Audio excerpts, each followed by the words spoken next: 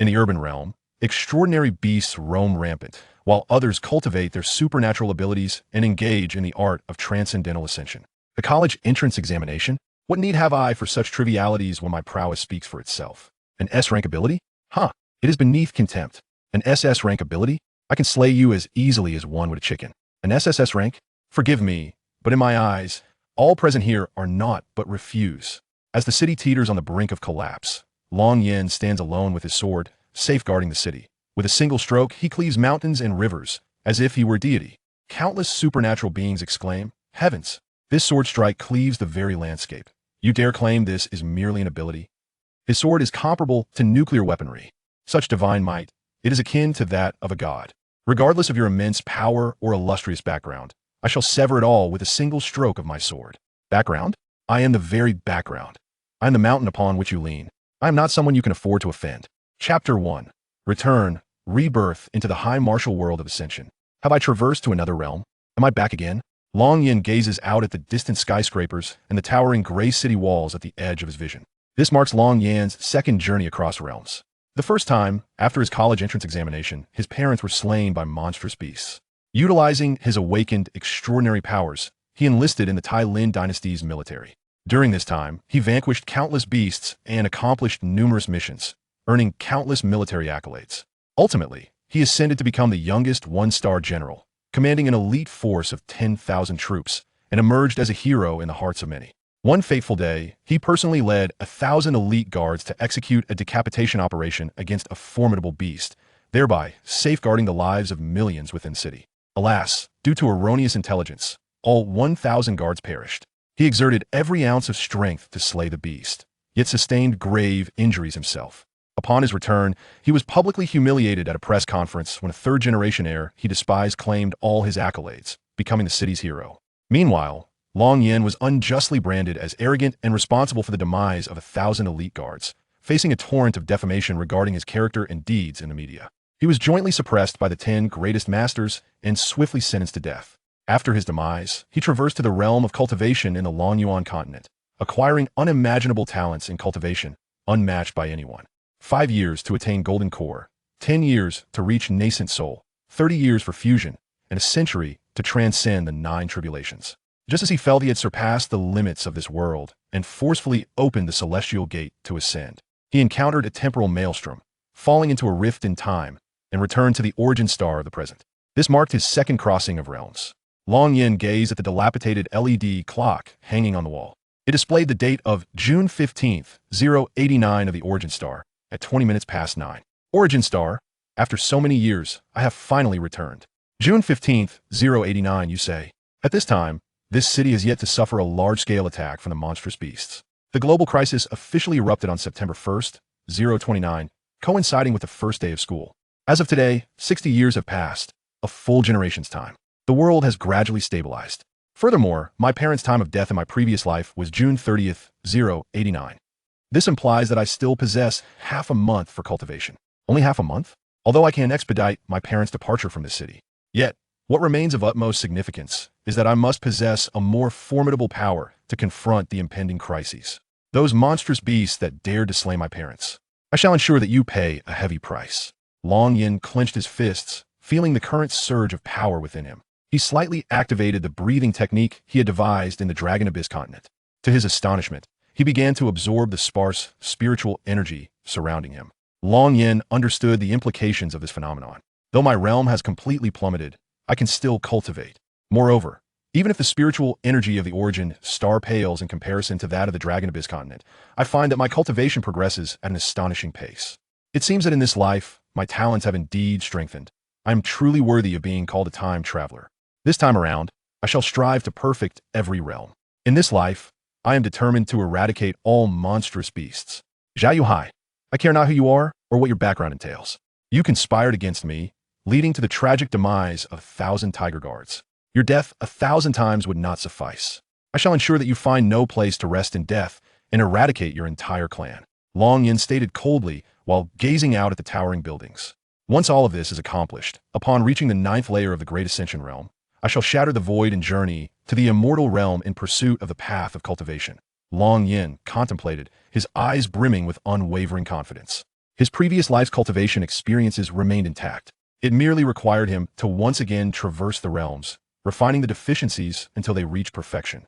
Achieving perfection in every realm would grant him an effortless, invincible power over those of the same level, transcending even higher realms.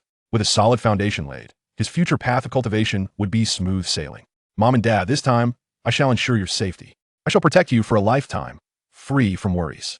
No one shall lay a hand on my parents, Long Yin declared resolutely. In his previous life, upon realizing on June 29th that his scores would allow him entry into a prestigious school, he spent 2 days traveling to other cities. On the 30th day, the city where his parents resided, which is now his home, fell victim to an attack by monstrous beasts. By the time he returned, the city lay in ruins, a river of blood flowing through it. His parents were on the brink of death, calling out to attract the attention of the beasts so that he could escape safely.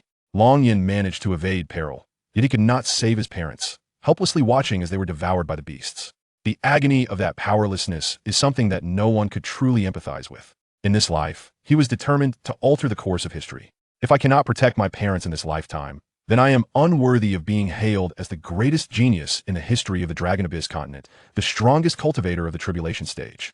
My parents will return home after 7 o'clock in the evening. I shall first meditate and see what I can achieve. With this thought, Long Yin closed his eyes and began to cultivate. In any realm, only a powerful strength could render one fearless. He needed to swiftly restore his cultivation. Long Yin was a high school senior. Today was Sunday, and he had initially intended to sleep at home. His parents worked during the day and returned at 7 in the evening, arriving home by 8. They toiled for 12 hours a day, year-round without respite. This was the life of an ordinary person, struggling to make ends meet. Being an ordinary person meant merely surviving. Only those with extraordinary abilities could directly and simply alter their destinies. If an ordinary person managed to achieve exceptional results in a college entrance examination, they too could change their fate. They could enter special departments, high-tech companies, or weapon development divisions. However, the conditions were exceedingly stringent. Only those with the best exam results would have the opportunity to change their destinies directly. Even laborers needed to graduate from prestigious schools. In contrast, those with extraordinary abilities could secure positions in various departments and companies, akin to possessing a universal pass. This was why, after the outbreak of the monstrous beast tide, countless individuals aspired to become extraordinary beings to alter their fates. To become an extraordinary being was to rise above the rest. While academic achievements could earn admiration from thousands, they ultimately remained as roots without soil. Without strength to support them, they were mere tools. The highest echelons of a nation must also be powerful to command countless strong individuals. This was the stark difference following the global outbreak of monstrous beasts. Long Yin sat cross-legged, closing his eyes to meditate, breathing in and absorbing the spiritual energy of heaven and earth. In just a moment, he began to absorb the thin spiritual energy around him like a sponge. It was akin to an exhaust fan. Initially, it started slowly, then picked up speed. Long Yin's realm steadily ascended. One could visibly see the faint green light surrounding him being drawn toward him.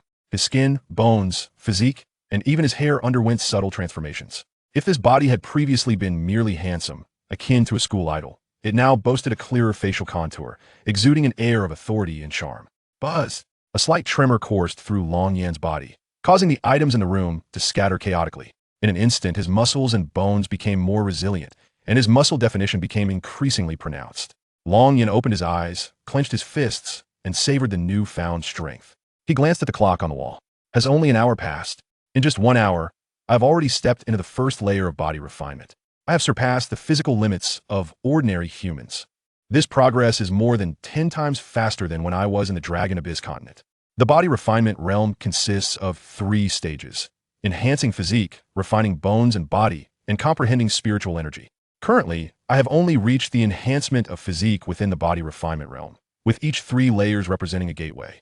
Only upon reaching the 7th layer does one begin to comprehend spiritual energy, culminating in the 9th layer, which leads to the chi refinement realm.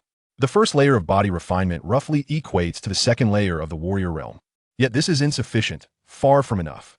At this level, I'm still considerably distant from where I was on the origin star.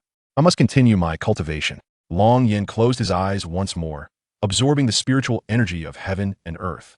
In this world, the realms were categorized into warrior, body warrior, land warrior, spirit warrior. Each major realm is further subdivided into 9 layers. The disparities between each minor realm are quite significant. Naturally, one could also rely on weapons, combat experience, talent, and various other factors to bridge the gaps between minor realms. However, while one or two minor realms may be crossed with effort, attempting to surpass more than that is nearly impossible due to the vast differences in strength. As for how many major realms exist in this world, Long Yin had never encountered the limits of this world before. In the Dragon Abyss continent, the realms were divided into body refinement, chi refinement, foundation establishment, golden core, nascent soul, spirit transformation, fusion, great ascension, and tribulation, totaling 9 major realms. Each realm is also subdivided into 9 layers. When he was in the Dragon Abyss continent, he stood at the pinnacle of the 9th layer of the tribulation stage, an invincible powerhouse. If he were to acknowledge a second, the Dragon Abyss continent would have no first. Buzzing. In the subsequent hours, several tremors echoed as Long Yin successfully broke through multiple minor realms. He opened his eyes. I finally reached the 9th layer of body refinement. I did not anticipate that my cultivation would progress so swiftly in this life. At last, I have made a promising start. Long Yin revealed a smile and lightly punched forward. Bang! A powerful gust of wind surged forth, leaving a 1 centimeter deep fist imprint on the sturdy wall. It is noteworthy that since the emergence of the monstrous beasts, all concrete used in city buildings has been held to ultra-high standards. The ability to leave a fist imprint in a wall with a mere light punch from a distance underscores the strength of Long Yin.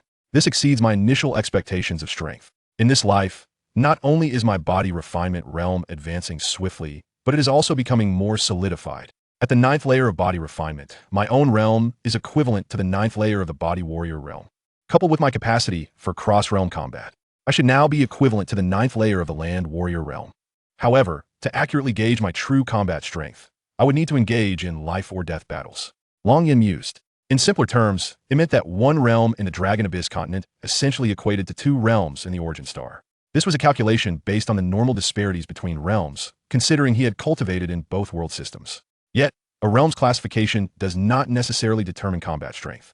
Similarly, the disparities in strength within the same realm can be vast. For instance, although he is currently at the 9th layer of body refinement, when he unleashes his full potential, he far exceeds the confines of the body refinement realm. Moreover, with the powerful techniques he once created, he can unleash unimaginable combat power. Therefore, his realm cannot accurately measure his true combat capability. According to the normal progression of history, I shall soon acquire formidable, extraordinary abilities. With this thought, Long Yin shook his head. What use are extraordinary abilities when compared to the cultivation system of the Dragon Abyss continent? They are hardly worth mentioning. Even if I were to awaken extraordinary abilities, there is little need to squander time on cultivating those powers. Long Yin reflected. Extraordinary abilities are powers that a select few humans develop following the outbreak of monstrous beasts. They are ranked by levels of talent. The higher the level, the greater the potential, and the stronger the future capabilities. Long Yin recalled that his own extraordinary ability level had been quite high. That ability had caused a stir throughout the entire city, even alarming an entire state. It is worth noting that even within a state, it might take 2 years for one such individual to emerge. A state is roughly equivalent to a province. Cities are vast, and populations are numerous. It could take 2 years for even one person to appear. Chapter 2. Reunion. Does the college entrance examination truly alter one's fate? At 6:30, had the sky already succumbed to darkness? Long Yin gazed out at the myriad lights illuminating the city, juxtaposed against the imposing, pitch-black walls that encircled it. Though my current physical strength renders me unafraid of the rudimentary firearms wielded by the masses, such power is still insufficient. For prudence's sake, I must strive to break through to the chi refining stage. Long Yin resumed his cultivation until the sound of a door opening echoed from the living room. He opened his eyes. Despite the brief time that had passed, he had yet to advance into the chi refining stage. Although this stage merely represents the second phase of cultivation, a breakthrough is not something to be taken lightly. During his time in the Longyuan continent, it took him nearly a year to transition from physical refinement to chi refinement, a record that stands as the swiftest in that realm. The spiritual energy in Origin Star is scarce, making the difficulty of breaking through tenfold greater. While one might rely on innate talent to expedite physical refinement, progressing to chi refinement presents a considerable challenge. He had only just returned and had only practiced for a few hours. That alone was already quite rapid. And he must not be overly ambitious. Moreover, should he attempt to break through to chi refinement here, the resulting heavenly tribulation would likely obliterate the entire neighborhood, if not the entire street. First, let me check on my parents. With that thought, Long Yin donned his shoes and opened his bedroom door. Upon seeing his parents, he could no longer contain the surge of longing within him, embracing them tightly. His parents, Long Jun and Lin Yuyan, who had just returned home, covered in dust from their day's labor. Dad, Mom, Long Yin's voice trembled slightly. After more than a century, the memory of his parents being slain by monstrous beasts remained vivid in his mind. He believed that had they not shouted to divert the beast's attention to ensure his safe escape, and had he awakened his powers in time, they would not have met such a tragic fate. He had carried this guilt for 100 years. To see his parents again, he could not suppress his emotions any longer. The path of cultivation is a long and arduous journey. Some seek immortality, while others engage in wickedness. Long Yan's relentless training is driven by the hope that one day he may possess the ability to reverse time and revive his deceased parents. Time reversal and the manipulation of life and death are not mere legends. With sufficient strength, anything is possible. Haha, what's wrong, Yinner? It's only been a day since we last saw each other, Long Zhun remarked, bewildered, as the groceries he was carrying tumbled to the ground. Yinner, are you feeling overwhelmed by the pressure of the upcoming college entrance examination? Take it easy, regardless of the outcome, as long as you do your best. That is what matters, Lin Yuyan added, patting Long Yan on the back, assuming his emotional turmoil stemmed from academic stress. Yes, your mother is right. Don't place too much pressure on yourself. There are countless professions, and each can lead to success. Worst case, you can join the military, even without awakened powers. You can serve. With hard work, a promising future awaits, Long Zhun reassured him. Dad, Mom, it's not that, Long Yan replied, smiling at his parents. This lifetime offered a chance to start anew. His parents had yet to face their misfortunes, and that was the source of his true joy. By the way, you two should go take a shower and rest. I'll prepare dinner. Without waiting for their response, he took the ingredients and began to cook. Long Zhun and Lin Yuyan exchanged glances, sharing a smile, though they felt perplexed. I can't shake the feeling that something is off with Yinner. It's as if his entire demeanor has changed. He seems more handsome, Lin Yuyan mused. Is it normal for boys to become this striking overnight? Long Zhun questioned, bemused. Well, it's typical for a young man to undergo changes as he matures. But still, he wasn't this handsome just yesterday. Enough, dear. You should hurry and shower. Let Yinner handle this, Long Zhun urged. With over a century of cultivation experience, Long Yan was naturally skilled in the culinary arts. His knife skills and timing were impeccable, and he effortlessly prepared a delightful spread of 5 dishes and a soup. The presentation was utterly appetizing.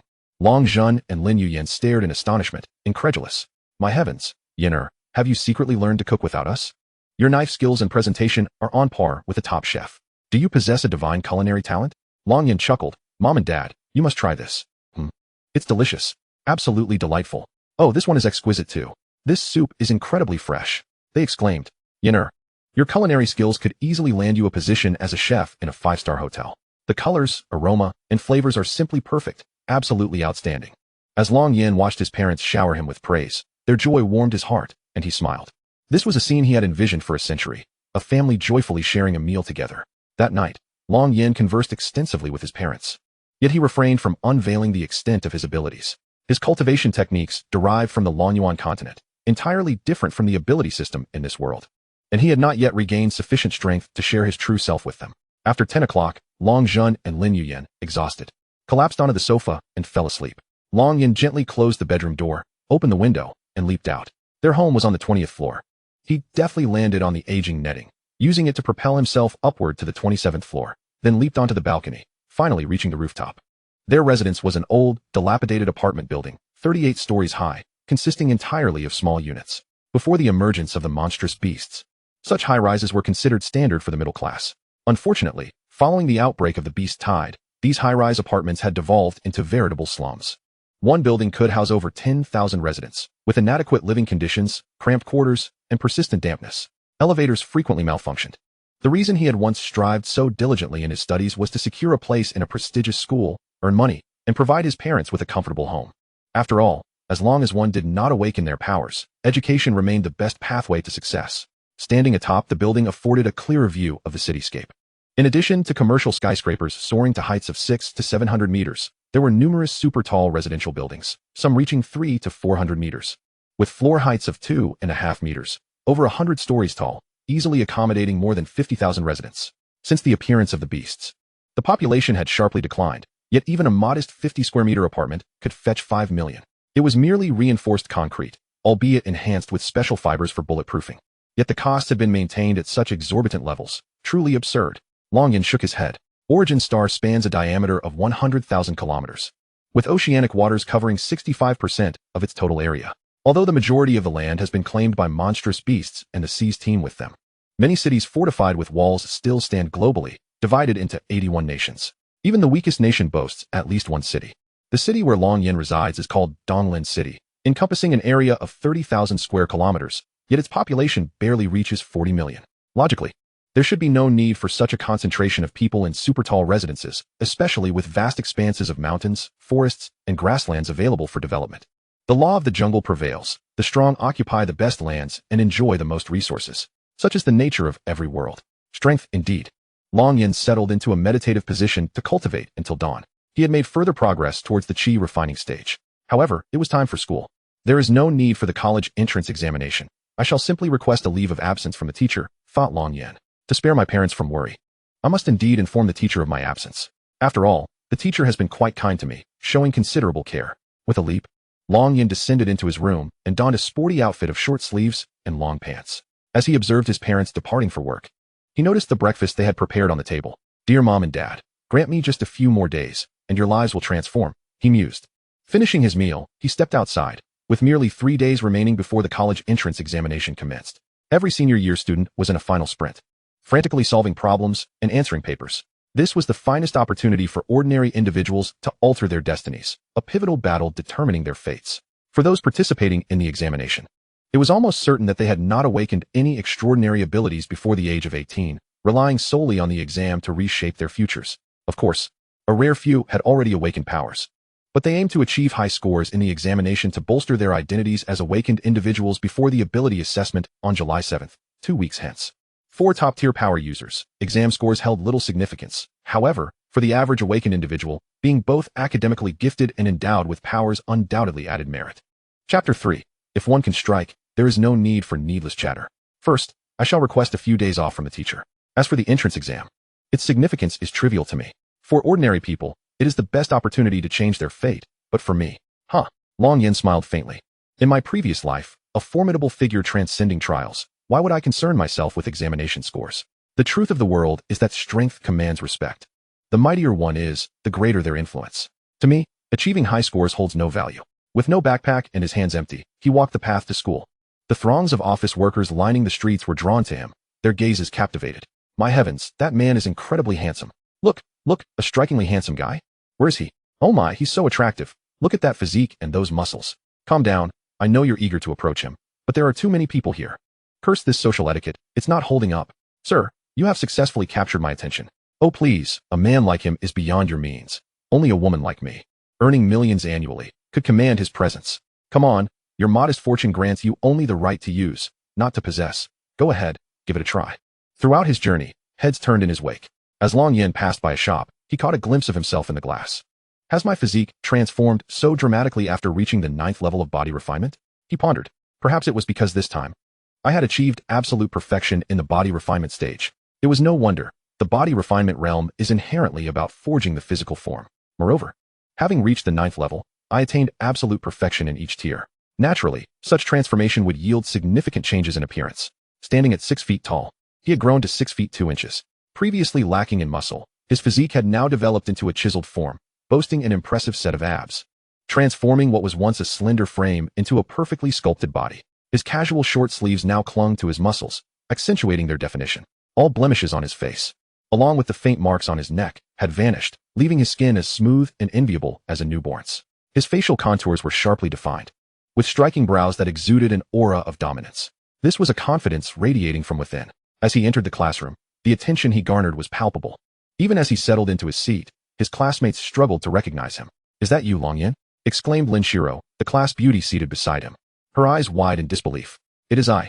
What, do you not recognize me? Long Yin replied with a smile. He and Lin Shiro had been classmates since middle school and had shared desks throughout high school. However, after the previous life's calamity involving the beast horde assaulting the city, Lin Shiro had seemingly vanished without a trace. Long Yin, now in a position of power, had searched for her, but to no avail. It was likely that she had perished in the chaos, her remains lost to the tumult. Of course I recognize you. But how have you become so handsome today? Have you undergone surgery? You don't appear to have. Lin Shiro stammered as she scrutinized his face and physique, unable to suppress her admiration. Indeed, Long Yin, you look remarkably handsome today. How have you achieved such a splendid physique? Incredible. Are those muscles real? Let me touch them. Brother Yin, I want that too. Noticing a portly classmate grinning lewdly, Long Yin couldn't help but scram. He dodged with a swift movement, leaving his classmates grasping at air. It's just a little grooming, a slight enhancement in looks. Can handsomeness serve as sustenance? In this world, without wealth or power, one cannot progress an inch. Suddenly, a mocking voice interrupted. A group of 5 entered the classroom, 2 burly men and 2 lanky ones, which only served to accentuate the arrogance of Zhao Jingrui, the somewhat handsome one in the middle. The speaker, a thin, small-faced individual among the lanky ones, sneered. At least I'm better off than you. Chenlai, you look utterly ridiculous, and your grades are abysmal. Even if you manage to enter university, you'll just end up hauling bricks. Jiang Yufan scoffed, unable to resist defending Long Yan. Mind your own business. Our brother Zhao has awakened his formidable powers and ranks among the top 20 scholars in the school, not to mention among the 3,000 seniors. Fewer than 5 have awakened abilities. You should understand that those with powers are truly superior. What does Long Yan's good looks amount to? He can't possibly be a pretty boy. Don't let his physique fool you. He's merely trash. Chenlai sneered repeatedly. Ha! The group of 4 erupted in laughter, while Zhao Jingrui observed with a cold gaze, displaying a hint of disdain. He had pursued Lin Shiro for a year without her acknowledgement, yet she had just displayed a different expression towards Long Yan. Clearly, she was captivated by him. No, this is the wrong scene. Zhao Jingrui's resentment towards Long Yan only deepened.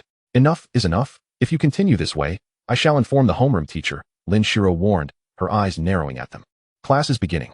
Someone shouted, and the students hurried to their seats, except for Zhao Jingrui and his entourage, who lingered lazily, as did Long Yan. As the English teacher approached the podium, Long Yan, expressionless, walked towards Chenlai. What? Do you still wish to strike me before the teacher? Chenlai tilted his chin defiantly at Long Yan. Smack! Long Yan's hand struck Chenlai's face, sending him crashing to the ground, unconscious, with a swollen handprint adorning his cheek. What? The entire class erupted in shock, with Lin Shiro, who knew Long Yan best, left utterly stunned. Long Yan's strike had been so swift and fluid that she hadn't even registered it. What are you doing? The English teacher gasped in surprise. Zhao Jingrui stared in disbelief, unable to comprehend that the usually studious Long Yan, who never engaged in conflicts, could strike so fiercely. Trash, Long Yan remarked coldly, surveying Chenlai. Very well. You dare to strike my friend. Teacher, those who casually assault their classmates should not be permitted to continue their education. I propose expulsion and the revocation of his college entrance examination eligibility. Zhao Jingrui spoke as if issuing a decree. The English teacher, with her enduring charm, appeared momentarily taken aback. Ultimately, she replied, you should consult the head teacher. This matter is beyond my sole jurisdiction. The English teacher was understandably wary of Zhao Jingrui, given the significant influence of the Zhao family. However, she was reluctant to expel Long Yan, who came from a modest background yet displayed remarkable diligence in his studies. After enduring hardships, he had finally reached the pivotal opportunity to transform his life through the college entrance examination. Life presents but a single chance, and she was determined that Long Yan should not be expelled. It was best to leave this predicament to the head teacher.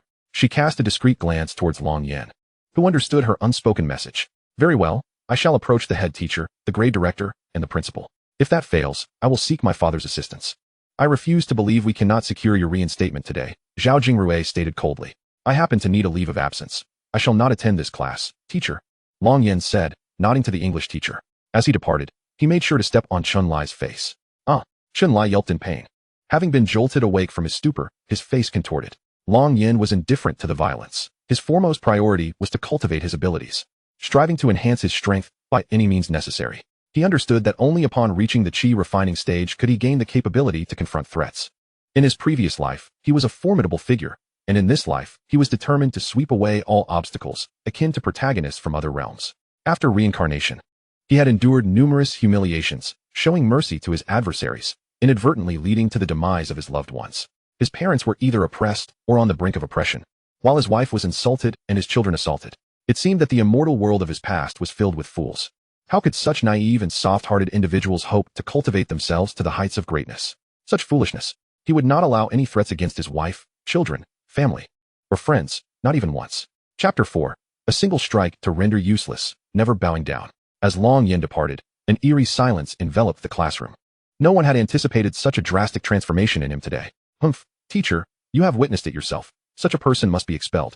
Zhao Jingrui declared with a grim expression before turning to leave, dialing the school authorities on his phone. What had come over Long Yan today? He had never engaged in fights before, yet he had assaulted someone today and even stepped on Chenlai's face. It was as if he had become an entirely different person. Had he been provoked?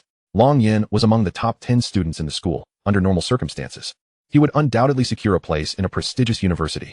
Now, it seemed hopeless. Zhao Jingrui would not let this slide. This was disastrous. Zhao Jingrui's father was no ordinary man. If Long Yan were indeed to be expelled, even the principal, despite valuing talent, would be unable to protect him. Shio. You must think of a way. You are the only one who can help Long Yin, the others urged, their gazes turning towards Lin Xiao. Of course, some merely observed the unfolding drama with indifference. Two of you, take Chun Lai to the infirmary, the English teacher instructed before looking at Lin Xiao. Long Yin's actions must have been provoked. He had never been a troublemaker and had always been a model student. Xiao, think of something. Perhaps something has happened at home, and he is under mental strain. A student as outstanding as him cannot be allowed to be expelled, the English teacher implored. Her anxiety palpable. She held no affection for Zhao Jingrui, a third-generation troublemaker with poor character. If possible, she hoped Lin Xiao would extend her assistance. For according to the class records, Lin Xiao's file was blank. Furthermore, the principal's evident favoritism towards her suggested that her family background was undoubtedly extraordinary. Do not worry, teacher. I will speak with the head teacher. If that proves ineffective, I will ask my father for help, Lin Xiao replied as she hurriedly followed. Teacher Yang, I would like to request a leave of absence before the college entrance examination, Long Yin said as he knocked and entered, regarding the elegantly dressed class teacher, Yang Yushi. Despite her enduring grace, Yang Yushi was not yet 25, embodying both youth and allure, a woman who could captivate any age group. Long Yin, what are you saying? We are in the final 3 days of our sprint before the college entrance examination, and you dare to ask for leave? Are you out of your mind? What could possibly be so urgent? Yang Yushi, initially engrossed in grading papers, abruptly stood, furrowing her brow. She scarcely believed her ears. After all, who would request leave just before the most consequential examination of their life? It was commonly understood that even the death of a grandparent or a parent would necessitate postponement in many people's eyes. The college entrance examination was paramount. For life offers only this singular opportunity. It could only be taken once, with no chance for retake. One examination could determine one's future. In the eyes of most, familial loss was secondary to the pursuit of academic success. Indeed, I am requesting a leave, Teacher Yang, Long Yin replied calmly. Yang Yushi's expression shifted to one of alarm as she placed her pen down. Long Yin, you have not awakened any special abilities. Even if you were to enlist, without exceptional talent, you would achieve little. Your only path is through the college entrance examination. Do you not understand? You are regarded as one of the finest students in the school. If you could just push through these last few days, you might secure a place in a top university. And at such a time, you wish to take leave? Absolutely not. I cannot agree to this. I must take responsibility for my students, especially you. I have high hopes for you, Long Yin, and I want you to defy the odds and secure a place at a prestigious university. Choose a good major, and afterward, earn a salary in the hundreds of thousands. This is the pinnacle for an ordinary person. Is that not desirable? What is the matter? Has something happened at home? Speak to me, and I will assist you, Yang Yushi implored, stepping closer to observe Long Yan's now even more handsome visage. Due to their height difference, she stood only at his shoulder. Particularly when her gaze fell upon the perfectly sculpted musculature beneath his fitted shirt, she could not help but think, how did I not notice his impressive physique before? As he faced the class teacher, whom he had not seen in a century, Long Yin felt a surge of emotion. In his previous life, Yang Yushi had perished during a calamity when monstrous beasts attacked the city. Throughout those 3 years of high school, she had shown him remarkable kindness, occasionally providing him with additional tutoring sessions. She was truly a wonderful person, young and beautiful. It was a pity that the merciless beasts had claimed her life in that disaster. There is nothing wrong at home. I merely wish to request a leave of absence. The specific reasons I cannot disclose. However, I would like to express my gratitude for your support throughout these years, Teacher Yang. That will be all. I must take my leave now, Long Yin concluded, smiling as he lightly patted Yang Yushi's shoulder before departing. Yang Yushi had always cared for him, and it was this very sentiment that prompted Long Yin to request leave. Otherwise, given his previous life as a formidable figure, he would have simply walked away without a word. Yang Yushi stood momentarily stunned by his gesture. What was happening? Why did it feel as though Long Yin was the teacher and she was the student? She stood there, bewildered, until Long Yin vanished from view. At which point she regained her senses. Wait, Long Yin, come back. I have yet to agree. Before the college entrance examination, one cannot request leave. What could possibly have transpired that necessitates such a request? Please, do enlighten me. Yang Yushi hurriedly pursued. She soon spotted Long Yin cornered at the end of the corridor, surrounded by several individuals, Zhao Jingrui, the vice principal, and 3 school board members who had invested in the institution. Sensing the gravity of the situation, Yang Yushi rushed forward. Long Yin regarded the 6 of them with an air of indifference. Long Yin, you brazenly assaulted your classmate Chun Lai, resulting in a high probability that he will be unable to participate in the college entrance examination. This is utterly outrageous. A student of such character should have his examination eligibility revoked and be expelled. This is my stance, as well as my father's. Having concluded her statement, she posed the question, who is in favor and who is against? Zhao Jingrui smirked, casting a sweeping glance over the assembly. The 2 principals and the 3 board members exchanged glances, remaining silent. Even the vice principal, who typically favored Long Yin, dared not speak up, although he appreciated talent.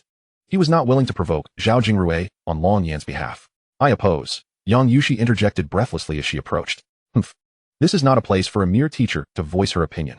Zhao Jingrui retorted, delivering a sharp slap. Were that blow to connect, given Zhao Jingrui's awakened abilities, Yang Yushi would likely be sent spinning through the air before crashing to the ground, her face potentially marred. Just as Long Yan prepared to intervene, a voice rang out. Stop! Bang! Lin Shiro had suddenly appeared, her small hand deftly intercepting Zhao Jingrui's slap, sending him staggering backwards, stumbling back 3 steps. Zhao Jingrui's expression shifted as he regarded Lin Shiro. Shiro, you too have awakened your powers? He exclaimed, astonished. The ease with which Lin Shiro repelled him signified that her strength was no less than his own. What do you mean by that? Do you wish to strike a teacher? Is this how your father has taught you? Lin Shiro rebuked, fuming. Humph, and what of it? You cannot do anything to me. He was right to strike Long Yan, Zhao Jingrui replied with a disdainful snort. The more Lin Shiro defended Long Yan, the more he loathed him.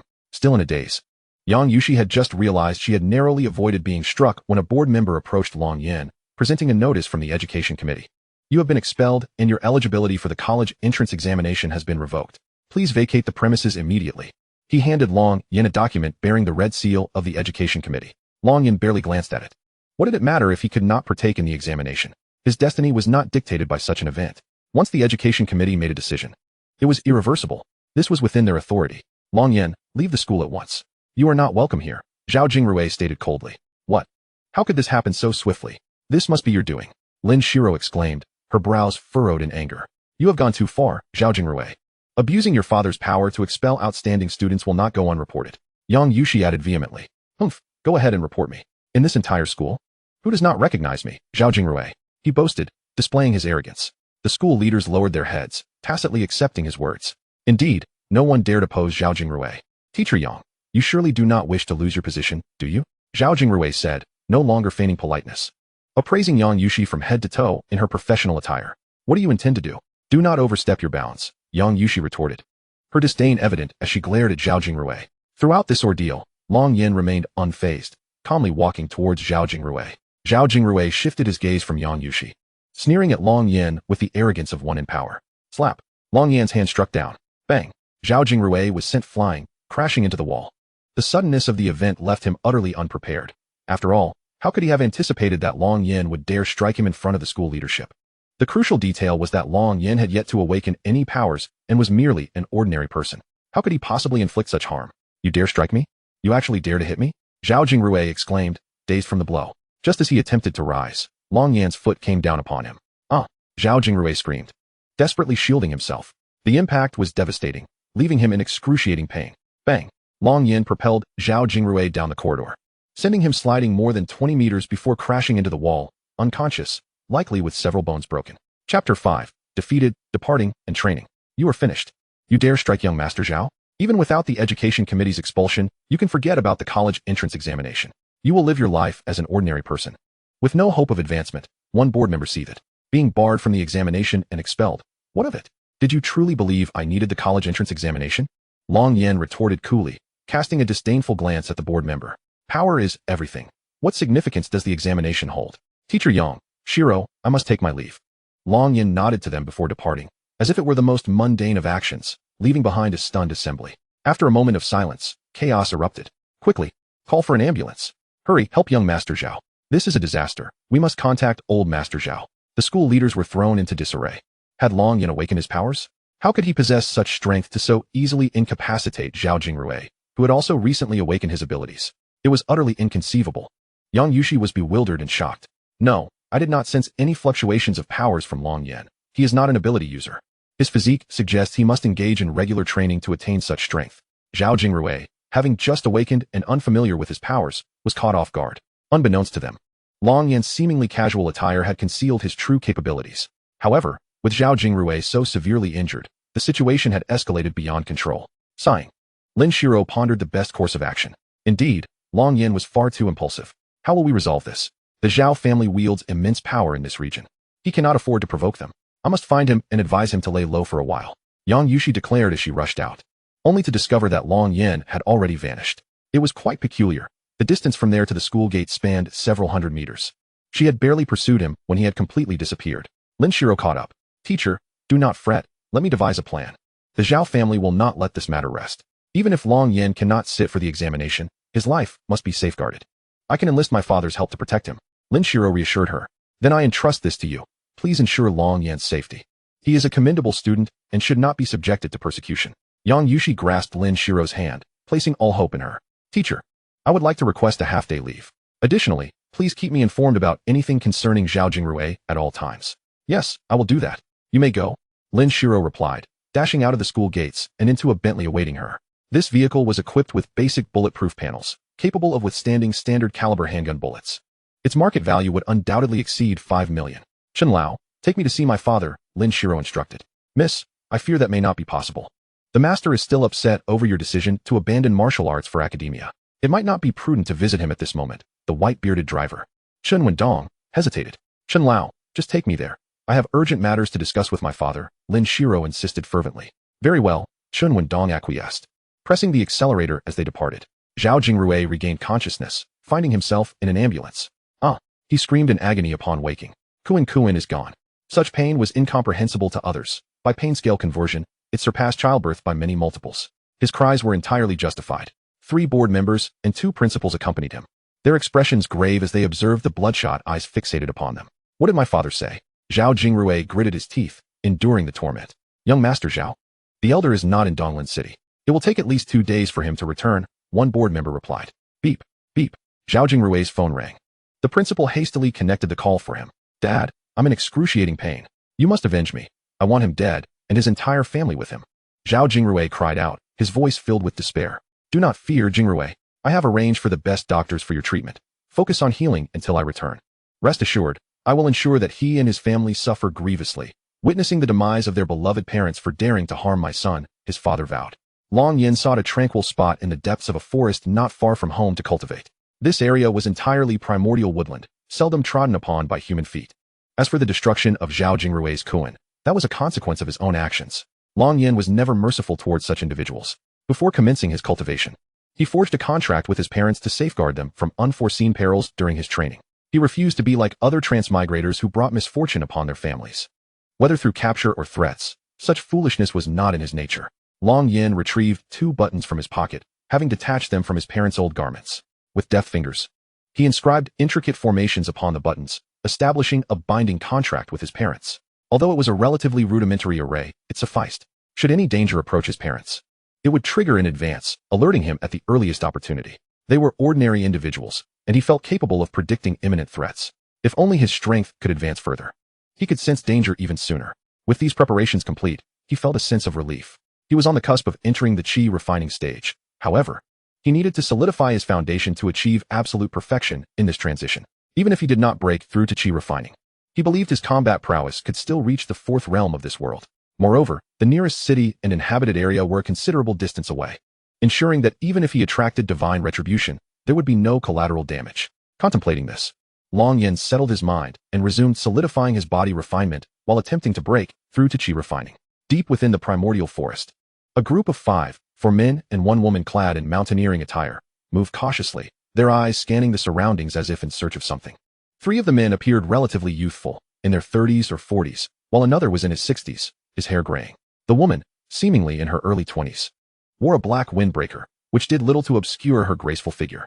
Lin Shu, if we cannot find the medicinal herbs here, must we venture to the beast zone outside the city? The woman inquired. Indeed, Mississippi, your constitution is unique to consolidate your current powers. You must locate the ice source grass. However, this herb typically grows in high-altitude regions and is exceedingly rare, so it may not be found here. If we truly cannot find it, I will have to accompany the master to the beast zone, Chen Lao replied. But that is far too perilous. And even in the beast zone, we may not find it, the woman frowned. Miss, in order for you to fully solidify the formidable ice soul ability, risks must be taken. Rest assured, I will accompany the master. We have at least a 50% chance of bringing back a specimen. Chen Lao reassured her with a smile, attempting to ease her worries. Only 50%? A 50% mortality rate. The woman expressed her concern. Who goes there? Show yourself. Chen Lao suddenly remarked coldly, his gaze fixed intently on the surroundings. The 3 bodyguards immediately formed a protective circle around the woman, remaining vigilant for any signs of movement. Chapter 6. The Assassin Association Strikes. What is it, Chen Lao? Is someone nearby? The woman asked, intrigued. Yes, and not just one. My abilities are quite unique. My perception is exceptionally keen, and I am certain of it. Their breaths are light and their footsteps stealthy, These individuals are likely assassins from the Assassin Association. Miss, should I instruct you to flee? Do so with all your might, and do not look back. Head straight for the security team and have them protect you. Chen Lao urged solemnly. And what will happen to you? The woman questioned anxiously. Do not worry. Death is not our fate, Chen Lao replied, then turned his attention forward. Come out.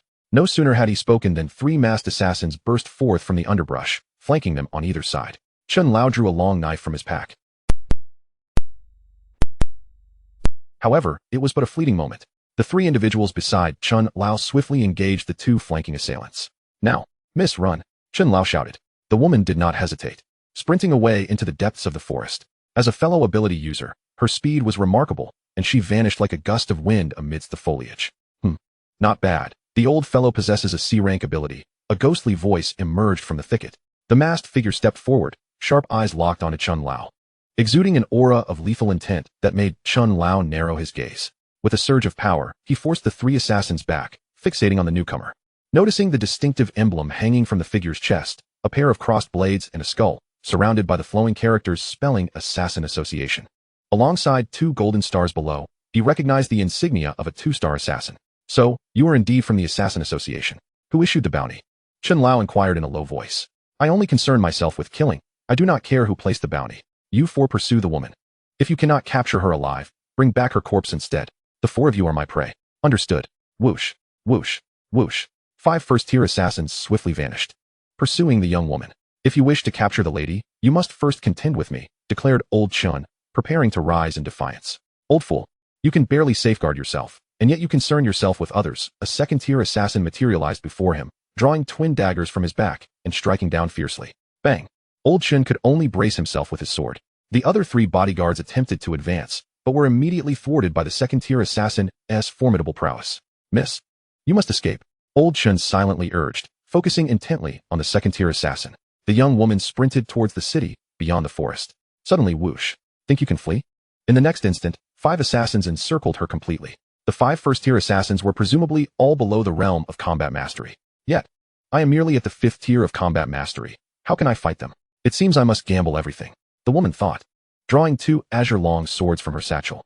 Facing 5 adversaries, each of a far superior realm, the odds were decidedly against her. To say her demise was certain would be an understatement. However, there was no turning back. She could only give it her all. Should you wish to take my life, you shall pay a price. Even in death, not one of you shall survive, she proclaimed. Humph, a mere 5th-tier combat master. No matter how exalted your innate talent may be, what can the ice spirit ability achieve? An A-grade ability that has yet to mature is pitifully weak, one assassin scoffed. Laughter erupted among the others. Confronted with a 5th-tier combat master, they brimmed with confidence, as if gazing upon prey, certain of their ability to extinguish her life at will. Indeed, the Lin family daughters are all quite striking. Your sister is notably charming as well, but alas, she is not part of this mission. Let us subdue her first. I want to turn before her demise. Quiet, form an orderly line. To avoid prolonged entanglements, the captain has ordered us to eliminate her swiftly to fulfill our task. Yes. Indeed, let us kill her first. Correct, even in death, we can still relish. The 5 assassins conversed without a care, treating the young woman's strength as if it were non-existent. You will pay for this. The woman bit her lip in fury, her countenance fierce as she gripped her twin swords tightly. Locking onto one of the assassins, she charged forward. As she passed, the surrounding foliage froze momentarily from the intense cold. Kill. The 5 assassins struck simultaneously. As professional killers, their coordination was impeccable, especially when targeting a single adversary. The woman was instantly riddled with multiple cuts from their blades, and a swift kick to her abdomen sent her flying. She skidded several paces on the ground, struggling to rise as she gazed at the 5 approaching figures. These 5 had been honed into the perfect killing machines. Their teamwork, when facing someone of a lower realm, was almost instantaneous annihilation. Had it not been for her desperate use of the ice spirit ability to form an ice crystal barrier around her neck, she would have already been slain. Was this to be her end? Even in death, she vowed to make them pay. At that moment, her eyes turned a brilliant blue, and the temperature around her plummeted. She pressed her hands to the ground, summoning ice spikes that surged towards the 5 assassins. She was unleashing her ice spirit ability. Do not hold back, eliminate her. Understood. The 5 assassins advanced, shattering the ice spikes while charging at her. Yet, the sudden appearance of the ice spikes caused them considerable trouble, even managing to pierce their bodies a few times. But the disparity in their realms was undeniable. Such minor wounds only fueled their bloodlust. Ice spirit shield. The woman thrust her hands forward. Bang, bang, bang. The 5 assassins' daggers collided with the crystalline ice shield she had conjured. The tremendous force sent her flying, and as she soared through the air, she spat out blood. She was on the verge of crashing onto a large boulder. With such momentum and the injuries she had sustained, a collision with the stone would surely be fatal. Just then, a large hand appeared behind her, halting her flight and dissipating the force. It was Long Yen. He had been meditating atop the boulder, sheltered by the surrounding trees that blocked the sunlight, making it a perfect spot for cultivation. However, his tranquility had been disrupted by this group of assailants. In contrast to the typical heroic rescues depicted in dramas, where the hero embraces the damsel in distress, their gazes locked as they descend gracefully. He merely placed one hand on her back to alleviate her momentum before they both landed. Long Yen stood with his hands clasped behind his back, surveying the 5 assassins. "Thank you for saving me, but they are far too powerful, mere assassins.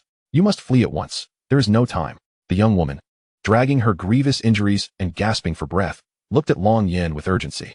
Although she was grateful for his timely intervention, she understood the sheer strength of their foes.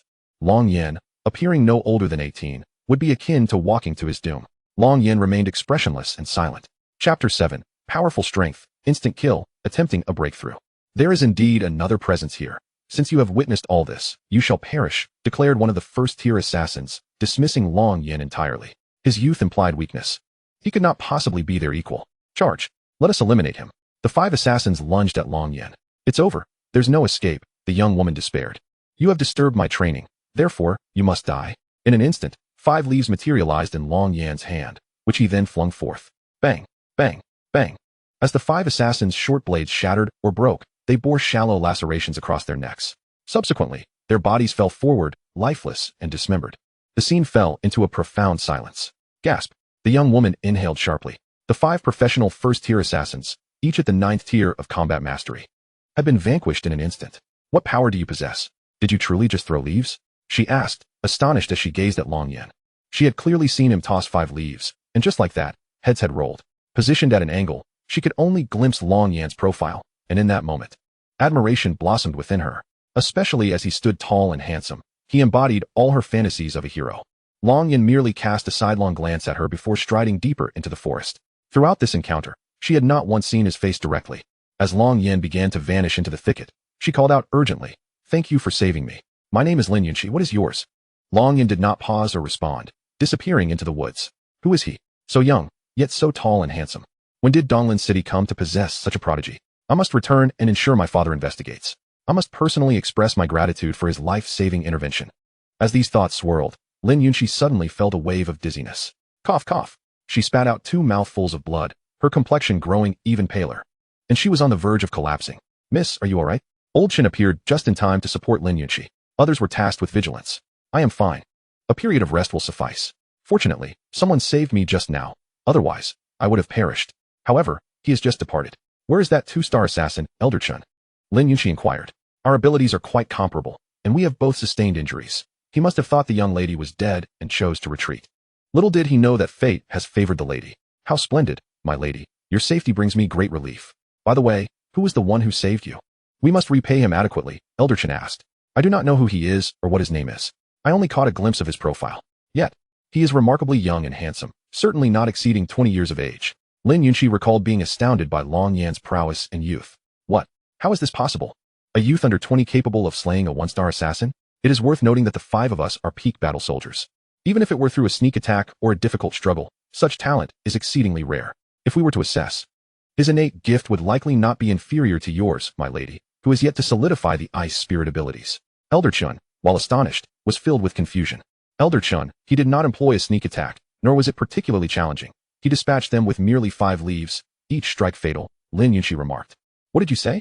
After personally inspecting the wounds on the corpses, Elder Chen's expression grew increasingly grave. "They perished swiftly. The leaves possess such formidable power. It appears his abilities are rather unique. He must possess plant-based powers, allowing him to manipulate flora, thereby unleashing such might from the leaves. His strength should still reside within the realm of battle soldiers. However, being surrounded by vegetation is undoubtedly advantageous for him," Elder Chen thoughtfully analyzed. "Perhaps," Lin Yunxi replied noncommittally. "Such a prodigy should at least hold a prominent status in Donglin City. How could he possibly venture alone into such a place?" Elder Chen pondered. "Let us not dwell on this, Elder Chen. We should return swiftly. This place is unsafe. Additionally, we must investigate any information regarding him upon our return," Lin Yunxi suggested. "Indeed, my lady speaks wisely. We must return at once." Otherwise, that two-star assassin may return with others, Elder Chen agreed.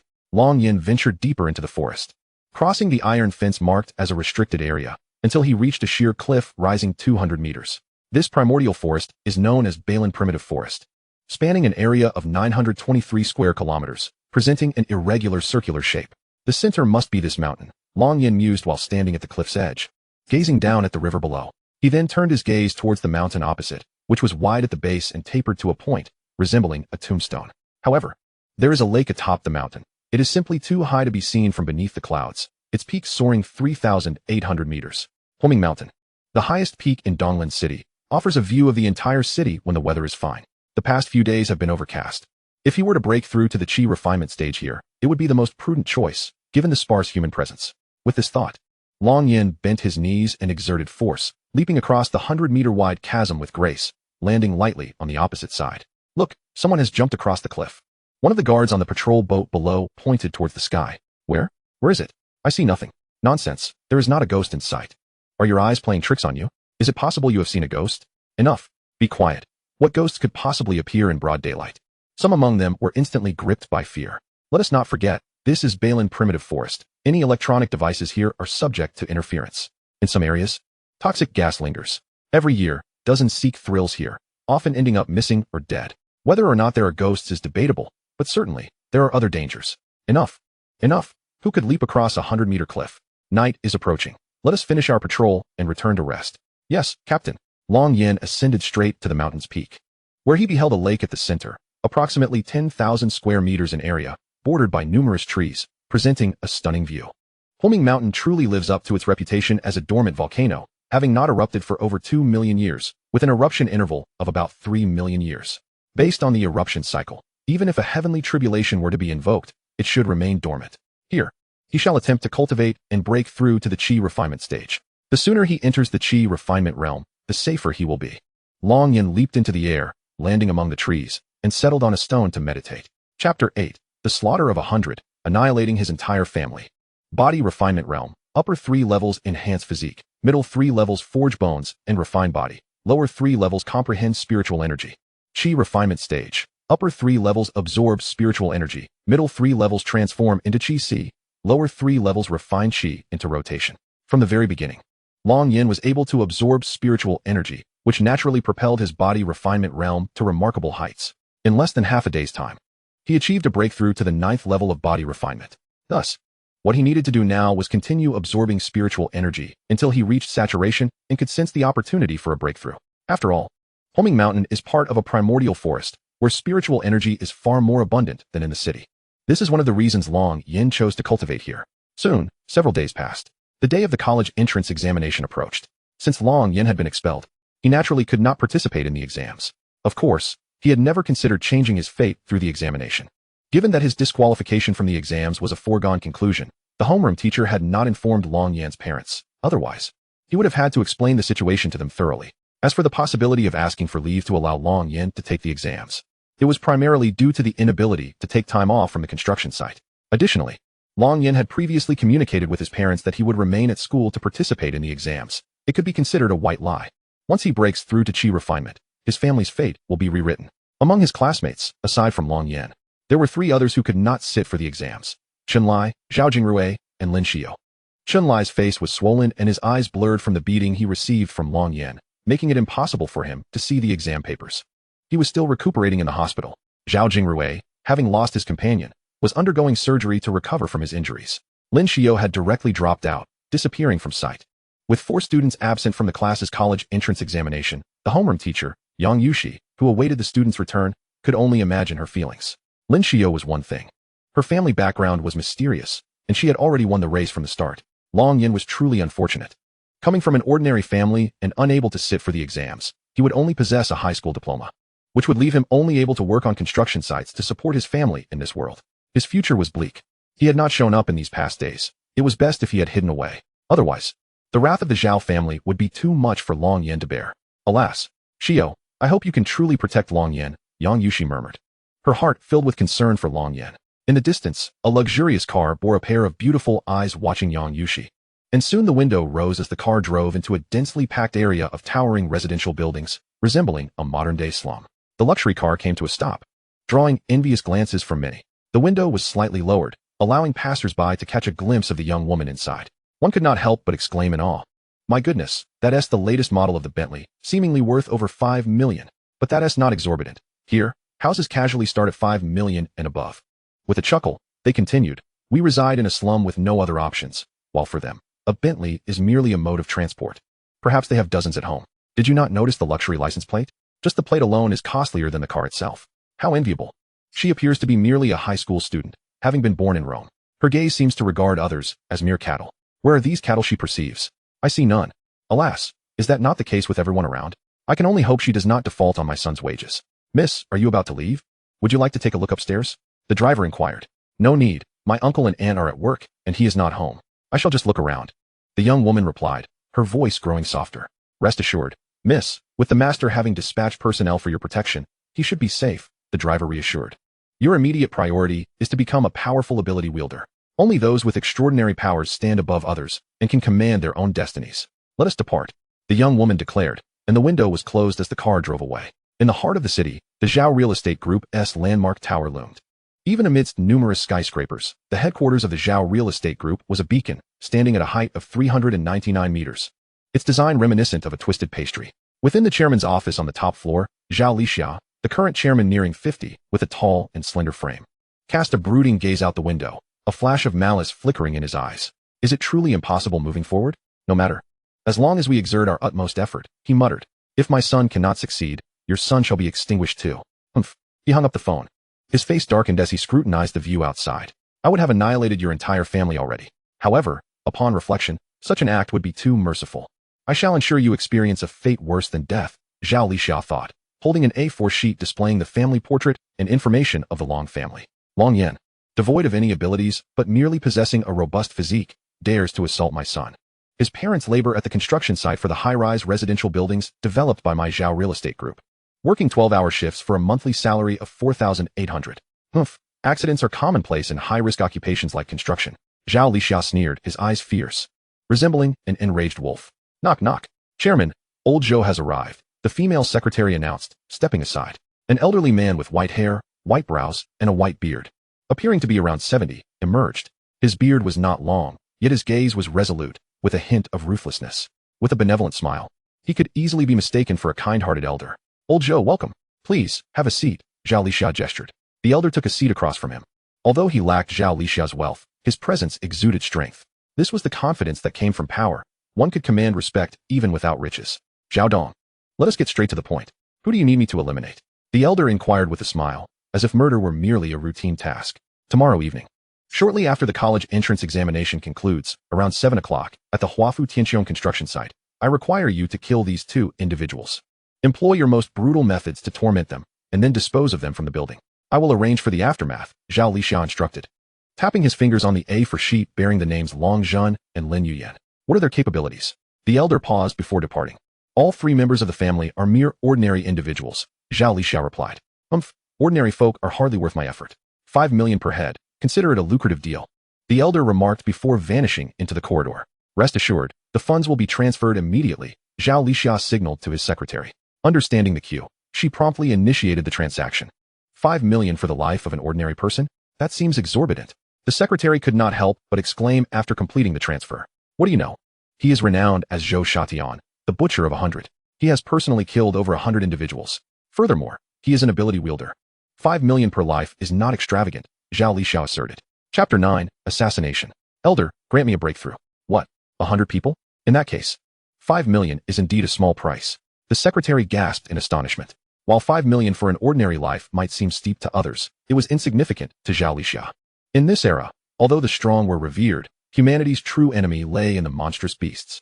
While casual killings were overtly prohibited, the infamous Zhou Shatian, known for his prowess, commanded immense respect. During the college entrance examination period, the Tai Lin dynasty had explicitly forbidden disturbances and murder, promising severe repercussions for any transgressions. Hence, the decision to act after the examinations concluded. On the afternoon of the examination's conclusion, around 6:50, Long Zhun and Lin Yuyan were diligently working on the 79th floor of a skyscraper designed to reach 99 floors, with each level measuring 2.3 meters in height, totaling over 250 meters. Despite being only 79 stories high, The construction was still half a year away from completion. The modern construction landscape has changed. Regardless of one's skill level, salaries rarely exceeded 6,000, and many university graduates found themselves working as laborers on construction sites. A single falling brick could spell disaster for several graduates. Old Jun, you and your wife should put in some extra hours until 8 o'clock. The others can clock out and head back to the dormitory, the foreman instructed.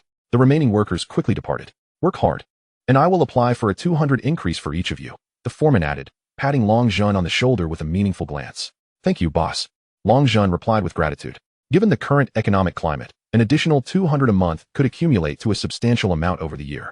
As the foreman left, he glanced at his phone, seeing the notification of 500,000 in his account.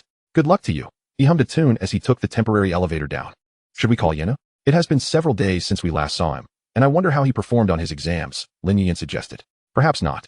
Yena has been under immense pressure lately. We agreed to wait until after his exams to inquire, Long Jun replied. We'll just work until 8 and be home by 9 at the latest. By the way, let us pick up some prepared dishes on our way home to treat Yener. Sounds good, Lin Yin nodded. The first floor of the building was eerily silent as a shadowy figure approached. 15 million to eliminate 2 ordinary individuals and to capture 1 alive. Very well. Since the funds have been secured, even if they are not ability wielders, they shall meet their end, the shadowy figure murmured. As night fell at 7 o'clock, the Donglan City East Xianmen Airport stood ready. Donglan City boasted 3 major airports, with East Xianmen serving both military and civilian purposes. Certainly, the other 3 major airports are also included. However, during times of peace when there are no attacks from the otherworldly beasts, civilian aircraft tend to take off more frequently. The Dongshumen Airport is divided into an eastern and a western section. The eastern section serves as a military airport, while the western section caters to civil aviation. Within the 9th hangar of the Eastern Military Airport, a Black Panther model Bentley came to a halt. It is noteworthy that this is a military airport hangar, housing various fighter jets, and ordinarily, civilian vehicles are prohibited from entry. 2 individuals emerged from the vehicle, a driver and Lin Shiro. Miss, the master has important matters to attend to and is unable to escort you, the driver stated. It's quite all right, Lin Shiro replied nonchalantly. You must be Miss Lin. A military officer adorned with 3 stars said with a smile, extending his hand for a handshake. He was followed by 3 1-star officers. As they exited the hangar, the 3-star officer remarked, Miss Lin, we will dispatch 3 fighter jets to escort you. Moreover, Elder Wong from the Elder Hall will be arriving shortly to personally ensure your safe arrival. Lin Shiro was taken aback. Such a grand arrangement? Even a powerful elder from the Elder Hall is coming to escort me? The Elder Hall is a revered institution, a gathering place for formidable forces within the Tai Lin dynasty. Individuals of such caliber are rarely seen in everyday life, and she never expected one would come to accompany her. Lin Shiro felt both honored and astonished. At that moment, a fighter jet streaked across the sky and landed steadily at the airport. This aircraft appeared extraordinarily futuristic, akin to the so-called aerospace fighters discussed online. Measuring 40 meters in length with a wingspan of 20 meters, the hatch opened, and a man clad in black armor descended the stairs, emanating an overwhelming sense of pressure that compelled onlookers to hold their breath. As his facial armor gradually peeled away, a visage of a man in his 50s emerged, his gaze resolute and imbued with the poise of one accustomed to high office. Elder Wong, the 3-star officer and the surrounding soldiers involuntarily straightened their postures and saluted. Elder Wong nodded slightly, his gaze settling upon Lin Shiro. You must be Lin Shiro. With your top-tier A-level ability and its unique nature, there exists a possibility for it to evolve into an S-level ability. Your talent is commendable, should you not falter along the way. You may yet aspire to attain power akin to mine. Welcome to the Ether Mage University. Elder Wong extended his hand. Thank you for your effort, Elder Wong. Lin Shiro said, not daring to be negligent as she promptly shook his hand. In Elder Wong's presence, she felt an unprecedented weight of pressure, almost suffocating, rendering her speech somewhat halting. This was to be expected, as Lin Shiro was a prodigy, not a seasoned warrior. Furthermore, I too am an alumnus of the Ether Mage University. I will ensure your safe passage, Elder Wong said with a smile, clearly optimistic about Lin Shiro's future. Given her high ability level and striking beauty, he would not ordinarily extend such warmth to just anyone. Thank you, Elder Wong, Lin Shiro replied. Let us proceed. Elder Wong led the way, with Lin Shiro following closely behind. All eyes were on the pair as they boarded the fighter jet, which then took off vertically, ascending to a certain altitude before its dual engines expelled blue flames as it sped away. 3 fighter jets soared into the sky, escorting them, soon disappearing into the horizon. Gazing out at the city lights, Lin Shiro felt a twinge of reluctance at leaving the city she had called home for 18 years. The distances between cities in the Tai Lin dynasty are substantial, often exceeding 1,000 kilometers. Specifically, the distance between Donglin City and Ethermage City is approximately 6,000 kilometers. Such a journey could encounter numerous flying, otherworldly beasts, coupled with her unique circumstances. It was imperative to have fighter jets for protection. Elder Wang elucidated, now you understand. Lin Shiro nodded. The Tai Lin dynasty comprises 69 urban strongholds scattered throughout its vast territory. Given the immense area, cities are naturally far apart. The population has exceeded 50 billion. A figure that reflects the catastrophic loss of life following the emergence of the otherworldly beasts. Otherwise, the population would have surpassed 100 billion. Alongside this, there are still dozens of empires in existence. Currently, the global population exceeds 3 billion, with the majority of terrestrial land under the dominion of the otherworldly beasts. The oceans and rivers are similarly affected, and the skies are also ruled by these creatures. However, fighter jets and commercial aircraft are sufficiently swift and robust, making them less susceptible to mishaps even if attacked. By adhering to radar guidance to evade detection, typical flying beasts cannot keep pace, rendering the skies relatively safe. This remains the primary means of inner-city travel. My parents are in danger, Long Yin sensed the urgency through the array embedded in his parents' buttons. Break through the chi refining stage. Long Yin roared, forcibly drawing in the spiritual energy from the vast primordial forest surrounding him. Chapter 10. Terrifying breakthrough, shocking all. Although Origin Star is lacking in spiritual energy, Long Yan's combat prowess is formidable enough to absorb energy from a broader area. At this moment, as an immense amount of spiritual energy surged towards him, the energy accumulated in Long Yan's dantian reached saturation. The sky darkened ominously, thick clouds enveloping the vicinity for miles. A tremendous lightning storm descended upon the earth, a sight both awe-inspiring and terrifying under the cover of night. Countless individuals in the city watched this spectacle from their windows, all gripped by fear. Good heavens, what is happening? The weather forecast didn't predict thunderstorms. Why is there suddenly thunder and lightning? Hurry home, it's dangerous outside. And I don't want to be struck by lightning. This is a localized extreme weather phenomenon, likely due to shifting air currents. The center of the lightning appears to be directed towards the North Forest primordial forest. It is said to be a restricted area, patrolled daily by security teams. Could something unknown truly be there? Perhaps a cultivator is undergoing tribulation? Absolutely, it is indeed my golden core master breaking through. I'm still just a nascent soul elder.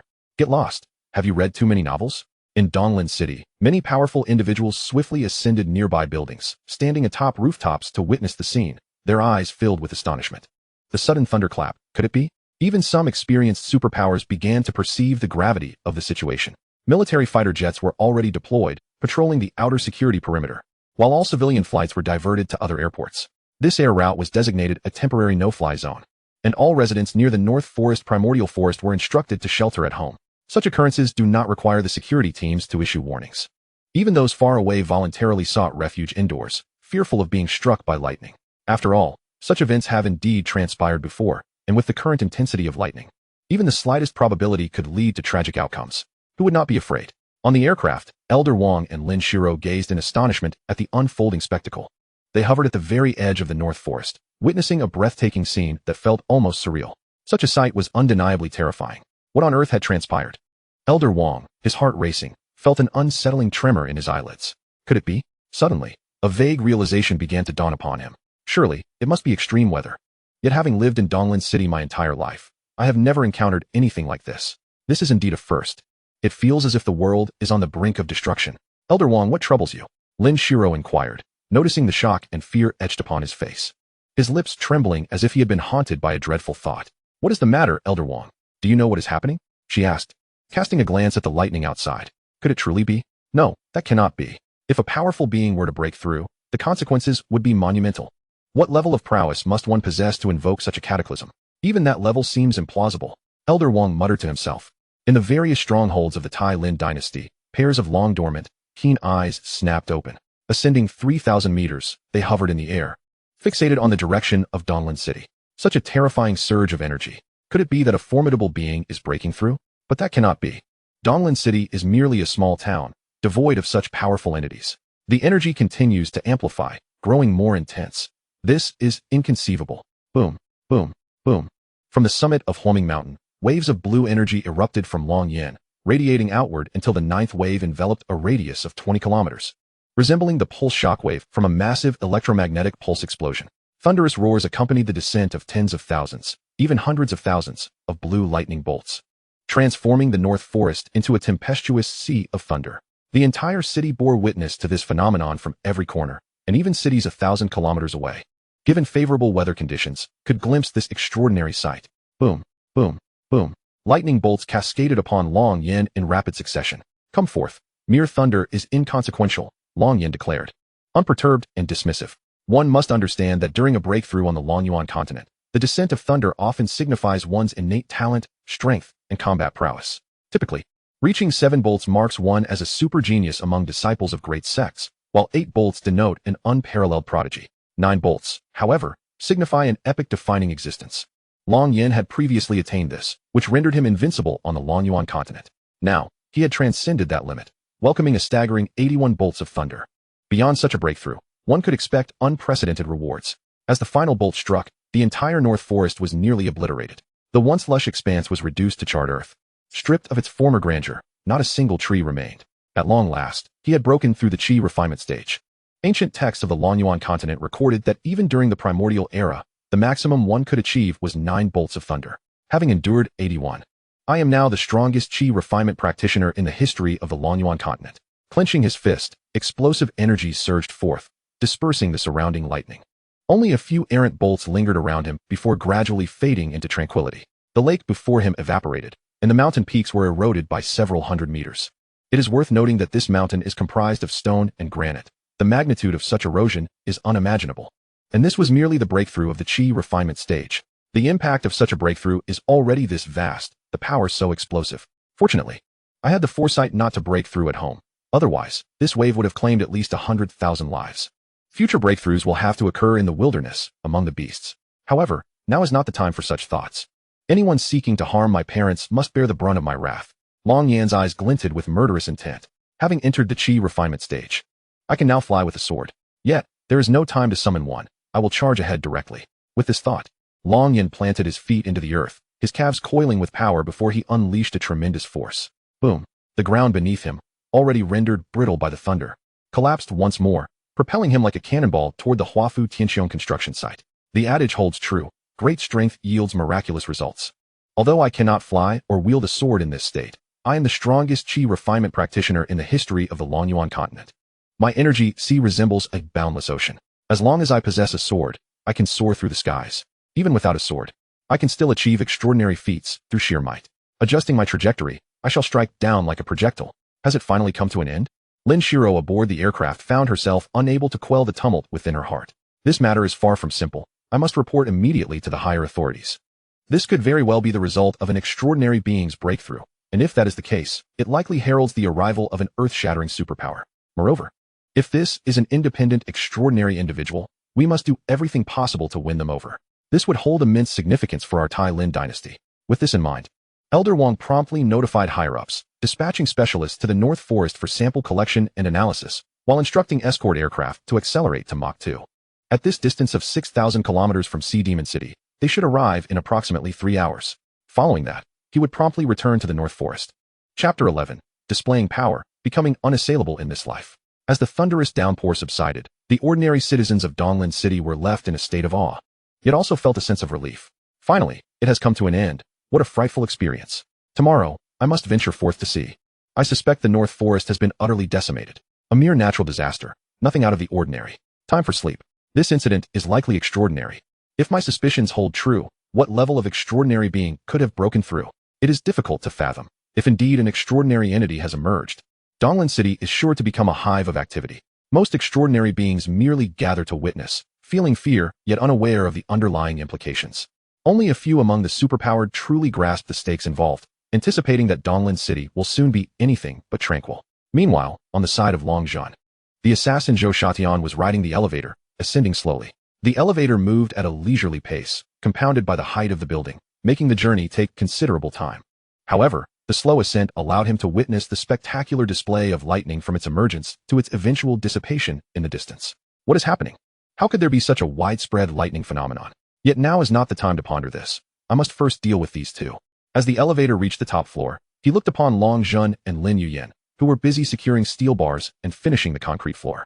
Zhou Shatian revealed a cruel smile. Your journey ends here, he sneered. What? Who are you? What do you want? Long Zhun and Lin Yuyan turned to face him, particularly startled by the sight of the two glinting short blades in Zhou Shaishan's hands. They instinctively huddled closer together, wielding a power drill and a shovel for self-defense. A sum of 10 million has been offered for your lives. If there is blame to be assigned, it lies solely with your unfortunate fates. However, fret not. For when you meet your demise, your son shall accompany you. Zhou Shatian revealed a cruel smile. 10 million for our lives? Who would go to such lengths to eliminate us? Long was taken aback. While 10 million could barely secure 1 or 2 poorly located small apartments, it seemed exorbitant for a mere life. After all, compensation for a work-related death is merely 1,300,000 per person. Suddenly, at that moment, Long Yin descended from the heavens, lightly landing upon the concrete slab, producing only a subdued sound. He stood before Zhou Shatian, his back turned towards him. This unexpected appearance startled Zhou Shatian, causing him to retreat several steps. Who are you? Zhou Shatian's expression grew grave. He had failed to sense Long Yan's presence in advance. This was indeed terrifying.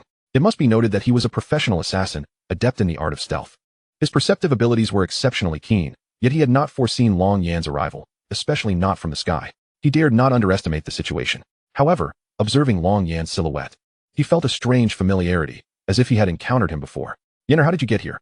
Lin Yuyin exclaimed upon recognizing Long Yan, disbelief washing over her, swiftly followed by an overwhelming dread. She could bear her own death, but not that of her son. I thought it was someone significant, but to my surprise, it's just you, kid. How dare an ordinary person act so mysteriously? It seems fortune has smiled upon me today. I shall reap a tidy sum of 15 million. Zhou Shatian sneered, his tongue licking the edge of a short blade, his demeanor sinister. Truth be told, he had been genuinely startled by Long Yan's entrance and nearly contemplated fleeing. Yet now he felt no fear at all. Long Yan was merely their son, an ordinary individual, presenting no threat. No, Yenner, how did you come up here? He is here to kill us. Quickly escape. I will deal with him. You must run down the stairs. Long shouted, rushing forward to shield Long Yan, wielding a shovel as a weapon against Zhou Shatian. Long's bare arms were covered in dust. His physique was not particularly robust. Yet he resolutely stood in front of Long Yan to block the impending danger. Hurry. What are you thinking, Yenner? As long as you survive, that is all that matters. Run. Lin Yuyin cried, brandishing a power drill as she rushed towards them in distress. Witnessing his parents' desperate efforts, Long Yan's heart was deeply moved. He recalled the helplessness he felt in his previous life when faced with monstrous beasts. His parents had urged him to escape for his safety, ultimately drawing the attention of the creatures and meeting their demise. Vivid memories flooded his mind. Rest assured, Mom and Dad, in this life, no one, be it from heaven or earth, can harm you, Long Yin declared with unwavering conviction. What? Long and Lin Yuyin exchanged puzzled glances, unable to comprehend Long Yan's words. Mom and Dad, behold the strength of your son. He patted their shoulders before stepping forward. A family destined to die together. But worry not. The buyer desires you alive. I shall deal with your father first. Before Zhou Shatian could finish his sentence, a blade of energy erupted from Long Yan's fingertips as he swung his arm. Buzz. A resonating sound filled the air, and in an instant, Zhou Shatian's head was severed, his body staggering backward before crashing to the ground below. From such a height of over 70 floors, even forensic experts would be left nauseated. But that was not the end. The energy blade cut through everything in its path without obstruction. Boom, boom, boom. Not only were the 4 supporting pillars on either side neatly severed and sent crashing to the ground, but 200 meters away, a towering building that had reached 130 floors was also abruptly cleaved. It began to slide with a deafening noise under the moonlight, the upper levels shifting to the left. Boom. It crashed to the ground with a tremendous sound, causing the earth to tremble slightly. Workers in nearby construction sites rushed out to witness the spectacle, their expressions filled with shock. My heavens, what is happening? I don't know. It's terrifying. Why did the building collapse? This is disastrous. The losses will be immense. Check if anyone was crushed. Notify all contractors for an emergency meeting, quickly. Damn it. Long and Lin Yuyin could not help but curse, their eyes wide with disbelief, mouths agape in astonishment. At that moment, they were utterly speechless, consumed by shock. This is far beyond what I had anticipated. Long Yin mused to himself, marveling at the power of his attack. He realized that after undergoing the unprecedented refinement of 81 heavenly thunders into the chi refining stage, he had indeed become immensely powerful. Yenner, have you become an ability user? Long turned to face Long Yin, his expression one of incredulity. Aside from awakening his powers, he could not fathom how Long Yin had grown so formidable. Indeed, Yenner, have you awakened your abilities? Lin Yuyin inquired urgently. Mom and Dad, I have not awakened as an ability user. Rather, I belong to the realm of cultivators. You must have heard of cultivators from novels, capable of flying on swords and traversing heaven and earth. I surpass mere ability users by far. For instance, the highest level of abilities is SS grade, but if we were to compare, I exceed SS grade by a considerable margin. In terms of strength, I can walk through all of Donglin City with ease. Long Yin did not conceal the fact that he was a cultivator from his parents. Regarding the matter of traversing to the Dragon Abyss continent, it is a subject I cannot disclose at this moment, unless he becomes truly invincible on Origin Star. Upon hearing this from Long Yin, the two were utterly astounded. A cultivator from a novel, how formidable must that be? No wonder he could effortlessly sever several buildings with a mere wave of his hand. Such exaggeration. The moment the topic of novel cultivators arose, Long Jun immediately grasped the implication. Although novels are mere fabrications, the power his son exhibited was undeniably real. That much cannot be faked. Haha. As long as Yinner is strong, that's all that matters. However, Yinner, you must exercise caution. Others are all ability users, but you are a cultivator. If they discover your uniqueness, it is possible that some may conspire to dissect you for research purposes. One must remain vigilant. Lin Yuyin felt a swell of pride for Long Yan's strength, yet she was also concerned for his circumstances. After all, standing out in a crowd often attracts the envy of petty individuals. Rest assured, Mother, the realm of cultivators is entirely foreign to them. They will merely perceive me as a special ability user. Moreover, it is impossible for them to kill me. Of course, regarding my identity as a cultivator, please do not share this with anyone, Mom and Dad. Long Yin spoke with calm confidence. The disparity in strength, experience, and mindset is vast. He was unconcerned about the so-called potential threats. Life on the Dragon Abyss continent is far more perilous than here, where one might be killed without warning. You'd be dead before you even realized it. He could rise to the apex there, let alone in the relatively small confines of Origin Star. Unlike other protagonists, Long Yin vowed never to suffer defeat. Fear not, Yinner, we will never divulge your secret. Yes, just the three of us will know. Long Jun and Lin Yuyin nodded earnestly. Long Yin then inquired about why they had not yet finished work. It was likely related to the contractor. Dad, Mom, I will escort you down. You should head home first while I attend to some matters. You need not engage in such labor any longer. Allow me to support you. After saying this, Long Yin effortlessly leapt down with his parents, landing gracefully. Long Jun and Lin Yuyin were momentarily taken aback. Before they could even comprehend what had transpired, they were already outside the construction site.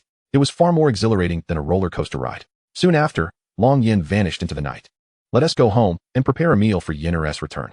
Haha, my son is a superpower. Long Jun and Lin Yuyin were filled with joy. Without lingering, they summoned a ride home. However, their spirits were markedly different from before.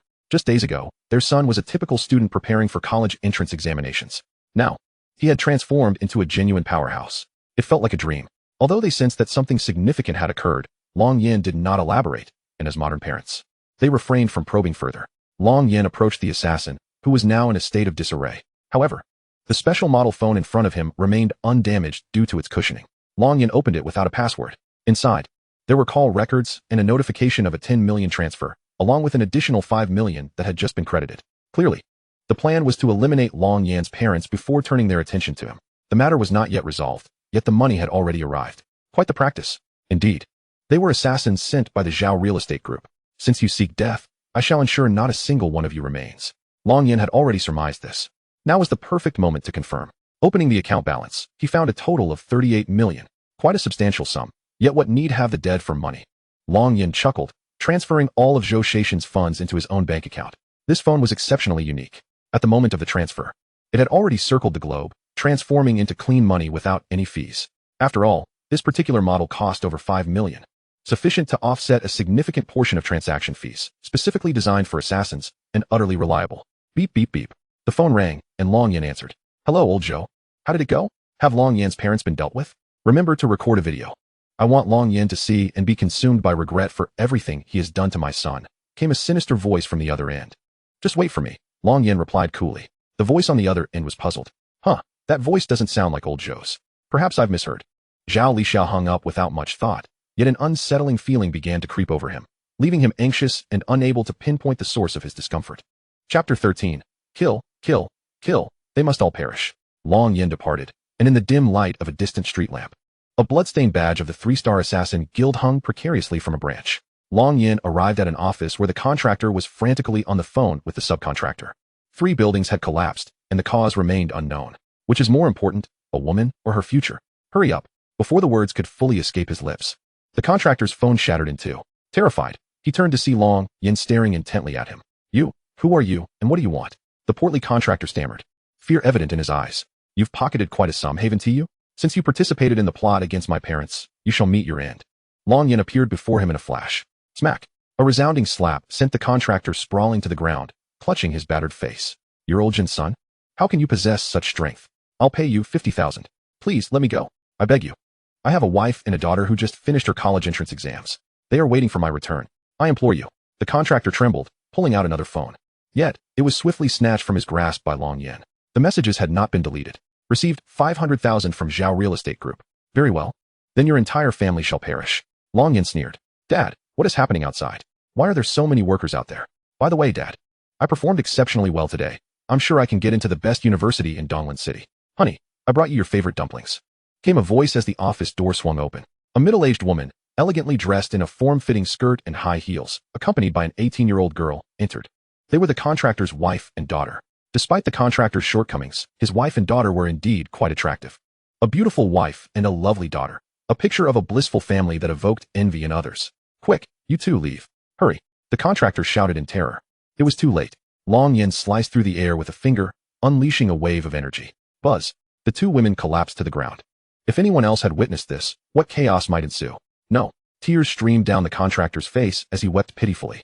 Long Yin dismissed him with a wave, ending it before any screams could escape. He remained unblemished, coldly observing the entire scene. It seems as though nothing was done. To become an accomplice for 500,000. I shall wipe out your entire family. Long Yan's eyes displayed no flicker of emotion. He transferred 5 million from the contractor's personal account to his own via that peculiar phone. In a flash, Long Yan vanished. A worker burst through the door. Oh no. Someone's dead. The boss is dead. The worker cried in terror as he bolted outside. Long Yan's phone contained the contractor's family address, conveniently located on the way to the Zhao real estate group. He deftly leaped between the skyscrapers, casually tossing the contractor's elderly parents and mother-in-law from the 50-story building. Fortunately, the father-in-law had passed away early, thus escaping this calamity. Since they had chosen to involve my parents, they had sealed their own fate, dragging their entire family down with them. Coldly observing the 3 bodies sprawled below, Long Yin thought that a family should be whole. He was no saint. With that, he disappeared into the night, heading towards the Zhao real estate group. As for the previous assassins, once they became killers, they typically had no families. Otherwise, their loved ones would be a vulnerability, rendering them incapable of being professional assassins. In a sprawling mansion in the eastern district of the city, Lin Yunxi gazed towards the now tranquil direction of the northern forest, her eyes filled with endless worry. What's wrong, my dear? A middle-aged man, recovering from his shock, looked at his daughter's anxious face with confusion. Father, the boy who saved me during the day is over there. And he was headed deep into the northern forest at that time. With such terrifying lightning just now, could he have? Already? Lin Yunxi's complexion turned pale, tears welling at the corners of her eyes. Long Yin was not only her savior, but also a young man of formidable strength and striking charm. What woman could remain indifferent? Naturally, her heart fluttered for him. The thought that he might have perished beneath the thunder and lightning filled her with dread. The middle-aged man beside her was her father, Lin Ruoqing. Alas, such frightening lightning. He may truly have, he sighed. But my dear, do not panic. I will call and inform the rescue team and fire brigade to pay extra attention. Perhaps he has taken refuge in a cave to escape the disaster. Lin Ruoqing reassured her. Indeed, my lady, the master is right. He is destined to survive. He will surely evade this calamity. I shall set off at once to take a look. Please, do not fret, my lady. Elder Chen interjected as he approached. Elder Chen, I will accompany you. Lin Yunxi insisted. No, my dear, you have yet to recover from your injuries, and your eye's soul ability is still unstable. Should it backfire, your life would be forever ruined. You cannot go anywhere until your eye's soul ability is completely stabilized. But, no buts. Even though he saved you, your presence would be of no use. Focus on your recovery. Elder Chen, take some men with you to investigate. Yes, master. Elder Chen turned to depart.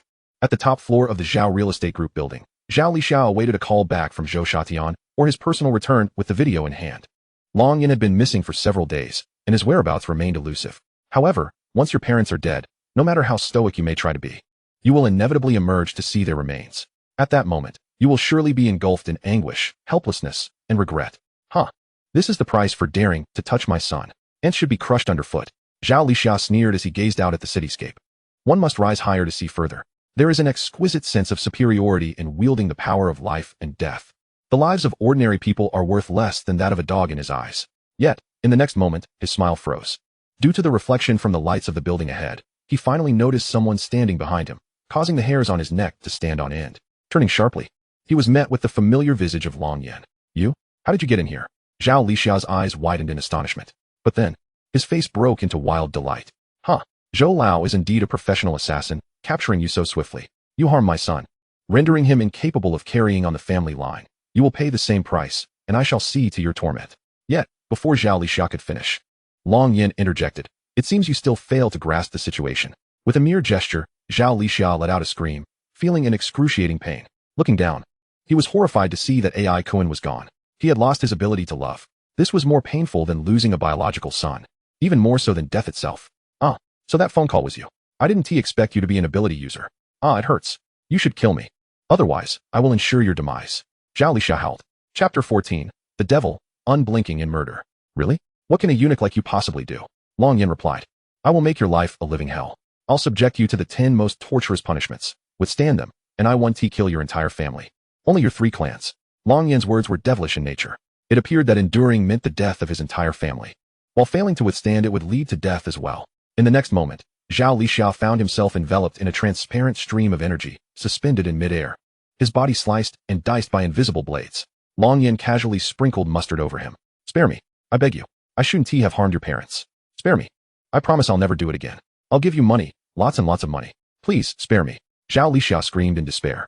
Seeing Long Yin remain unfazed, he desperately called out, Help me, Zhang Lao. I'll give you 50 million, no, 100 million. Please, save me. Struggling. Zhao Lixiao pressed the communication button with difficulty. In the next moment, a door in the office wall opened, and a shadow leapt out from the darkness. Wielding a short blade aimed at Long Yin's neck. You cannot kill him. Your life ends here, the shadow declared coldly, exuding an aura of strength. If struck, a common person would instantly lose their head. Even a regular steel plate would not withstand such a blade's impact. Yet, the next moment, the elder's body suddenly stiffened. A hoarse sound escaping his throat as if he were being choked, unable to move. The elder, over 70 years old, with white hair and sharp eyes, became filled with fear, bloodshot eyes, and a flushed face. His blade halted a meter from Long Yin. Cultivating energy to form a shield and blade rendered such straightforward physical attacks utterly ineffective. Who are you? The elder gasped in terror. With a crack, the elder's neck twisted, spinning several times before bursting into a mist of snow. This scene was so sudden that even Zhao Lixiao failed to react. Elder Zhang was a formidable ability user. I have relied on him for so many years to safeguard my safety during critical moments. How could he be killed in an instant? How can you be so powerful? Zhao Lixiao felt a pang of despair. Do not despair just yet. There are still 9 torturous methods left. Wait until your son arrives, and then you may find your despair warranted, Long Yin declared. What did you say? Zhao Lixiao responded. His heart racing with fear, the agony he felt in his body paling in comparison to the dread that consumed him. Outside, the bodyguards were rendered powerless by the oppressive aura emanating from Long Yin, their voices muffled and inaudible. Even if they could hear, earning a mere 10 to 20,000 a month hardly seemed worth risking their lives. Moments later, as Zhao Lixiao clung desperately to his last breath, the door was violently kicked open. Dad, the doctor said I'll never be able to again. I want to kill Long Yin. To find him and personally make him suffer. Zhao Jingrui shouted, his steps unsteady, his face pale with rage. Bang. In the next instant, the door slammed shut again. Zhao Jingrui sensed something was amiss and looked up, only to find his father suspended in midair, his body marred by torment. Father, it's you, Long Yin. How did you get here? Zhao Jingrui recoiled in terror. His father, an ability user of considerable strength, was now in such a compromised state. He immediately recognized the gravity of the situation. The door would not budge. Bang, bang, bang. The bodyguards outside were unable to enter. Zhao Jingrui, did you not boast that no one in the school would dare cross you? Long Yin gazed at him with a mocking smile. What do you intend to do? I warn you, the Zhao family is not as simple as you think. Do not deceive yourself. Perhaps you possess some strength, but those around you will surely perish because of you. Even the strongest have their weaknesses, Zhao Jingrui threatened. In the blink of an eye, Long Yin was before him, seizing his arm and wrenching it down with brutal force. Ah! Zhao Jingrui screamed in agony. Did I permit you to scream? Long Yin tightened his grip on his jaw, applying just enough pressure to shatter it, silencing him completely. Please, do not kill my son. I will give you 1 billion. Spare my son, I beg you. Zhao Lixiao wept. I told you, if you cannot withstand this, your entire family will be wiped out. With a single punch, Long Yin pierced Zhao Jingrui's heart, the walls crumbling like brittle foam in his wake. The 5 bodyguards attempting to breach the door were obliterated in the process. Silence enveloped the floor. No. Zhao Lixiao cried out, his sorrow erupting into a frenzy. His only son was gone, and his heart felt as if it were being torn apart. Blood is thicker than water. Now, with his lineage severed, he teetered on the brink of madness. Heh, even if you kill me, there will be others seeking revenge. My 2 daughters will not rest until they exact their vengeance. Await their retribution. Zhao Lixiao's voice trembled as he spoke. Is that so? 2 daughters, how delightful. Should they dare to come, I shall relish in their slow demise. As for you, Long Yin proceeded to inflict upon him one of the 10 tortures, skinning and flaying. Kill me. Just kill me. Before Zhao Lixiao could finish his plea, he succumbed to the excruciating pain. Long Yin casually shattered the glass and hung the father and son duo from a billboard, then departed. As for the remaining members of the Zhao family, they would inevitably come to him willingly. Eradicating this wealthy and powerful lineage would be a step-by-step endeavor, designed to instill unprecedented fear and sorrow from the loss of their loved ones. The sight of the father and son suspended from the billboard would undoubtedly become the headline news the following day. causing immense uproar and resulting in a significant decline in the stock prices of the Zhao real estate group. The police force would be under immense pressure to apprehend the perpetrator. Chapter 15. The Tyrant of Tua Luo Port, Instant Annihilation. That night, the East Lynn City police force was destined for sleeplessness. The northern forest had been devastated, necessitating the mobilization of nearly all personnel for a widespread search for casualties. Meanwhile, 3 buildings at the Huafu Tianxiong construction site had collapsed. The situation was spiraling beyond control, with numerous related videos circulating online. The tragic demise of a contractor and his family, coupled with reports of suicides, left even mothers shaking their heads in disbelief. DNA tests were underway, yet identities remained unknown. Amidst their chaos, the police received reports of bodies hanging from a roadside billboard, with identities of utmost significance: the chairman and heir of the Zhao real estate group. This revelation sent shockwaves through the East Lynn City Central District, prompting the 7-star police chief to react with alarm. How could this happen on my turf? This is disastrous. He bellowed into the phone. Investigate immediately. Recall all personnel on leave. I mean all of them. This incident occurred just after the college entrance examination for the Tai Lin dynasty, a catastrophic event following such a crucial period. As the 7-star police chief, he bore full responsibility for this area. A death on his watch would lead to severe repercussions. Long Yin gracefully landed atop the building. Spotting 2 men in sunglasses and suits seated in a black SUV below, their eyes darting around. Suddenly, one of them appeared to have seen something shocking on his phone and immediately showed it to his companion. Their shared glance spoke volumes of disbelief. Long Yan's gaze shifted to a nearby van, where several individuals were also observing the central floors of the building. He paid them little mind. Every movement they made was under his scrutiny. As long as they remained passive, he would refrain from violence. However, should they dare to act, they would all meet their demise. Upon returning home, Long Yin found his parents bustling about, preparing a feast worthy of a celebration. Even his father, who typically indulged in discounted beer, had splurged on 3 bottles of expensive vodka priced at 4,000 each, equivalent to 3 months' rent. Yin is back. Quickly, wash your hands. Dinner is ready. Lin Yuyin exclaimed. Wow, why so many dishes today? Long Yin asked as he washed his hands and helped carry 2 plates to the table. To reward you, of course. To celebrate your ascension to strength and your successful completion of the college entrance exams, Long Jun responded, attempting to uncork the vodka. Let me help, Dad. Long Yin gently sliced the bottleneck, sending it cleanly into the trash. Today, I'll indulge as well, Lin Yuyin said, handing him a glass. All right, I'll pour some for Mom too. Today we drink freely. However, I must confess, I did not participate in the entrance exams. I was engaged in seclusion. Long Yin revealed as he poured the drinks. What? You didn't take the exams? Not to worry. Whether one takes the exams or not is inconsequential. So long as one possesses strength, the entrance exams hold little significance. Even the weakest ability users enjoy higher incomes and social standing than those who toil away in studies. Unless one is the top scholar in major cities or states, one must rely on their strength. This principle holds true not only in the Tai Lin dynasty, but throughout the entire world, where the strong are revered. Long Jun holds a pragmatic view, not believing that Long Yan's absence from the college entrance examination would impede his future. Had Long Yin not embarked on his path of cultivation, this might have been the case. However, now that he possesses strength, the situation is entirely different. He need not attend university, for his destiny is already being rewritten. Indeed, your father is correct. Since you have begun your cultivation and have become quite powerful, it matters not whether you participate in the examination. Yinner's fate is not determined by the outcomes of the entrance exam. Lin Yuyin concurs, showing no concern whatsoever. Come, let us toast to Yinner, or rather, to the success of becoming a cultivator, Lin Yuyin proposed after a moment's thought. Cheers. The 3 clinked their glasses and drank heartily. Now, let us enjoy the meal, Yinner. This is your favorite dish, spicy chicken. Lin Yuyin and Long Jun relished this meal, casting aside all their worries. They refrained from inquiring about Long Yan's earlier activities. Respecting his privacy, Long Yin chose not to speak, and as parents, they did not pry. It was not until both parents had imbibed enough to succumb to slumber that Long Yin smiled at them, turned off the lights, and closed the door. Approaching the window, he deliberately made himself visible to the assassins outside. As expected, the men in the van immediately stirred with anticipation. The occupants of the SUV also showed signs of movement, but they were evidently more focused on the individuals in the van. Are they not working together? Long Yin pondered as he shut the window. He left the door unlocked and settled in the living room, awaiting the inevitable. Before long, a knock sounded at the door. It swung open, revealing 4 men adorned with dragon and tiger tattoos, brandishing machetes as they rushed in. They barely had time to react. Do not move. 2 middle-aged men in suits and sunglasses stood behind them, each wielding a short blade poised at the back of their necks. I am Long Ao, the leader of the Tua Luo gang. Who are you? The tattooed man at the forefront demanded. Huh, what Tua Luo leader? You're merely a speck in this 200-meter port. You need not concern yourself with our identities. Suffice it to say, you cannot touch this family.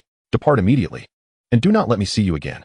Otherwise, next time, it will not merely be a matter of leaving, one of the suited men replied, the blade emanating a crimson aura. An ability user? You are indeed an ability user? Long Ao scoffed. So what if you are? You may be stronger than us. But we are sent by the Zhao family of the Zhao real estate group. The waters here run too deep for you to navigate. The Zhao family is not something you can afford to offend. This family has been marked by the Zhao family, and anyone who dares protect them will be at odds with the Zhao family. I said, leave at once. Do you not follow the news? Your employer is already dead. Is your phone still on a 2G network? Hurry. The suited man's words were cut short. With a swift motion, Long Yin unleashed 4 streams of energy, choosing action over words. In an instant, they pierced through the foreheads of the 4 men. Their eyes rolled back as they collapsed lifelessly to the ground, the room falling into a silence that lingered for several seconds. The 2 suited men removed their sunglasses, staring in disbelief at the slain men before turning their gaze to Long Yin. Terror etched on their faces as they instinctively took 2 steps back. The speed of his attack was so swift that they had not even seen the energy streams. Such is the nature of death, for lives extinguished in an instant. Without hesitation, even if they too were ability users, they had never witnessed such a ruthless execution. Who would not be afraid? Chapter 16. It is she. Instruments. Testing. Bang. The door closed gently. Please, take a seat, Long Yin gestured. The 2 men swallowed hard, understanding the gravity of the situation, and sat at the table. Now tell me, who sent you? Long Yin inquired. It seemed unlikely that anyone would have the capacity to dispatch 2 ability users to guard him and his family. This method of protection appeared somewhat foolish, especially since they had not followed him when he left for work. Nonetheless, the fact that someone had deemed it necessary to send protection was commendable. Before we answer that question, may I ask if you are an ability user? One of the suited men questioned. I am stronger than you can imagine, Long Yin replied. Understanding dawned upon them, and they nodded in acknowledgement, accepting Long Yin's status as an ability user. If he were not, how could he have instantaneously eliminated 4 individuals? While those 4 were ordinary, they had still been seasoned individuals with considerable physical prowess. The ability to dispatch them so effortlessly confirmed Long Yin's status as an ability user. Even if his strength did not surpass theirs, his method of killing was shockingly proficient, executed without even a flicker of an eyelid. The 2 men could not help but feel inferior. It was the young lady who requested the master to send us to guard you and ensure your safety. They exchanged glances before one continued. We are here to serve. Long Yin picked up on the key term, young lady. The only individual who fit that description and had a good relationship with him was Lin Shiro. Your young lady is Lin Shiro, correct? He asked. Indeed. They replied in unison. Ah, it is her. Thank you for your efforts. Please inform her that she need not continue protecting me. However, I am grateful for her concern in safeguarding my family. Should she encounter any difficulties in the future, she is welcome to reach out to me. Long Yin said with a smile. If not for the 4 corpses lying on the floor, they might have mistaken him for a naive high school student. We will do our utmost to convey your message, but how we proceed is at the master's discretion. We shall not intrude further. We will handle the bodies. They stated. Very well, I appreciate your diligence, Long Yin replied. Having someone else manage the aftermath was indeed preferable. He watched as they efficiently packaged the bodies and departed quietly under the cover of night. Lin Shiro truly did not expect you to extend a hand during such a time to protect me and my parents. It seems you possess a remarkable background. Long Yin murmured to himself. He had not anticipated that Lin Shiro would request her father to send protection, especially since in his previous life, they had little interaction post-examination. They had maintained a good relationship, but it had not reached the level of requiring protection. Moreover, Lin Shiro had seemingly not survived the calamity of the beast invasion. Just how significant her status was remained a mystery to Long Yin, as he had not investigated her identity after ascending to a higher position. Putting such thoughts aside, he resolved to assist Lin Shiro should any trouble arise in the future.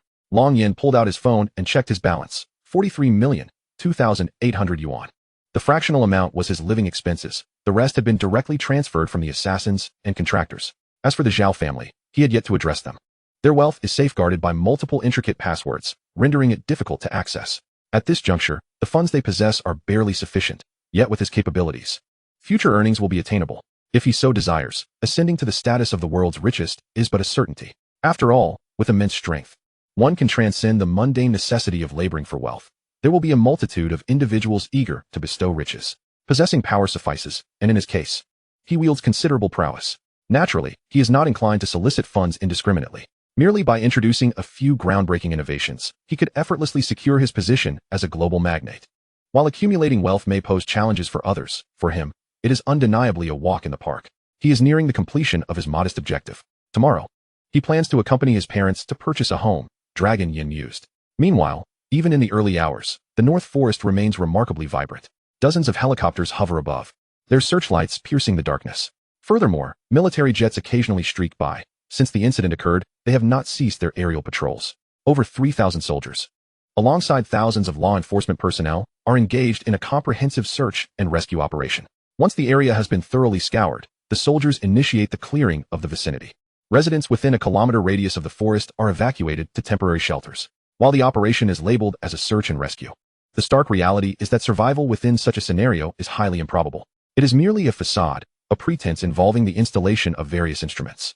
A large transport helicopter descends vertically onto a nearby soccer field, from which numerous researchers disembark. A plethora of instruments are unloaded. Quickly, all auxiliary testing devices have been set up. Only these instruments remain to be calibrated. Assemble them promptly, and you all prepare the auxiliary power. An elderly man with white hair and spectacles instructed. The team immediately sprang into action, diligently preparing without a hint of complacency. Chapter 17. Speculation, Calculation, and Heart-Stopping Revelations. Buzzing. A heavily armored helicopter touched down. A tall army colonel, adorned with 3 stars, emerged from the aircraft, flanked by 2 one-star officers. Greetings, Dr. Jean. I am the chief commander responsible for this incident, Jiang Guohua. He extended his hand courteously. Hello. The 2 men shook hands, underscoring Dr. Jin's esteemed status, which compelled even a 3-star army commander to exhibit deference. Commander Jiang, you must also be an ability user. From your perspective, how do you perceive this incident? Dr. Jean inquired, gazing at the charred mountains illuminated by the helicopters above. Jiang Guohua fell into contemplation. To be honest, this is the first time I have witnessed such a phenomenon. Although my abilities are not particularly advanced, I possess some knowledge. I speculate that this may be the result of a powerful ability user's breakthrough. However, this is merely my personal conjecture. After all, I have never witnessed anyone's breakthrough resulting in such a spectacle, Jiang Guohua concluded, shaking his head, clearly skeptical of anyone's capacity to produce such an event. That notion is utterly fantastical. You must be overthinking it. Even if I were not an ability user, I would recognize the impossibility of it. Such a widespread effect could not possibly be instigated by an ability user, Dr. Jean asserted emphatically, handing him a tablet. Jiang Guohua took the tablet, scrutinizing the data and visual evidence presented. According to the meteorological satellites monitoring, the maximum diameter of the cloud formation reached 8,000 kilometers, nearly enveloping over 20 urban strongholds. However, the clouds formed rapidly and dissipated just as swiftly. One must understand that the creation and disappearance of air currents require a certain span of time. Yet, the vanishing occurred with remarkable speed. From start to finish, the entire process lasted no more than 3 minutes. This is utterly astonishing, Dr. Jean exclaimed. How can that be? The entire duration was under 3 minutes? This is nothing short of a meteorological miracle. Jiang Guohua's expression grew grave. Even a second feels prolonged, let alone such an extensive cloud formation. Indeed, and this has garnered significant attention, which is why I was dispatched to investigate thoroughly. More critically, I suspect it may be related to the anomalous beasts or possibly linked to that organization. They have stirred quite a commotion over the past few decades, Dr. Jean elaborated. Well, in that case, it is imperative that we ascertain the cause of this extensive cloud formation and the accompanying thunderstorms. Rest assured, should any issues arise, do not hesitate to command me, and I will dispatch the soldiers to assist, Jiang Guohua replied. At that moment, the resonant hum of supersonic aircraft engines echoed in the air. Soon, a futuristic fighter jet circled above the soccer field, leaving all present in a state of astonished awe. There was admiration, envy, and even reverence. The hatch opened, and a figure emerged. Thud. As he landed, a tremor reverberated through the ground, exuding an overwhelming aura of pressure that was almost suffocating. It was none other than Elder Wang from the Tai Lin dynasty, who had previously escorted Lin Xiyo to the Sea Demon City Ability University. After ensuring her safe arrival, he had swiftly returned in his aircraft. His presence compelled all surrounding soldiers to stand tall and salute him. Elder Wang raised his hand in acknowledgement. Elder Wang, what brings you here? Jiang Guohua approached briskly to shake his hand. I happened to witness the lightning event from above and came to investigate, as well as to oversee the situation here, Jiang Guohua explained. In truth, it was due to his report that the higher-ups dispatched assistance. I see. With Elder Wang here, I can rest easy, Jiang Guohua remarked with a smile, elevating Elder Wang's stature. Despite belonging to the military, he navigated the nuances of human relations adeptly, for where there are people, there are social intricacies. Elder Wang, it has been a while. Dr. Jean, I trust you are well. Dr. Jean approached, and the two exchanged pleasantries. As a researcher, he was not one for excessive conversation. His prominence in the scientific community spoke volumes. The myriad weapons he had developed had established his status as superior to many ability users, thus earning him respect from Elder Wang. Elder Wang, given your close proximity during the incident, did you observe anything unusual? Dr. Jean queried. Unusual indeed. Initially, the lightning was erratic, but later it exhibited a discernible pattern.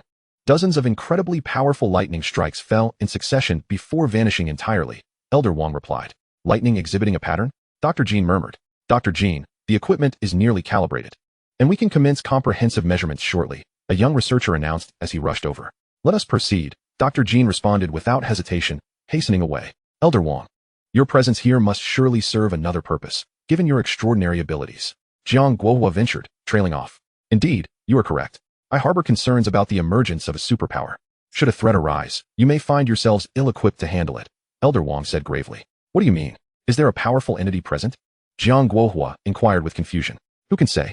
Perhaps this lightning was indeed conjured by an extraordinarily powerful being. Perhaps. Elder Wang chose not to elaborate further. Come, let us examine the calculated results, he remarked. Certainly. After you, Jiang Guohua replied, refraining from further contemplation. Upon arriving at the makeshift command center, all soldiers saluted Elder Wang. He raised his hand in acknowledgement, signaling everyone to resume their duties. Various devices and instruments hummed with electricity, displaying images transmitted from helicopters and nearby equipment, providing a rough outline of the North Forest's primordial landscape. The scorched earth, crumbling cliffs, filled rivers, and notably diminished mountain peaks painted a stark picture. The North Forest spans an impressive 923 square kilometers. Even if subjected to several tons of aerial bombardment, such devastation seems rather exaggerated. The power of this lightning is indeed formidable, Jiang Guohua exclaimed. Activate all geological energy exploration and monitoring equipment, commanded Dr. Jean. All systems operational, reported an operator. Thousands of devices, inserted by soldiers throughout the North Forest, simultaneously emitted a green glow. The metal rods embedded in the soil transmitted low-frequency waves into the ground and its surroundings, constructing a model via a supercomputer, which gradually materialized on a screen suspended in the air. It was a topographical map of the entire North Forest. Given sufficient devices and computational power, a three-dimensional terrain model could be swiftly generated. Approximately 3 minutes later, the image was fully rendered, displaying the complete topographical map before all present. Adjacent lay a previous, intact map that appeared largely unchanged. However, with the accompanying detailed data and magnification, the differences became starkly apparent. The scenes were utterly shocking. Chapter 18. Energy off the charts. Equivalent to 1.5 billion tons. Astonishing. Within the confines of the North Forest, the overall elevation had plummeted by several dozen meters. The core area had suffered a reduction exceeding 100 meters, while the summit of Huoming Mountain had vanished by over 300 meters. Dr. Jean observed the screen with concern. What does this imply? Jiang Guohua inquired, perplexed. It indicates that the areas struck by lightning have either vaporized or turned to sand, resulting in the overall height decrease, Dr. Jean elucidated. Is it truly that outrageous? Even a relentless barrage of 100,000 tons of aerial bombs could not achieve such a feat. Jiang Guohua's expression was one of astonishment. This is unprecedented. Such an occurrence must not have transpired in recorded history, Elder Wang remarked. Indeed, since the emergence of the aberrant beasts, there has not been such a widespread lightning storm striking the ground in decades. This is the first instance, Dr. Jean affirmed gravely. Next, we shall measure radiation, energy levels, and energy structures. Commence, he directed. Understood. Initiating now, the operator responded, clicking the controls. Thousands of devices flickered with purple light. Beep, beep, beep. The devices displayed readings for radiation levels, energy values, and structures, categorized into 3 columns. The upper limits of the measurements were astonishingly high. The radiation levels showed little fluctuation, with barely a hint of red appearing on the columns. The structural readings were similarly static, yielding no response, indicating an inability to measure at this moment. However, the energy values, measured in TNT equivalents, surged dramatically. The white column rose steadily, while the red indicator climbed rapidly, 1,000, 10,000, 20,000, 30,000, 100,000, accelerating with increasing speed. Goodness, is it truly this extraordinary? Dr. Jean was taken aback, unable to suppress an expletive. What is happening? Jiang Guohua inquired. What is surging is the calculated energy, measured in TNT. In simpler terms, it quantifies the total energy generated during the cataclysmic lightning strikes across the North Forest. This figure is specifically designed to measure such phenomena, Dr. Jean explained, his gaze fixed on the screen. I see now, but it has already surpassed 300,000. Jiang Guohua was astounded.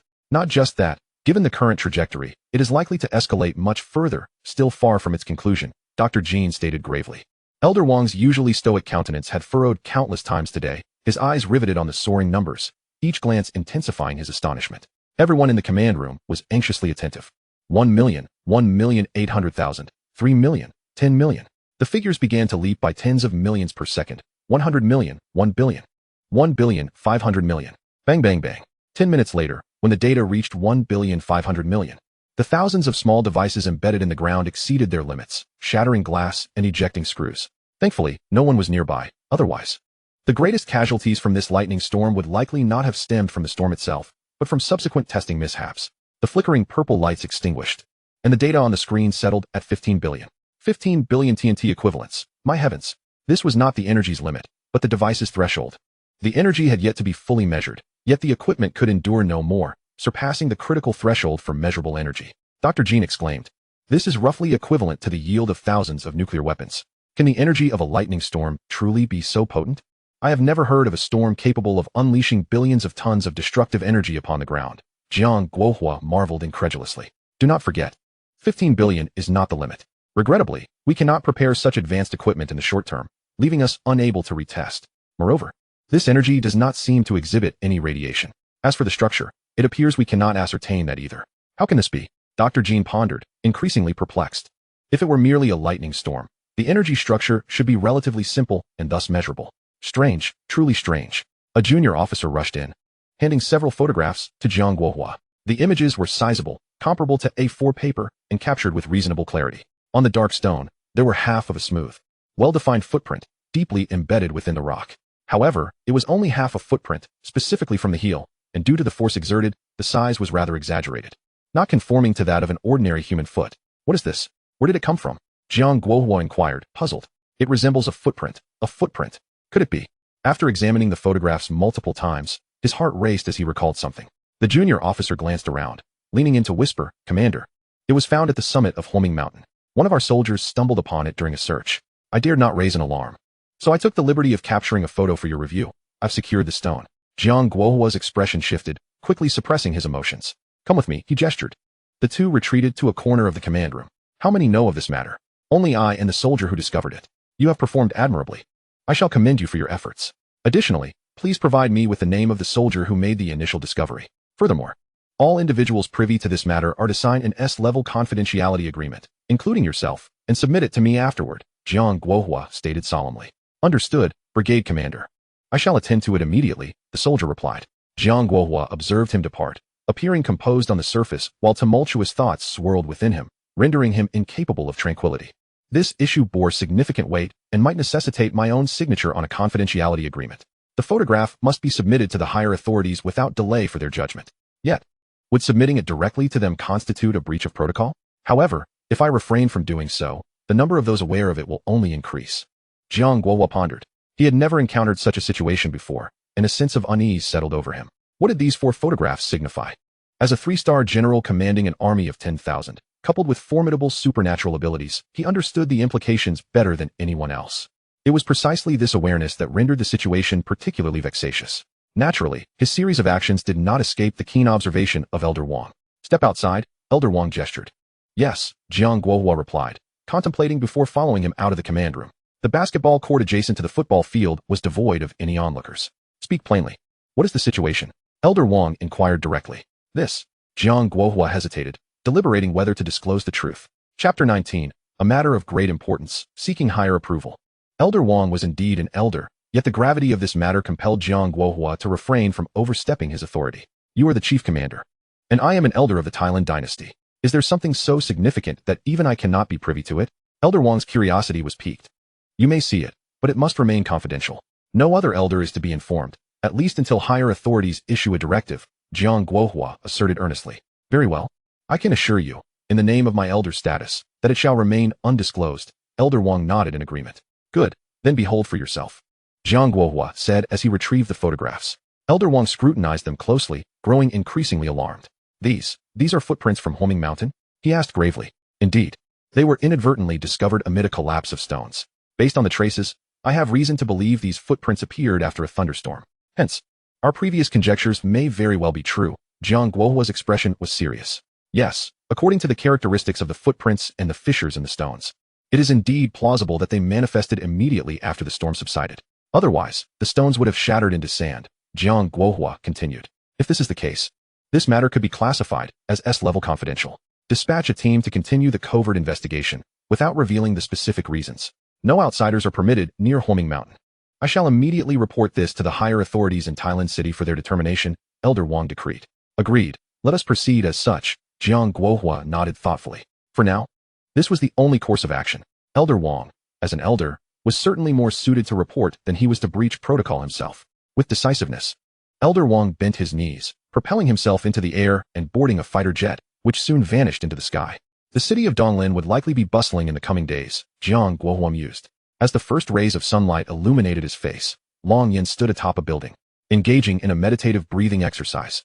With each inhalation, he absorbed spiritual energy, converting it for his own use. Is this the technique of a perfected qi refinement stage? To be practicing at any moment and in any place is indeed extraordinary. Standing with his hands clasped behind his back, he gazed intently at the sun. He then settled into a cross-legged position, quietly continuing his practice. By the time the sun reached its zenith, he had not broken a single bead of sweat. After breaking through to the qi refinement stage, he distinctly sensed a marked decline in his training speed. To advance to the foundation establishment stage would require considerable time. Yet, one must not be overly anxious. This pace is already significantly faster than during his time in the Longyuan continent. It is worth noting that only a few days have passed since Long Yin returned to this world. Having already broken through to both the body refinement and qi refinement stages, an unprecedented achievement in history. Extending his fingers, he summoned an invisible stream of energy, gently waving his arm. While qi can transform into blades, shields, and even lethal force with but a flick of a finger, I currently lack a suitable weapon. I must swiftly gather rare materials to forge a sword, to fully unleash my potential and enable flight, thus ensuring I can respond swiftly to any unforeseen circumstances. Yet, while such materials may be somewhat accessible in Longyuan continent, they will likely pose a greater challenge here on Origin Star, Long Yin contemplated. In Longyuan continent, he was not only a peak powerhouse, but also a master craftsman. The weapons he wielded were all forged by his own hands, as were the techniques he developed. As a transmigrator, an unparalleled talent, if he were incapable of creating techniques that suited himself, he would merely be repeating the practices of predecessors. What difference would that be from being useless? The same principle applies to weapons. Crafting one's own ensures a perfect match without any middlemen profiting from the transaction. Creating a fine sword is thus an urgent task. First, I shall purchase a house for my parents, and then I will consider the materials required, Long Yin resolved. With that, he leaped from the rooftop, landing gracefully in his room. A little boy across the way, engrossed in watching a cartoon, gaped in astonishment as he witnessed this spectacle, his toy in hand momentarily forgotten. Long Zhun and Lin Yuyan had indulged a bit too much the previous night, sleeping until midday. The couple had just finished their morning routine when Long Yin cheerfully announced, "Dad, Mom, let us go? As promised, we're off to buy a house. You genuinely intend to purchase one? I thought you were rambling after a drink." Lin Yuyan replied, bemused, "But since I am now a strong practitioner, how could I lack the means to buy a house? Have you ever encountered a supernatural being short on funds? Especially one of my caliber as a cultivator," Long Yin chuckled. "Dear, let us not overthink it. If our child wishes to buy, we shall go with him. Yen'er has matured and can handle things on his own," Long Zhen affirmed. "Very well. Let us proceed to purchase a house," Lin Yuyan agreed. "Oh, wait a moment." She dashed into the room, retrieving a black plastic bag from a hidden compartment in the wall. "Yen'er, this is the savings your father and I have accumulated for you since childhood. We may not have much, but we have done our best to set aside some each month. There is a total of 300,200 here. Of course, if we include the 3 months of wages yet to be paid by the construction site owner, we might have an additional 20 to 30,000. Lin Yuyan explained as she opened the plastic bag, revealing neatly bundled stacks of 100 yuan notes. He had also placed a desiccant inside, preserving everything remarkably well. Long Yin gazed at his parents, overwhelmed with emotions. "Well, since the moment has come, it is time for me to reveal my private stash," Long Zhen declared, unexpectedly lifting the worn-out sofa. From the crevices of the wooden boards, he retrieved bundles of 100 yuan bills. But that was not all. He also searched beneath the table, inside the pipe under the toilet lid, and even under the bed and cabinets in Long Yin's room, among various other places. The most astonishing discovery was that a wad of cash was hidden within the motor of the desk fan. This was truly absurd. "Wow, Dad, you've hidden this so well. You concealed so much in my room. This stash is quite substantial." Long Yin was left speechless. Indeed, after all these years, even I was unaware of it. "Your father truly has a knack for this," Lin Yuyan remarked sarcastically, casting a sidelong glance at Long Zhun as he placed the final bundle of cash on the table, indicating that he should wait. Yet, her fingers deftly counted the money as she finished just as he revealed the last roll. The total amounted to 68,200 yuan. "Not bad.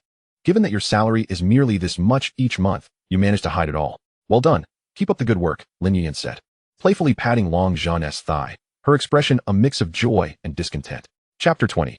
Purchasing a home in the Villa district. Upon seeing the money, Long Yin felt a pang of sorrow as he looked at his mother, Lin Yuyan, with her coarse hands, and his father, whose hair was completely white. His parents were merely in their early 40s, yet they appeared to be in their 50s. This was all due to the harsh conditions they endured on construction sites, where even the most beautiful individuals could be transformed into weary figures. Dad, Mom, please keep this money for yourselves. I have transferred 1 million yuan to your bank card for your daily expenditures. Spend it freely. I will transfer more whenever you need it. Do not worry about running out of money. It is endless, Long Yin assured them, completing the transfer of 1 million yuan to their bank account. Your bank card ending in 8649 has received 1 million yuan, his phone notified him. Before they could express their astonishment, he continued, additionally, I possess a method to refine medicinal herbs into elixirs. Once I gather the necessary materials and concoct the elixirs, you will be able to regain the appearance and skin of your youth from 30 years ago. Really? That is wonderful. Ha ha ha, we can become young again. Lin Yuyan's eyes sparkled with excitement, her joy reminiscent of a carefree young woman. Nothing could be more alluring to a woman than the prospect of youth. As a woman herself, Lin Yuyan naturally wished to be youthful and beautiful. Moreover, considering Long Yan's striking looks, one could imagine that Lin Yuyan had been quite beautiful in her youth, at least among the top in her class. Let us go buy a house, Long Yan declared. Where shall we buy? Lin Yuyan inquired, puzzled. After careful consideration, I believe the Linhong Villa district is quite suitable, peaceful and well-equipped, Long Yan replied. Recalling that in his past life, during the beast attacks that ravaged the city, the Linhong Villa district had gained notoriety for its resilience. When reporters captured footage of the city, other areas lay in ruins, while most houses there remained intact, attesting to their exceptional quality. Wherever you choose, Yaner. It's entirely up to you, Longjin said. The trio took a taxi to the Linhong Villa district sales office, located on the outskirts of the city. Indeed, it was on the city's periphery, primarily featuring upscale apartments and villas. The property prices were certainly not modest, but with Long Yin possessing 24 million yuan, he was more than capable of making a purchase, especially since this was not the city center. Upon entering the sales office, which resembled a five-star hotel, Long Yin mused internally that the typical narrative of transmigrators returning to the modern world had indeed unfolded. As anticipated, the sales representatives, dressed impeccably like flight attendants, merely glanced in their direction without any intention of approaching. Although Long Yan's stature, grace, and appearance were truly remarkable, standing out like a crane among chickens, he was accompanied by his parents, who appeared quite ordinary. They hardly resembled potential buyers of such luxurious homes. Thus the sales staff showed no inclination to engage them. Had Long Yin arrived alone, even if no one believed he would purchase a property, someone would have approached him, eager to exchange contact information. After all, one never realizes how proactive women can be unless they are not particularly handsome. Yaner, why is no one coming over? Is it because we are dressed too casually? Longjin asked, feeling awkward. No worries, let us take a look first, Long Yin replied as they examined the model homes. Meanwhile, the dozen or so sales representatives at the counter chatted over coffee, occasionally casting glances toward Long Yin. They acknowledged his attractiveness but sighed in disappointment. What a pity. It seems he brought his parents. Otherwise, I would have thought about getting his contact information. He likely being pressured by his parents to marry. Hence the house hunting. My parents pressure me too, but they wouldn't come to such an expensive place to buy. Residential buildings start at 15 million. Are you sure you're not going to approach them? What if they genuinely intend to buy? There's no chance. Judging by their attire and the expressions of the two elderly people, they absolutely cannot afford it. I've been selling houses for 8 years. I've seen all sorts of people. I can read them like a book. At that moment, a young girl carrying a large bucket of mineral water placed it in the water dispenser, perspiring profusely. Upon noticing Long Yin and his family observing the model homes without anyone attending to them, she muttered to herself. Isn't he the one who was expelled, and didn't he even take the college entrance exam? How is he here? Did Zhao Jingrui not target him? Shouldn't he be hiding? Just as she was about to approach, another saleswoman interrupted. Hey, Xiaolu, you're not actually thinking of approaching them, are you? Don't be foolish and waste your time. They can't possibly be buyers. You're still young. This place is too deep for you to navigate. Don't waste your time. I'm thirsty. Let me grab a few cups of coffee. That's the priority, a 30-something saleswoman remarked. Li Jia, I'll pour you some later. I want to check on something first, the girl replied as she jogged over. Sigh, if only she'd listened to advice. Why bother? It's just a summer job. Everyone hopes to sell at least one unit to cover their college expenses or to meet a wealthy benefactor to ease their path in life. Just wait. She's bound to be busy for nothing. Being merely 18 and inexperienced in society, it was understandable. At this rate, she'll probably be deceived for her money and heart. Today's youth simply do not heed warnings. Let her learn the hard way. Selling houses isn't that easy. The saleswomen lounged on their high stools, removing their high heels and stretching their legs, looking relaxed, sighing and shaking their heads, none of them optimistic about Xiaolu's prospects. Yin, what are you doing here?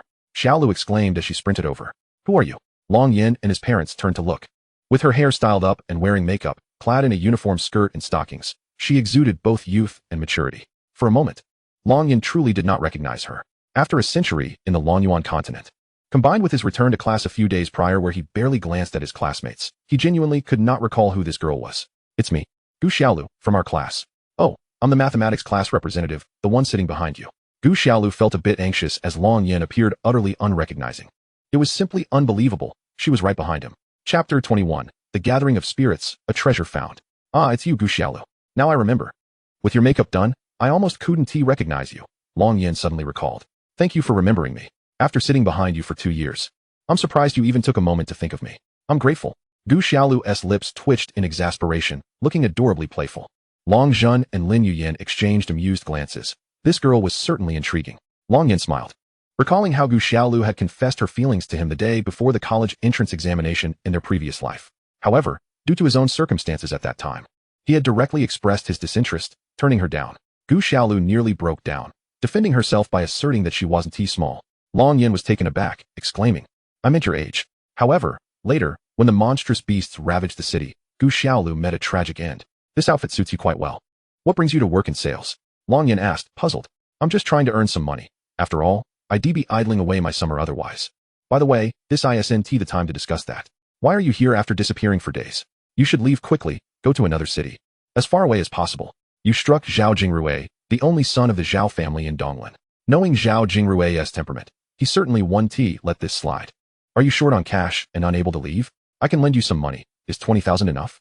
As Gu Xiaolu spoke, she directly initiated a transfer to Long Yin via WeChat. Long Yin pulled out his phone to check, 20,131 yuan and 60 cents. Not only was it a transfer, but there were also several messages, averaging one a day, almost all asking if he had left yet, and if he was okay. Long Yin couldn't help but regard Gu Xiaolu with newfound seriousness. The old Gu Xiaolu had been wonderful, and she was still the same now. Since the attack on Donglan City in their past life, Long Yin had lost his closest family, all his classmates and teachers. He was utterly alone. No one had cared for him since. Now, seeing Gu Xiaolu again, it was clear she still thought of him. Especially considering it wasn't merely a transfer of 20,000, but a sum with both whole and fractional amounts, indicating this was all her savings. Long Yin felt a warmth swell in his heart. With a smile, he tapped his phone, returning the money. I'm fine, Xiaolu. You needn't worry about me. Keep this money for yourself. He gently patted her shoulder. Long Zhun and Lin Yuyan exchanged glances, quite taken by the chemistry between the two. In this day and age, it was rare for a girl to willingly transfer money to a man. Long Yin, stop pretending to be tough. Your uncle and aunt are right here. You must leave. You cannot stay in Donglan City any longer. You will be in danger, Gu Xiaolu urged anxiously. Uncle and aunt, I'm Long Yin's classmate. You heard her. Please persuade him. Otherwise, something terrible will happen. Long Zhun and Lin Yuyan exchanged uncertain glances at Long Yin, genuinely unaware of the situation. Long Yin nodded to his parents, giving them a reassuring smile, prompting them to dismiss their worries. Given their son's current strength, they had no reason to fear the Zhao family. Since Long Yin was unconcerned, they felt there was no need to fret unnecessarily. Gu Xiaolu, right? Aunt will call you Xiaolu. Don't worry, everything will be fine. By the way, aren't you a real estate agent? Come, introduce us to this property. Yin wants to buy a place, Lin Yuyan exclaimed, pulling her along. Wait, you're saying everything is fine despite such a significant matter? Gu Xiaolu was taken aback. Just focus on introducing the house, Long Yin encouraged, patting her shoulder. Mom, Dad, what do you think of this one? Long Yin pointed to a villa situated near the foot of a mountain and a lake. He had scrutinized it closely. In terms of both feng shui and spirit gathering, it was undoubtedly the best in the area, arguably the focal point of spiritual energy in the entire vicinity. This location is quite good. It has both mountains and water. Lin Yuyan nodded in approval. It's nice. But I have a feeling the villa on the mountain might be better from a feng shui perspective, Long Zhun remarked. Unexpectedly, Dad, you know about feng shui. Long Yin exclaimed. Indeed, theoretically, that is the case. The villa at the mountain top occupies a prime feng shui position, making it an exceptional site. However, in reality, the feng shui layout has been completely disrupted by that inconspicuous pavilion. Even the most skilled feng shui masters would overlook this. Its value diminishes significantly. In contrast, this villa has an ideal location. For those who understand, its true worth far exceeds its apparent value, Long Yin explained. Is that so? The intricacies of this matter are truly profound. Long Zhenwu teed out Long Yin's words, knowing his son was a cultivator. Feng shui was certainly something he would grasp better than himself. In Longyuan continent, the significance of feng shui was well acknowledged, with major sects residing in areas rich with spiritual energy, allowing for rapid cultivation for their numerous disciples. This villa's location was precisely that kind of exceptional spot. How much is this villa? Long Yin inquired. All right, once I finish introducing it to you, you must hurry and leave. You can't stay in Donglan City any longer. Just a moment. Gu Xiaolu went to the counter to retrieve the information. I told you, Xiaolu, you're wasting your time. You just want to believe it. Hurry and brew some coffee. Stop dawdling, Long Yin urged. Before the salespeople could say anything further, Gu Xiaolu rushed back. This villa has an area of 395 square meters, consisting of 3 stories above ground and 2 below. The 2 underground levels are complimentary and not included in the total area. It features luxurious decoration. Due to its somewhat secluded location, it is quite affordable. Priced at 100,000 per square meter. The total price is 39,500,000. There's a 3 million discount for full payment, bringing it to 36,500,000, Gu Xiaolu stated. Before she could continue persuading Long Yin to leave, he interjected, full payment. Let us handle the property deed right now. Gu Xiaolu was taken aback. Seeing her slow reaction, Long Yin didn't wish to waste time. He picked up the card machine beside the sand table. Quickly swipe it. The password is 774510. Oh, fine. I'll swipe it. But if it doesn't go through, don't blame me. Gu Xiaolu helplessly swiped her card and entered the password. BZZZ. The card machine printed out a receipt. No way, you actually have this much money? I thought you came from a poor family. Where did you get all this? Gu Xiaolu looked at Long Yin in shock. Don't worry about that. Just hurry and get it processed. According to commission rates, you'll receive around 700,000 in commission, Long Yin said with a smile. Oh, all right. I'll take care of it. Please wait a moment while I prepare tea for you. Gu Xiaolu still hadn't processed the shock. However, the information must be organized, and 3 cups of tea should be poured. Upon witnessing this spectacle, the dozen or so salespeople sprang from their seats, feeling a surge of urgency. Wait, look. It seems they are genuinely considering a purchase. Indeed, it appears the card has already been swiped. No way. Is she really going to sell a unit? Impossible. I have never misjudged a situation before. Let us go see. With that, they hurried over. Chapter 22. Master Chun of Feng Shui. Xiaolu. Is this handsome gentleman here to buy a house? Inquired the sales representative Li Yisin, the top seller among them. Yes, sisterly. Long Yin intends to purchase that lakeside villa priced at 36,500,000. The payment has already been processed, replied Gu Xiaolu. Xiaolu.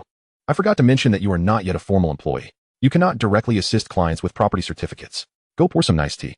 And let sisterly handle the follow-up, Li Yisin instructed. Oh, all right. Gu Xiaolu nodded, completely oblivious to any impropriety. You foolish girl. If others sell you off, you want to even realize it. Long Yin shook his head. No need for you. Gu Xiaolu. You handle it yourself, he coldly stated. Handsome sir. That's not in accordance with the rules. She is merely a part-time salesperson. I, as a full-time seller, understand everything she does not, Li Yisin said. Casting flirtatious glances at Long Yin, her demeanor coyly suggestive, her eyes intentionally wandering to a particular spot, the implication unmistakable. Though over 30, she retained an alluring charm. Her figure voluptuous and undeniably captivating to the younger crowd. Lin Yuyan, a mother herself, could only shake her head in disbelief. You really know how to play this. All that talk is just to snatch the deal. Isn't it? Get lost. Smack. Long Yin swiftly delivered a slap, sending Li Yisin spiraling backward, crashing into the wooden tea table, rendering her unconscious, akin to a character in a film being flung aside. Long Yin's expression remained as inscrutable as a still pond, as though he had done nothing at all, disinterested in further conversation. Long Zhun and Lin Yuyan exchanged a glance, relishing the satisfaction of the slap. That felt good. Sisterly, are you all right? How could you hit someone? This is outrageous. Where are the security guards? Hurry. The sales team erupted in chaos.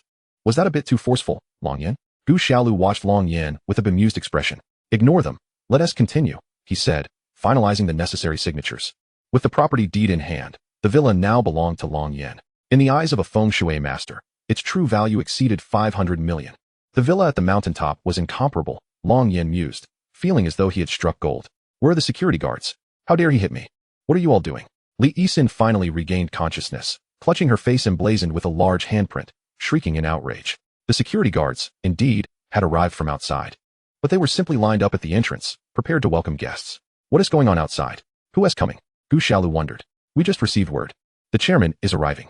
Quick, tidy up and prepare to greet him, exclaimed the sales manager, who had just descended from the second floor.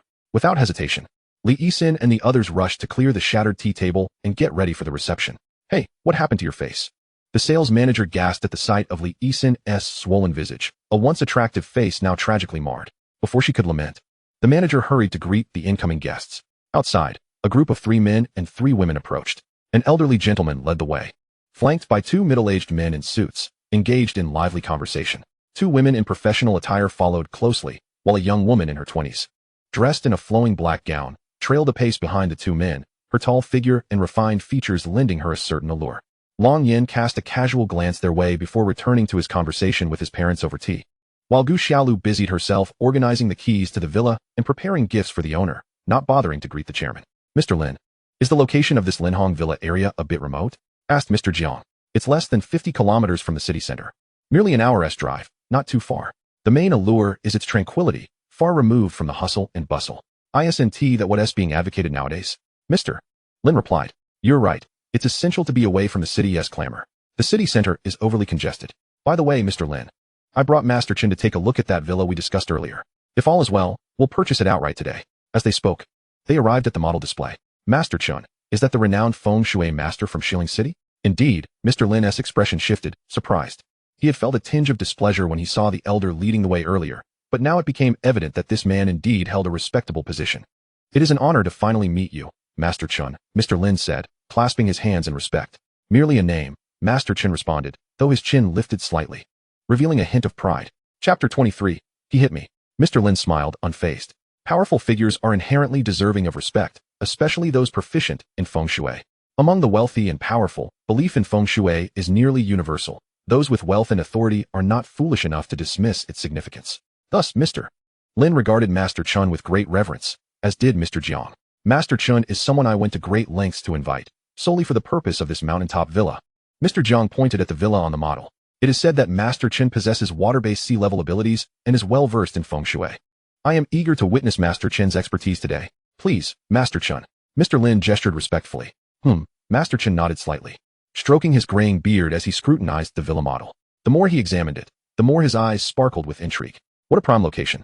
A true feng shui treasure. Despite its remote location, the mountaintop villa was undeniably a gem. What is the price for this mountaintop villa? Master Chen inquired. It is an honor to receive such praise from Master Chen. This villa is valued at 680 million, Mr. Lin replied with a smile. That is not expensive. It's worth the price, Master Chen acknowledged, stroking his beard. Really, Master Chen? Is this property worth buying? Mr. Jiang asked eagerly, his interest piqued. Wait, suddenly, Master Chen's expression changed. Is that pavilion real, or is it merely a decorative piece? He pointed to the pavilion at the mountainside. It exists in reality. One can enjoy tea and the view there, Mr. Lin responded. Who is responsible for this design? It has disrupted the feng shui. The person who planned this construction must have issues. Mr. Lin, you need to investigate your own team. Perhaps someone is intentionally causing trouble. What a splendid property. Yet not only has it failed to appreciate in value, but it might even be worth merely 60% of its original price. Master Chen shook his head with a sigh. Is it truly that dire? Mr. Lin's expression shifted dramatically. A 60% reduction equates to a loss of nearly 300 million. Money does not simply fall from the sky. This is a catastrophic financial loss. I stake my reputation on this. The mountaintop villa is beyond salvage. Even if the pavilion were excavated, it would be futile. As its roots penetrate the ground, it's a nail that disrupts the feng shui. Even if it were dismantled, it would take a full generation for the feng shui to realign.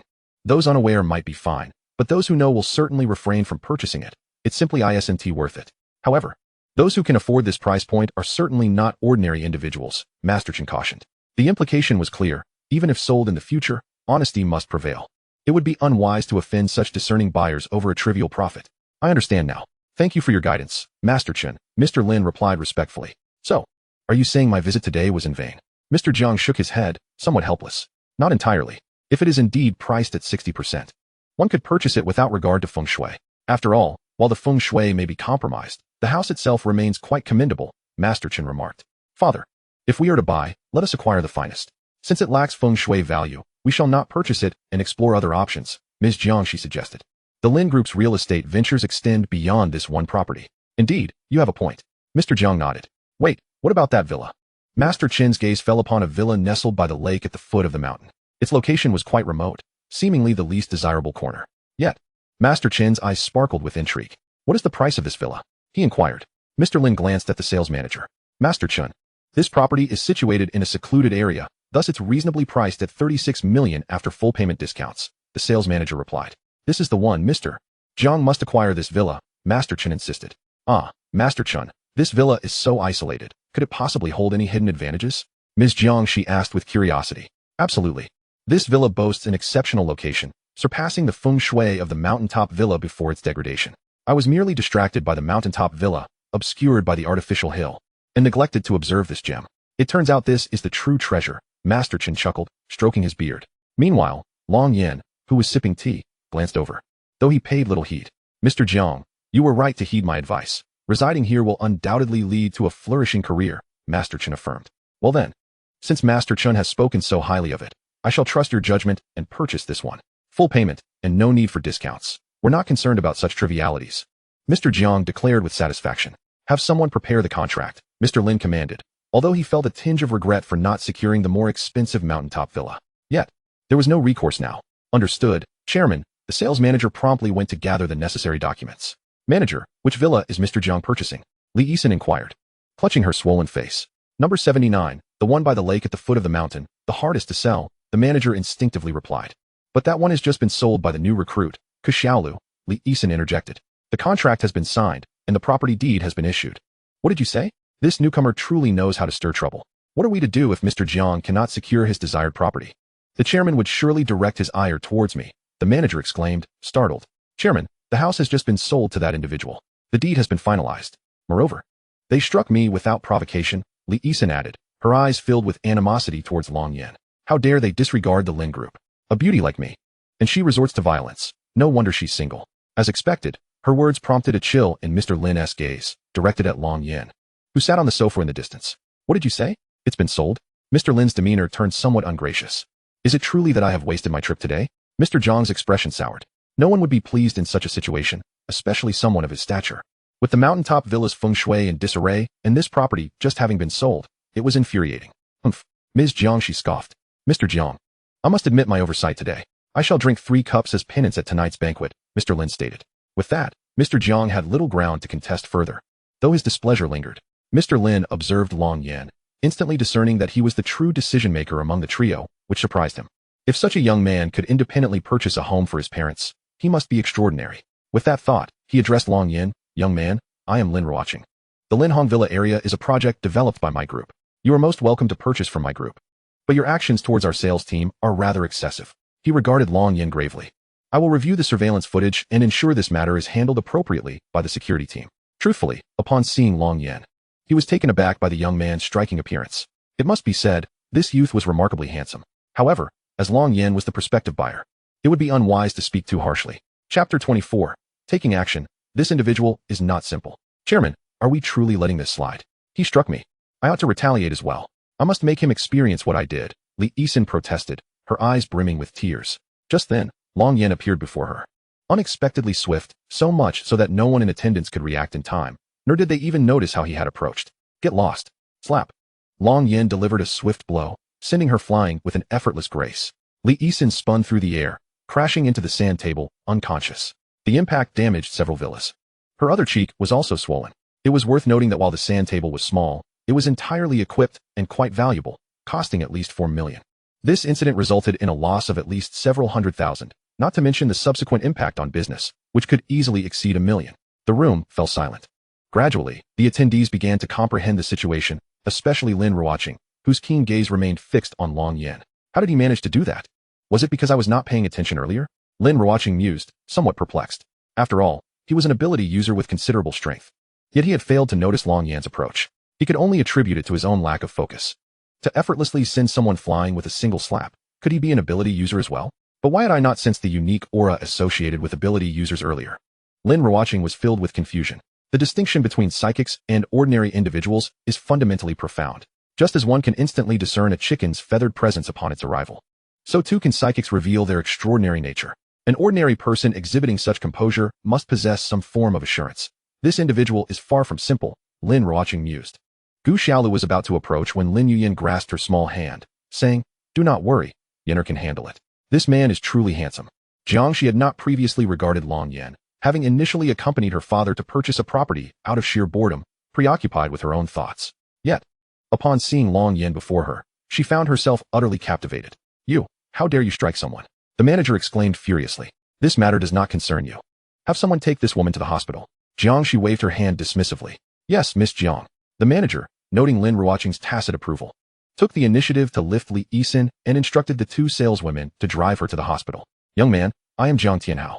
How about selling this property to me for 1 billion?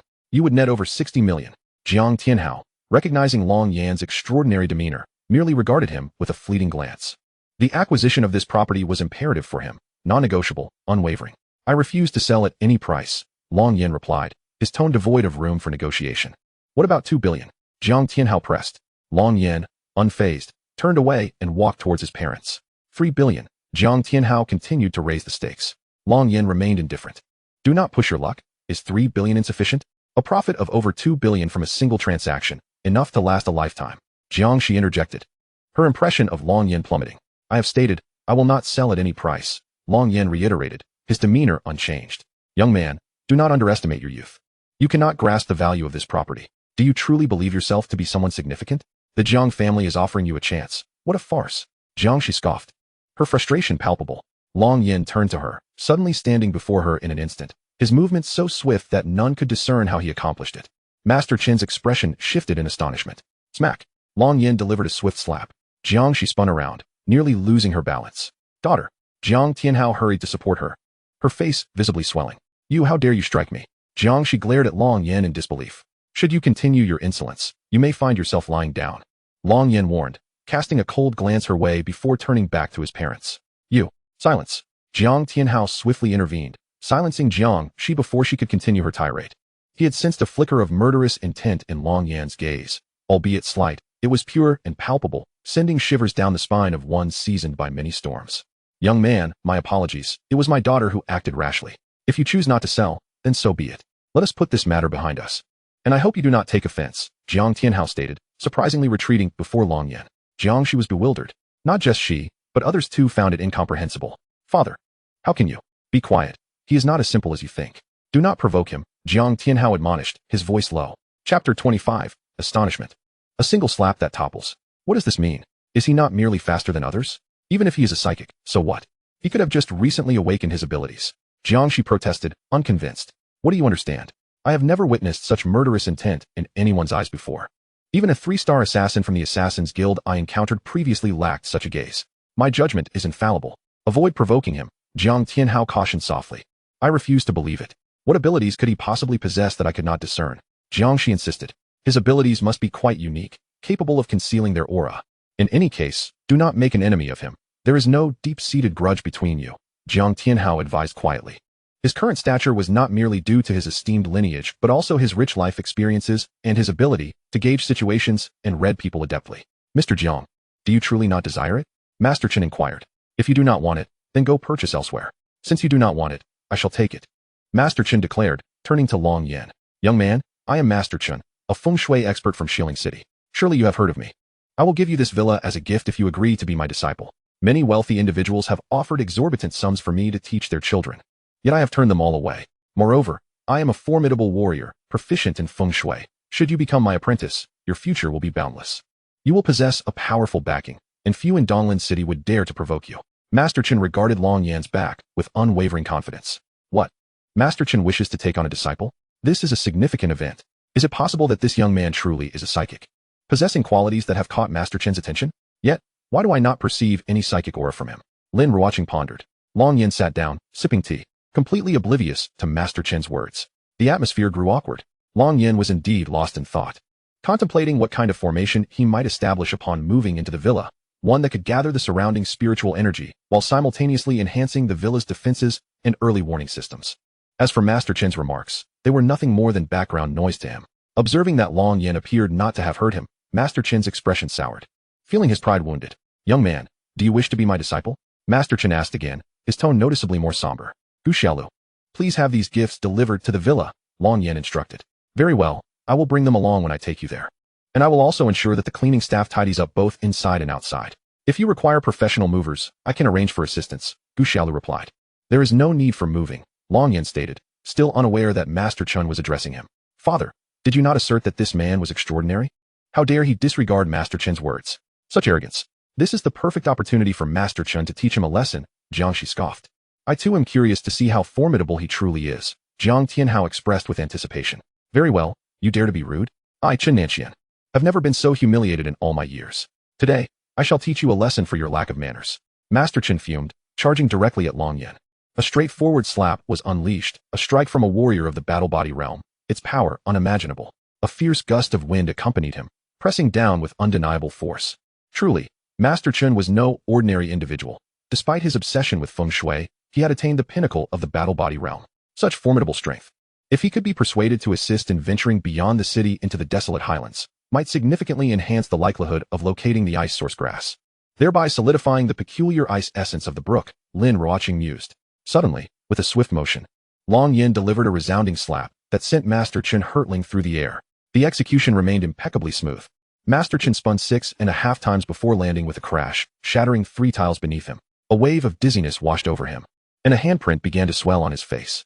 How could such immense power be possible? Master Chen pondered in disbelief. Feeling as if he had been struck by a speeding vehicle, pain radiated throughout his entire body, rendering him unable to rise for the time being. You dare to teach me a lesson with such prowess?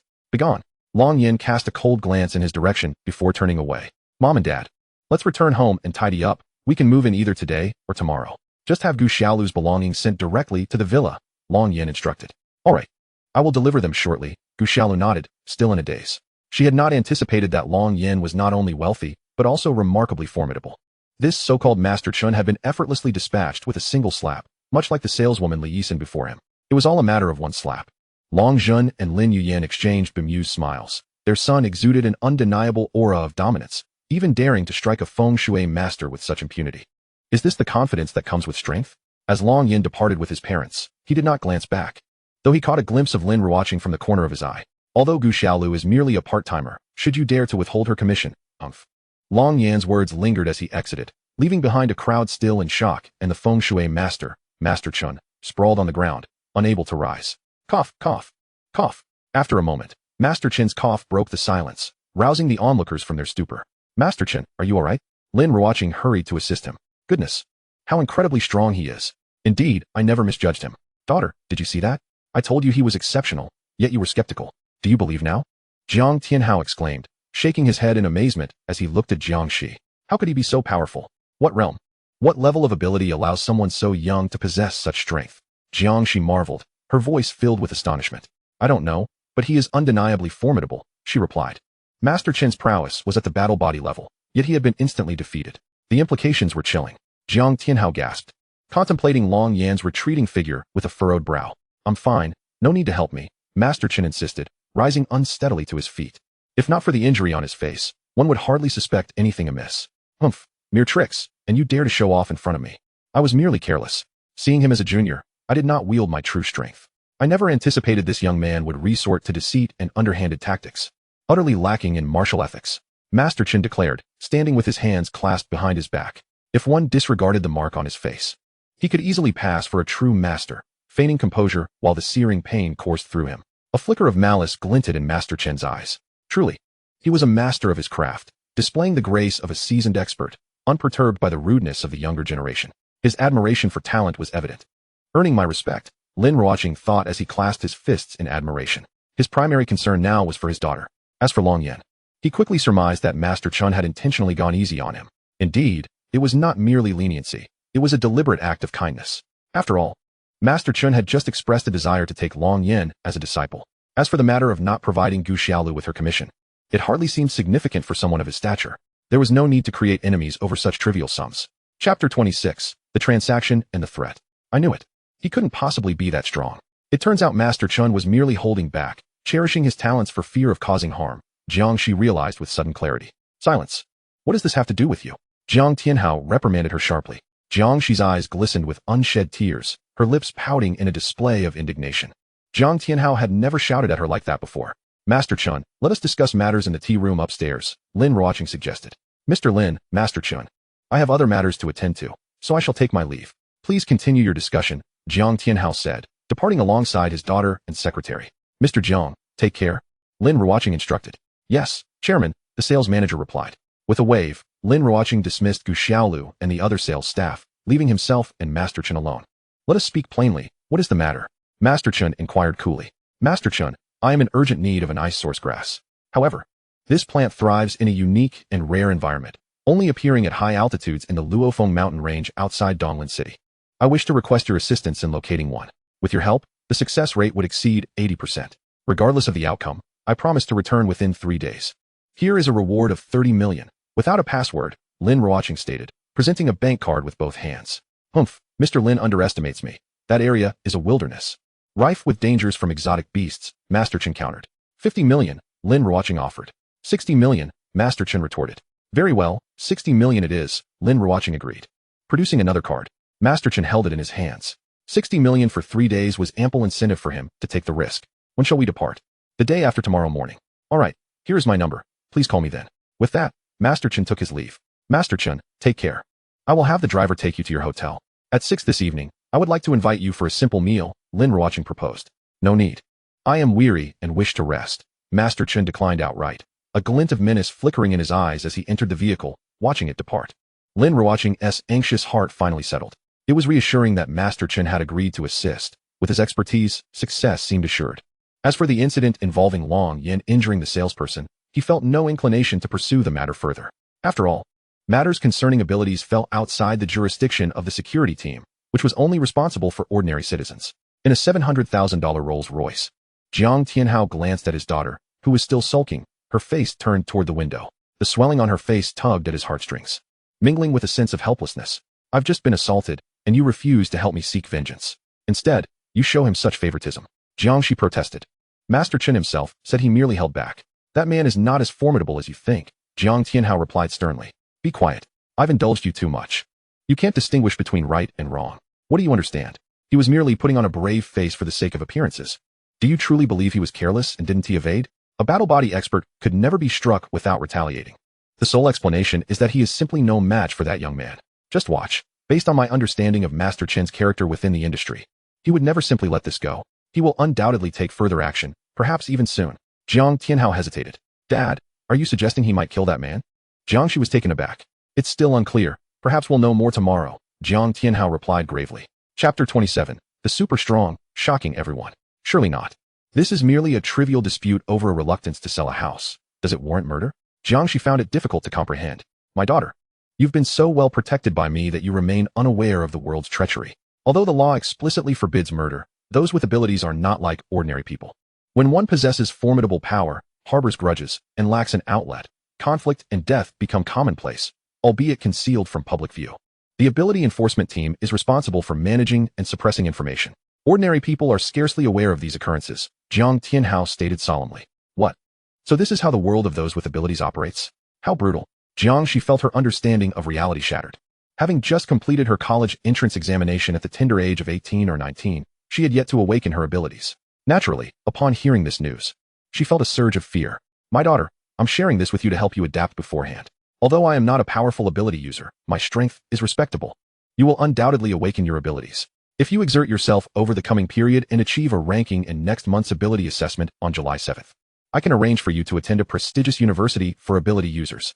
Remember, only those with strong abilities are truly superior, Jiang Tianhao imparted earnestly. I understand, Dad. I will strive to become an ability user. By the way, Dad, what level do you think that man is among ability users? What realm? Jiangxi inquired. If my guess is correct, he should be at the 3rd realm, the battlefield realm. Otherwise, it would be impossible for him to have struck Master Chen down with a single blow, Jiang Tianhao replied. Is it possible for someone around 20 to be at the battlefield realm? Jiangxi was astonished. I don't know. We'll find out soon enough, Jiang Tianhao reassured her. At the Huafu Tianxiong construction site, a large contingent of security personnel had maintained their presence since last night. All ordinary citizens within a 2-kilometer radius had been evacuated. The security teams retreated to positions 2 kilometers away from the site, guarding the various access points to prevent anyone from approaching. Barricades were set up everywhere. Buzzing. The mechanical sounds of a dozen desert-colored military off-road vehicles echoed as they drove into the construction site. A fully armed contingent of dozens disembarked, taking up defensive positions. Leading them was Army Colonel Jiang Guohua. When he stepped out of the vehicle, he had yet to grasp the gravity of the situation. Donning sunglasses and flanked by several aides, he was approached by the 6-star security team's deputy commander, who jogged over to shake hands. Colonel Jiang, thank you for your hard work, the deputy commander said politely. Yes, what exactly is the situation? Why were we urgently summoned here? Even if an ability user has committed a crime, it should be handled by the ability enforcement team. Why call us? Jiang Guohua casually shook his hand, perplexed. Colonel Jiang, just come with me, and you'll understand. Please, the deputy commander gestured for him to follow. Very well. Jiang Guohua walked ahead, while the deputy commander led the way. Jiang Guohua did not show much deference to the 6-star security team's deputy commander. He had been searching for clues regarding footprints in the fiery Ming Mountain when he was requested to come here, with the insistence that only he could resolve the matter. Since they had said as much, he naturally wanted to see for himself. However, if it turned out to be trivial, it would be a waste of his time. Of course, he felt no need to show respect, particularly as he was confident in his standing. After all, in the era of beast disasters, aside from ability users, the truth emerges from the barrel of a gun. Moreover, as both an ability user and someone with access to advanced weaponry, he was unperturbed even by 7- or 8-star commanders. The group took a temporary elevator directly to the rooftop. Standing in front of the building, the deputy commander pointed at 2 severed columns lying on the ground. Colonel Jiang, take a look at this. Jiang Guohua crouched down to examine the cut ends. The cuts were neat, smooth, and devoid of burrs, indicating they had been made by an ability user. The fact that even such high-strength steel and concrete could be severed suggested formidable power. The uniformity of the cuts indicated they had likely been sliced simultaneously, a remarkable feat. It must be the work of at least a battlefield realm ability user, Jiang Guohua deduced, shifting his focus with newfound seriousness. But look over there. The deputy commander pointed ahead. My heavens, Colonel, look quickly. A 1-star officer's expression changed dramatically as he pointed forward, his face filled with astonishment. Not only him, but the accompanying soldiers also wore expressions of disbelief. Jiang Guohua stood up, due to his sunglasses. He initially thought the peculiar shape of the building was simply a result of its design. However, he soon felt something was amiss. Removing his sunglasses, he gazed across a kilometer radius, where 300-story buildings had been uniformly sheared off, a sight that was nothing short of shocking. The jagged edge of the half-structure that had fallen to the ground was exquisitely smooth. This was beyond the capabilities of current technology. If it was indeed the work of an ability user. Gasping at the realization, Jiang Guohua furrowed his brow, no longer daring to contemplate further. It was precisely for this reason that he felt at a loss, as this matter lay far beyond his capabilities. He could only seek Colonel Zhang's assistance. Have you ever encountered something like this? The deputy commander inquired. This matter must not be disclosed to anyone. Anyone who dares to leak information will be dealt with accordingly. Jiang Guohua stated solemnly. Understood, the deputy commander nodded. I must inform you of another matter. A person fell to their death downstairs and had their head severed. Preliminary assessments suggest they were decapitated before plummeting down. Here are the weapons found on them. The deputy commander produced a plastic bag containing 2 sharp short knives. As he spoke, he nearly retched, the gruesome image of the scene lingering vividly in his mind. Additionally, the contractor and his entire family of 3 were killed, totaling 6 lives extinguished. More crucially, this Huafu Tianxiong project is developed by the Zhao Real Estate Group, which is backed by the Zhao family from Donglin City. Just last night, both the chairman and his son of the Zhao Real Estate Group were murdered. Based on this information, I boldly speculate that this may well be the work of the same individual or perhaps an affiliated organization. The deputy commander said, grave upon carefully examining the cuts on the pillars and the facade of the building ahead. A gasp escaped my lips. Commander, this is truly extraordinary. Do you think it could be the work of a superhuman or perhaps an advanced energy weapon unknown to us? Inquired the 1-star officer. It is indeed the handiwork of a superhuman, and a remarkably powerful one at that. So powerful that I struggle to comprehend it, Jiang Guohua replied, his expression grave. Chapter 28, Speculation, the Assassin's Badge. Is it possible that such superhumans truly exist in this world? A single strike across a kilometer, severing 3 buildings constructed of high-strength steel and concrete. What magnitude of power must one possess to achieve this? The 1-star officer was astounded. Our Lin dynasty is replete with superhuman powers, so it is certainly feasible. However, the crucial question remains. Did this individual exert their full strength? Or was it merely a casual display? The disparity between the two is vast, Jiang Guohua analyzed. Commander, do you think there could be a connection between this mysterious superhuman and the thunderstorms in the Balin primitive forest? Posed the 1-star officer. There is a possibility. However, until we conduct a thorough investigation, we cannot be entirely certain. Let us proceed downstairs for a closer look, Jiang Guohua instructed, leading the group downstairs. Upon arrival, they were met with the sight of a slain assassin, now nothing more than a pool of lifelessness. Even those seasoned in the ways of the world could not help but exclaim their astonishment. Search the area thoroughly. There may be something we overlooked. Anyone who could be slain by such a formidable adversary is undoubtedly no ordinary individual, Jiang Guohua commanded. After a thorough search, a soldier spotted a badge hanging from a branch. Here is something. Look at this, he said, presenting it with both hands. This badge belongs to a 3-star assassin from the Assassin's Guild. How could a 3-star assassin dare to confront such a powerful being? This doesn't add up. Jiang Guohua furrowed his brow. This matter surpasses our capacity to handle. We must seal off this entire area, capture photographs, and gather all pertinent information. Then immediately cover the top of the building. This construction site must be shielded from external observation at all times, with no unauthorized personnel permitted to approach, Jiang Guohua ordered. Understood. Long Yin and his parents visited a car dealership, selecting 2 vehicles for their future convenience, a black Pagani worth over 2 million and a white Bentley costing 3 million. Their bank card balance had dwindled to less than 1 million. As they descended, it was around 5 o'clock, and many people had already left work, casting curious glances their way. Wow, is that a black Pagani? So impressive, exclaimed one child. Humph, my dad has one too, another chimed in. Your dad has a Porsche. That is hardly comparable. That Bentley is worth millions. How could such a car be here?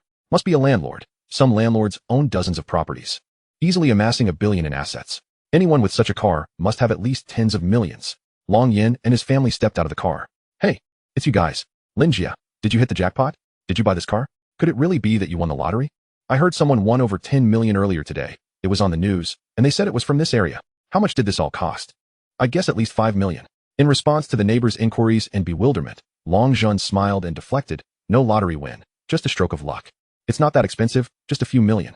We'll catch up another day. He brushed off their curiosity, knowing these were merely old acquaintances with whom he had little connection. Most harbored jealousy, wishing ill upon others while secretly resenting their fortunes. The darker side of human nature revealed itself all too clearly here. Apart from those closest to him, few genuinely wished for his well-being. Yet, there were a handful of amicable neighbors, albeit not present in the crowd. After some idle chatter, the trio returned home. Long Jun and Lin Yuyan reclined on their worn sofa, feeling as though the day had unfolded in a surreal manner. Just a day prior, they were ordinary workers. And now everything had changed so effortlessly, thanks to Yin. Truly, the unpredictability of life was astonishing. Strength was everything.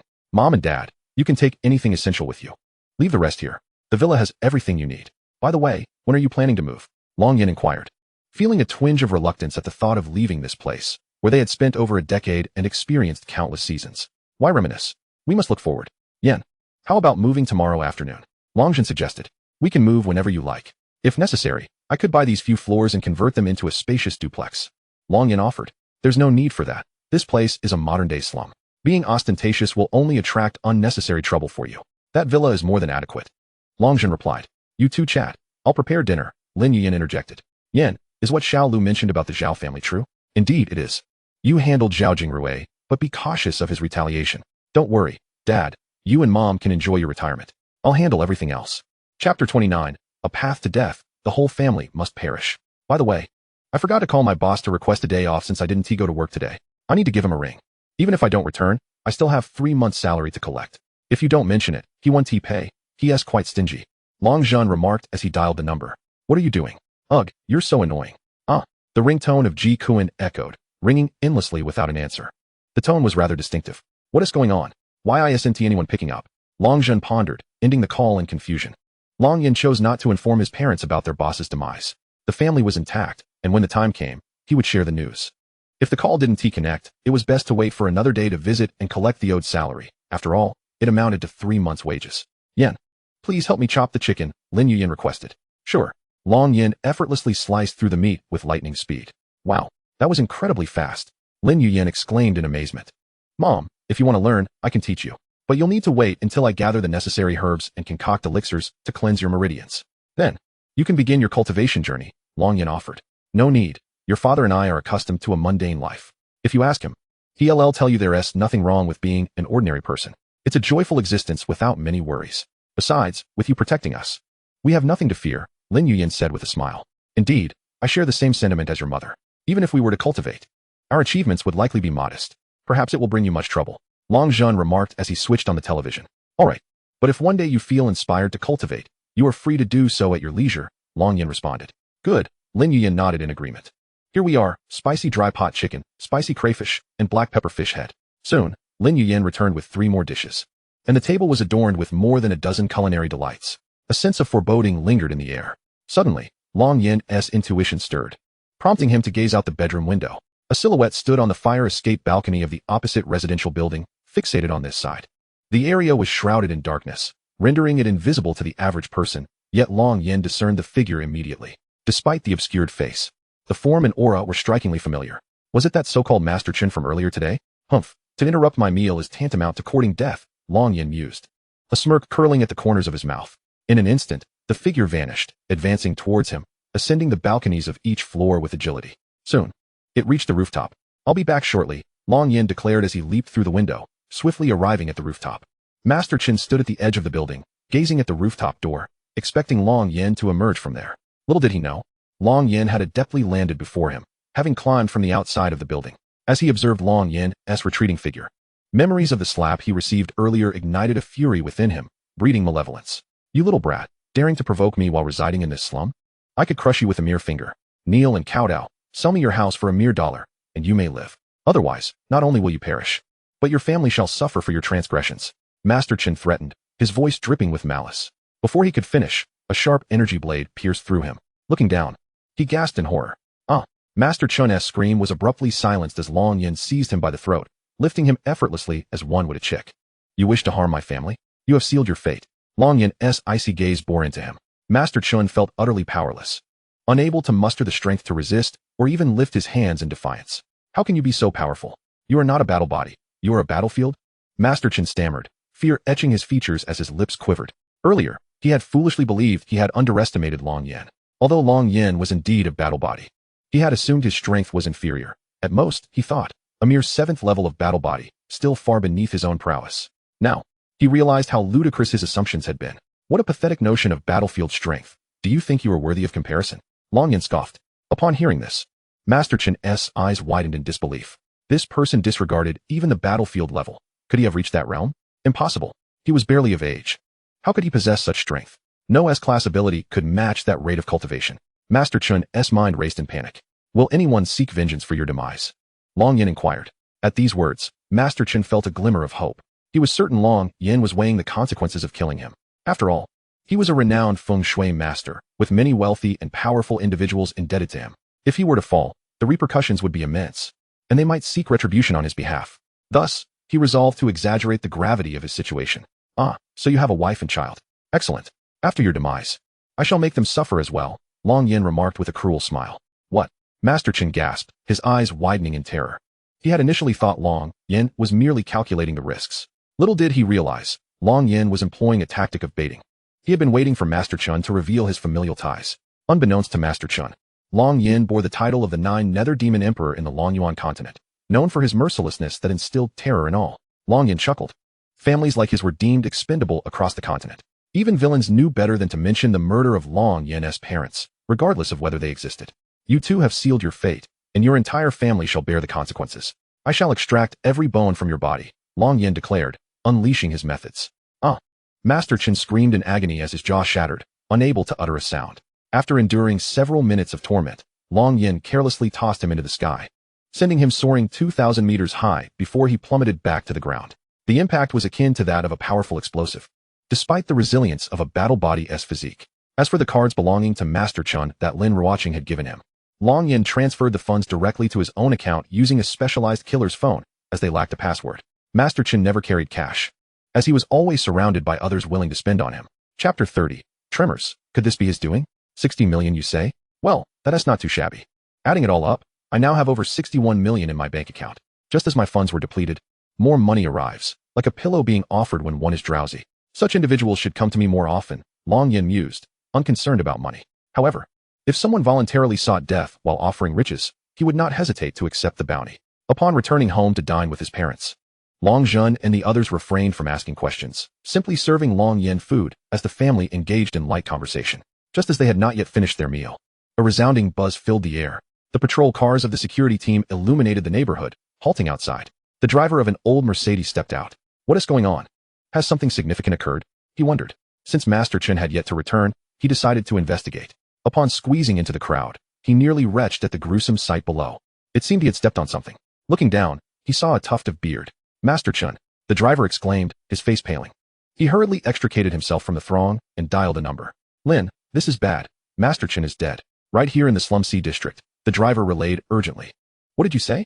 All right, I'll be right there, Lin Ruoqing replied, hastily exiting his villa and driving towards the Slum C district. The driver pressed the accelerator and sped away. How could this happen? How could Master Chen, with such formidable prowess, meet his demise? It is utterly shocking. Moreover, Master Chen had forged numerous benevolent connections. Who would dare to take his life? Lin Ruoqing furrowed his brow in contemplation, perplexed, while not forgetting to call Jiang Tianhao. He had originally intended to invite Jiang Tianhao to dinner, but alas, the latter was dejected over not securing a house and had no desire to attend any banquet due to the incident involving Long Yin. Jiang Tianhao was currently at home, perusing books when his phone rang. What could this be about at this hour? He wondered. Upon answering, he heard, "Hello, Mr. Jiang. Dire news has emerged. Master Chen has died in the C district of the slums. My driver has just confirmed it. It is indeed Master Chen." Lin Ruoqing's face darkened. All right, I understand. I will head over immediately, Jiang Tianhao replied, stunned for a moment before nodding resolutely. After hanging up, his expression grew increasingly grave. Quickly, daughter. We need to go somewhere now. What's wrong, Dad? She inquired. Get in the car. Something serious has occurred. We must leave at once. Upon hearing this, Jiangshi hurried down from the second floor without hesitation. Once they were in the car and on their way, she pressed. What has happened that has left you looking so distressed? Is our family bankrupt? Not at all. The matter I mentioned earlier has come to fruition, Jiang Tianhao said solemnly, gazing at her intently. What matter? Are you saying Master Chen committed murder?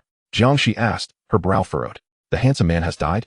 It is not that man who has perished, it is Master Chen. However, the specifics of his death remain unclear. We must hurry to investigate, Jiang Tianhao sighed, shaken. After all, he had been the one to invite Master Chen. Just earlier that day, everything seemed fine, and now he was gone. Life's unpredictability is indeed a harsh reality. Who do you think could be responsible? Jiangshi inquired. Who else could it be? Aside from him, who else is capable? Jiang Tianhao replied. Could it be true? That man is incredibly powerful. How could he have killed Master Chen? Jiangshi expressed her disbelief. How else do you explain Master Chen's demise? I told you. Master Chen's character may seem amiable to the unknowing, yet he is vengeful. Anyone who provokes him will surely face retribution, Jiang Tianhao asserted. If he truly killed Master Chen, what will we do if the authorities investigate us? Jiangshi asked anxiously. We will claim ignorance. We cannot afford to offend such a young and powerful individual. His future holds boundless possibilities. Incurring his wrath would yield nothing but bad consequences. Not only must we avoid offending him, but if possible, we should seek to cultivate a relationship. Given his youth, he may very well possess an A-level or even S-level ability. Do you comprehend the implications of an S-level ability? Jiang Tianhao said with grave seriousness. What does it mean? Jiang, she felt a parched sensation in her throat. It implies that among the 49 million residents of Donglin City, an S-level ability emerges only once every 3 years, if at all. As long as he does not perish prematurely, he is destined to become an elder in the future. Wielding immense power and status comparable to the pinnacle of Donglin City, Jiang Tianhao articulated with utmost seriousness. I understand, father. Even if he is indeed responsible, we will act as if we are unaware, Jiangshi nodded firmly. Long Yin had thrown Master Chen into the air, resulting in his fall to the neighboring district, several hundred meters from where he resided. Nevertheless, a multitude of police vehicles illuminated the vast area. With so many police cars, could it be a homicide? What sort of case necessitates such a large deployment? Long Zhen and Lin Yuyan mused from their window. Just a minor issue. Let us continue with our meal. Long Yin replied. Very well, they said, dismissing the matter. After their meal, Long Yin appeared on the rooftop, observing the crowd below. Forensic experts were collecting samples in preparation for the autopsy. In the distance, 2 luxury cars were parked at the roadside. Jiang Tianhao and Lin Ruoqing arrived together, pushing through the crowd to witness the scene. Is the identity of the deceased confirmed? How did he meet his end? Jiang Tianhao inquired of a middle-aged captain from the elite police force. Mr. Jiang, what brings you here? I can divulge some information, but please keep it confidential as it is of great significance.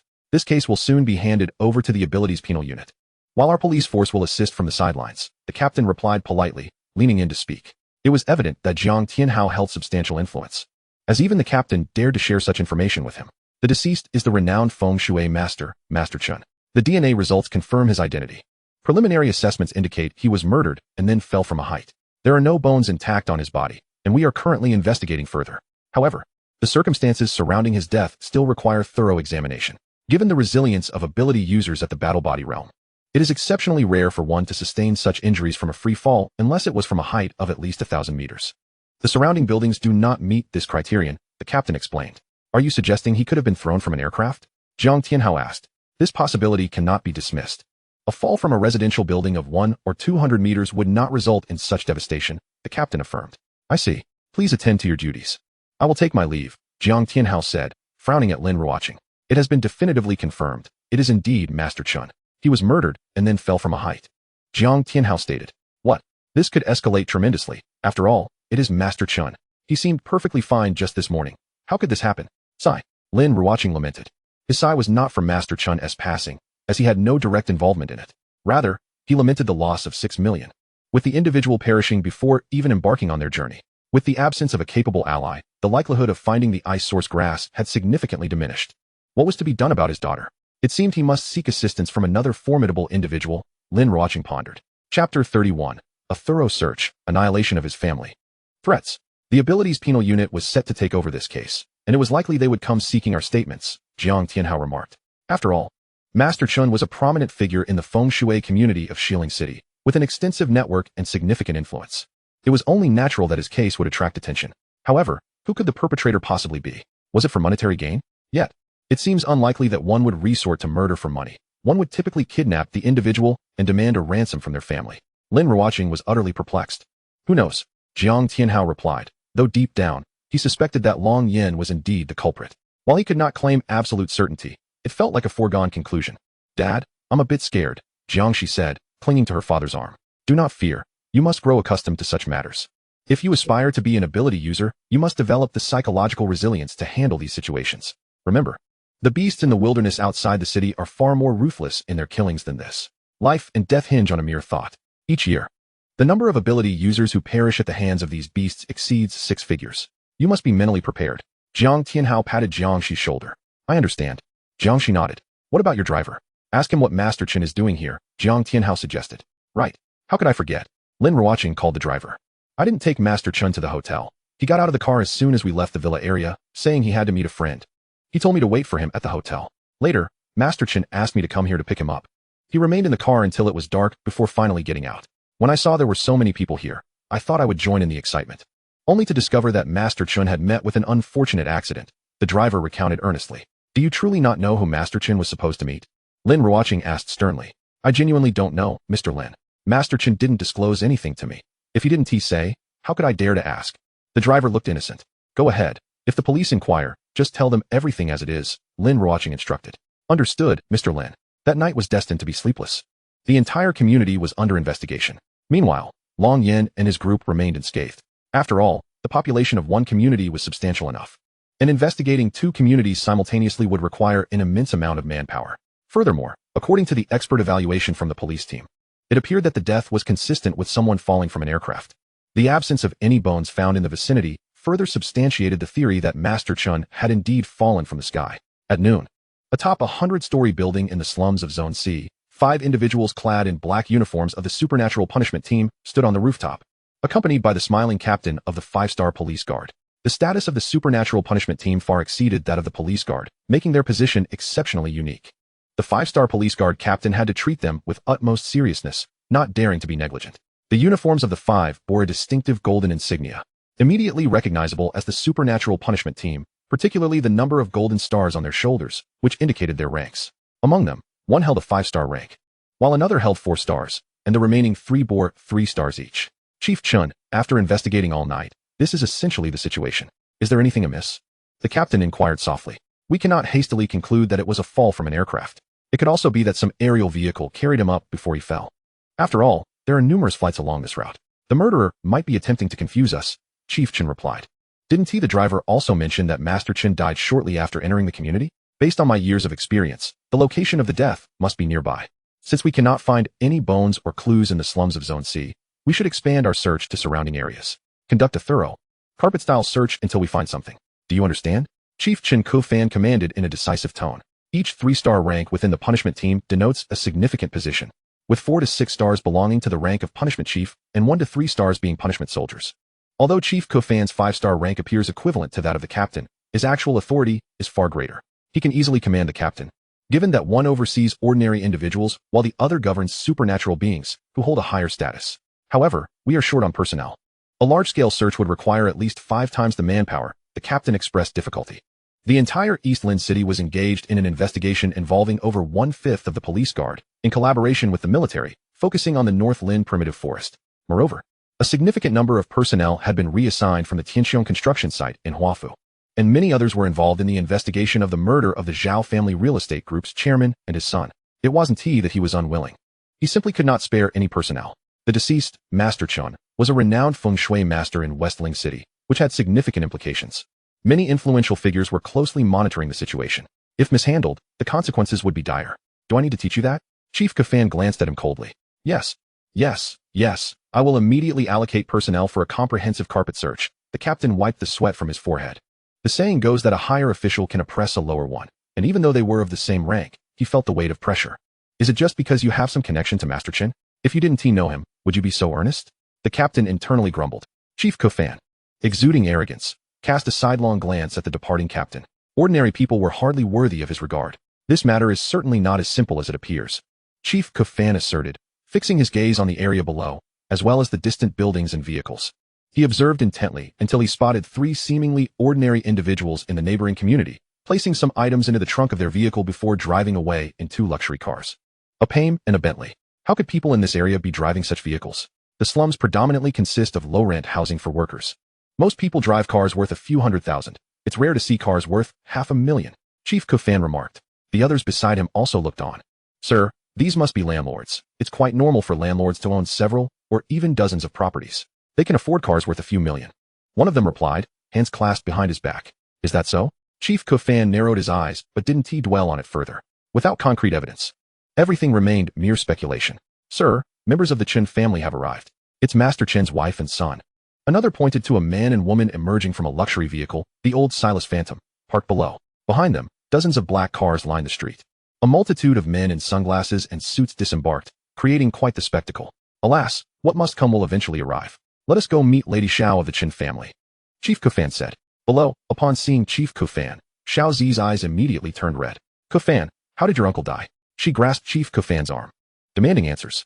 Indeed, Master Chun was Chief Kufan's uncle, though they lived in different cities, resulting in infrequent interactions. Preliminary investigations suggested he was murdered, but the exact location of his death remained to be confirmed. We have yet to find any remains of my uncle and aunt. It would be best if you refrain from seeing him, Chief Kufan cautioned. What? Xiao Zi's vision dimmed, and she stumbled backward. Mom, are you all right? Her son, Chen Shi, swiftly supported her. Kufan, no matter what methods you employ, you must find the true culprit. If you discover who it is, tell me first. I will handle my husband's affairs, Xiao Zi said, her eyes bloodshot as she gritted her teeth. Chief Kufan contemplated and ultimately nodded. After all, it was his uncle who had died. He felt obliged to comply with his aunt's request, both emotionally and rationally. Of course, if anything were to go awry, he would not fare well either. He could only hope that the situation would not escalate. Unfortunately, we must return to gather personnel.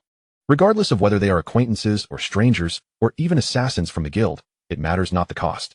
We must prepare to ensure that the murderer pays in blood for their transgressions. If I had family, I would annihilate his entire lineage to avenge your father. Xiao Zi stated. Understood, mother. Regardless of who the adversary may be, they must pay the price. The two of them departed in their vehicle. Chapter 32. The array of gathering spirits from all directions, amulet. Meanwhile, atop the majestic building of the Eastern Lin City Guard team, on the 88th floor, was the office of the 7-star commander. The ranks within the guard team were as follows: 1-star intern, 2-star squad leader, 3-star vice commander, 4-star commander, 5-star chief commander, 6-star deputy commander, 7-star commander, 8-star vice chief of guard, and 9-star chief of guard. The position of 7-star commander was already quite significant, yet at this moment, it was occupied by a woman. Another stood by the window, while the 7-star commander could only stand before his desk, trembling with trepidation. I shall grant you 5 days. If there are no results by then, your tenure as the 7-star commander will come to an end, the woman seated in the office declared coldly. Yes. I assure you, within 5 days, I will unearth the true culprit, the 7-star commander guaranteed. Long Yin and his companions merely brought along their necessary belongings as they officially moved into Villa number 79. Wow. Gazing at the villa's opulent decor, Lin Yuyan's mouth fell agape in excitement. The leap from a dilapidated tenement to a grand standalone villa was a transformation that brought tears to her eyes. Don't cry, my dear. Be joyful. Our son has succeeded, and we should celebrate rather than weep, Long Jin comforted, wrapping his arms around Lin Yuyan. Lin Yuyan nodded. Witnessing this scene, Long Yin couldn't help but smile. All their efforts were for this moment. In this lifetime, his parents were alive, and they resided in a villa they had never even dreamed of. It was a means of atoning for the regrets of his past life. How wonderful. Long Yin reflected inwardly. Mom and Dad, let us explore our new home together, Long Yin suggested. Certainly. The family was filled with joy as they stood on the 3rd-floor balcony. I noticed that the occupancy rate here is rather low. Only half of the villas are inhabited. Long Jin remarked. Fewer people is preferable. It adds to the tranquility. After all, why buy a villa otherwise? Lin Yuyan replied. This area is close to the lakeside, and there's even a plot of land for gardening and fishing. Quite splendid, Long Jun expressed with enthusiasm. You all chat. I shall take a stroll, Long Yin declared as he leapt down to the ground, surveying the terrain. The villas near the lakeside were unoccupied. Due to the proximity to the mountains and their location at the lake's edge, very few were willing to purchase homes in such a secluded area. Consequently, the 6 neighboring villas stood empty.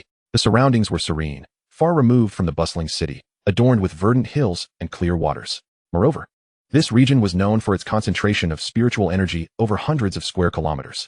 Life here would indeed be pleasant. Long Yin wandered about, reaching the mountaintop to gaze at the surroundings, contemplating which type of array to arrange. As night fell and silence enveloped the area, Long Yin sat cross-legged in the basement, his fingers deftly sketching intricate symbols. These were the formations of the array: Gradually, the designs expanded upon the ground, exceedingly complex, with patterns and characters that remained discernible regardless of magnification. The intricacy surpassed that of any chip. The higher the level of array mastery, the more convoluted the designs became. This was the essence of formation techniques. In the Longyuan continent, alongside the conventional path of cultivation towards the celestial realm, there existed alchemy, weapon forging, formation techniques, and demonic arts, each with its own prodigies. Long Yin had reached the pinnacle in the art of formations. The yellow array grew fainter as it expanded, until its color became nearly imperceptible. The array of gathering spirits from all directions was complete. With the array successfully inscribed, a subtle ripple spread forth, perceptible only to a select few. He had minimized the impact. Otherwise, the array's radiance would have been blinding, leading many to believe dawn had arrived. It was accomplished, unless one surpassed my mastery in formation techniques or a cataclysmic earthquake altered the Earth's crust, this array would endure. Long Yin devoted himself to absorbing the natural spiritual energy, which flowed toward him like a river. The energy reserves required for his advancement were exceedingly extravagant. Compared to the Longyuan continent, this place still suffered from a deficiency of spiritual energy. It seemed that future advancements would not occur swiftly. Long Yin dismissed further thoughts. His combat prowess was formidable, and he proceeded with each step meticulously. It was far better to be invincible within his realm than to hastily strive for transcendence. He also needed to establish a secure defensive array that could activate automatically to protect his parents in his absence. Long Yin continued arranging the formations, the exterior walls of the villa emanating a faint luminescence. By noon, Long Yin stood, taking a deep breath as he exited the basement. "Yin, come eat," Lin Yuyan called as she brought the dishes to the table. After the meal, Long Yin addressed his parents. "Mom and Dad, I have set up an array within the villa. As long as you remain here, even a powerful explosive won't pose a threat. Additionally, I have inscribed an array within your rings. In case of danger, it will activate automatically to ensure your safety while you are out." He returned their wedding rings to them. "Are you saying it's akin to a protective shield? The kind that can withstand bullets in a sci-fi blockbuster?" Longjin inquired. "Yes, that's the general idea, but it is even more extraordinary. It offers passive defense against unknown dangers and active defense against known threats," Long Yin explained. "How marvelous. Truly worthy of you, Yin." Lin Yuyan admired the ring. "Are you planning to go out? You needn't worry about our safety. We won't remove the rings. Go ahead and do what you need to. A mother knows her child best." Lin Yuyan had already deduced that Long Yan's warnings were meant for his impending departure. "Indeed. Go forth. Pursue your ambitions boldly. Your future is yours to carve," Long Jin added. Seeing his parents like this, Long Yin smiled. "Yes, Mom and Dad. I'll be away for a short while, 2 or 3 days at most, but I will certainly return before June 30th. "Is June 30th a special date?" Lin Yuyan asked. Puzzled. "Not particularly. It holds significance for me alone."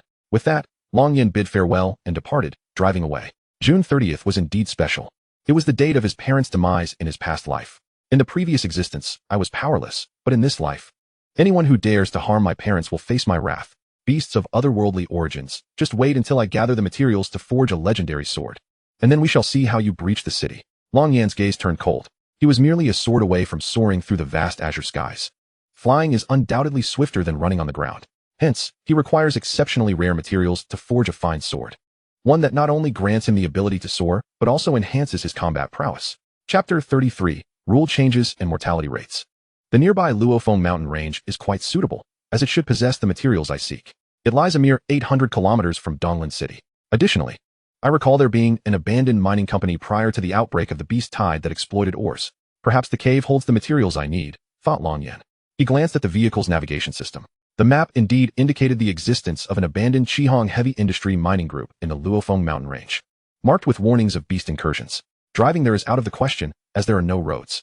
However, it seems that the Donglin Arc military civilian airport offers direct flights, specifically designed for ability users to venture out and hunt beasts. With this in mind, Long Yen first visited the ability user shop to exchange his attire. He purchased a casual outfit comprising a short-sleeved shirt, sports shorts, and sneakers for 100,000. This was specialized leisure wear for ability users, designed to be wear-resistant, cut-resistant, and heat-resistant. The key feature was its aesthetic appeal. Well, with a figure like Long Yan's, even wearing shorts is stylish. The female staff couldn't help but watch him as he walked 200 meters away. Afterward, Long Yan drove to the underground parking lot of the Arc airport. The parking area was vast. He immediately noticed numerous individuals emerging from their vehicles and trunks, donning various gear and backpacks. A bus had discharged dozens of people, all busy organizing their equipment. Are they all ability users? He mused, having seen at least over 200 individuals on his way. It is known that ability users are quite rare, and encountering such a large gathering is uncommon, especially since they all appeared youthful, around 18 to 20 years old. However, Long Yin paid little heed to this. He took the elevator to the second floor. Inside, three young individuals with backpacks engaged in conversation. They mentioned that this year's ability user assessment in Donglan City was particularly challenging. Unlike previous years, where a designated beast zone was cleared for testing, this year not only assesses ability levels, physical strength, and reaction speed, but also requires direct hunting of beasts in the wilderness. Even with powerful ability users overseeing the process, the wilderness presents numerous uncertainties. "You're mistaken," said a robust young man. "It's not just Donglan City. The entire Thailand dynasty, indeed the whole world, has altered the assessment rules. The aim is to bring it closer to real combat. Only the most authentic battlefield can truly discern talent. However, this makes it thrilling. How could flowers nurtured in a greenhouse possibly grow into true warriors?" Another interjected. "That may be so, but I'm certain the mortality rate will significantly increase. We must seize the opportunity to hunt beasts in the Luophone mountain range before next month's ability assessment to gain experience." "I don't want my name on the death list," remarked a rather handsome young man. Upon exiting the elevator, Long Yin listened intently. Realizing why he had encountered so many young ability users in the parking lot, he recalled that in his previous life, it was indeed from this cohort onward that the assessment rules changed, leading to a heightened probability of mortality for ability users. Many parents believed their children could pass the assessment and ascend to greatness, only to receive death notices, often with their children lost beyond recognition. In this brutal era of beasts, such measures could indeed awaken ability users to the formidable and ferocious nature of beasts, tightening their resolve and accelerating their training for strength. Yet, it would also claim the lives of many young ability users from less affluent backgrounds. Those with higher ability levels would undoubtedly receive special attention during assessments to avoid being killed. However, those with lower ability levels, lacking experience in wilderness beast hunting, faced a significantly elevated risk of death during wilderness assessments. This rule is truly outrageous. Long Yin sighed inwardly. In essence, children of the affluent and powerful, upon awakening their abilities, could secure enough resources to hire strong allies or join teams to hunt beasts in the wilderness, amassing combat experience and honing their skills, thus facilitating a simpler passage through the assessment with a lower mortality rate. Conversely, those without such means face dire circumstances, let alone hunting beasts for experience. Even purchasing tickets to other cities posed a challenge, given that airfare between cities often exceeded hundreds of thousands. For an ordinary person, surviving a year without food or drink would yield only a few tens of thousands, not to mention the costs associated with venturing into the wilderness, which were even steeper and unaffordable for the average individual. Without the financial means to gather combat experience, the mortality rate in wilderness assessments would naturally soar. Long Yin had only managed to visit other cities before the city fell due to his acceptance into a prestigious institution, which provided him with complimentary round-trip tickets for travel. Otherwise, he would have been unable to venture beyond his city. Airfare in the era of beasts was prohibitively expensive. In Donglan City, many individuals live their entire lives without ever stepping outside, trapped here for generations. However, after 4 generations, that would no longer be an issue, as there would be no descendants left to speak of. Upon exiting the elevator, Long Yin beheld the airport terminal adorned in extreme opulence. In this era, civilian aircraft feature exceptionally high levels of protection and even offensive weaponry, often accompanied by fighter jets for escort when necessary. Thus, only those of middle to upper class could afford to travel. Naturally, the terminal reflected high-end luxury. The flight attendants passing by were exceptionally beautiful. Their overall quality elevated 2 tiers compared to the pre-beast disaster era. Each one could be considered a standout, a rare gem among many. In their uniforms, complete with black stockings and heels, Long Yin observed numerous young people, fully armed and laden with backpacks, queuing at a specialized ticket counter. Many among them wore battle armor, resembling mechanized suits, though lighter in color. Others donned casual attire, with their armor stowed in their backpacks, only to be donned upon reaching their destination. The quality of ability user battle armor varied. The more expensive the material, the more specialized and protective it was. While cheaper alternatives were often merely lightweight iron sheets produced on a mass scale, lacking comfort and protection. Long Yin approached. A 3-dimensional screen displayed ability user adventure ticket counter. Small aircraft zone, accompanied by an introductory video. Given the limited number of ability users, small aircraft transported them to adventure locations, employing low-altitude parachuting to access wilderness training zones. Those with better resources could purchase rocket flyers, deemed safer than parachuting. Generally, aircraft only landed when picking up passengers. It appears this is the place, Long Yin mused. Joining the queue. Just as he reached the front, a voice rang out. "Make way. Get the hell out of my way. I'm late for my flight. You'll all bear the responsibility if I miss it. Move aside." A man clad in white battle armor rushed forward, colliding with a youthful individual who was in the process of purchasing a ticket with his ID. Following closely behind him were 3 burly bodyguards, also attired in battle armor. The unfortunate young man was sent sprawling, sliding over 30 meters before finally coming to a halt, having been knocked unconscious in the process. Chapter 34, Power Beyond Measure. Provoking the big shot? Quick, someone come to provide aid. The security guard called out for emergency personnel. After several compressions, the young man finally regained consciousness. Who on earth is he, and why is he cutting in line? Murmured a bystander. Isn't anyone going to do something about this line cutter? Another voice chimed in, expressing indignation. Where's the security? Hurry up. This person is not only cutting in line, but also resorting to violence. How arrogant. He seems to be young Master Gene. Which young Master Gene? My father is the president of a conglomerate. Am I not a young master too? You don't understand. Your father's company is only worth 100 million. He is a billionaire. How can that be compared? What? A billion-dollar conglomerate isn't common in Donglan City. Could it be the Gene Pharmaceutical Group? Exactly. He is the son of Jin's chairman, Gene Qingjio. Wow, it's him. Why didn't you say so earlier? I hope I didn't say anything too harsh just now. You better shut up. The Gene family's background is shrouded in mystery, and they are said to wield immense power.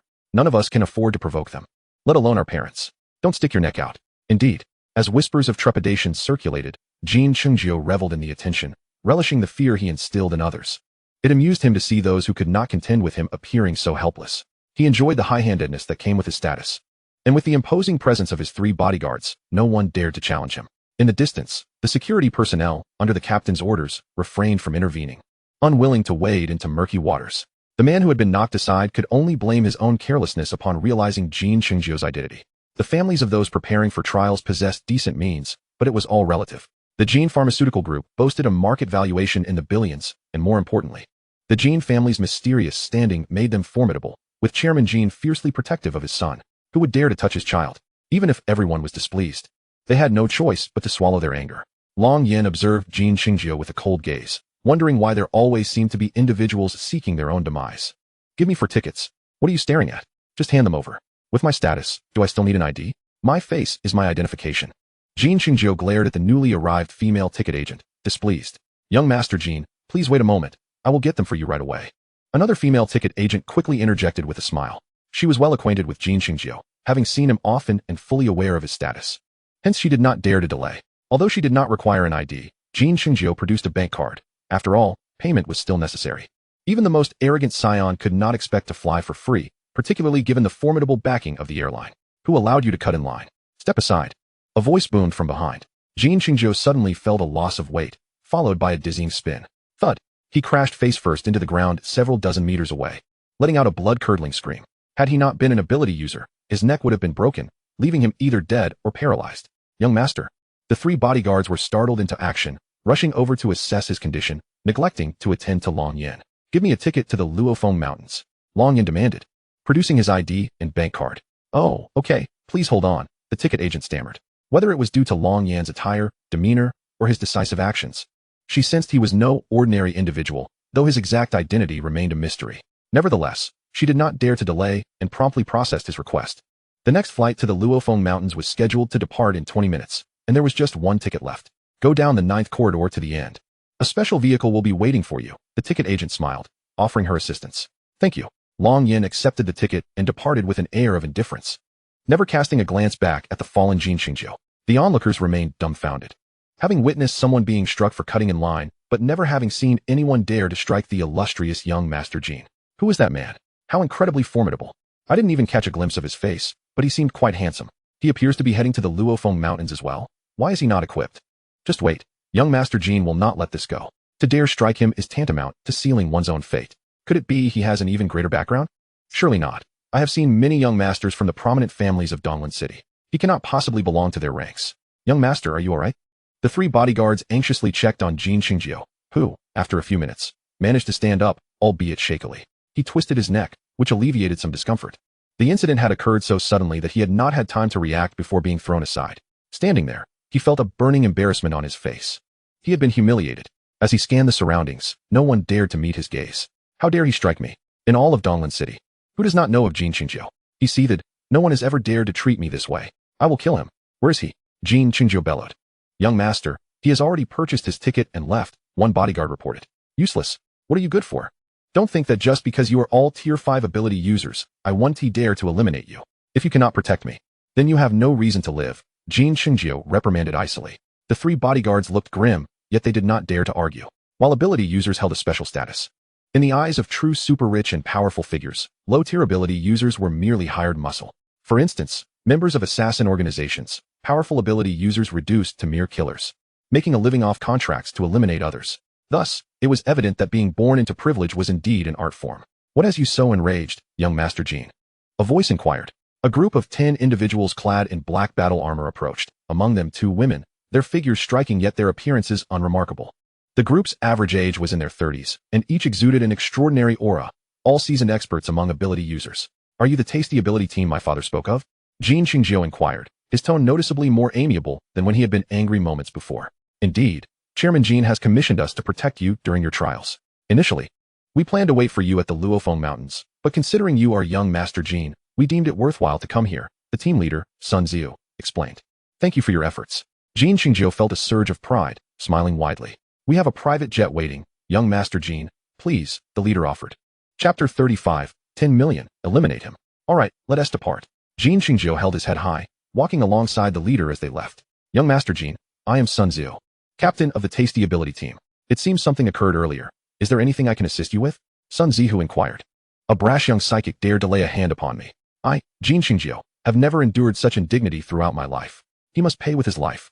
Jean Xingjiu declared. Oh, is that so? In Donglin City, there are still those audacious enough to strike Jean, the young master. Truly, one might as well search for death in a latrine by shining a lantern. The task of eliminating him can certainly be handled by my Taotai psychic team.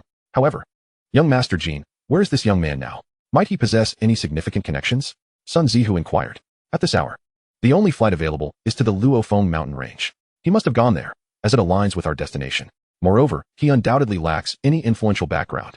I am well acquainted with all the prominent young masters and nobles in Donglin City. Many of them are on good terms with me. Even Zhao Ruijing from the Zhao family has shared drinks with me on multiple occasions. This fellow is certainly not among them. He is likely a middle-class lad who has recently awakened his powers, foolishly believing himself extraordinary, deluding himself into thinking he can rise above others. Little does he realize that there exists a hierarchy among psychics. Jean Xingjiu scoffed repeatedly. That is agreeable. We can take on this matter. However, it does not fall under the remit of protecting young Master Jean. We also, Sun Zihu hesitated. 10 million. Bring him to me, and I shall deal with him personally, Jean Xingjiu commanded. Young Master Jean, you are indeed forthright. Ha. Long Yin boarded the shuttle bus to the plane. The aircraft bound for the Luofeng mountain range was a small commuter plane. There was no direct access. All passengers were required to take a shuttle. The shuttle bus held a total of 20 passengers, only 2 of whom were women. One, whose back was all Long Yin could see, struck him as vaguely familiar, as if he had encountered her before. However, he merely cast a casual glance and paid it no mind. A second shuttle bus trailed behind, veering to the left. Upon catching a glimpse of Long Yan's profile, a figure aboard could not help but gasp. Ah, is that not the young man? The man observed closely. Manager Lin. Which young man are you referring to? The elderly man beside him inquired, puzzled. Perhaps I was mistaken. The man shook his head, dismissing the thought. Rest assured, Manager Lin. With me around, there will be no issues. I will certainly procure what you desire. The elder assured him. With old son's involvement this time, I am naturally at ease. The man replied with a smile. The shuttle bus came to a halt.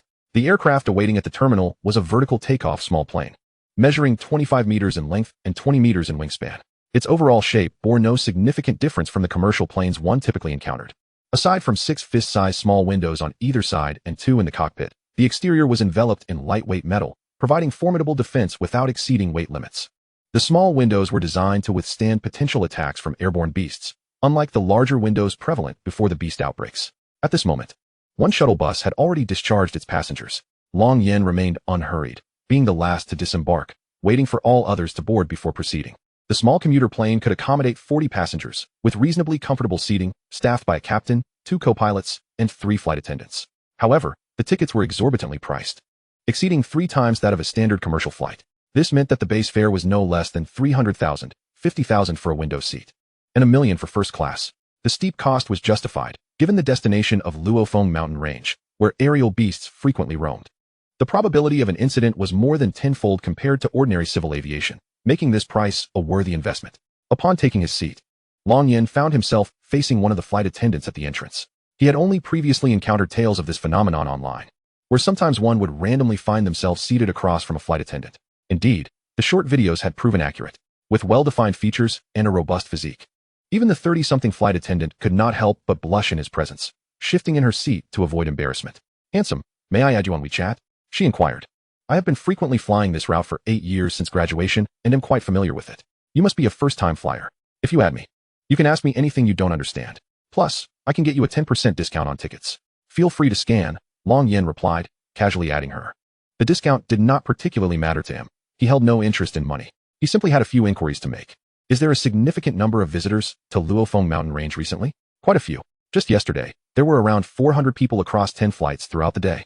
Today's numbers will likely be similar, even if they do not increase. Many are young individuals who have only recently awakened their powers. Of course, there are also quite a number of powerful psychics heading there to hunt beasts for task points. However, given the approaching psychic assessment period, the influx of young people is relatively high. Yet, generally, it's those with better conditions who go, making up only a small fraction compared to the overall awakened youngsters. By the way, it's not just Donglan City. Other cities have their share of visitors to Luofeng mountain range as well. Therefore, I estimate that the number of psychics there will far exceed 5,000. The flight attendant explained. Over 5,000? Long Yin pondered. Although Luofeng mountain range was vast, even larger than Donglan City, encountering 5,000 individuals scattered across its expanse was still a significant probability. He did not wish to be disturbed while gathering materials for weapon forging. Handsome, my name is Yang Yuha. What about you? The flight attendant introduced herself. Long Yin. He replied. However, Long Yin soon realized that he was scrutinizing Yang Yuha closely. Strangely enough, she bore a striking resemblance to someone he knew. What is your relation to Yang Yushi? Long Yin inquired. You know my sister Yang Yushi? Yang Yuha asked, puzzled. Of course. How could I not? She was my homeroom teacher, and she took great care of me academically. She was like a kind and gentle elder sister. Long Yin chuckled. Really? You can't be the person my sister mentioned, can you? She told me she liked a guy whose surname was Long. Yang Yuha assessed Long Yin from head to toe, marveling at her sister's good taste. With such looks and being a psychic, who wouldn't be tempted by him? Oh no, who wouldn't like him? Surely you must be mistaken. It's not me but someone else. I'm only 18, Long Yin clarified. Oh, I must have misinterpreted. My apologies, Long Yin. Yang Yuha scratched her head, then brightened, realizing that she still had a chance. Chapter 36. A convenient task. The beast strikes. Bang, bang, bang. Where's everyone? A flight attendant, pour me a glass of vodka. Where's everyone? A voice from the first-class compartment, separated by a partition, echoed with loud knocks on the armrest and shouts. Sir, please remain calm. We are currently in the ascent phase of the flight and cannot leave our seats. Furthermore, this aircraft does not serve vodka. The flight attendant for first class responded. Smack. Speak, damn it. Silence. I demand vodka. Bring me vodka. The only sound that followed was the sharp clap of a hand. Whoa, how could you hit someone? So what if I hit you? You're merely a server. Bring me vodka. I wish to drink. Upon hearing this, Yang Yuha declared, this is intolerable. I must go and see. She rose and made her way to the first-class cabin. Sir, for the safety of all extraordinary individuals in the Luofeng mountain range, there truly is no vodka aboard this aircraft, nor any other alcoholic beverages, Yang Yuha explained. If you accompany me, I would not mind the absence of vodka. The man then attempted to make an inappropriate advance. A scream erupted as his hand was abruptly flipped over. None other than Long Yin had intervened. Thank you, Long Yin. Yang Yuha expressed her gratitude. Who are you, and how dare you? The man stammered, but before he could finish, Long Yin retorted, be quiet. With a swift motion, he struck the man, rendering him unconscious, foam spilling from his lips. The impact left the man's face swollen, with several teeth lost and lodged in his mouth. Surely you haven't killed him? Yang Yuha gasped in shock. He won't die. He'll awaken on his own once we reach our destination, Long Yin reassured her. Is it you? A voice filled with astonishment and excitement rang out. Long Yin turned to see a woman in the first-class cabin, one he recognized as Jiang Shi, the same woman he had slapped at the sales office. Long Yin, indifferent to her presence, returned to his seat. You two may attend to your own matters. Yang Yuha instructed the flight attendants before settling back down. Jiang Shi's lips twitched, a hint of embarrassment creeping in as she was ignored. The two bodyguards accompanying her glared at Long Yin as he departed. Miss Jiang, shall we teach him a lesson? They suggested. Be quiet. Jiang Shi snapped, interrupting them. The two men narrowed their eyes. They were not accustomed to being treated in such a manner. However, Jiang Shi quickly felt she had spoken too harshly. My apologies, gentlemen. You are the extraordinary protectors my father hired for me. I am truly grateful for your protection during this hunt for the exotic beasts. I have only just awakened my powers and am not yet adept at controlling them. I appreciate your assistance throughout this journey. But remember, that young man is not to be trifled with. Even my father holds him in considerable regard. So, please, do not provoke him, Jiang Shi cautioned seriously. Could this young man truly have such a formidable background that even Jiang Zong fears him? The two bodyguards exchanged incredulous glances. They understood very well who Jiang Zong was, a super tycoon with an extensive network of connections, and rumors spoke of a remarkably powerful father. If even he feared Long Yin, one could only imagine the strength of Long Yin's influence. Long Yin, I appreciate your help. Had it not been for you, I wouldn't have known what to do. Yang Yuha said gratefully. It was well known that extraordinary individuals often faced life-and-death situations while hunting exotic beasts. Under such prolonged stress, one could hardly resist the allure of beauty. Furthermore, most extraordinary individuals, upon returning to the safety of the city, would indulge in nights of revelry and entertainment. Love flourishes with the ringing of the clock. Yet the heart remains unsettled once the music ceases. In short, many extraordinary individuals find their emotions unstable, necessitating both alcohol and companionship. It was no trouble. Long Yin replied nonchalantly. Just before boarding the plane, he had already dealt with a spoiled brat. Indeed, it was just a simple matter. All right then, Long Yin. You truly exude an aura of dominance. Yang Yuha remarked with a slight twitch of her lips. Long Yan's decisive and composed demeanor left no room for criticism, instilling a sense of security. Yang Yuha could scarcely imagine the depth of his background that allowed him to so boldly incapacitate that man. By the way, are you not bringing any equipment to the Luofeng mountain range? Yang Yuha inquired curiously. It is unnecessary, Long Yin replied. Oh, I see. It seems you must have made prior arrangements. Yang Yuha pondered. How do you know my sister? She suddenly asked. Beep, beep, beep. The alarm blared, warning. Exotic beasts approaching. 2,000 meters away and accelerating. The voice in the plane urgently announced. Everyone, please remain calm and fasten your seatbelts. Prepare for a potential exotic beast attack. Yang Yuha quickly instructed. As the head attendant, she reacted swiftly. We have barely departed from Donglan City. How could there be an exotic beast attack? What is the situation? How strong is the beast? Is there a significant threat to our aircraft? If it comes to worst, we should turn back. No, I must hunt the exotic beast. We cannot delay any longer. Indeed, we have only just left Donglan City. It should not be a formidable beast. We're the Air Force. They should handle this. The majority of those on board were young and found it difficult to remain composed. Please do not panic. Trust in our captain. We have a captain and 2 co-pilots on this flight, each with over 20 years of flying experience. They are the most professional in the field. You must have faith in them, Yang Yuho announced through a megaphone. The passengers gradually quieted, though tension remained palpable. Air disasters yield low survival rates, especially in an age of advanced technology, unless one possesses formidable strength to withstand the impact and can leave with their body intact. An aircraft that falls victim to an exotic beast attack faces dire consequences. Long Yin gazed out of the fist-sized window. In the distance, he could vaguely make out a massive flying beast weaving through the clouds, its exact form obscured, but its size undeniably colossal. Is that the beast? He mused, estimating the distance to be around 5 kilometers. Even at such a range, its size was imposing. This beast was not to be underestimated. How large is that beast? Long Yin calmly asked. His question was directed at Yang Yuha. Captain, how large is the beast? She quietly communicated through her earpiece. After a moment of hesitation, the captain replied, the radar indicates a length of 50 meters. 50 meters, Yang Yuha relayed. Upon hearing this, Long Yan's eyes narrowed. 50 meters? This beast is certainly much larger. If not for deceit, this could prove interesting.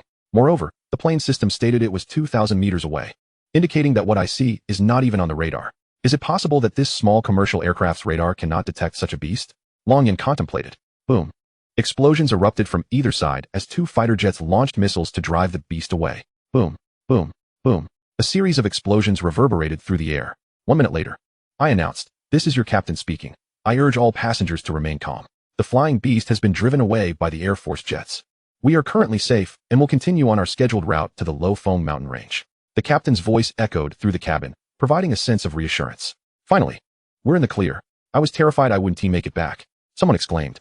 Look, those are the Air Force fighter jets. They look magnificent. Well done. Haha. I bet that damn beast knows its place now.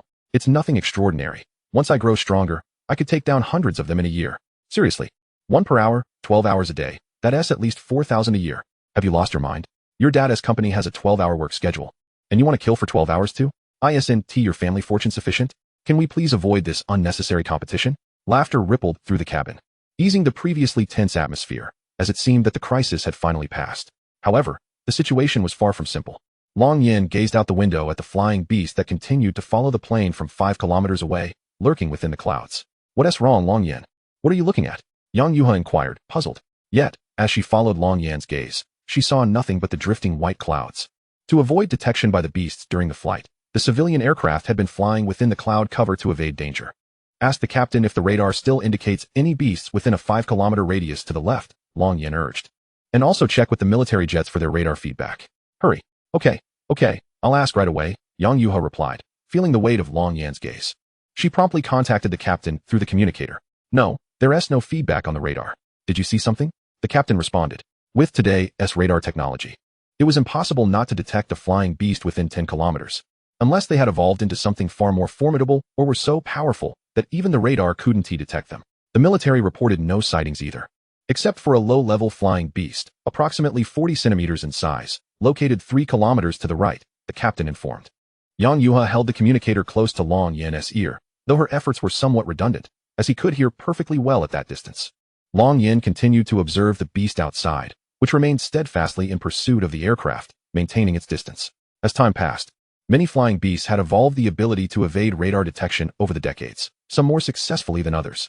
Typically, any beast within 10 kilometers could be detected unless it was exceptionally powerful. This particular beast, capable of evading the fighter jet's radar and of such considerable size, was undoubtedly formidable. If we encounter danger, I'll be fine, but the lives of everyone on this plane hang in the balance. Especially since Yang Yuha is the class teacher, Long Yin pondered. He lacked a powerful sword and could not fly. All he could do was prepare for the worst. He informed the captain, "That beast is quite large and has been following us. We must immediately change course and return. Otherwise, the survival of everyone on this plane will be left to fate." "I understand," Yang Yuha nodded gravely.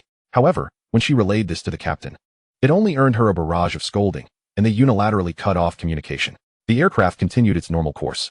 Words of caution fall on deaf ears with these fools. "If we encounter danger, hold on to me," Long Yin said with a serious expression. "Okay, I understand," Yang Yuha replied, her anxiety mounting. The flight proceeded quietly, without any further disturbances from the beasts. "How strange, we haven't spotted a single beast along this route. The radar shows no activity either. This journey has been unusually smooth," the captain remarked, frowning. "Perhaps today is just our lucky day," the co-pilot suggested.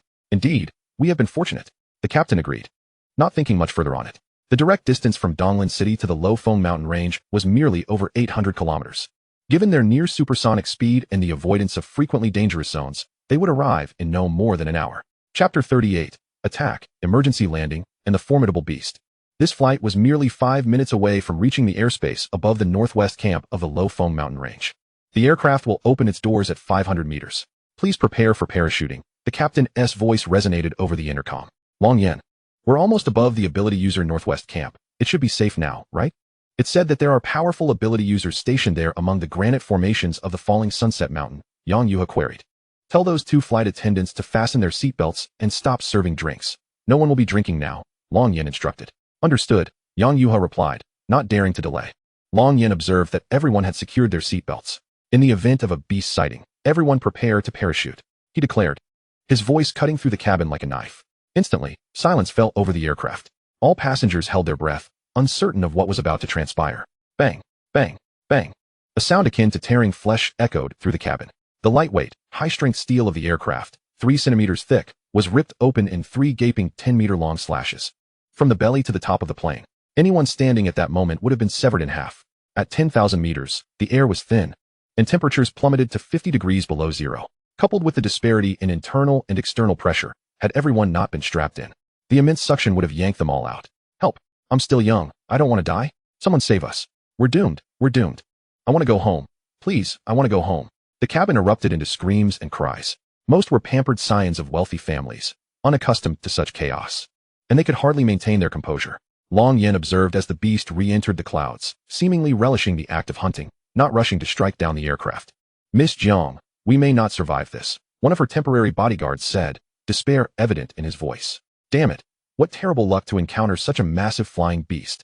At this altitude, the chances of survival against a large flying beast are nearly non-existent. Father, I fear I may not return. Jiangxi wept, eyes closed. Everyone, remain calm. Sit in your seats and prepare for an emergency landing. The captain's voice echoed through the cabin. I will ensure your safe return, the captain declared. Silence, Long Yin shouted, cutting off the captain's voice, which fell abruptly into silence, leaving a buzzing in his head. Everyone jump now. With a flick of his fingers, Long Yin sliced through the automatically locked door with a series of energy blades, carefully avoiding the fuel lines. The door fell away, and a gaping exit was opened to the right. Now is the time, everyone jump. Otherwise, none of us will survive, Long Yin commanded.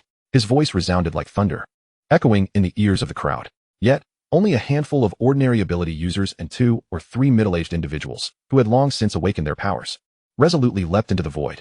They had donned their equipment well before the aircraft's descent, and now it was finally of use. We must jump. Jiangxi, filled with urgency, placed her faith in her father's discernment. Long Yin was not to be underestimated. Since he advocated for parachuting, it was undoubtedly the wisest choice at this moment. The 2 bodyguards exchanged glances and followed suit. You 2 should also jump, Long Yin commanded, unaffected by the immense pull of the high altitude as he stood. He casually hurled 2 flight attendants, clad in simple parachutes, out of the plane. Ah! A scream echoed, fading away, sending the attendants into unconsciousness. If those 2 beautiful flight attendants were to fall like this, the outcome would be catastrophic. There was no time to hesitate. Staying behind would lead to certain death. Long Yin stated coldly, "Everyone, remain seated. I will ensure your safe passage out. Do not attempt to parachute. The odds of survival are exceedingly low. Indeed, trust us. We are the most professional, rigorously trained for such situations. We 3 will guarantee your safe landing," came the voices of the captain and 2 co-pilots over the intercom. Haha. With the captain's assurance, I feel much more at ease. "I want to stay?" someone exclaimed. "Absolutely. Trust that the captain can make a safe landing. I'm not going anywhere. It's too high up, and jumping would surely mean death. Are you trying to get us killed?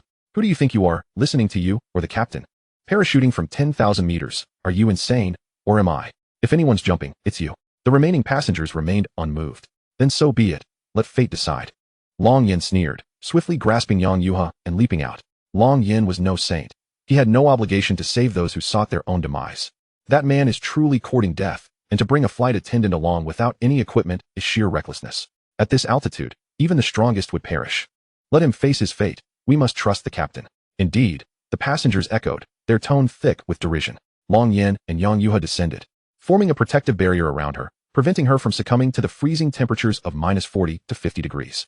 At 10,000 meters, the temperature plummeted below -50, compounded by fierce winds. Without any protection, parachuting was akin to a death sentence. However, with proper gear, the likelihood of survival exceeded 50%. For those with robust physical capabilities, the survival rate soared above 80%. It was undoubtedly preferable to waiting in the aircraft for death. Yang Yuha felt no chill, even finding the air slightly warm. She was oblivious to the cold wind, and even during the rapid descent, the breeze was merely a gentle caress. "What is happening? It feels so warm. Are we going to die?" Yang Yuha asked, trembling, not from the cold, but from the sheer height and the absence of any parachuting gear. "Just know that you won't die," Long Yin assured her. "Your 2 colleagues are down there." He pointed to the 2 flight attendants plummeting below. With a gesture, he conjured a sharp air blade that sliced through the atmosphere, accelerating swiftly to catch up with the unconscious attendants. The force of the wind was overwhelming. The scene too beautiful to contemplate. Long Yin extended his hand, enveloping them in gentle currents of air, slowing their descent. With a flick of his finger, it was as though a pane of glass materialized beneath them, allowing them to land safely. Yang Yuha hurriedly arranged the attendants as they were merely frozen, not dead. They would awaken shortly. "That's good." Yang Yuha sighed in relief, glancing at Long Yin, who appeared unfazed, as if he had witnessed nothing remarkable. His calm demeanor suggested that there was nothing in this world that intrigued him. Yang Yuha was left in awe of his composure. The transparent air wall formed below them was remarkably light, spanning approximately 500 square meters, which mitigated their velocity during the rapid descent. Meanwhile, the aircraft, now far away, was ensnared by the claws of a monstrous beast emerging from the clouds. This small passenger plane, though sizable, appeared minuscule compared to the gigantic avian creature, whose claws were disproportionately large. The sheer scale was staggering. Under the relentless grip of the beast, the aircraft's structure warped under the immense pressure. "Everyone, prepare to parachute, quickly," the captain finally urged. "My God, hurry, jump. It's no use. The exit is blocked. We can't get out. No, I don't want to die. Help us, someone. No." In that moment, as the aircraft was rapidly compressed, despair enveloped everyone. They were crushed to death, a horrific fate, yet one they had brought upon themselves. Those unwilling to jump were left to their doom until the aircraft reached its breaking point, severing with a violent spark. Boom! The plane's fuel ignited, transforming into a fireball as it plummeted toward the earth. Roar! The beast let out a piercing cry, then turned its gaze toward Long Yin. Their eyes met, and Long Yin perceived an astonishment in the creature's eyes that only a sentient being could exhibit. This beast was extraordinary. The presence of such intelligence indicated a high level of cognition. Long Yin reflected. Chapter 39, Confrontation, the healing ability. Will it be him? Just witnessing that shift in its gaze revealed the formidable nature of the flying beast. Long Yin, possessing considerable strength in his past life as a one-star general, had battled many formidable creatures. Encountering one with such awareness was unprecedented for him. What? Is it not said that the more intelligent a beast, the more powerful it is? And this creature is colossal. Its wingspan must have reached 200 to 300 meters. What should we do? Yang Yuha's face paled in fear, having never encountered such a gargantuan flying beast up close. Stay calm, Long Yin replied, appearing remarkably composed. While visibility within the aircraft was limited, he stood firmly outside, ready to face any challenge. A three-clawed flying beast. Could it be the legendary three-legged red-eyed eagle? However, its coloration was clearly incorrect. The three-legged red-eyed eagle boasted red feathers, while this one was cloaked in black. Long Yin contemplated all the beasts he had encountered, Realizing this creature resembled an eagle, albeit with 3 talons and feathers as hard and sharp as steel plates, exuding an aura of impenetrable defense, seemingly impossible to breach with mere human strength. 60 years have elapsed since the eruption of the aberrant beasts, which predominantly originated from transformed animals. However, the initial aberrant creatures were not merely the result of animal mutation. Their sudden emergence remained shrouded in mystery. They released a colorless, intangible gas that instigated mutations across all animals, even certain unique flora, ultimately transforming them into ferocious aberrations. Humanity's nemesis. What novel species have we yet to witness? Yet, the true extent of their strength remains unknown. Not once have they fully unleashed their power since reaching the chi refinement stage. Allow me to test my mettle against you, Long Yin mused, his face betraying a deep curiosity. Boom. Following the aircraft's crash, another explosion erupted. Roar. Concurrently, the aberrant beast let out a resonant cry and sprang into action. Boom. With a rapid flap of its wings, it dove sharply downward, targeting none other than Long Yin. Remarkably, it produced a sonic boom just 1 second after launching, accelerating to a staggering speed of 1,000 kilometers per hour in under a second. In contrast, even the fastest supercars take a full second to reach a mere 100 kilometers. This illustrates the magnitude of its instantaneous explosive power. Moreover, this did not appear to be its utmost speed. As it faced Long Yin, the creature's gaze remained vigilant, constantly monitoring his impending actions. Just in time, Long Yin pressed his palm downward. The transparent disk of air beneath his feet expanded to an enormous diameter of 100 meters, significantly reducing his descent speed. Faced with the high-speed charging aberration, Yang Yuha collapsed in fear, left only to hope that Long Yin could handle the situation. Long Yan's fingers unleashed a razor-sharp airblade, growing increasingly lethal with each moment of concentration. The sky was overcast, obscuring satellite visibility, and they were at an altitude of 7,000 meters, allowing Long Yin to unleash his full potential. I wonder if you can withstand this strike. Long Yan's arm swept outward. Buzz. The sharp airblade, akin to a high-temperature distortion of the air, surged forward. Even with the naked eye, it was clearly visible. The aberrant beast squinted, seemingly taken aback by Long Yan's prowess. However, it responded swiftly, its wings spinning at high velocity. Subsequently, 3 black light blades were unleashed from its wings, one after another, each formidable and extending 100 meters in length, appearing even more awe-inspiring than Long Yan's. Clang. A crisp, metallic sound echoed as if 2 swords had clashed. Long Yan's airblade, unimpeded, sliced through the black light blades with ease, merely diminishing their power slightly. The aberrant beast's eyes widened, but at this distance, evasion was futile. It could only raise its wings in defense. Bang! The massive wing was severed in an instant, with a third of it nearly cleaved off, leaving only a fragment of bone attached. Though it could barely maintain flight, it was grievously injured, black blood gushing forth. Roar! The aberrant beast emitted a pained howl, its body emanating a faint red glow. Miraculously, its wound began to writhe and heal rapidly, mending the severed wing. What remarkable self-healing capabilities! Long Yin was momentarily astonished. However, he did not rush to strike again. The parachutists, including Jiangxi, had safely landed. They had just witnessed the aircraft's catastrophic fall and explosion, and now heard the creatures roar from above, gazing at the massive shadow amidst the clouds, each filled with profound dread. What a terrifying aberrant beast! Even from this distance, we can hear its roar. We nearly met the same fate as those aboard. Thankfully, we opted to parachute. What level of flying aberration is this? Capable of effortlessly tearing apart such a fortified aircraft? It is uncertain, yet it must possess formidable prowess. Otherwise, how could it evade radar detection? Perhaps its speed was simply too great for the radar to respond in time. Nonetheless, we owe our survival to that individual who opened the hatch for us to jump. I didn't even catch a glimpse of his appearance, nor do I know if he managed to parachute. I can only wish him well, if he hasn't descended yet. He likely perished with the plane. Not necessarily. Perhaps he jumped late, allowing the aircraft to drift far away, thus landing too distantly from us. We must hurry. He was able to open the hatch with ease, far surpassing our capabilities. Let us not be a hindrance. The northwest camp is still 10 kilometers from here. We must move swiftly. Yes, indeed, let us depart from this perilous place. The others had already fled, leaving only Jiangxi and her 2 bodyguards behind. Miss Jiang, we must leave quickly. Indeed, the camp is 10 kilometers away, and with such commotion, it is exceedingly dangerous, the 2 by her side urged. Did you not hear the sounds of battle in the sky? Jiangxi inquired. No, it is unlikely anyone aboard that powerful aberrant beast could contend with it. Miss Jiang, you must be mistaken, the 2 replied. It cannot be. If there was no collision, how could the creature's cries exhibit such agony? It is certainly engaged in combat with something, Jiangxi asserted. That would imply a territorial dispute with another aberrant beast. Indeed, aberrant creatures do not coexist harmoniously. It is a brutal survival of the fittest. The 2 clearly had no desire to linger, having been sufficiently frightened by the encounter and wishing merely to recuperate for a day. Very well, let us depart. Jiangxi hesitated momentarily before leaving, glancing back once more. Could it be you? She pondered, thinking of Long Yan. His calm demeanor aboard the aircraft astonished her. How could one remain so composed in the face of crisis?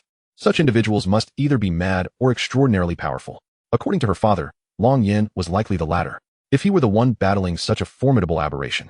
It was inconceivable to imagine just how powerful he truly was. With this thought, Jiangxi shook her head, dismissing further speculation as she moved on. Chapter 40. A forceful kill, a sky filled with sword chi. The sound wave energy of the aberrant beast spread far and wide, even 10 kilometers away. Within the granite of the northwest camp, the echoes could be heard. Numerous powerful individuals monitored the blurry images of the burning aircraft's descent on their screens. Due to the weather conditions, the area was shrouded in mist, with low visibility due to the clouds. Yet, they could faintly discern a medium-sized passenger aircraft plummeting. Each was filled with anxiety. It appeared that a small civilian airliner carrying supernatural beings had been shot down by an aberrant beast. My heavens! To hear its cries from such a distance, how powerful must this aberration be? How could it attack amidst such weather? Is the radar malfunctioning? Cursed aberrant beast.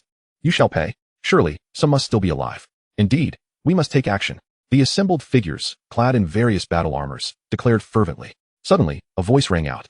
A civil aircraft has crashed. The situation is urgent. Immediately form a 20-member rescue team to search for survivors. Simultaneously, notify the military. A commanding elder clad in golden armor appeared, directing the operation. Understood. The crowd responded in unison. Yang Yuha gazed at the rapidly healing aberrant beast, unable to suppress his astonishment. Astonished by Long Yan's prowess, Yang Yuha could hardly believe her eyes. How could someone so young possess such formidable strength? With a mere swing of his arm, he severed the wings of the monstrous beast. How could her sister possibly know such a powerful individual? She mused inwardly. Before her eyes, the last remnants of the beast's feathers restored themselves, the wound appearing slightly pale. Yet, after a brief flicker of crimson light, no trace of injury remained. With a furious roar, the beast bellowed. Silence. Long Yan's gaze was indifferent as he unleashed a blade of energy with a swift motion. Bang! The beast, unable to evade in time, found its head cleaved from its body. Yet, astonishingly, it continued to flap its wings, the wound writhing as its head grotesquely reformed. Though it required a moment to adjust, if such a creature could survive decapitation, it posed a grave threat to humanity, especially if numerous specimens existed. Long Yan pondered the extent of its regenerative capabilities. Let us see how many fragments it can endure, he resolved. Summoning forth countless blades of energy that surged like a sea of swords, launching an all-encompassing assault against the beast. Despite the beast's wingspan stretching several hundred meters, it was effortlessly engulfed by Long Yan's extensive range of attack. The creature had no time to react, its body pierced by the onslaught of energy, reduced to mere splinters within a second. Concentrating his energy, he summoned a colossal transparent disc in the air to catch the beast's remains. However, due to their considerable weight, the disc plummeted rapidly. Long Yan pressed down, accelerating their descent. Boom! The massive disc crashed to the ground, sending tremors akin to an earthquake. Felt even 10 kilometers away. The creature, with its wingspan approaching 300 meters, weighed over 100 tons, comparable to a colossal figure from the silver screen. Yet, Long Yan skillfully moderated the descent, landing softly upon a boulder without stirring a single ripple, a testament to his precise control over power. With a wave of his hand, gusts of wind swept through, dispersing the dust. The remnants upon the transparent disc showed no signs of reassembly. Leaping atop, he noted, no reaction? Perhaps they were shattered too thoroughly, requiring time to mend.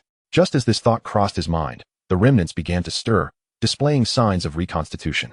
His eyes caught a glimpse of a black orb, roughly the size of a head, embedded within the remains. Raising his hand, he drew it towards him. The orb, about 20 centimeters in diameter, was exquisitely smooth and flawless, devoid of any blemishes. Could this orb be the source of its resurrection ability? Long Yan's energy blade glided across its surface, leaving no trace. This strike could easily have sliced through steel, yet the orb remained unscathed, remarkably resilient. This orb was evidently the hardest part of the creature. Let us see how much force you can withstand, he declared, tossing the orb into the air before unleashing a razor-sharp energy blade that cleaved it in two. Buzz! A surge of blue electricity erupted from the cut, radiating outward like an electromagnetic pulse. Observing the cross-section, Long Yan discerned a potent energy fluctuation. This core was akin to a life force, as crucial as a human brain, which explained its robust exterior and rapid healing capabilities. Indeed, this object was instrumental in its regenerative prowess. However, its formidable hardness suggested it could also serve as an excellent material for forging a sword, potentially with unforeseen enhancements. With the core shattered, it seemed unlikely the creature could resurrect any longer. As expected, the remnants that once writhed with life lay still, having lost their vitality. Such a life core indicated that this creature had evolved to an extraordinary level. In his previous life, he had never encountered such a mutated being. However, as the abilities of the supernatural beings progressed, so too did those of the beasts. Otherwise, the conflict spanning 60 years would not remain unresolved. Various extraordinary abilities emerged among the supernatural, not to mention the multitude of hybrid beasts that proliferated. Over time, increasingly powerful hybrid creatures would arise, or evolve into even greater forms. Long Yin reflected on this. With a flick of his hand, the transparent disk vanished, and the remnants, reduced to mere dust, held no further value. Once they regained consciousness, he would escort them to the northwestern camp, which should offer greater safety. You can arrange for the airline to return you home, he said, addressing Yang Yuha atop the boulder. Thank you, Long Yin. If not for you, we surely would have perished.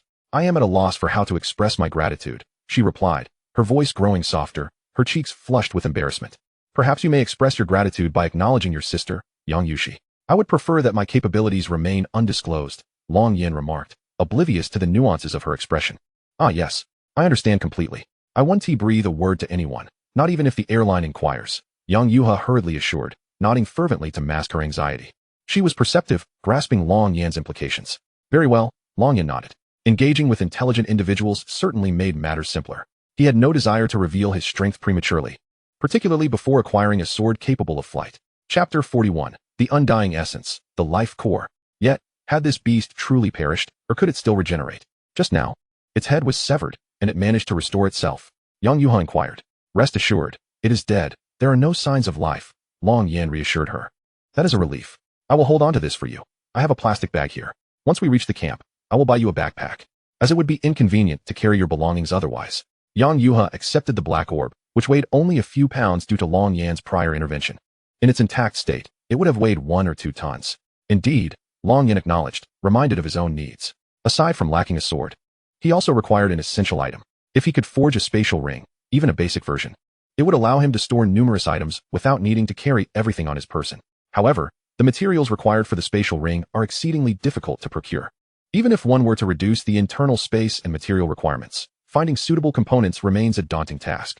Since this journey is primarily for gathering materials, it would be prudent to search for them concurrently, Dragon Yin mused. The spatial ring is an indispensable item for all cultivators in the Longyuan continent. Even in dire poverty, one cannot afford to skimp on such essentials. One would go so far as to sell their possessions to acquire a single spatial ring. After all, various everyday items, wealth, and treasures can be stored within it. Traveling light is indeed a delightful prospect. My phone has fallen, and so have theirs. The sun is nowhere to be seen. I have no idea where we are, Yang Yuha remarked, scratching his head as he surveyed his surroundings. Dragon Yin looked up at the sun, which was nearly obscured by clouds. Over there, he pointed to the left. I observed our landing point from the air. We have deviated approximately 10 kilometers from the northwest camp, which isn't too far. It's merely a few mountains obstructing our path, Dragon Yin explained. That is reassuring, Yang Yuha replied, though a hint of disappointment lingered. Being so close meant they would soon be returning, and their time together would be cut short. By the way, Dragon Yin, didn't you mention that there were strange beasts following us? Could it be this one? Yang Yuha inquired. Indeed, Dragon Yin confirmed. But why has it been trailing us all this way? That defies logic. Yang Yuha expressed his confusion. There is certainly something amiss. There must be something aboard the aircraft that attracted it, though the specifics remain unclear, Dragon Yin contemplated. Upon further reflection, it became evident that the beast's relentless pursuit was likely due to some enticing element within the plane, culminating in the disastrous attack on it. An invisible hand seemed to be orchestrating events behind the scenes. The situation was undoubtedly complex. However, the likelihood of someone deliberately seeking to harm him seemed minimal. After all, if the Zhao family had indeed discovered him, they would likely resort to sending assassins rather than orchestrating a flight mishap. Such tactics are typically employed by conspirators or those engaged in power struggles, Dragon Yin mused, regarding the matter with only mild concern. It had little direct impact on him. At worst, it would result in the demise of some obstinate wealthy youths and crew members. Those who disregard advice would perish, while those who heed it would remain unscathed. Yang Jia, the 2 flight attendants roused from slumber. Yang Yuha quickly recounted the sequence of events to them, and they felt as though they had narrowly escaped death. The quartet subsequently set off on foot towards the northwest camp. At that moment, a white passenger plane soared across the sky, a modest aircraft accommodating 40 passengers. Look, that plane is going down, one exclaimed. Where? That can't be possible. Wait, it actually seems to be. Another replied. Thank goodness we didn't book that flight, otherwise, we'd be doomed. It's all a matter of fate. Whoever booked that flight is finished. How could this happen? I wonder how many lives have been lost. Passengers aboard the aircraft murmured among themselves. Huh, what does it matter how many perish?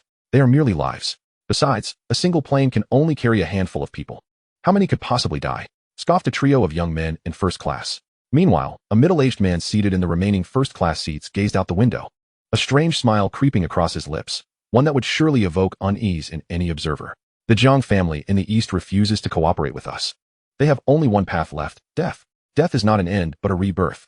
Embrace death to secure tomorrow. The man muttered, his voice eerily hypnotic. Dragon Yen, accompanied by the 3 beautiful flight attendants, maintained a leisurely pace.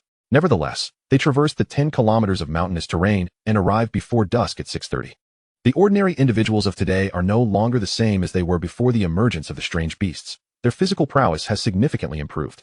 With Dragon Yen by their side, even if a beast were to appear, it could be dispatched silently, without wasting a moment. Yang Yuha pressed a stone at the base of a cliff, revealing a hidden door. Utilizing a human fingerprint, they entered the northwest camp. This camp resembled a mall, akin to a large-scale shopping complex, albeit with the majority of shops manned by robots. A plethora of supplies was available, and numerous individuals could be seen engaging in conversation or purchasing gear in preparation for hunting strange beasts. Dragon Yen. This is the northwest camp, a supply base for practitioners of extraordinary abilities. Moreover, it serves not only as a supply depot, but also houses a research facility dedicated to studying the strange beasts brought back by the practitioners. Of course, equipment here tends to be significantly pricier than in the city. Therefore, unless one is short on supplies or has damaged equipment, it is wise to refrain from making purchases here, as they are exceedingly costly. Yang Yuha explained. You two should head over there and take a rest. I'll join you shortly. Yang Yuha instructed the other 2 flight attendants. All right, we'll go and give you some space. They exchanged knowing glances and shared a mischievous smile before departing. Yang Yuha's cheeks flushed as she playfully pushed them away. Hee hee. The 2 girls laughed as they left, glancing back several times, unable to quell their curiosity. Dragon Yen, don't mind their nonsense. By the way, wait for me a moment. Yang Yuha quickly made her way to a supply store and purchased a sturdy black messenger bag, priced at over 70,000. However, her monthly salary as a flight attendant was 13,000, supplemented by various allowances, particularly for hazardous duty, given the high mortality rates on that route. Thus, her monthly earnings were approximately 60,000, making the purchase of the bag manageable. After placing the 2 halves of a black sphere inside the bag, she handed it to Dragon Yen. Here you go. I've put the 2 halves of the black sphere inside. It's better to carry a bag in the wild. Thank you, Dragon Yen replied, slinging the bag over his shoulder with a faint smile. This marked the first time someone had gifted him a bag, and it appeared to be rather expensive. Chapter 42, Conspiracy, Departure, as if entering a realm of nothingness. I ought to thank you instead. Had it not been for you, I would already be dead. Dragon Yen, aren't you going to rest for the night before heading out? It's quite dangerous outside with the darkness. Fine. Although it may not pose a threat to you. Yang Yuha's voice dwindled as she spoke, shaking her head in disbelief. It was hard for her to imagine what beast could possibly pose a challenge to Dragon Yen, who could slay even the most fearsome creatures. It was clear that at night, it was not Dragon Yen who needed to be cautious, but rather the strange beasts themselves. No, I have pressing matters to attend to. However, you are not safe here. You should promptly contact the airline to return to Donglan City. Dragon Yen reassured her, patting her shoulder. And take this ring. He produced a finely crafted ring made from a purple stone, intricately engraved during their earlier excursion. He wielded a vaporized sword, its intricacy surpassing even the most advanced precision machinery. Naturally, it was a sight to behold. Upon laying eyes on the ring, Yang Yuha felt utterly dazed. She had contemplated pursuing Long Yan, yet due to the disparity in their ages and his remarkable excellence, she possessed the self-awareness to recognize her unworthiness. Thus, she buried her affection deep within her heart. However, Long Yan unexpectedly produced a ring and insisted she wear it. For a moment, she almost believed she was dreaming. Sisters, please wake me. Am I truly dreaming? The families of those who perished on the plane were not lacking in means. They had lost their lives, while you, as the cabin crew leader, remained alive. They dared not vent their frustrations on the otherworldly beasts, fearing retribution might fall upon you. This ring could protect you in critical moments. Consider it a weapon that would activate automatically. Remember, do not ever remove it. After Long Yan's words, he prepared to depart. Thank you, Long Yan. I shall never take it off, Yang Yuha declared. Long Yan, when shall we meet again? She inquired. If fate allows, we shall meet again. He responded before leaving. Exiting the northwest camp was straightforward. A mere fingerprint verification sufficed. In an instant, he vanished into the night, painted in hues of twilight. Yang Yuha watched Long Yan's departure, glancing at the purple ring adorning her finger. Taking a deep breath, she endeavored to suppress thoughts of him. You too. Accompany me to meet the camp commander. Quickly, Yang Yuha commanded. Understood, Sister Yang. This was the base for ability users, where a few eccentric individuals fixed their predatory gazes upon the trio. They dared not linger in this place. In the absence of the otherworldly beasts, it was the humans who posed the greatest threat, particularly those with a penchant for reckless behavior. Sister Yang, your ring is truly exquisite. Ah, my brother is indeed remarkable. All his strength is directed towards me. Indeed, he is an ability user, seemingly under 20, and his physique is truly impressive. Alas, my wretched adherence to traditional femininity is in vain. What was that saying? Encountering the fiercest in the prime of youth, a mutual pursuit. The two flight attendants chimed in unison, their expressions decidedly mischievous. You two are insufferable, Yang Yuha retorted, her cheeks flushing as she quickened her pace. Stop your jesting. When we meet the commander, ensure to clarify the situation succinctly. Refrain from mentioning anything unnecessary. We must also contact the company promptly to ascertain their stance. We are alive. Yet many passengers have perished. This matter will not simply fade away. Yang Yuha spoke with gravity. Understood, Sister Yang. But it is not our fault if they did not jump. Indeed, ultimately it will depend on the contents of the black box. It is their reluctance to jump. Who can be blamed? The two responded, indignation evident in their voices. What if there are unreasonable family members? Yang Yuha's tone grew somber. Long Yin moved with incredible speed, darting through the primordial forest like a gust of wind. Ascending the towering trees, he stepped lightly on the leaves. Propelling himself from a hillside, he soared into the air, gracefully landing atop a massive boulder at an altitude nearing 2,000 meters. He gazed at the sunset, the scenery breathtaking. In the distant horizon, numerous flying otherworldly beasts were visible, and further still, one could witness the clash of these creatures. Long Yin glanced back at the northwest camp, situated at the edge of the Luofeng mountain range. That was truly the Luofeng mountain range. Observing the dark, imposing mountains in the distance, one might mistake them for storm clouds if not scrutinized closely. In actuality, they were mountains, soaring from the plains, their towering heights creating an overwhelming sense of pressure. The average elevation of the Luofeng mountain range was 6,800 meters, and it continued to rise each year, Long Yin contemplated. As for his earlier decision to gift Yang Yuha a protective ring, he had naturally considered all aspects in advance. Unlike other protagonists, he would not allow negligence to result in the demise of one or another, causing anguish to those who cared for him and leading to the loss of loved ones. It was absurd to wait until one was deceased to seek vengeance. If only there were a semblance of foresight, one could anticipate the myriad issues that might arise. Avoiding self-inflicted humiliation. What of the immortal realms and divine hierarchs? If one could ascend to such heights, surely the antagonists must be devoid of intellect, right? Boom. At that moment, 8 sonic booms shattered the air. 8 military aircraft streaked overhead. These were the warplanes of the Thailand dynasty. They had been dispatched following the plane's crash due to an attack by otherworldly beasts, tasked with high-altitude surveillance to drive away the surrounding flying creatures, buying time for ground personnel to search for survivors and recover the black box. Meanwhile, Jiangxi and her group sought refuge in a cave. Despite their proximity to the northwest camp, having taken a wrong turn, they were pursued by a horde of otherworldly beasts. Exhausted, they could only rest in the cave, eagerly awaiting the sound of the aircraft, believing rescue to be imminent. Upon safely entering the northwest camp, they found Jiangxi unharmed, albeit somewhat fatigued. Yet within the crowd, a pair of eyes glimmered with malevolence. You cannot die. Only through death can one be reborn. I shall ensure your resurrection, the man murmured, vanishing in a flash. Long Yin observed his phone. Apart from the signal at the northwest camp, only from this altitude could he receive even a faint signal elsewhere. Opening the map on his phone, he confirmed the direction of the old site of Qihong Industrial Group. Once assured of his course, he exerted force beneath his feet. Boom. The boulder sank down as Long Yin rocketed forth like a cannonball, following a parabolic trajectory. The impact was magnitudes greater than that of a 200mm howitzer. By the time he landed, he was already several kilometers away, the descent nearly silent due to his remarkable control of power. Navigating through the forest, he encountered a flurry of otherworldly beasts attacking him. Each encounter resulted in a swift demise. His sword energy sliced through them effortlessly. The precious materials on the beasts, such as their teeth, horns, and skulls, could fetch a high price. Yet Long Yin remained utterly indifferent. He traversed the primordial forest as though in a realm devoid of obstacles. Chapter 43, Gathering of Influential Figures, Investigation. The area was teeming with beast soldiers, and numerous beast spirits abounded. Truly, the Luofeng mountain range was a hub for otherworldly beasts. Yet, the sheer quantity seemed excessive. It was an unending slaughter. He felt an odd sense of foreboding. Nevertheless, he pressed on, caught up in the thrill of the hunt. Even if something was amiss, he chose not to dwell on it. Perhaps the thriving environment of the Luofeng mountain range simply allowed for such abundant numbers. The classifications of the otherworldly beasts included beast soldiers, beast spirits, beast generals, and beast kings, each with 9 tiers, mirroring the levels of ability users. Naturally, otherworldly beasts were recognized as nearly invincible at equivalent levels.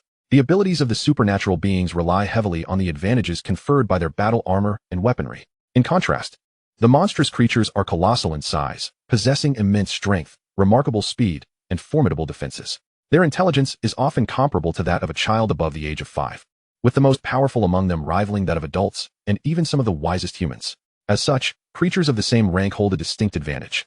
Only those with exceptionally high levels of supernatural abilities stand a chance against equally ranked beasts, or even defeat them at higher levels. Otherwise, it is exceedingly challenging for a supernatural being to prevail against a creature of the same tier.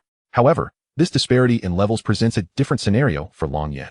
Buzzing sounds fill the air as sword energy weaves and entwines like myriad beams of light. In an instant, a beast spirit of the 5th rank, comparable in size to an elephant, is utterly shattered. Its thick, armored hide, evolved into a steel-like battle suit, proves utterly insufficient to withstand the onslaught. Crumbling as easily as tofu, the force of the attack sends 2 towering trees crashing to the ground. Such weakness. The beast spirits are pathetically feeble. Is there not one that is stronger? Long Yin incessantly hones his swordsmanship, simultaneously solidifying his cultivation. His practice of the sword is driven purely by his desire to eliminate these beasts. After all, he was a formidable figure in his past life. Does he truly need to refine his swordplay? At most, it serves to enhance the perfection of his technique within this realm. Long Yin advances in a straight line towards the Luofeng mountain range, leaving a trail of beast carcasses in his wake. He spares not a single valuable part, as these creatures are simply too weak. Currently, he possesses only a single shoulder bag, which occupies space without yielding significant value. Acquiring materials for sword forging remains his utmost priority. Accelerating his pace, Long Yin resolves that if he has no use for these beasts, then others shall not take them either. Thus, he employs countless sword energies to shred them effortlessly. Meanwhile, a civilian aircraft has crashed during the day, prompting several helicopters to illuminate the sky in search. A small contingent of supernatural beings, accompanied by over 200 ordinary civilians, has mobilized for the rescue operation, including a number of soldiers, indicating military involvement in the affair. On a nearby hillside, a group observes this scene, able to witness the flickering flames of the still-burning aircraft and the surrounding circumstances in their entirety. Among them is even the 3-star Colonel Jiang Guohua. Though he does not command the scene, the overall commander is Colonel Wei Jianga, the deputy commander of the Donglin City Dongshumen Airport and a brigade commander in the Air Force. Others present include the gold-armored overseer of the Northwest Camp, Zhao Guangshuan, his deputy Lei Lu, as well as several aides to Jiang Guohua and Wei Jianga, holding 1- and 2-star ranks. Additionally, a few high-ranking representatives from ARC Airlines are present, along with several unfamiliar faces. In essence, everyone standing here occupies a position of considerable importance. Guohua, what brings you here? Wei Jianga inquires, eyeing Jiang Guohua. Could I possibly refrain from coming? Such a significant incident naturally warrants my presence, Jiang Guohua replies. I have already submitted a request to the higher-ups for on-site assistance and command. Moreover, my niece was on this flight. He lowers his voice towards the end. Your niece was aboard? What of her? Wei Jianga asks, realization dawning upon him, yet hesitating to voice his thoughts.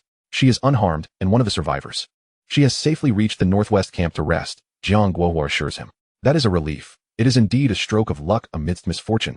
The fatality rate in air disasters is alarmingly high. Even in this age of advanced technology, should an attack by beasts occur, the likelihood of death exceeds 95%. Wei Jianga expresses his sentiments. It is unfortunate, however, that many young supernatural beings likely perished this time. They should have had brighter futures ahead. The gravity of the situation weighs heavily on the group, with no one daring to display any semblance of joy. Zhao, do you have any updates?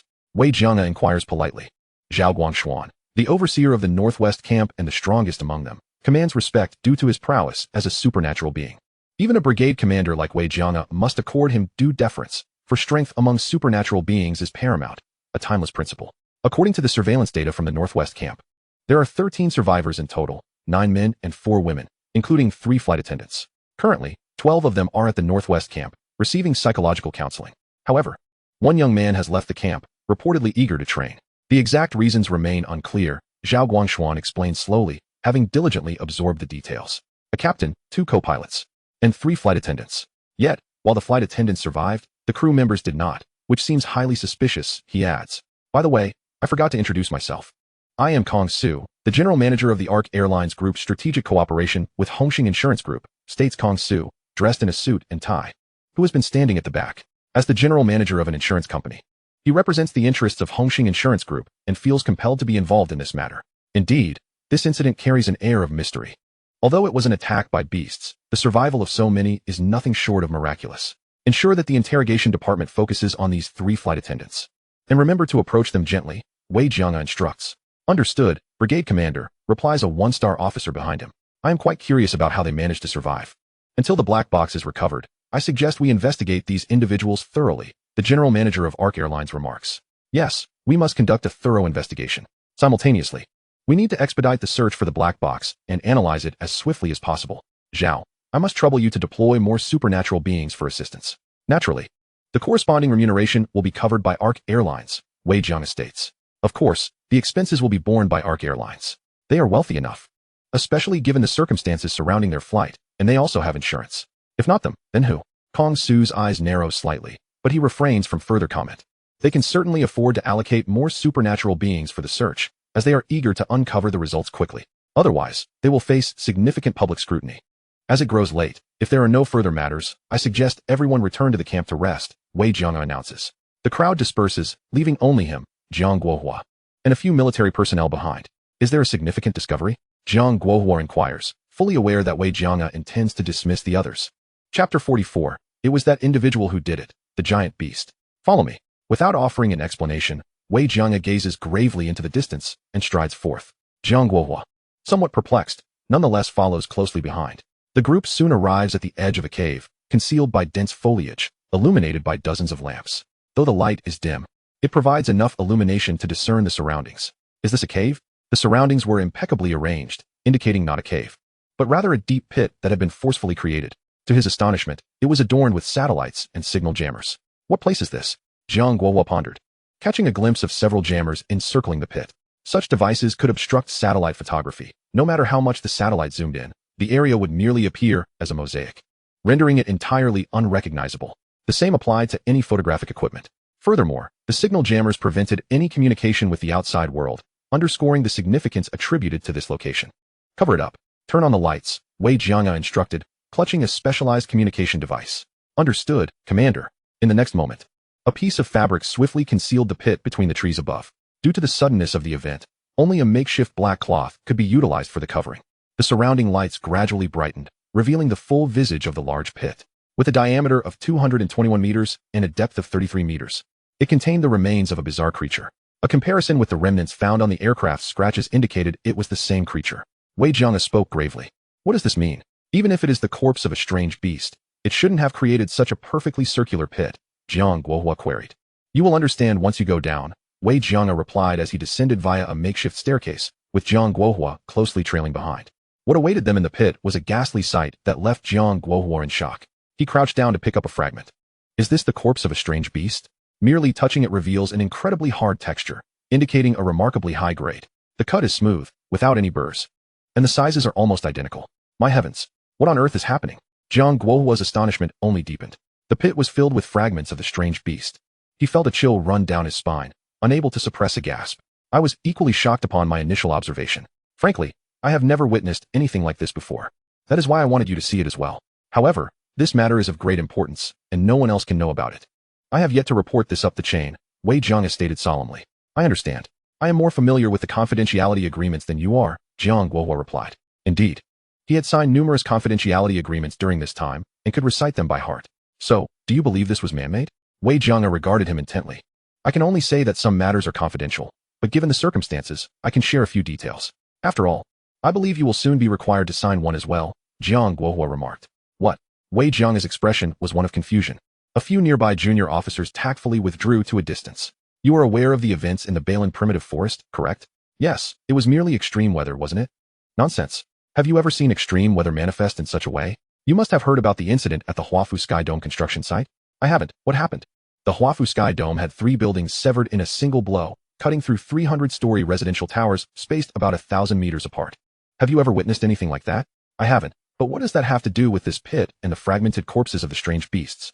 It was only at this point that Wei Jiang suddenly grasped the implication. Are you suggesting that all of this was orchestrated by the same individual? His expression turned grave as he fixed his gaze on Jiang Guohua. Indeed, upon seeing this incision, I feel as though I am witnessing the severed buildings. The cuts are identical, smooth and meticulously crafted, devoid of any burrs. The Balin primitive forest may very well be a consequence of this formidable individual's breakthrough. Moreover, this mysterious powerhouse left behind footprints at the scene. The technical team is diligently analyzing basic information such as age, height, and physique of this enigmatic entity. I believe a conclusion will soon be reached, Jiang Guohua asserted. If what you say is true, then this person is indeed terrifying and undoubtedly an extraordinarily powerful existence among those with special abilities. So, do you suspect he is the mastermind behind the air disaster? Wei Jiang inquired. What are you suggesting? Would such a powerful individual resort to creating an air disaster for the sake of killing? If he wished to kill. Even if he could not do so brazenly in broad daylight, he could certainly do so under the cover of night without anyone being able to exact justice upon him. What I mean to say is that he might have slain the strange beasts and likely did not leave, but rather entered the Luofeng mountain range. Otherwise, how do you explain his fortuitous appearance here? Jiang Guohua replied. I believe he could potentially be one of the passengers. We could investigate from that angle. Furthermore, we should keep an eye on unfamiliar individuals in the Luofeng mountain range who might be capable of hunting strange beasts, Wei Jiang suggested. Yes, and you must report this matter to the higher-ups immediately.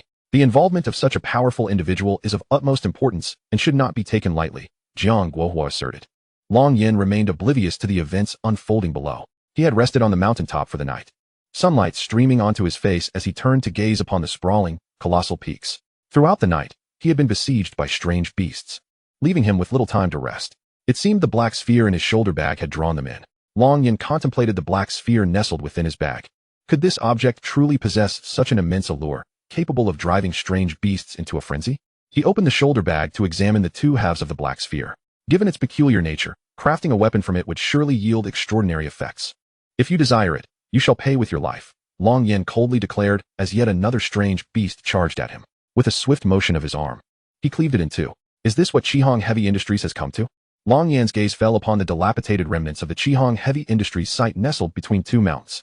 It appeared deceptively close, yet the distance was indeed over 30 kilometers. As he traversed the terrain, a deep rumbling sound resonated ahead. Towering trees over 100 meters tall were uprooted and cast aside. It seemed an extraordinarily massive strange beast was barreling toward him. The weight of its footsteps was formidable, indicating its considerable strength. Long Yan halted. A deafening roar surged toward him, its sound waves so powerful that the surrounding grass was uprooted. Long Yin enveloped himself in a gaseous shield, rendering him unaffected by the onslaught. Before him emerged a colossal figure from the depths of the forest, standing approximately 50 meters tall, with a long trunk and tusks resembling that of an elephant. However, its skin shimmered with a crystalline diamond sheen, and even its eyelids bore thick crystalline layers, providing near impenetrable defense. Chapter 45, The Diamond Mammoth in Hand, Induction Device. It was indeed a rare and formidable diamond mammoth. The teeth of such strange beasts occasionally yielded diamond-grade materials. Even the highest-grade weapons for those with special abilities are often crafted from diamond-grade materials. However, their hardness pales in comparison to that of the diamond mammoth's naturally grown teeth. If I could procure a piece, it could serve as a primary material for weaponry. Long Yan's eyes brightened at the prospect. Yet, he understood that this depended on chance, even among 100 diamond mammoths. It was uncertain if one would yield such a treasure. The notion that this is a certainty implies the potential to transcend even the mighty beast king, evolving into an extraordinarily powerful aberration. It is widely acknowledged that the diamond mammoth possesses formidable defenses. In my previous life, I encountered it and indeed found it exceptionally resilient. However, in this life, let me test just how much of my strength you can withstand. A blade of air, over a meter in length, manifested at the tip of Long Yan's finger, distorting the very atmosphere around it. This bore some resemblance to the lightsabers wielded by the absolute martial warriors. Yet it was incomparable to any mere lightsaber. Roar. Thud, thud, thud. The diamond mammoth charged forward with a deafening roar. With a swift motion of his arm, Long Yin unleashed a massive, warped blade of air that sliced through the air. Bang! It resonated like steel being severed. Despite this, the diamond mammoth continued its advance unabated. Boom! Yet, it soon lost control and collapsed to the ground, skidding a considerable distance. Roar! The diamond mammoth, now with its limbs broken, writhed helplessly on the ground. Its blood-red eyes fixed menacingly on Long Yin, as if it yearned to devour him. Do not gaze upon me so, you wretched insect, Long Yin remarked coldly. How dare a mere beast general at the 6th level dare to strike at me? Who granted you such audacity? His eyes were devoid of pity as he approached, resembling a reaper of lives. Despite his form being dwarfed by the 50-meter-tall diamond mammoth, he exuded an overwhelming aura of terror, akin to a mountain pressing down upon it. The mammoth's crimson gaze dimmed, filled with trepidation as it regarded Long Yin. Roar! The diamond mammoth emitted a mournful cry. Bang! Long Yin swiftly severed its teeth. Then, with a flick of his finger, countless blades of air sliced through its massive body. Aberrations are cold-blooded creatures, devoid of emotions. This has been established through 60 years of research. The notion of domestically training such beasts from a young age is but a fanciful dream, and many beast tamers have perished in the attempt. In their eyes, humans are merely sustenance. How could one expect them to submit to their food and heed its commands?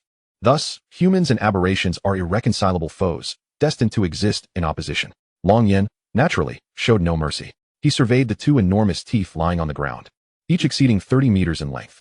These are valuable commodities that nobles and the affluent covet, suitable for crafting an array of decorative items, even household furnishings. They could fetch a substantial sum. However, Long Yin was indifferent to the teeth themselves. Possessing strength meant there were myriad ways to amass wealth. Moreover, he was not just anyone. With a casual alchemical concoction of beauty elixirs, he could incite frenzy among countless wealthy women and celebrities, even leading to fierce disputes over currency. The art of making money was but a trifle for him. He pondered his luck and the possibility of unearthing diamond essence. This sensation was reminiscent of opening a blind box, entirely relying on fortune. A smile graced Long Yan's lips, akin to the thrill of unveiling a hidden treasure. He applied just enough force to cleave the teeth. Bang! The impact was sufficient to shatter the teeth, but not to damage the diamond essence within. Yet, the outcome was disappointing. The first tooth crumbled into fragments, solid and void of any contents. Nothing, he mused, contemplating the remaining tooth. Without hesitation, he proceeded to slice it open. Buzz. Clang. This time, the sound was distinctly different. The former produced the sound of steel being severed. The latter resonated like a blade striking a small iron mountain, echoing with the clanging of fine iron. As the tooth shattered, a fist-sized crystal, resembling diamond, fell forth. Taking on an irregular spherical shape, Long Yin summoned it to his hand, weighing it carefully and observing it closely. It was remarkably heavy, at least 200 pounds, and its texture was so resilient that not a single scratch marred its surface from his controlled strike. It was undoubtedly diamond essence. His luck was extraordinary. To obtain this rare material, which had such a low probability of emergence, all at once was a stroke of fortune. The quantity was more than sufficient. However, according to scientific studies, this diamond essence would gradually spread throughout the entirety of the tooth as the aberration continued to grow. If it truly developed to such an extent, it would render any weapon ineffective against it. Even if the tooth were damaged, as long as the aberration remained alive, it would eventually recover. Truly, the diamond mammoth was a rare specimen among aberrations. A satisfied smile appeared on Long Yan's face as he placed the diamond essence into his satchel. Thus far, he had discovered 2 types of rare materials suitable for sword forging. To craft a superior sword, at least 10 varieties of rare materials were required. Naturally, the more diverse the materials, the better the sword would be, sharper and more refined. With this thought, Long Yin swiftly continued towards his destination, leaving behind the diamond mammoth's massive limbs, which were of little value. The most valuable aspects were indeed the 2 teeth. The other parts held little worth. Transporting thousands of tons of limbs would be prohibitively costly, a venture fraught with losses. No one would engage in such calculations. During the day, several aircraft patrolled the skies, maintaining vigilance. The search and rescue efforts were nearing their conclusion. All personnel appeared somewhat dejected, some even sorrowful, for nearly all the deceased were espers, and most were quite young. Report to the commander. We have confirmed that, aside from the 13 who parachuted to safety, all others have shown no signs of life. A first-star officer reported to Wei Jianga. Understood. Wei Jianga nodded solemnly, casting a glance at the distant media representatives and several distinguished family members of the deceased. You may inform them of this news and make it public. Do not disclose anything else, Wei Jianga instructed. Yes, Commander, the first-star officer replied, moving towards the media personnel. It was a pity that aside from those who parachuted to safety, the others had ultimately perished, leaving only shattered equipment and a few personal belongings. They could have slain numerous aberrations and protected many ordinary individuals, even had the potential to evolve into true powerhouses. Who could argue otherwise? Sighed Jiang Guohua, standing beside Wei Jianga. Indeed, Wei Jianga nodded. Commander, we have made a significant discovery. There are too many eyes here. Please follow me. A second-star officer, a subordinate whom Wei Jianga valued, urged. Very well, lead the way, Wei Jianga replied, not daring to delay. The 3 approached the wreckage of the surrounded aircraft. Commander, the search and rescue personnel found this, the second-star officer said, lifting a severely damaged mechanism that appeared quite heavy, weighing several dozen pounds. What is this? Wei Jianga inquired. Puzzled. If I am not mistaken, this should be some form of sonic induction device. I discussed this with Dr. Jean a couple of days ago and have some understanding of such devices, Jiang Guohua said, his expression growing grave. Indeed, what Commander Jiang stated is accurate. This is a sonic induction device. The technical team has already examined it. Although they have yet to analyze what it induces specifically, they have confirmed that this device does not belong on an aircraft, the second-star officer added. This implies that this tragedy was artificially orchestrated. Wei Jianga's gaze turned furious. If it was indeed a deliberate act, the nature of the incident has fundamentally changed. Higher authorities will undoubtedly intervene, perhaps even dispatching formidable individuals to conduct a comprehensive investigation. We must uncover the truth, as this is certainly a targeted and premeditated operation. If we fail to uncover vital information promptly, it may result in severe consequences. Jiang Guohua analyzed gravely. Commander, this is precisely what I am about to convey. The rescue personnel are not our soldiers. He is merely one member of that rescue team. Before reaching us, he had already informed the overseer of the Northwest Camp, Hongxing Insurance, and Arc Aviation Group. At least 3 hours have elapsed since then. What did you say? Wei Jiang furrowed his brows. He bypassed me and directly informed them? What could possibly be the motive behind such an action? Different parties have disparate interests. It is all about safeguarding their own benefits. I loathe such entanglements of interest, Jiang Guohua retorted indignantly. At that moment, his phone vibrated with an incoming call. Hello? Yes, it's me. All right, I understand. Wei Jiang hung up the satellite phone, his expression darkening. We are in trouble. The higher-ups have dispatched the Ability Punishment Team and the Special Task Force to take charge of the investigation. They are all professionals adept at interrogation. Even the most obstinate will eventually relent. Though I remain the overall commander, the Ability Punishment Team and the Special Task Force possess significant autonomy. I cannot interfere excessively with their operations. Do you comprehend this, Guohua? Wei Jiang fixed his gaze on Jiang Guohua. You mean to say, this is bad. Trouble is imminent. Hurry and prepare the plane to the Northwest Camp, swiftly. Jiang Guohua commanded sharply. Understood, Commander Jiang. The aircraft is over there, inside the Northwest Camp, which had nearly hollowed out a granite mountain. The internal space was vast, boasting hotels and restaurants that provided accommodations and sustenance, along with a dazzling array of equipment shops. It served as a supply base for many ability users hunting aberrant beasts in the Luofeng mountain range, in a building sealed by an iron door. The overseer of the Northwest Camp, Zhao Guangshuan, and his deputy, Lei Lu, were currently in the command room, observing the live feed from the interrogation rooms on the screens. The interrogators dispatched by the punishment team and the special task force were responsible for questioning the survivors of the flight incident.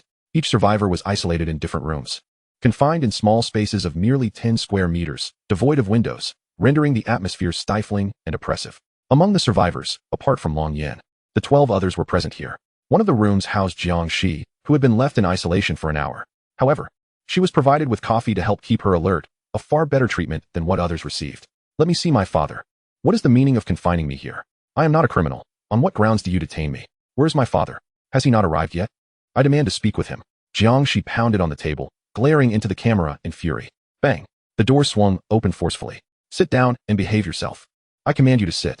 A middle-aged man clad in the attire of the Ability Punishment Team shouted at Jiang Shi. Stop it. You're frightening her. An elderly man from the same team chided, patting the younger man's shoulder. Play good cop here. Reluctantly, Jiang Shi sat down, her expression a mixture of anger and discomfort as she regarded them. Do you understand that confessing will lead to leniency? You are aware of what follows. The middle-aged man scrutinized her. Where is my father? I want to see him. Until my father arrives, I shall not utter a word. Jiang Shi crossed her arms defiantly, her anger palpable at the treatment she was receiving. Do you comprehend what it means to resist? From now on, I will ask a question, and you will answer. The middle-aged man continued, ignoring her protests. He produced a sleek, ultra-thin folding tablet and began scrutinizing its contents, seemingly oblivious to her protests. Why did you come to the Luofeng mountain range? He inquired coldly. Such a trivial question. What business is it of yours where I go? My father sent me here. And what of it? Jiang Shi scoffed dismissively. Are you implying that your father is involved in this matter? The middle-aged man smirked, jotting down notes on the tablet. Involved in what? My father is not involved in anything. Jiang Shi exclaimed, bewildered. This flight had a sonic induction device, designed to lure beasts to attack the aircraft. The device has been located, confirming it was man-made. Are you suggesting your father played a role in this? Did he install the device or provide assistance? You escaped by parachuting because you were forewarned, allowing you to flee before the aircraft was utterly destroyed by the beast? Oh, and I forgot to mention. We are the Ability Punishment Team, specializing in interrogating ability users. So answer my questions. The middle-aged man fixed his gaze on her intently. Wait, I never said that. My father had no involvement. He was completely unaware. Jiang Shi's anxiety surged. Though she had been furious moments ago, it was because she had been clueless about the situation and the identity of her interrogators. Now, she felt utterly blindsided, caught off guard by the accusations. Are you suggesting that your father is simply uninvolved but aware? Or perhaps you participated without his knowledge? The middle-aged man's voice grew louder. Jiang Shi felt suffocated, overwhelmed by the weight of the accusations. It seemed that no matter how she responded, she was destined to be wrong. I don't know. It wasn't me. Nor was it my father. We had no knowledge of any sonic induction devices. We did not orchestrate this. She pleaded desperately. Oh, I see. You were forewarned. Yet you did not act. Is that correct? The middle-aged man pressed. What? No. Jiang Shi's eyes widened, her complexion paling as she became increasingly panicked. A chill ran down her spine, and she began to tremble slightly. For the first time in her life, she truly experienced the feeling of being unjustly accused. Realizing how dark human nature could be, those who wronged you often understood your plight far better than yourself. Chapter 47. Let us go. Let us see who dares to stop us. Bang. Am I correct? The middle-aged man slammed his hand on the table, rising abruptly. Jiang Shi nearly burst into tears from the fright. Bang. At that moment, the door was suddenly kicked open with such force that it flew inward. The middle-aged man reacted swiftly, attempting to catch the door. Bang! The iron gate has been firmly shut. However, the immense force caused him to stagger backward a few steps. It was the old man behind him who gave him a gentle push, allowing him to finally regain his balance. Such audacity! Who dares to intrude here? The ability enforcement team is conducting an operation, and I shall see who you truly are. The middle-aged man's countenance darkened, due to the external lighting. He had yet to clearly discern the identity of the intruder. How dare you question my niece so brazenly? Who on earth granted you such insolence? The tall man stepped forward, glaring fiercely at the middle-aged individual. Uncle. Upon seeing the man at the entrance, Jiangxi's face lit up with excitement and joy, tears streaming down her cheeks. Indeed, the person at the door was none other than her beloved uncle, Jiang Guohua, her father's younger brother, an esteemed figure at the 3-Star Academy. Come here, little Shi.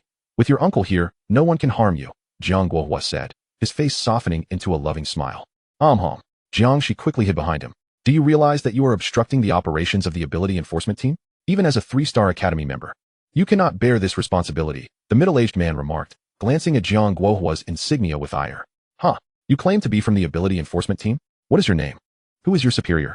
Jiang Guohua, due to his height, tilted his head back, squinting at the middle-aged man and the elder beside him.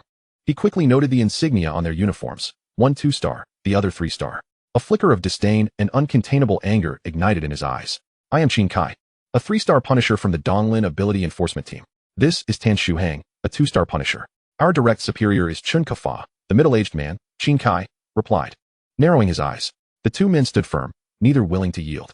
It is well known that the hierarchy within the Ability Enforcement Team ranges from 1-star to 3-star Punishers, followed by 4-star to 6-star Punishment Leaders, and finally 7-star to 9-star Punishment Generals.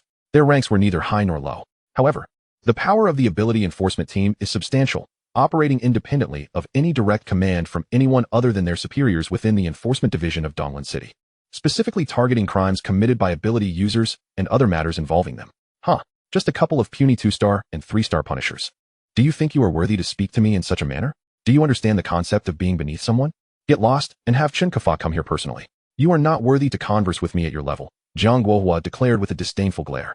Qin Kai exchanged a glance with Tan Shuhang, their expressions grim. Furthermore, the way you are interrogating my niece is being recorded on surveillance. You had better provide me with a satisfactory explanation, or you will find yourselves in dire straits. Do you truly believe the Jiang family has no power left?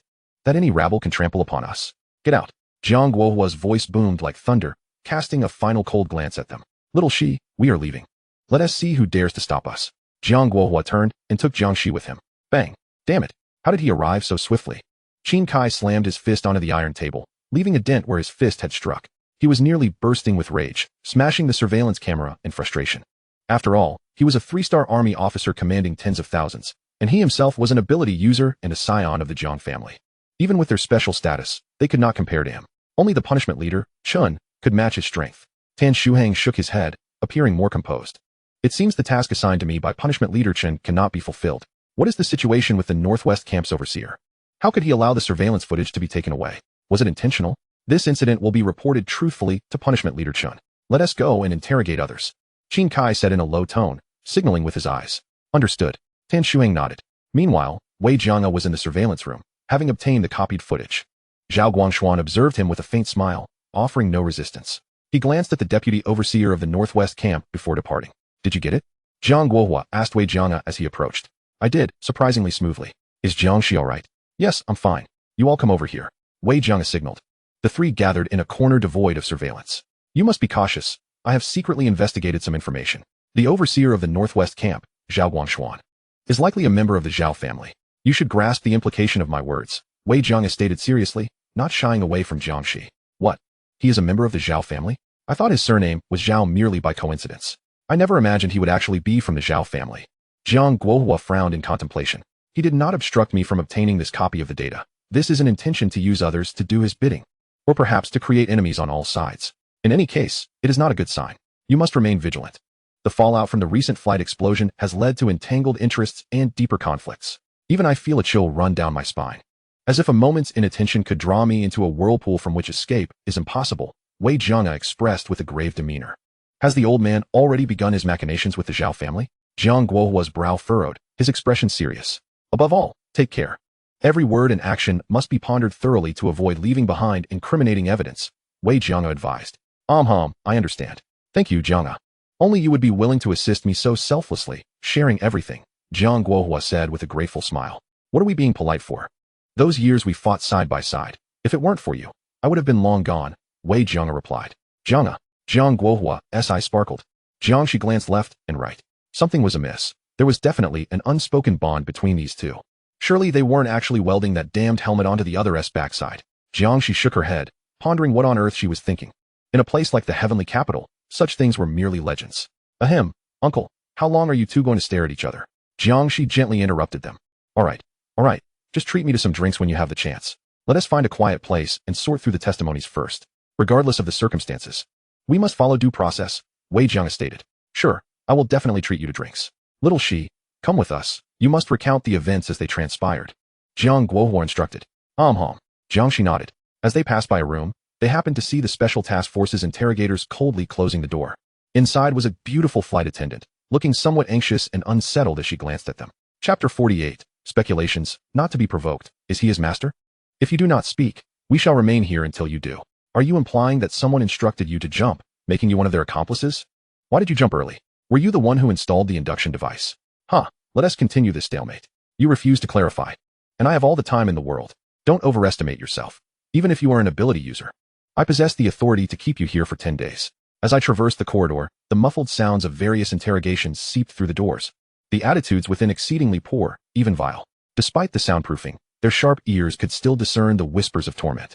The Abilities Punishment Squad was tasked with overseeing the ability users, while the Special Operations Unit dealt with the ordinary populace. Uncle, they are far too ruthless, aren't they? Can't you intervene? Jiang, she implored. Alas, it is beyond our jurisdiction, Jiang Guohua replied with resignation. We can only voice our concerns.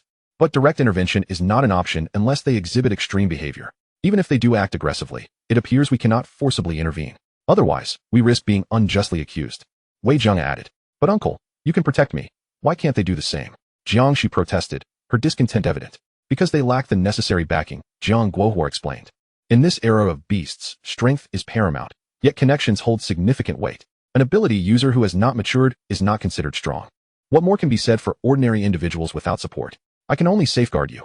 My abilities are limited in extending to others. Thus, little Shi, you must strive to enhance your prowess. Your talent is commendable, and you may yet become a formidable ability user in the future. Only the strong can command respect and wield sufficient influence over their destinies. Do you understand? Jiang Guohua spoke earnestly. Understood, uncle, Jiang, she acquiesced, nodding at the harsh reality. What about my bodyguards? She inquired. They are fine. With their capabilities, they will not be targeted directly. They will certainly fare better than others. It should take no more than half an hour for their questioning, Wei Jiang reassured her. The trio entered a sealed office. After a thorough inspection, they found no surveillance devices. Now, tell me, what exactly is going on? Jiang Guohua inquired. Here's the situation. Jiang, she recounted the events concerning Long Yan, including her father's speculations about Long Yan's strength and the incident where he had overthrown Master Chen at the sales office. Regarding Master Chen's death, she merely suggested that Long Yan was likely responsible, as it remained uncertain, and thus could not be definitively stated. Additionally, she mentioned how Long Yan had opened the cabin door on the plane, allowing them to parachute to safety, ultimately saving 12 lives. Is that so? This young man indeed possesses remarkable capabilities, Jiang Guohua remarked.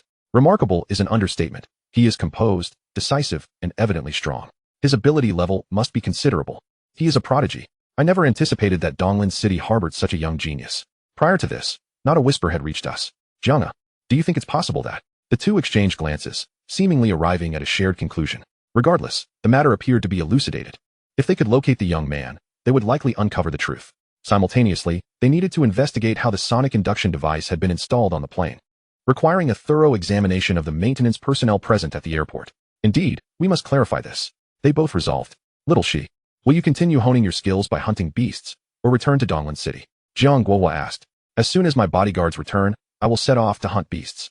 The assessment for ability users is fast approaching, and I must seize every moment, Jiang Shi asserted. Excellent. Uncle supports you. Pursue your ambitions. However, be cautious on your journey, and do not act recklessly in the face of danger. Go, Jiang Guohua encouraged. Understood, uncle, Jiang Shi replied before departing. Only the two remained in the office. Jiang, you don't share my suspicions, do you? Do you suspect this young man is the mysterious powerhouse who obliterated that colossal beast? Jiang Guohua queried. No. My doubts do not lie with him. He is far too young. If it were him, it would indeed be extraordinary. The most prodigious talents in the world are not so overwhelmingly powerful. I suspect that the mysterious powerhouse is his master. Otherwise, how do we explain his remarkable strength at such a young age? Master Chun was struck without retaliation and then met an inexplicable demise. Moreover, he survived the recent aviation incident. Along with the mysterious powerhouse acting at this critical juncture to slay beasts, doesn't this all suggest a significant connection between the two? Wei Jiang's tone grew increasingly grave. What should we do? If he is truly his master, should we still seek him out for questioning? Furthermore, should we inform our superiors of this hypothesis? Jiang Guohua asked, his uncertainty palpable. This matter involves a level of power we are not equipped to handle, he continued. Let us keep this to ourselves for now. Furthermore, we cannot approach him directly. If he truly is the disciple of that mysterious powerhouse, we cannot afford to offend him. Not even your father could contend with such a figure. We will observe how the punishment squad proceeds. As dawn broke, Jiang Shi, accompanied by her 2 bodyguards, hastened toward the Luofeng mountain range. Long Yin gracefully descended, arriving at the site of the abandoned Qihong Heavy Industry Group. The rusted, peeling sign bore witness to its former glory. The area was overgrown with weeds, dotted with numerous ponds, likely formed by the rolling of beasts. There were also numerous abandoned mining trucks and equipment, even a once-renowned excavator, now rusted and decrepit. The entire scene resembled an apocalyptic landscape, a perfect setting for a post-apocalyptic film. Long Yin stood at the edge, gazing into the vast pit below. The winding paths spiraled downward, and the mine's mouth appeared to exceed 8 kilometers in diameter, plunging approximately 3 kilometers deep. It was indeed a site of rich, rare metal extraction, once employing up to 8,000 workers at its peak. According to historical records, the Qihong Heavy Industry Group thrived over a century ago, and after decades of mining, this immense pit was formed. However, the outbreak of beasts resulted in numerous fatalities. And its remote location, coupled with the congregation of beasts, made establishing a mining base here perilous. The Qihong Heavy Industry Group ultimately abandoned the site. Despite its potential for extracting over 50 types of rare minerals, with only 2/3 of the total still remaining underground. Long Yin contemplated that finding suitable metals here should not prove difficult. The metals he sought were not the exorbitant materials utilized in ability user weaponry. They needed not only high hardness, but also other suitable properties, such as sufficient ductility and specific attributes. The metals available in ability user weapon shops were all technologically enhanced, and not what Long Yin desired. Crafting a superior sword required materials that were anything but simple. In summary, the prospects of this mine appeared promising. Chapter 49, The Beast King, Ironclad Black Python. Long Yin leaped into the air, descending toward the center of the pit. As he soared through the air, he beheld the bottom of the mine, entirely submerged in water, reaching a depth of 500 meters. According to the records, there existed an elevator at the mine's base leading directly to the depths below. Yet, it seemed to have been completely inundated. It appeared that direct diving was the only option left. However, with his cultivation at the Qi refinement stage, he could hold his breath for an extended period. Long Yin pondered. Just as he was about to plunge into the water's surface, a shadowy figure beneath the deep green water gradually came into focus. Activate the Qi shield, Long Yin commanded, pressing his hand downward. A massive, transparent disc descended with force. Suddenly, a giant serpent, covered in formidable black scales, erupted from the water, emitting a piercing shriek. Its immense size would leave even the largest python in a car in awe. With a thunderous crash, the colossal serpent collided with the transparent disc, only to be hurled back into the depths. Is this an iron-armored black serpent? Its strength must be at least that of a beast king. Such extraordinary creatures are typically found lurking in forests and swamps, ambushing their prey. How did it come to be here? Long Yin mused. The iron-armored black serpent revealed only its upper half, yet its true length must have exceeded 130 meters. With a slight bulge upon its head, it clearly belonged to the Beast King realm. Long Yin thought, undaunted by the creature's imposing size. He stood effortlessly upon the water's surface, as if a transparent glass layer supported him, preventing him from sinking. With a flick of his fingers, he unleashed a surge of sword energy. Buzz! 100 meters of sword energy shot skyward with a swift motion of his arm. The iron-armored black serpent leapt from the water again, its gaping maw menacingly aimed at Long Yin. Seeking death, are we? Long Yin retorted, swinging his arm as the 100 meters of sword energy cleaved toward the serpent's jaws. The thick, resilient scales merely delayed the inevitable for a fleeting moment before being sliced apart. It should be noted that these scales were at least 10 times harder than diamond. The serpent's lower jaw was sent flying. With a howl of anguish, it plunged into the water, thrashing about and creating waves several meters high, a testament to its pain. Long Yin remained patient, standing atop the water, awaiting its reemergence. The iron-armored black serpent burst forth again, but instead of attacking, it coiled protectively around a massive mining truck, weighing several hundred tons. Blood dripped from its wounds. Its fierce crimson eyes fixated on Long Yin, its tongue flickering in agitation, wary of his every move. No wonder it displayed such a defensive reaction. It was in its spawning period, safeguarding its unhatched offspring. Long Yin noticed the truck's bed was filled with a multitude of eggs, each approximately 15 centimeters in diameter. While their size was disproportionate to that of the massive serpent, their quantity was staggering. Had a compassionate soul been present, they would surely have felt a surge of empathy for the unhatched eggs and the beleaguered mother serpent. Alas, the one it encountered was Long Yin. All monstrous beasts deserve their demise. Long Yin unleashed his energy, compressing the water's surface and raising towering waves. In an instant, he struck with his sword. Buzz. A faint yet crisp sound resonated, akin to steel being cleaved in two. The iron-armored black serpent stood still, its head subsequently rolling to the ground. Long Yin swung his sword again, dispersing the creature into countless fragments. Yet, one object caught his attention. A serpent's gallbladder? Remarkably, it had survived the onslaught. Indeed, it was a rare treasure. Long Yin raised his hand, drawing the fist-sized green gallbladder into his grasp. It was exceedingly hard, though it was rather diminutive. Based on the prices from his previous life, the value of an iron-armored black serpent's gallbladder increased with size. This one should fetch at least 20 million. It was compact and could yield significant profit. He decided to keep it, placing it into his shoulder bag. Gazing at the thousands of eggs in the truck bed, he declared, "By the power of Qi, I shall obliterate." Long Yin clenched his fist, channeling his energy to pierce and destroy. Boom. The eggs, no matter how resilient, could not withstand the impact and shattered. Many had already begun to hatch, yet they too were ground to pieces. Only 2 of the finest specimens remained, which Long Yin carefully collected. The rarity of such eggs dictated their value. Iron-armored black serpents typically birth their young in pairs, and only those of the Beast King level could lay eggs. Acquiring such eggs was no simple feat. They would fiercely guard them, yet in the face of impending doom, they would destroy or consume their own eggs. However, I shall not grant you that opportunity.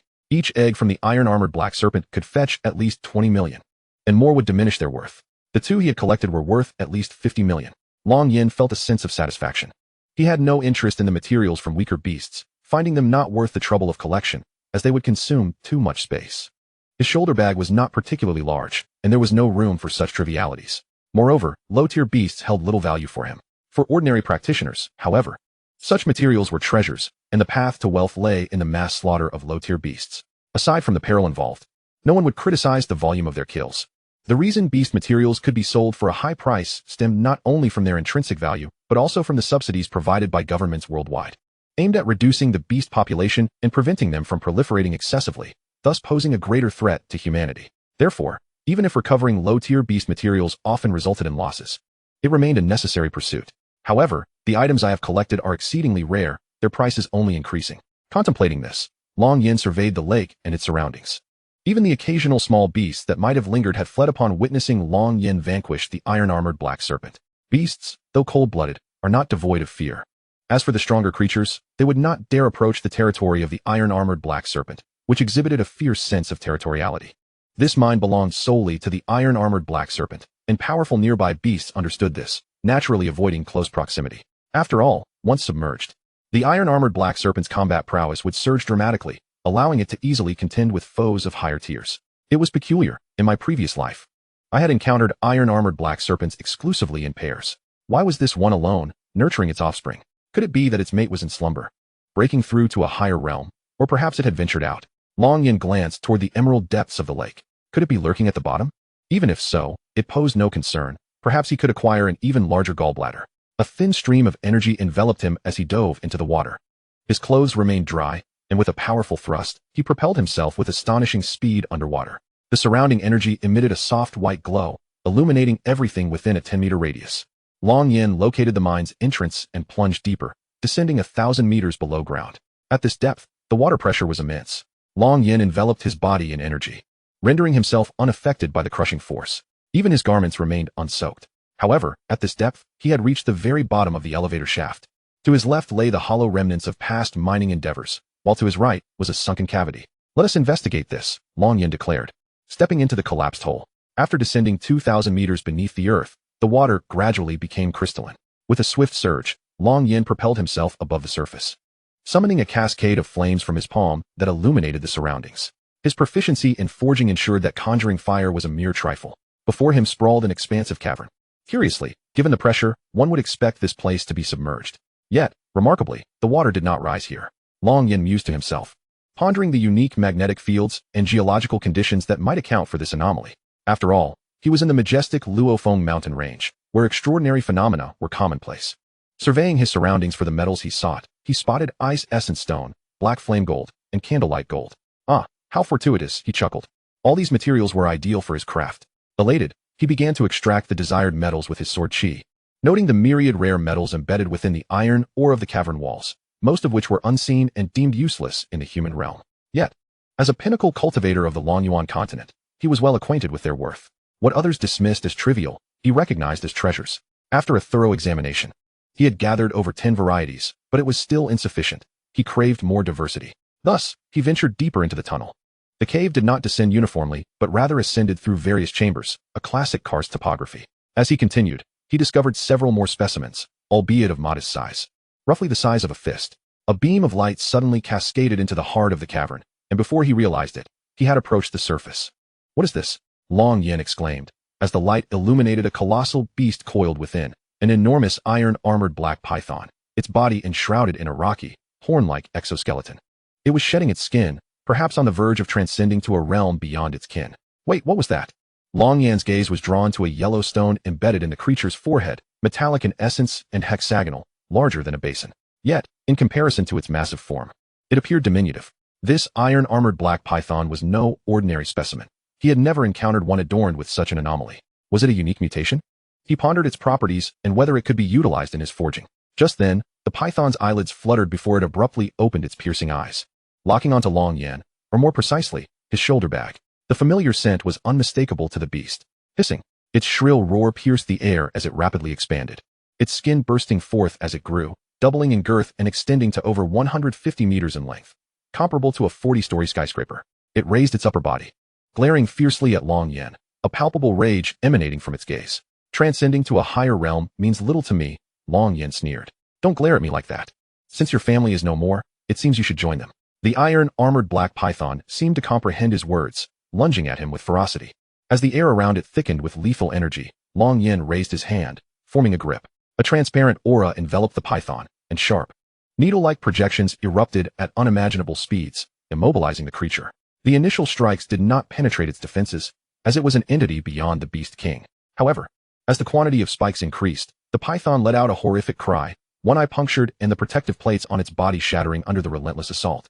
Despite its grievous wounds, one eye remained fixed on Long Yen, brimming with hatred, as if it sought vengeance even in death.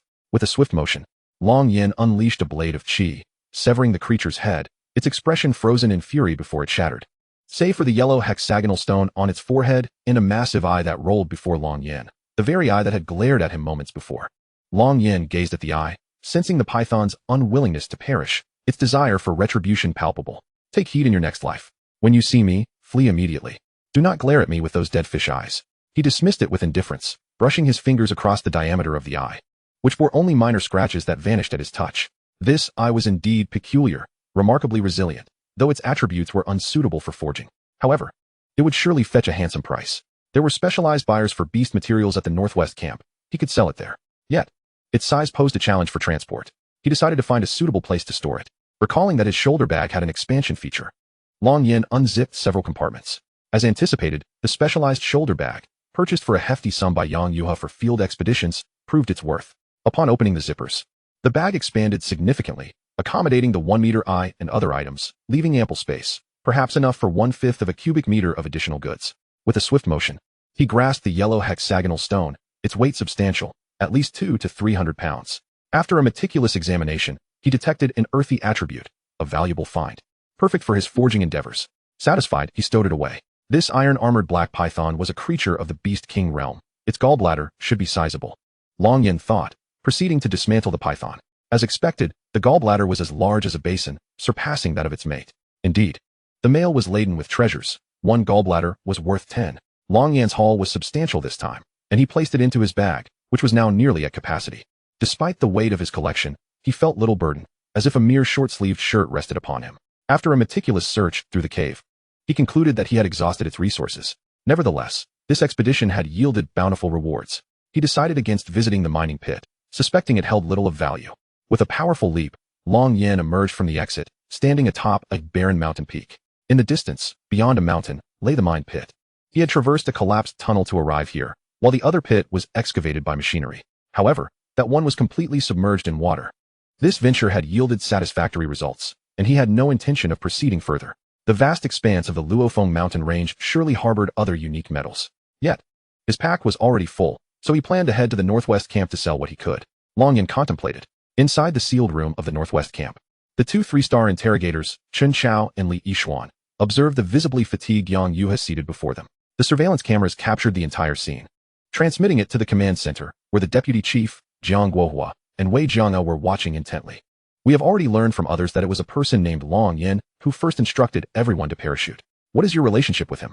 How did he know in advance that the plane would be attacked by the aberrant beasts? Chen Chao demanded. It has been 3 days since the flight incident.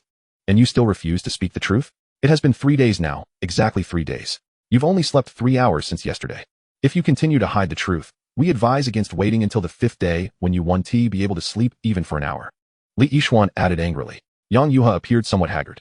Sleeping only 3 hours over 2 days had indeed left her utterly exhausted. It was not humanly possible to function without sleep, at least not for an ordinary person. However, she had promised Long Yin that she would never reveal his true capabilities. Thus, she had to stubbornly conceal any information regarding this matter. What can I say?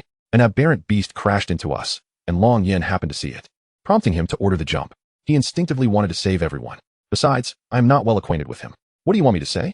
Just because you cannot find the true culprit behind the placement of the inducement device, you wish to force me into a confession? Have I wronged you in any way, that you wish to advance through such means? Yang Yuha retorted, her expression one of anger and distress. Silence. Confess honestly, or you know what the consequences will be. Li Yishuan yelled. Indeed, I was correct. Your urgency only proves my point. You had ample time to investigate the source of the equipment. There were so many maintenance personnel and others who could access the plane at the airport. Were all those cameras not sufficient to identify the culprit? Yet you are solely focused on interrogating me. I see that you cannot find the true perpetrator, so you are intent on fabricating one instead. I have seen through your task force, Yang Yuha said, glancing at them and then at the 2 surveillance cameras in the corners of the room. Chen Chao and Li Yishuan exchanged troubled glances, their expressions darkening. Yang Yuha was indeed speaking the truth. They were unable to identify who had installed the equipment. So far, they had exhausted all their methods, yet the culprit remained elusive. With Long Yin absent, they could only focus their efforts on Yang Yuha. Bang! The door swung open. You all leave. I am Qin Kai, and this is Tan Shuhang. From now on, the responsibility for this matter lies entirely with our ability punishment team. Qin Kai and Tan Shuhang entered, producing a piece of paper embossed with a black seal. Yes. Upon seeing the black seal, Li Yishuan dared not hesitate and quickly exited with Chen Chao. With someone else in charge, they were more than willing to withdraw. The situation was too complex for them to manage. We are from the ability punishment team, and we shall conduct your interrogation. I trust you have heard of us. So there is no need for me to elaborate. In our eyes, there is no distinction between genders. From this moment on, for every falsehood you utter, a finger will be severed, Qin Kai stated coldly. What? You cannot do this. Where's my lawyer? I demand to see my lawyer. Yang Yuha exclaimed in alarm. How can this be? The ability punishment team has no business interrogating ordinary citizens. This is entirely against protocol. I demand an immediate cessation of this. Jiang Guohua frowned. Indeed. And this clearly aims to elicit a confession through coercion. How can such methods as severing fingers be employed? Wei Jianga also voiced his disapproval angrily. Gentlemen, I believe you have yet to grasp the gravity of the situation.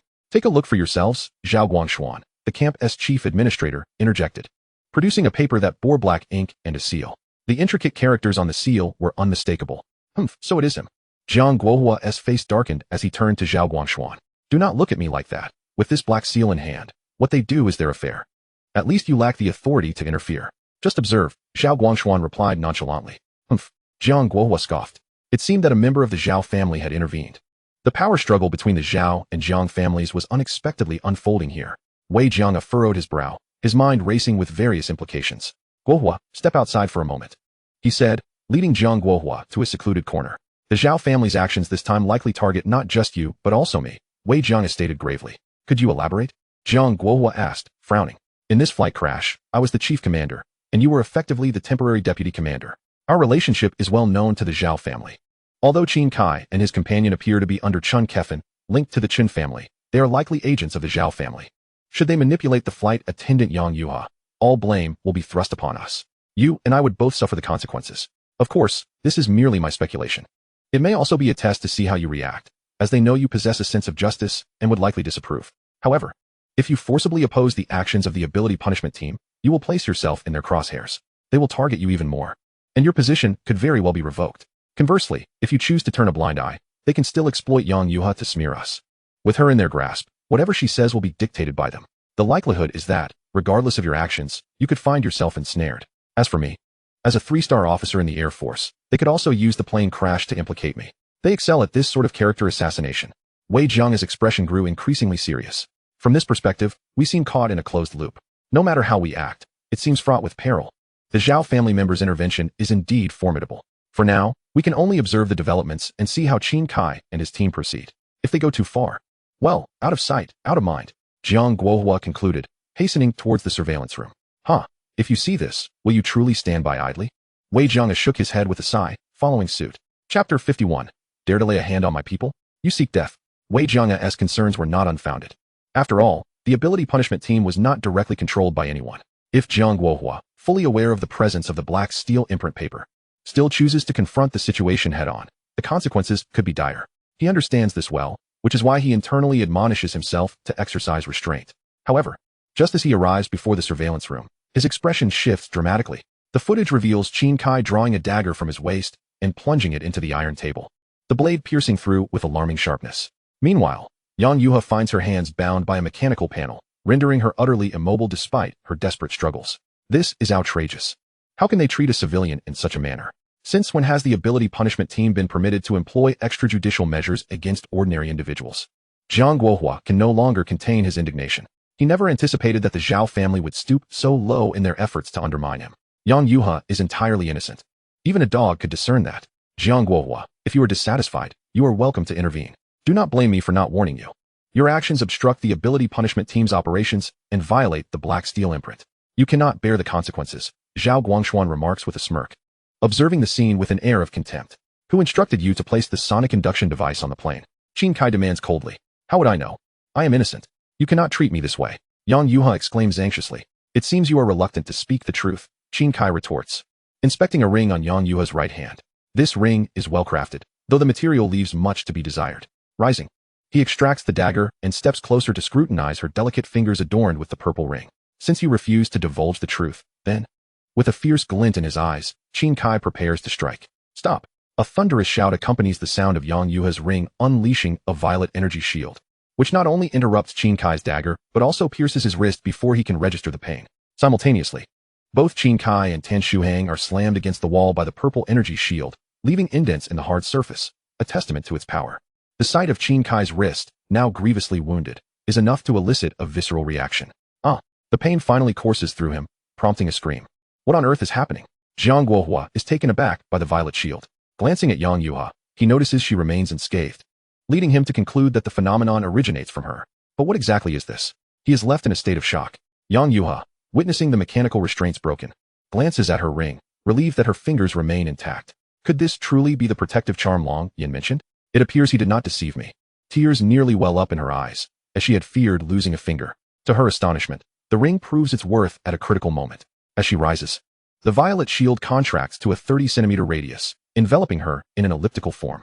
It expands and contracts with her movements, allowing her to walk unimpeded. Thud. Qin Kai and Tan Shuhang crash to the ground, racked with pain as they struggle to rise, warily eyeing Yang Yuha. What is this thing? How dare you attack the ability punishment team? You are courting death. You will not leave here unscathed.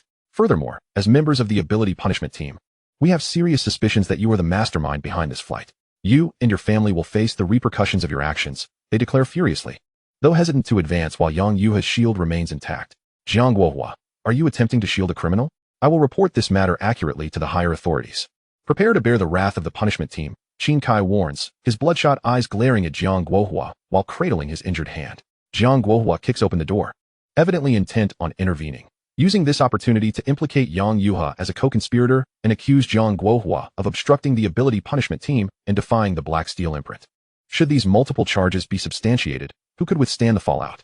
It is over. Indeed, the situation has escalated, and Jiang Guohua's position is likely irretrievably compromised. His father may also suffer consequences, as the Zhao family is bound to gain an upper hand from this confrontation, potentially securing victory ahead of time. Wei Jiangu, trailing behind, shakes his head in dismay. By the time he comprehends the gravity of the situation, it has already unfolded. Yet now, he is more concerned about the nature of the power emanating from Yang Yuha, which has managed to repel two ability users and exhibits offensive capabilities. Could it be that Yang Yuha is a deliberate decoy, perhaps even a member of the Zhao family? Wei Jiangu muses darkly. Regardless, his priority remains to protect Yang Yuha. If they intend to cast aspersions upon him, they will find it far from easy. Is that so? Do you truly believe you can take her? A voice interjects from behind them. Zhao Guangshuan, the overseer of the northwest camp. Meanwhile, Long Yin, who had been moving at a leisurely pace, halts abruptly, his gaze sharpening as he turns toward the night sky. Yang Yuha is in danger. Indeed, entrusting her safety to the ring was the right decision. It has proven its efficacy at a crucial juncture. This direction is toward the northwest camp. Long Yin instinctively locks onto the source of the disturbance, realizing that besides the camp, there is nowhere else that could be. How dare you lay a hand on those under my protection? You are courting your own demise. With a powerful stomp, Long Yin sends the ground beneath him collapsing in a 20-meter radius, producing a deafening roar as he launches skyward like a cannonball. Zhao Guangshuan, I refuse to believe you will dare to kill us here. Jiang Guohua glares coldly at him. Killing you is not my intent, but with your meager strength, you will not be able to take her away, Zhao Guangshuan replies. Jiang Guohua, your father is in dire straits. Do not add to his troubles. Simply observe from the sidelines, he adds, his abilities surging forth as multiple currents of blue electricity begin to crackle and dance across his clothing. What? A B-class lightning ability? You are a battlefield realm user. Jiang Guohua's expression darkens. The battlefield realm is immensely powerful, corresponding to the beast general tier. You have reached such a level. No wonder you hold the position of overseer at the northwest camp. Wei Jianji's expression is equally grave. They are merely at the body realm, a significant gap in power. It cannot be said that they stand no chance, but hope is scarce. If forced into conflict, the outcome would be disastrous. This is infuriating. Jiang Guohua clenched his fists, the sound echoing ominously. In chapter 52, an overwhelming sense of dread descended upon him. The impotent fury. The Jiang family has withered with your generation, nearing 40.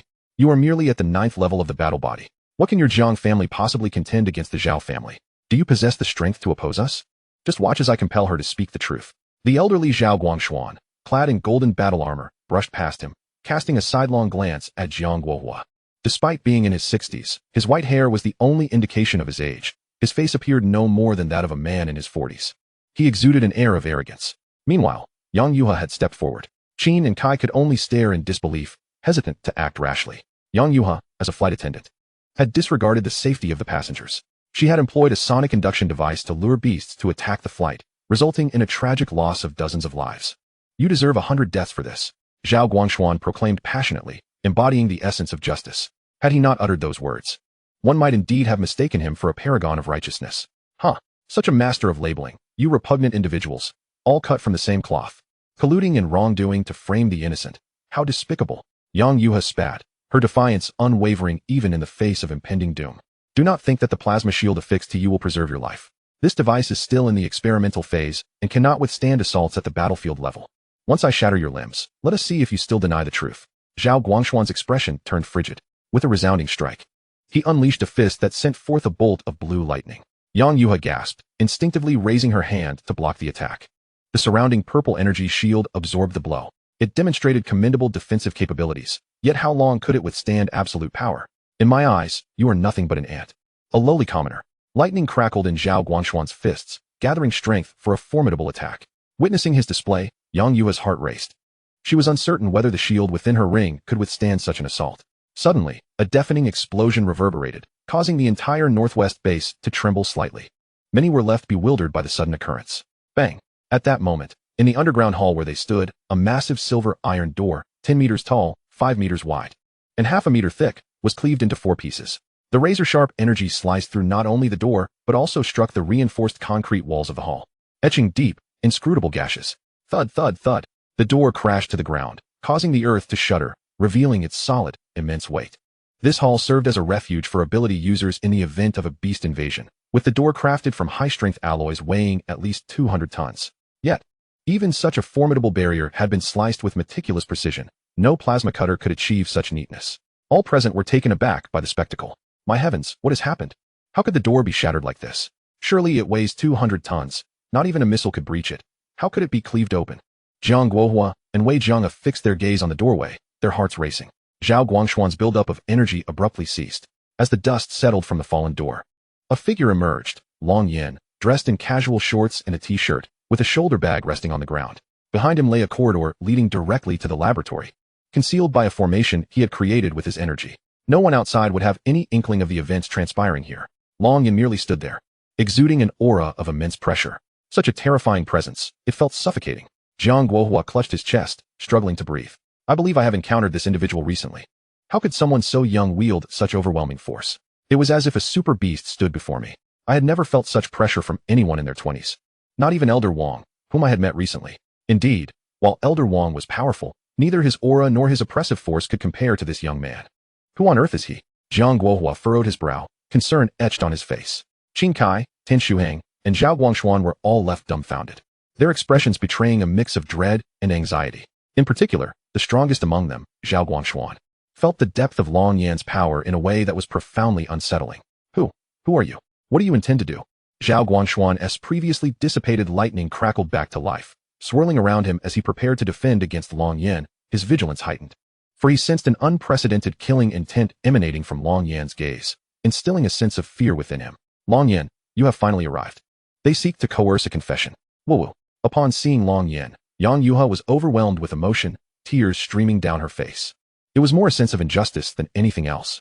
Though she had not suffered so much as a scratch, she found herself unjustly accused. She had witnessed the darkness of humanity and the fierce struggle for power. An ordinary woman could hardly endure such tribulations. Fear not, for none shall leave this place alive today. Those who dare touch what belongs to Long Yan are doomed. Long Yan's voice was frigid, causing the temperature in the hall to plummet. The chilling aura sent shivers down the spines of all present, especially Zhao Guangshuan. So you are Long Yan? The one who first shouted for a parachute on the plane? It seems you truly are the architect of the sonic induction device. The very one who sought to silence witnesses. I warn you, I am a member of the Zhao family. Do you dare to lay a hand on me? If you do, my superiors will not let you off lightly. Zhao Guangshuan's voice was laced with menace, his body crackling with electricity as he fixed his gaze on Long Yan's every move. Is that so? Another member of the Zhao family? Are you of the same lineage as Zhao Lixia? Long Yan's body shifted mysteriously, advancing 10 meters and standing atop the shattered iron door as if walking on solid ground. His movement was imperceptible. You know my nephew? Zhao Guangshuan stammered, startled by Long Yan's speed, his voice trembling in disbelief. He likely hadn't even realized that he was shaking. Mere ants, your lives are of no consequence. It seems you remain unaware of his demise. Fear not, you shall meet him soon. Long Yan declared. What do you mean? Have you killed Zhao Lixia? I refuse to believe you would dare oppose the Zhao family. Our heritage is beyond your comprehension. Zhao Guangshuan scoffed. He had remained at the Northwest base, thus was somewhat out of the loop regarding external developments. Yet, he could not fathom that Long Yan would dare to harm anyone from the Zhao family. Long Yan began to stride forward from the half-meter-thick iron door, each step seemingly defying the very nature of space itself. He walked upon the air as though it were solid ground. At this lofty altitude, one can effortlessly attain a sensation of weightlessness, profoundly striking and utterly astonishing to all present. Chapter 53. I have no desire to delve into matters of right and wrong. Let them perish. Treading upon the air. How could you? You possibly.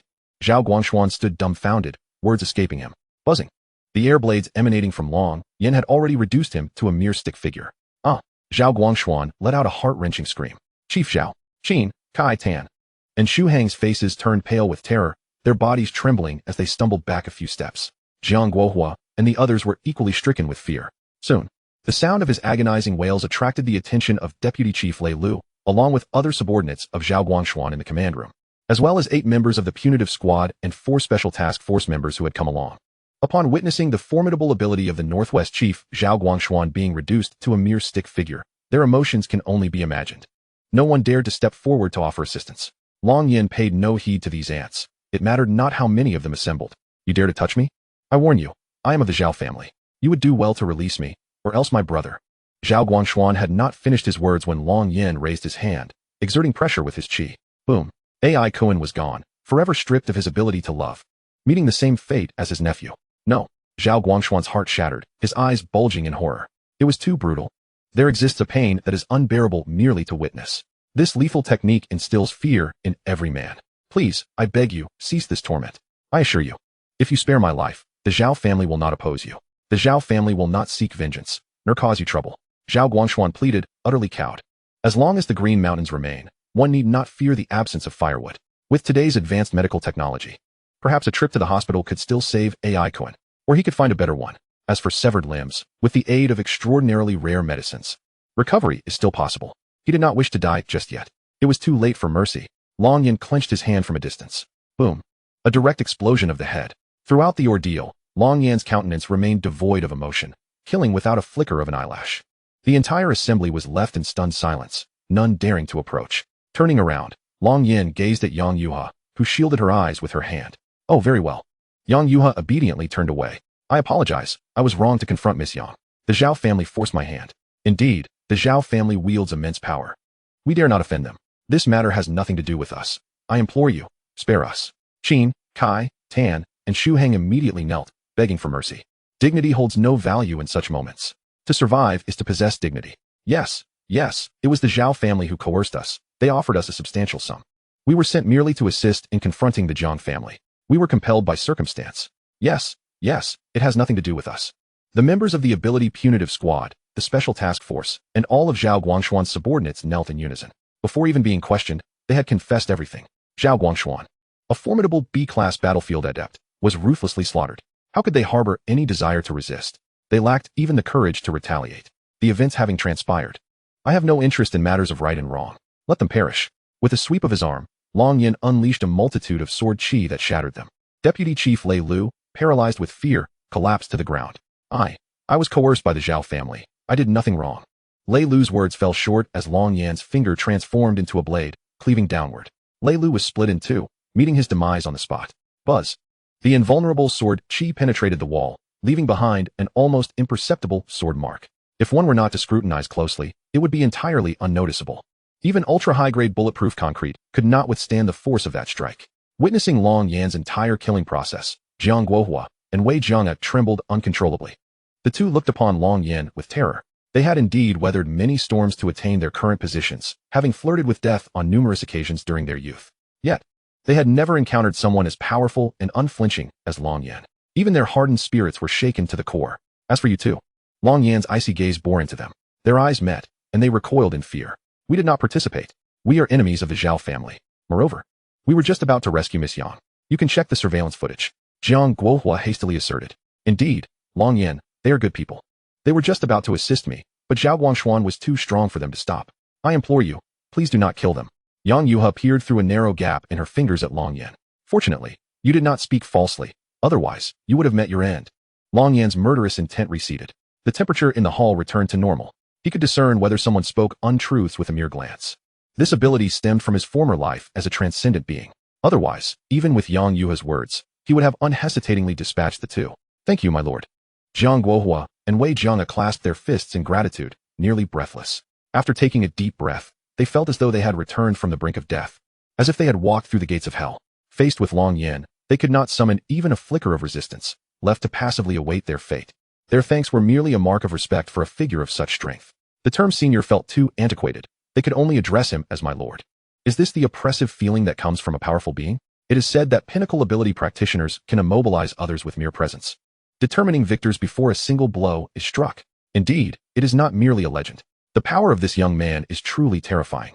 Jiang Guohua mused internally. My lord, what realm have you attained? Jiang Guohua inquired, clasping his fists in a tentative manner. It is perhaps better that you remain unaware of my current strength, Long Yan replied. Indeed, my lord speaks wisely. Jiang Guohua nodded in agreement. What are your names? Long Yan asked, glancing at their uniforms. This attire felt somewhat familiar to him, as he had been a higher-ranking one-star Tiger General in his previous life. I am Jiang Guohua, a 3-star colonel in the army. I am Wei Jianga, a 3-star colonel in the Air Force, they replied. Chapter 54, Unmatched Dominance, Heart-Pounding Fear. Jiang Guohua, Wei Jianga, such commendable names. You are affiliated with Donglin City? Long Yan asked, eyeing them. Indeed, my lord, we are all from Donglin City, Jiang Guohua replied. Zhao Guangshuan is a member of the Zhao family. Since he has orchestrated these events against you, it stands to reason that you too possess a background of considerable strength. Pray tell, what is the situation here? Long Yan inquired, standing with his hands clasped behind his back, embodying the demeanor of an authority figure. Even without displaying an aura of power, he exuded an unparalleled sense of pressure. Jiang Guohua did not dare to be negligent. My lord, the situation is as follows. Wei Jianga is the chief commander overseeing this recent flight incident. I am the temporary deputy commander. The Zhao family, with their insidious ambitions, seeks to exploit this opportunity to undermine both of us, thereby further weakening the power of the Jiang family. Naturally, this situation encompasses deeper layers of intrigue and disputes among other families. I do not yet fully grasp the specifics. In any case, the others are merely pawns in Zhao's game, particularly Miss Yang, who has been unwittingly embroiled in this conflict. Even though she did not install the sonic induction device on the plane, she will still be unjustly blamed. This serves their purpose well, allowing them to provide a convenient explanation to their superiors. A classic case of killing two birds with one stone. Jiang Guohua replied humbly, his voice laced with deference. For one must tread carefully in the presence of such formidable figures. In the realm of Origin Star, strength commands respect. This is not mere rhetoric. Even with a powerful background, one must bow before absolute might. It is no wonder that the beast follows us. It seems the sonic induction device is integrated with the engine, emitting a sound frequency that is difficult to detect. Nevertheless, it matters little, after all. It is merely a weak creature that has not stirred much trouble. Yet, we must continue to investigate who installed it. Inform me as soon as you have concrete information. Long Yin stated. Understood, sir. Rest assured, we will notify you immediately upon discovering the perpetrator. Jiang Guohua inquired. But how shall we contact you, sir? Do not reach out unless it is of utmost importance. With a flick of his hand, Long Yin sent a shard of Zhao Guangshuan's golden armor soaring through the air. The sword energy carving out Long Yin's phone number. Understood, sir, Jiang Guohua said, catching it with both hands and carefully stowing it away. Regardless of the method you choose to explain their demise, let all matters concerning me today vanish into the abyss. Do you comprehend? Long Yin gazed intently at the two men. Understood, Jiang Guohua, and his companion nodded solemnly. Long Yin then turned his attention to Yang Yuha. At this moment, the purple array shield she had summoned had already been retracted into her ring. Yang Yuha appeared unscathed.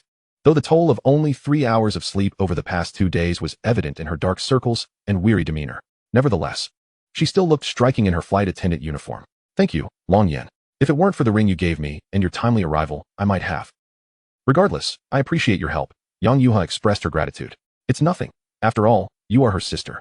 Such matters are often unavoidable. Where there is light, there is darkness. The Zhao family is rife with pests. This ring has little energy left. Its ability to protect you in the face of danger will not last long. Allow me to provide you with a better one. Long Yin raised his hand, summoning a piece of black metal into his grasp, poised to inscribe a defensive array onto it. No need. I prefer this one. Can it be charged with more energy? I cherish this first ring you gifted me. Yang Yuha replied earnestly. Very well, it is indeed possible to enhance its energy. Raise your hand, Long Yin instructed. He then concentrated, infusing a vast quantity of qi into the ring, essentially storing his cultivation energy within this small accessory. This energy would serve as the source for the array, forming a protective shield in times of peril, only to dissipate after a period of safety. Long Yin, having been a formidable figure in his past life within the Dragon Abyss continent, possessed unparalleled talent in the art of arrays, making such feats effortless. The air around him shimmered with distorted energy, and the sight astonished Jiang Guohua and his companion, who had been observing quietly. They exchanged looks of disbelief. Having never witnessed such a display of power, which was not the latest in plasma shield technology, but rather a unique ability of Long Yin himself.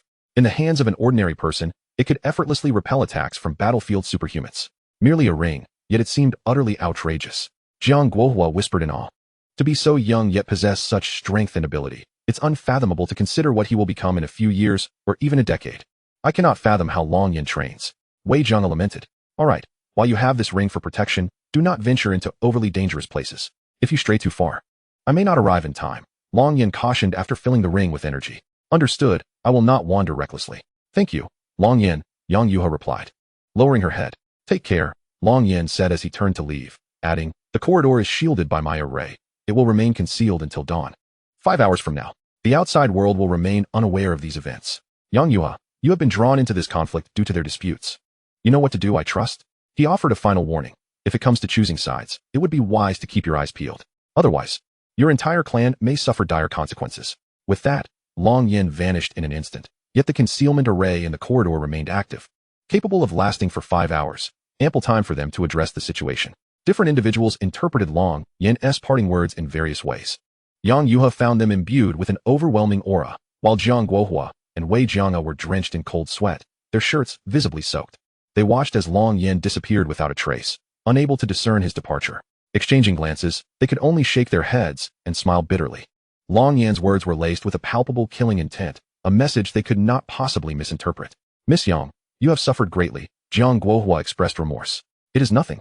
I must also thank both of you for your assistance, Yang Yuha replied. I feel ashamed for not being of more help. Jiang Guohua sighed, shaking his head. Is there a place where I may rest? I have not slept in quite some time, Yang Yuha inquired. Of course. Here, take this card. It grants you access to any room in the hotel at the Northwest base, Jiang Guohua offered, handing her a card. Thank you. You need not accompany me. I can manage on my own, Yang Yuha replied as she took the card and departed. Miss Yang, take care, they called after her. Exhausted, Yang Yuha simply wished to sleep. Other concerns could wait until she woke. Everyone gather here. I mean everyone. Jiang Guohua activated his communicator. Yes, Commander, came the collective response. Chapter 55. Is he a mysterious powerhouse? Selling exotic beast materials. Soon, 2 second-star officers, 2 first-star officers, and a dozen soldiers rushed in. They had been resting in the hotel during the previous events, having been ordered by Jiang Guohua to take a break. Upon witnessing the entrance cut into pieces and the hall strewn with corpses and chaos, they were left utterly stunned. My heavens, how could so many have perished? Who is responsible for this? This appears to be the armor of the Northwest Base's overseer. Could even such a powerful figure in the realm of superpowers have been slain? Goodness. This is Vice Overseer Lei Lu. Who could have severed him in two? Who has the audacity to commit murder here? Could it be a foreign powerhouse? As they were gripped by shock and fear, they realized they were facing the aftermath of a massacre committed by a mysterious strongman. In brief, erase all surveillance footage from the hall, destroy the hard drives, and install new ones. Simultaneously, document the events that transpired here with photographs and organize the materials. Go ahead. Jiang Guohua instructed. Some among them are affiliated with Wei Jianga, who glanced over at Wei Jianga. Proceed. Wei Jianga nodded in agreement. Understood. A dozen individuals hurried to carry out the task without delay. Guohua, come with me, Wei Jianga said. The two made their way to the second-floor viewing platform of a hall, which offered a panoramic view of the entire area. Guohua, how do you plan to explain this incident to the higher-ups? Wei Jianga inquired. Simply say it was the work of a mysterious powerhouse. We have no idea who it is, only that they are exceptionally formidable. By the time we arrived, a tragedy had already unfolded. We were entirely uninformed. As long as we maintain that we were unaware, we should be fine. There are no clues, and indeed, everyone has been killed. Even if they send someone to investigate, they will only discover that this mysterious individual is too powerful. No matter how thoroughly they probe, they will uncover nothing. Jiang Guohua pondered deeply. All right, what shall we do then? However, what are your thoughts on Lord Long's final remark? Wei Jianga's expression darkened at this thought. Jianga, Lord Long's intention is crystal clear. Zhao Lixia and his son from the Zhao family were undoubtedly slain by him, along with Zhao Guangshuan. The two sides have reached an irreconcilable conflict. If it ultimately comes down to a confrontation between him and the Zhao family, or even more powerful clans, we must steadfastly choose our side. Otherwise, if we stand against Lord Long, our demise is assured, not just for us, but it could also endanger our families. Jiang Guohua's face grew grave. In fact, this could be a fortuitous turn of events. Wei Jianga remarked thoughtfully. How so? Jiang Guohua asked, puzzled. Lord Long is issuing a warning, which also serves as recognition of our value. Otherwise, he would not have directly reminded us to contemplate our choices. Instead, he could have simply eliminated us if we opposed him. I believe Lord Long's words provide us with an opportunity to choose our path, whether to ally with him, remain neutral, or oppose him. Guohua, we must plan accordingly, Wei Jianga emphasized with increasing seriousness, observing the contemplative expression in Jiang Guohua's eyes. Jianga, what level do you believe Lord Long has attained? Jiang Guohua refrained from making a direct choice and posed the question instead. Beyond imagination. This iron door is theoretically capable of withstanding the most advanced missile strikes and can endure massive beast assaults. It could even resist nuclear weapons without direct contact. Yet, it was effortlessly cleaved into pieces, merely with a finger. I cannot fathom what realm Lord Long occupies. Wei Jianga spoke with profound respect. I suspect you are more inclined to ask me whether Long Yin might be that mysterious powerhouse from the North Forest, Wei Jianga stated with a serious demeanor. Do you think so? Jiang Guohua regarded him earnestly. In truth, you already have the answer within you. Whether it be cleaving the iron door, effortlessly slaying Zhao Guangshuan on the battlefield, or exhibiting the ability to walk on air, he is likely the very individual responsible for the catastrophic devastation in the North Forest. Wei Jianga asserted solemnly. Indeed, if that is the case, it is truly terrifying. Jiang Guohua's expression turned somber. Emerging from the underground base, Long Yin arrived at the second floor of a shopping mall. However, he formed a formation with his aura, appearing to outsiders as a mysterious figure cloaked in black, with only a pair of abyss-like eyes visible. On this floor, across several dozen meters, there were 2 specialized stores for the recovery of beast materials. This one will do, Long Yin observed, and ultimately chose a shop named Black Dragon Beast Hall. The name was unfamiliar to him from his past life. He entered the establishment, drawn by its extravagant decor, which revealed its capability to command high prices. Welcome, 2 humanoid female robots greeted him at the entrance. The 2 front desk attendants, who had been resting with their heads propped up, promptly rose. Welcome, sir. How may we assist you? However, as soon as they spoke, their expressions shifted to one of vigilance. Long Yin was shrouded entirely in his black cloak, with only his eyes visible, creating an aura of mystery. They had never encountered someone selling beast materials in such a manner. This individual is suspicious. If he were merely an ability user attempting to conceal his identity, he could simply wear a set of inexpensive ordinary armor, since a mask would cover his face, and no one would recognize him. But we have never seen anyone dressed in a full black cloak. Indeed, it feels as though we are about to be robbed. The 2 murmured quietly. Sir, I am the front desk consultant. My name is Muyu. Are you here to sell beast materials? Muyu inquired cautiously. Indeed. I possess materials of the Beast General and Beast King grade, Long Yin replied, his voice revealing no trace of age. What? Beast General and even Beast King grade materials? Muyu exclaimed in surprise. I apologize, sir, for my earlier rudeness. However, Muyu quickly realized her gaffe and adjusted her demeanor. The two women exchanged astonished glances, even expressing shock and anxiety as they beheld Long Yan's bulging shoulder bag. This sight further convinced them of his claims. Please hold for a moment. Materials of this caliber are exceedingly rare. I need to summon our manager to assist you personally. Meng, quickly prepare tea for this esteemed gentleman. Muyu's tone grew exceedingly respectful. I shall attend to it immediately. Mengzi hurried to comply. No need. Have your manager come here at once, Long Yin commanded. Rest assured, sir, it will be swift. Muyu did not dally and immediately called the manager. It was already past 1 in the morning, and it took some time before anyone answered. Manager, please come quickly. There is a gentleman here wishing to sell beast materials. Muyu urged. What on earth? Are you still a rookie? You should know to let the robots handle the selling of beast materials. If it comes to that, you can sell it yourselves, and I will still count the commission for you. Don't bother me with every little thing. I do not cater to just anyone, the manager replied impatiently. It was no surprise he was irritable, having been awakened at such an hour. Manager, this gentleman is selling materials of the Beast General and Beast King grades. Muyu interjected hastily, fearing the manager would hang up and offend the client. Chapter 56. What? Beast King? What did you just say? Is there really Beast King grade material? You're not pulling my leg, are you? All right, I'll be right there. The manager sprang out of bed. The beauty beside him lost her allure. What are you doing, darling? Don't leave me, she whimpered. Get lost. I have no time for your nonsense, the manager retorted, grabbing his clothes and rushing out the door. In his sage mode, making money was the only truth. In less than 10 seconds, he dashed down the stairs, adjusting his suit and tie as he ran. Upon entering, he immediately humbly extended his hand to shake Long Yin's.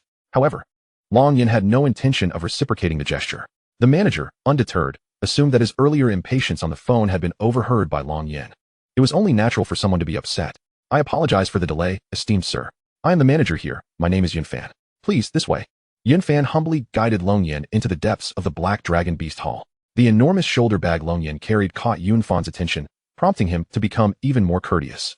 As they proceeded, heavy white iron doors swung open to either side, only to close behind them once they entered. The doors were approximately 10 centimeters thick, forged from a high-strength alloy. Even the anti-tank weapons designed for the 4th-generation main battle tanks would struggle to penetrate them, underscoring the remarkable level of security present. This was also a symbol of the soft power of the Black Dragon Beast Hall. Sir, did you hunt all these beasts by yourself? Yunfan inquired, his tone laced with casual curiosity. Long Yin replied curtly, seemingly disinterested in elaborating further. Then you must be a formidable ability user to have hunted such high-level beasts. Yunfan marveled. However, he harbored doubts about the notion that all the beast materials in Long Yin's bag were procured solely by him. It was possible that a team had collaborated, with Long Yin merely responsible for disguising and selling the materials. After navigating several twists and turns, they encountered at least a dozen iron doors, leading them to a grand silver door. Yunfan placed his finger on a fingerprint scanner, and the massive 30-centimeter thick iron door creaked open. Please, sir. The two entered, and the door slowly closed behind them. Lights illuminated a vast circular chamber, approximately 8 meters high and covering an area of 200 square meters. In the center stood a long white table surrounded by chairs. The walls were predominantly white as well, adorned with numerous drawer-like structures. And there were doors on both the left and right walls. Long Yin cast his gaze toward the left door. No wonder there had been no other ability users along the way. They must all be here. Long Yin mused, sensing strong presences behind the left door, more than one, in fact. He had no desire to probe further into their numbers or levels. Sir, as you can see, this place is absolutely secure. You may rest assured to present all the beast materials you wish to sell. The Black Dragon Beast Hall operates over a dozen branches within the Taijin Empire. Although we are a privately owned establishment for beast material recovery, we hold formal credentials. Therefore, you can trust us. Our stability is well established, and we have ample cash flow to accommodate any amount. Yunfan spoke courteously, his gaze fixed eagerly upon Long Yin's shoulder bag, curious about the precious beast materials it contained. Long Yin nodded noncommittally. He set down the shoulder bag and unzipped both sides. Inside lay smaller materials intended for sale. Long Yin retracted the pressure emanating from his aura and produced a fist-sized snake gallbladder. At that moment, the gallbladder's potent aura was unmistakable. By heavens! Yunfan gasped, instinctively taking a step back, though he soon began to examine it closely. What a powerful presence! Could this possibly be the gallbladder of an iron-armored black flood python? I've never seen one so large, coupled with such a formidable aura. Could it be a Beast King-level iron-armored black flood python? The iron-armored black flood python resides in marshlands, environments notoriously harsh, making it its natural habitat. To slay such a creature in its territory would require the collaboration of multiple combat level ability users or an individual of significantly higher rank. My goodness, Yunfan exclaimed, unable to suppress a shudder of awe. Typically, he encountered beast soldier and beast spirit materials, as the Luophone Mountains primarily served as a training ground for newly awakened ability users. The number of seasoned ability users was scant, though he occasionally encountered beast general materials. He had encountered beast king materials only once in his 3 years of work, indeed, a rare occurrence. With a discerning eye, he recognized the gallbladder as that of an iron-armored black flood python. However, its level was merely at the peak of the first tier, not yet reaching the second. Longyan remarked, many snake-type beast gallbladders bore a striking resemblance, making differentiation without instruments exceedingly difficult. Yet, Yunfan was able to discern the difference with a keen observation, showcasing his talent in this area. Sir, you didn't hunt this, did you? Yunfan unconsciously adopted a more respectful tone. Initially, he believed Longyan could only produce beast general materials. Who would believe he could present a beast king's material without prior evidence? Thus, although he had been courteous to Longyan, his demeanor had shifted to one of utmost respect. Indeed, Longyan replied. Suddenly, the left iron door burst open. What is happening? How can there be such a powerful beast aura? A middle-aged man in a suit furrowed his brow, his expression tense. He immediately spotted the gallbladder on the table and swiftly approached. Such a formidable presence. This must belong to at least a beast general level creature. I wonder what species of snake it is. The man's eyes gleamed with excitement. Zhou, what brings you out? Yunfan asked, somewhat flustered. It was inappropriate for a supplier to interrupt during a transaction. What if the customer lost interest and decided not to sell? Yunfan fretted internally. Zhou Kai was surely causing him trouble. Well, I am here for the benefit of the Black Dragon Beast Hall. I believe my presence will ensure fairness. Zhou Kai retorted, his tone irritable, feeling disregarded by Longyan. Nevertheless, due to uncertainty about Longyan's true strength, he refrained from expressing outright anger. Very well, Yunfan conceded, realizing that a combat-level ability user was beyond his authority to command. Jerry, Yunfan called into the air. At your service. A mechanical arm extended from the ceiling, accompanied by an intelligent voice. This was the latest generation of smart robots, named Jerry, equipped with a comprehensive database of nearly all known beasts and connected to a supercomputing assistant for rapid analysis and identification. The accuracy of the assessment for Beast King level and below reaches an astonishing 99%. Errors are virtually non-existent. Yunfan elucidated. A beam of light emitted from the robot, scanning the snake gallbladder and meticulously cross-referencing it with the database for auxiliary analysis. Mere seconds later, the material was identified as a snake gallbladder produced by a peak-level female iron-armored black flood dragon of Beast King, first rank. The gallbladder was found to be 100% intact, weighing a total of 17 pounds and 2 ounces. What is its worth? Jerry inquired. Yunfan, unfamiliar with the value of such items, sought clarification. The intelligent robot would provide a more authoritative estimate, at the very least serving as a reference. The appraised value converted to Thai Lin currency amounts to 39 million. Jerry stated. Wow. It's no wonder that a gallbladder from a Beast King is so immensely valuable. Yunfan marveled. That's nearly 40 million. For an ordinary person, it would take 500 years of hard labor to accumulate such wealth. However, sir, this is merely a reference price from the intelligent robot. As you are aware, we also need to secure a profit. Therefore, I can offer 37 million. Yunfan declared. Agreed, Longyan nodded. This price exceeds my expectations. In his previous life, as a one-star general, the exotic beasts he hunted were always sold directly to the internal market of the Thai Lin dynasty, often at a price of at least 50% off, with discounts sometimes reaching as low as 40%. However, he could accrue contribution points in exchange for weapons, techniques, and cultivation elixirs, among other things. Overall, the conversion would certainly yield a price at least 30% below the current selling rate. Nevertheless, for the time being, contribution points held little utility for a cultivator like him. Cash was far more tangible. Longyan mused. Sir, you are indeed straightforward. Very well, 37 million it is. Yunfan beamed. He would earn at least 200,000 from this transaction. How could you possibly be a Beast King? Can you truly hunt a Beast King? Or did you fortuitously stumble upon a deceased iron-armored black flood dragon gallbladder in the Luophone mountain range? Zhou Kai exclaimed, astonished. I have been here for several years, and many ability users come and go selling exotic beast materials, yet I have never encountered materials from a Beast King. There are simply no powerful beings capable of slaying a Beast King in this area. Although the Luophone mountain range is vast, it is designated as a training ground for ordinary and novice ability users. Even the overseer of the Northwest camp is merely a battlefield. No battle spirit level experts have ever appeared. You cannot possibly be a battle spirit. Such a powerful being would not disguise themselves in such a manner, Zhou Kai asserted, his gaze fixed on the revealing eyes of Longyan, seemingly seeking to discern any shift in his emotions to validate his assumptions. Zhou, please take your leave, otherwise I shall report this matter to headquarters, Yunfan warned, narrowing his eyes. Zhou Kai's repeated intrusions could risk offending the customer, inciting his ire. What are you trying to say? Do you intend to rob me? Long Yin regarded him with an impassive gaze. At the Black Dragon Exotic Beast Hall, we pride ourselves on our integrity. I would never resort to such actions, Zhou Kai retorted. He primarily believed that Long Yin could not possess the strength to hunt a beast king and must have merely been fortunate enough to acquire the gallbladder. For instance, a powerful individual might have hunted the exotic beast but perished at its hands, leaving behind the materials, which Long Yin fortuitously obtained, an instance of sheer luck, necessitating a concealed identity. The adage goes that a common man is innocent, yet possessing precious treasures can be a curse. When one lacks the strength to safeguard wealth commensurate with their possessions, riches become a harbinger of doom. Silence. Long Yin scoffed, casting a dismissive glance at him. Sir, do not stoop to his level. Do you have anything else to sell? Yin Fan inquired. Indeed, I do. Long Yin produced 2 snake eggs, each approximately the size of an ostrich egg, placing them upon the table. These are the eggs laid by the snake gallbladder's original host while it was still alive. Long Yin explained. My goodness, these are indeed precious items.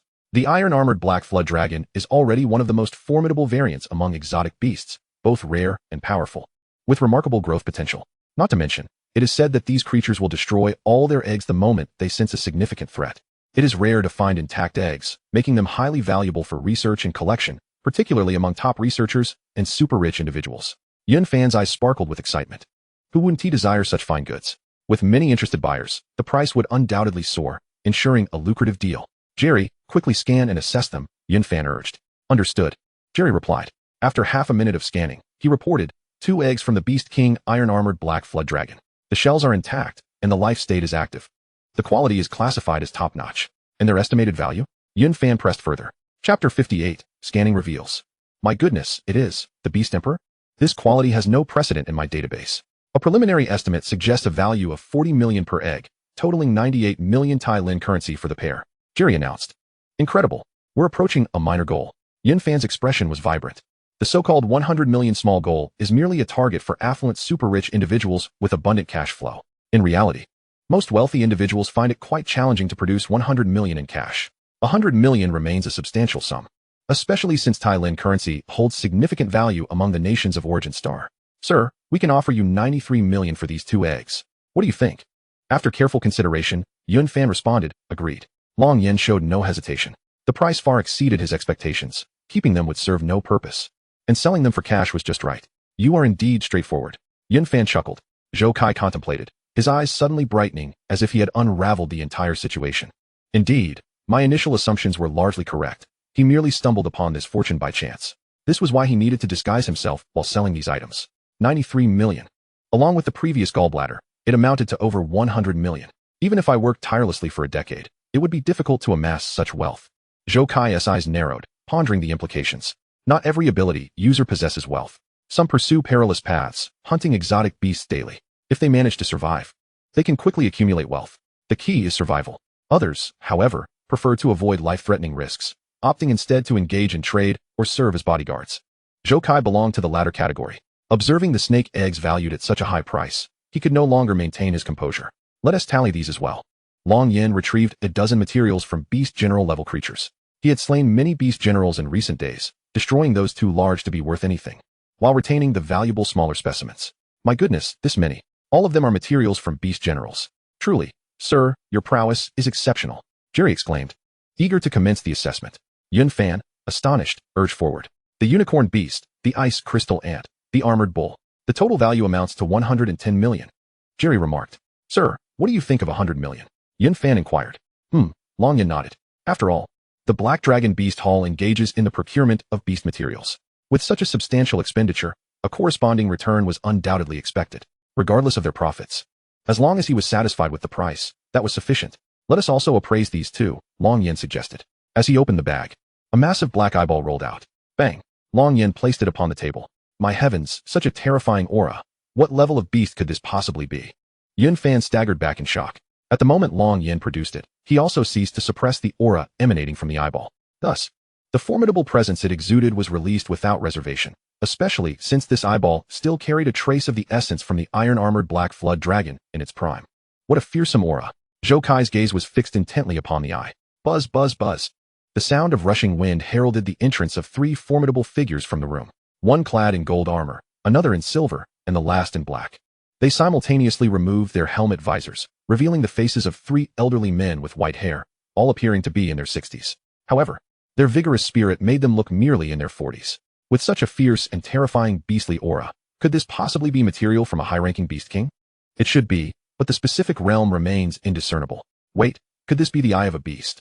Can you discern which beast it belongs to? I cannot tell. All I know is that this aura is exceedingly sharp and brutal, likely belonging to one adept at ambushing foes. The 3 replied, their expressions grave. What brings you esteemed elders here? Yun Fan clasped his fists in greeting. Curiosity, of course, with such a powerful aura.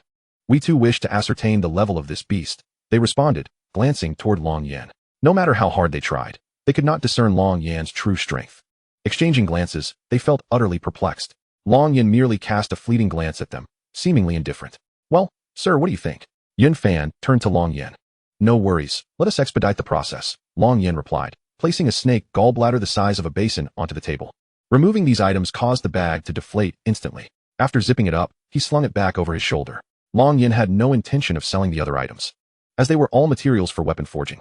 Hiss. The 5 of them collectively inhaled sharply, their eyes widening in disbelief as they gazed at the snake gallbladder. This appears to also belong to the iron-armored black flood dragon, doesn't it? My goodness, how could it be so large? I have never seen a gallbladder of such magnitude from an iron-armored black flood dragon. Could this gallbladder and the eyeball possibly come from the same beast? Yun Fan exclaimed, clearly astounded by the revelations. Indeed, it is a complete set, Long Yan confirmed. If it is indeed a complete set, the gallbladder's value could easily double. The eyeball is evidently extraordinary, Yun Fan remarked. Having been here for so many years, I have never encountered a gallbladder of such size. Quite the rarity. Indeed. Not only is this gallbladder special, but the texture of this eyeball feels exceptional. It is remarkably hard. It must be a mutated eyeball from the iron-armored black flood dragon. I suspect the price of this eyeball will exceed all expectations. The 3 elderly men observed closely, their eyes growing brighter with each appraisal. Meanwhile, Zhou squinted, a deep-seated greed gradually surfacing in his gaze. Bang bang. Long Yan's fingers tapped upon the table. Very well, sir. I will commence the scanning and appraisal immediately. Jerry, hurry and perform the scan, Yun Fan urged as he regained his composure. Yes. Jerry initiated the laser scan. However, this time the laser swept up and down, back and forth. A minute later, it was still scanning. The sensation was akin to attempting to download a 100-gigabyte game on a 2G network. Progress seemed indefinitely distant. Jerry, what is the situation? Yun Fan inquired. Jerry can only scan materials belonging to Beast Kings, and those below. Materials exceeding the Beast King level cannot be scanned. A higher-level intelligence must be requested for scanning, Jerry explained. What? It cannot be scanned? Wait, did you say materials surpassing the Beast King level? Yun Fan's eyes nearly bulged from their sockets upon realization. Indeed, special materials beyond the Beast King level cannot be scanned by Jerry, he reiterated. All right, I understand. Yun Fan nodded solemnly. It was clear to everyone present what this implied. What did it mean to surpass the Beast King? The 5 of them understood it all too well. That represented an entirely different tier of beast, one far beyond their reach. Encountering a Beast King was already a rare occurrence, let alone materials from a beast that surpassed it. I have been here for nearly 5 years, and aside from this instance, I have never seen one, Yun Fan mused. Incredulity etched across his face. The notion that materials from such a powerful beast could appear here was unimaginable. Regardless of their worth, their significance was undoubtedly profound. I would even be willing to sell everything to acquire one. Please, with your limited finances, you indulge in lavish spending, unless you intend to forego food and drink. One of the 3 elders remarked, exhaling a sigh of resignation. Chapter 59, a one-time deal, the smiles gradually turning sinister. Although Zhou was equally astonished, even euphoric. The depths of his eyes betrayed an insatiable greed as he continually appraised Long Yan. Sir, we have never encountered a beast of this caliber here. Consequently, our current equipment cannot provide a reading. Without knowing the level, we cannot casually propose a price. If we request the headquarters to send over the equipment, it will take at least 20 hours at the earliest. Would you prefer to rest at a hotel in the meantime? You may select any suite on the top floor. Rest assured, all expenses will be borne by us at the Black Dragon Beast Hall, Yun Fan stated apologetically. No need. Let us proceed with the valuation based on the standard price for Beast Emperor materials. Transfer the entire sum onto a single card, and once your equipment arrives. If the valuation is lower, you can compensate me later, Long Yan replied. He still needed to search for materials for weapon crafting and did not wish to linger here for over 20 hours. Yun Fan hesitated, glancing toward the 4 elders. The elders not only ensured safety here, but also bore the responsibility of overseeing Yun Fan. In essence, while Yun Fan was the manager here, capable of handling material procurement, payments, and even personnel appointments, the elders wielded formidable power, and strength was paramount. Thus, their authority was balanced mutually. Often, they had to show a degree of deference to the elders. During critical decision-making moments, their voices naturally carried weight. Well, what do you think? It can be done, but it must be valued at the minimum price for first-level Beast Emperor materials. I disagree. While I acknowledge that the gallbladder is indeed remarkable, the value of the eyeball remains uncertain and requires further appraisal. Indeed, it can only be valued at the price of a Beast Emperor's primary material. And with a discount of 60%, this is the only way to safeguard the core interests of the Black Dragon Exotic Beast Hall. Feasible. We can always reimburse the difference later, the three elders remarked. Their skepticism stemmed from their disbelief that this item was obtained through Long Yin's own efforts. What does it mean to slay a Beast Emperor? Even if the three of them joined forces, they would scarcely be able to pluck a single hair from a Beast Emperor, in a place where materials from Beast Kings are nearly non-existent. To present a material from a Beast Emperor is inherently unreasonable. With their vast life experiences, they immediately discerned that Long Yin had acquired ill-gotten gains, or perhaps he was merely acting as an intermediary for someone else's stolen goods. If he were indeed capable of slaying a Beast Emperor, he would undoubtedly enter with great fanfare. They would not merely be standing opposite him. They would at least be bowing and waiting for his commands. Wait, I believe that is unacceptable, Yun Fan interjected without hesitation. The three turned their gazes toward him. We must ensure this gentleman's interests are protected. This is our first collaboration, and there are two pieces of Beast Emperor materials. How can we value it as one? Especially at the lowest price? I believe we should account for both pieces and guarantee that the results of the appraisal are delivered within 28 hours. Along with the remaining payment, Yun Fan asserted. He was more concerned about Long Yan's interests and how Long Yin would perceive the Black Dragon Exotic Beast Hall. He did not wish to leave a poor impression on Long Yin during their first collaboration, which could lead to alienating a potential client. A one-off transaction is best avoided, as it risks leaving one without sustenance. No, what if it turns out to be worth less than we anticipate? We cannot bear that responsibility. If necessary, this gentleman can wait at the hotel for a day. The items can remain here, and the machine will soon provide results, the three elders replied. Seemingly only interested in the benefits to the Black Dragon Exotic Beast Hall, indifferent to Long Yan's feelings. It could be said that they did not regard Long Yin with any significance whatsoever. You truly are something, Yun Fan exclaimed, a cold smile curling at the corners of his lips. May I suggest something? At that moment, Zhou Kai, who had remained silent until now, spoke up. Yun Fan and the three elders turned to him, and Long Yin also looked over, though his expression remained unperturbed. There are only 6 of us here. No one else is present, and it is quite tranquil, Zhou Kai remarked, his smile gradually turning menacing. Chapter 60. Hitting a brick wall, strangling life and death. What did you say? Observing Zhou Kai's smile and listening to his words, Yun Fan furrowed his brow. He had not anticipated that Zhou Kai harbored such thoughts. Not only did he wish to engage in a one-off transaction, but he also contemplated murder and theft. As for the three elders, they began to exchange glances. Lost in thought. 5 against 1, the advantage lies with us. Just with the materials here, each of us could easily obtain over 100 million. What else more? He undoubtedly has plenty of other valuable items in his possession. If luck is on our side, we could each walk away with over 200 million.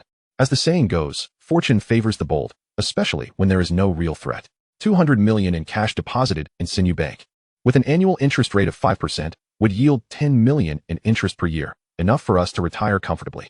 Such individuals, as one can tell, are typically lacking in strength. They are merely fortunate enough to stumble upon a backpack left behind by a powerful individual after their demise. Otherwise, why would they not show their true selves? Surely, such a formidable being would not fear our attempts to seize their possessions. There must be something amiss. Innocence is no defense for those who possess wealth. Hence, they must conceal their identity. A being capable of slaying a Beast Emperor would not appear here. So, what do you say? Let us kill him and split the proceeds from the materials. Zhou Kai grew increasingly animated as he spoke. The temptation of 200 million was too great to resist. Although he wished to keep it all for himself, he knew he could not single-handedly eliminate everyone present. Thus, they would have to share the spoils. 200 million was enough to secure a worry-free life for his later years. What are you still hesitating for? This is our territory. He cannot escape. Zhou Kai's armor extended from his back, enveloping his entire body, and a 4-foot-long blade appeared in his hand. The three elders exchanged glances, unable to deny their growing interest. They served as elders in the Black Dragon Exotic Beast Hall primarily for the comfort and security it provided, enjoying high salaries with minimal danger. Each earned over 3 million annually. However, even if they were to earn 5 million a year in the future, they would still be working for someone else. It would take 40 years of frugality to amass 200 million in cash. With such an enticing offer laid before them, how could the three not feel tempted simultaneously? Take a gamble. A bicycle can become a motorcycle. Moreover, they could attain it without risking their lives. I agree. The three elders' expressions began to darken, their masks slowly obscuring their faces. Is this what you three are truly contemplating? This would violate the regulations of the Black Dragon Exotic Beast Hall. You cannot do this. Yun Fan's expression soured. You would do well to remain a bystander. If you wish to intervene, humph, the golden armored elder scoffed. Yun Fan clenched his fists, shocked that all 4 elders harbored murderous intentions. Having served as manager in this place for several years, he had never encountered such a situation. The crux of the matter was that no supernatural beings had ever brought materials from Beast Kings or above. Other items were simply not precious enough to incite the elders' murderous intent. Yet, this time was different. As they said, the innocent are not guilty. But those who possess wealth are at risk. When someone deems you weak and unworthy of possessing vast wealth, your weakness becomes a sin. Do you think the same? Long Yen remained calm, his gaze fixed on Yun Fan, meeting his eyes directly. No, how could I think that? Please do not misunderstand, sir. They are them. And I am I, Yun Fan hastily clarified. Long Yen discerned from his eyes that Yun Fan was not lying. Perhaps Yun Fan had ulterior motives. But they were likely to secure a commission or to connect with a significant client, considering the long-term perspective. Haha, very well. I initially intended to eliminate you as well. But now you may live. As for the rest of you, you shall meet your demise. Long Yan's voice suddenly turned cruel, akin to a devil relishing a lavish feast. What a farce, still defiant at death's door, attack. The 4 elders launched their assault in unison, before they could even demonstrate their powers. A terrifying killing intent enveloped the entire room, accompanied by a pressure that felt like being submerged in the depths of the ocean. How is this possible? How can you possess such strength? You were merely feigning weakness. They found themselves immobilized, their bodies ensnared in an all-encompassing grip. What realm are you truly in? We miscalculated. We have hit a brick wall. The faces of the 3 elders beneath their masks flushed red as their armor began to deform under the pressure. However, what terrified them most was the realization that they had severely underestimated Long Yan's capabilities. They had assumed he was merely fortunate, having stumbled upon a backpack containing materials from exotic beasts, parading like a beggar with a gold brick. Yet, I never anticipated the true extent of his prowess. No, this is impossible. How could you possess such strength? Such a formidable being should not exist here. It cannot be. I refuse to believe it. Zhou Kai's voice trembled with fear. The consequence of a misguided wager is a fate of unmarked graves. Tears streamed down from beneath his mask. Indeed, the master is undeniably a superpower wielder. The 4 esteemed guardians were instantaneously subdued. Thankfully, I harbored no intentions. Otherwise, I would surely be doomed. Yun Fan's eyes widened in horror, overwhelmed by the palpable killing intent emanating from Long Yen. His own frail strength rendered him utterly terrified. He could not help but reflect on his own perceptiveness, recognizing the need for broader ambitions. Thus, engaging in business as mere one-off transactions is ill-advised, for it could lead to dire consequences, even the loss of one's life. My lord, I was mistaken. I beg of you, spare me. I possess 20 million in savings and numerous properties. I will relinquish them all to you. Please, grant me my life, pleaded one elder. Indeed, I too have some savings and assets amounting to over 50 million. I offer them all to you, my lord. I beseech you, spare me this once, echoed another. I have been blind to your greatness. My total assets amount to 130 million, all of which belong to you if you grant me my life. I have family, children. They cannot be without their father. Just let me live, and all that I have is yours. The 3 elders desperately offered their wealth in a bid for mercy. In the face of absolute power, acknowledging one's inferiority is the truest path to survival. My lord, I possess 35 million in cash, along with various assets that could be valued at over 100 million in total. If you spare me, all of it shall be yours. Zhou Kai implored urgently. With the other 3 guardians voicing similar sentiments, he felt compelled to offer everything he had. Fools, killing you will still yield me your wealth, Long Yen replied, shaking his head. Upon hearing this, despair enveloped the 4 men. Die, Long Yen commanded, unleashing a torrent of energy blades that twisted and converged upon them. Even clad in battle armor, their bodies proved exceedingly fragile against such onslaught. The sight was grotesque. No.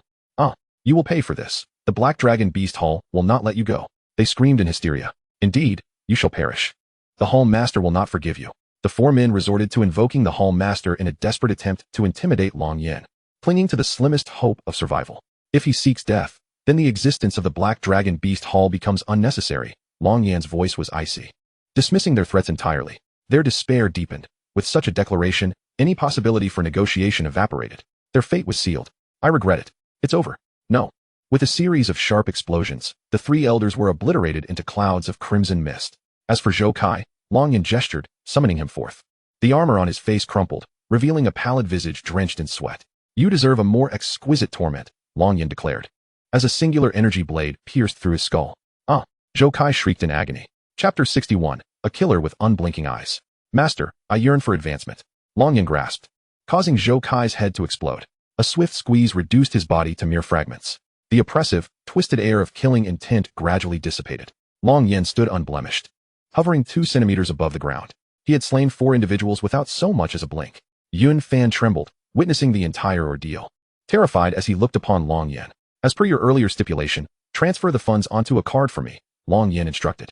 Yes, of course. Please hold on. Yun Fan replied, hastily preparing a bank card to accommodate the transaction. Before him stood a god of death. Any hesitation would be a profound disrespect to his own life. That Long Yin had not simply seized the money was already a considerable mercy. Sir, this black card from New Rue Bank is password-free and devoid of any personal identification, ensuring secure transactions. It contains a total of 600 million. Of course, the final valuation of the eye and the snake gall will only be determined upon my return to headquarters, at which point I will transfer the funds into this card. Yun Fan explained, presenting a black card adorned with intricate designs, an exclusive privilege for clients with deposits exceeding 100 million. The card floated into Long Yan's hand. Yun Fan's methodical approach was commendable. He understood not to covet what was not his. His vision far surpassed that of the 4 guardians. Sir, here is this card as well. It is our establishment's supreme VIP card. With it, you will enjoy a 20% discount on any purchases at any branch of the Black Dragon Beast Hall, and you will be treated as an esteemed guest.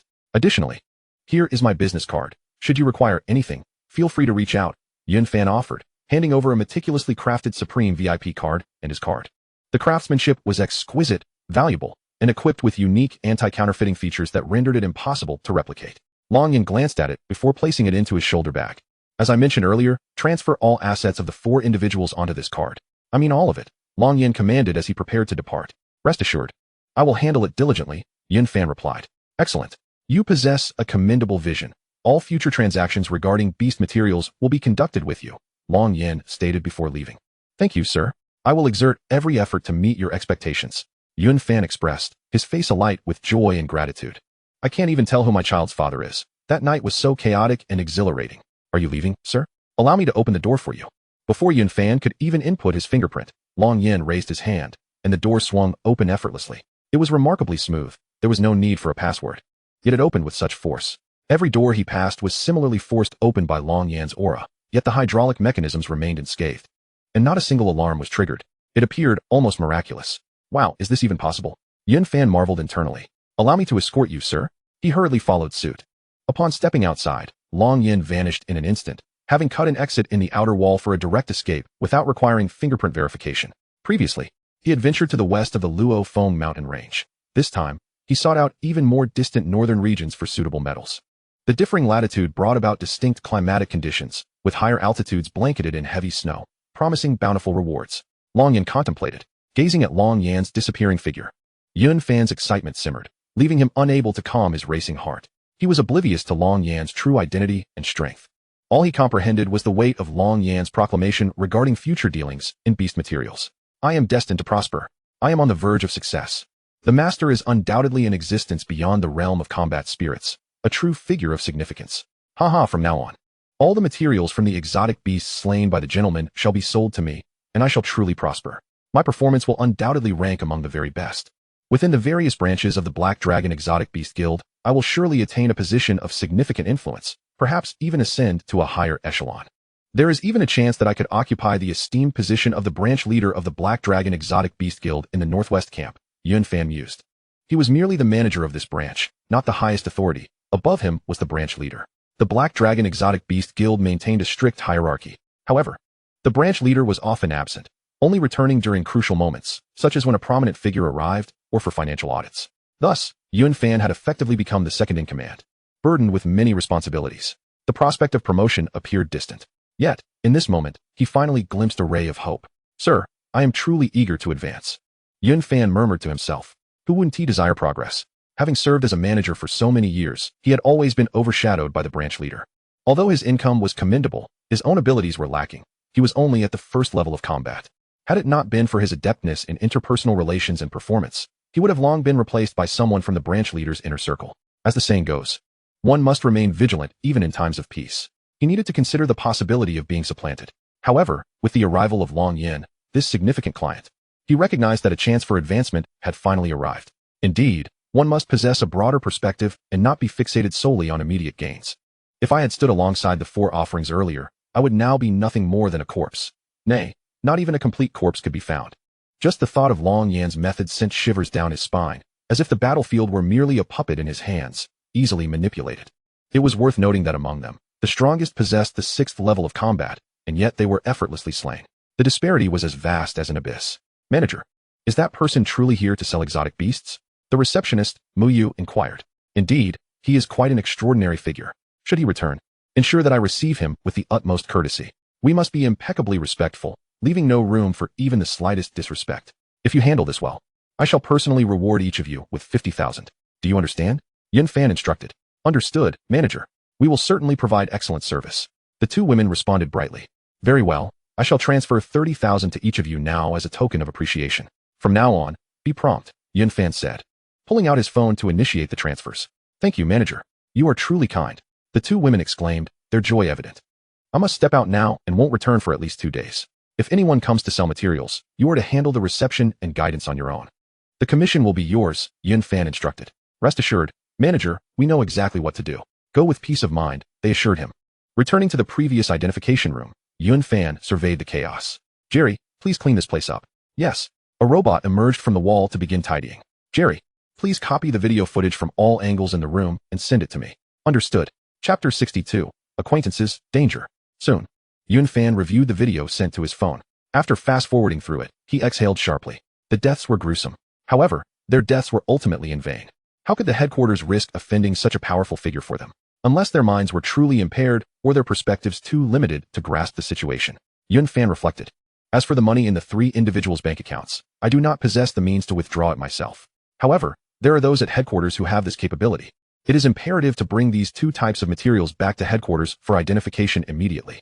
Additionally, I must request a higher-grade identification robot, Jerry. With that thought, he instructed. Jerry, place this eyeball and serpent gallbladder in a shielding container. I need to take them at once.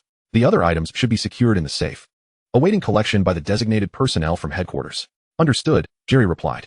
Long Yin swiftly traversed the woods, moving as swiftly as the wind.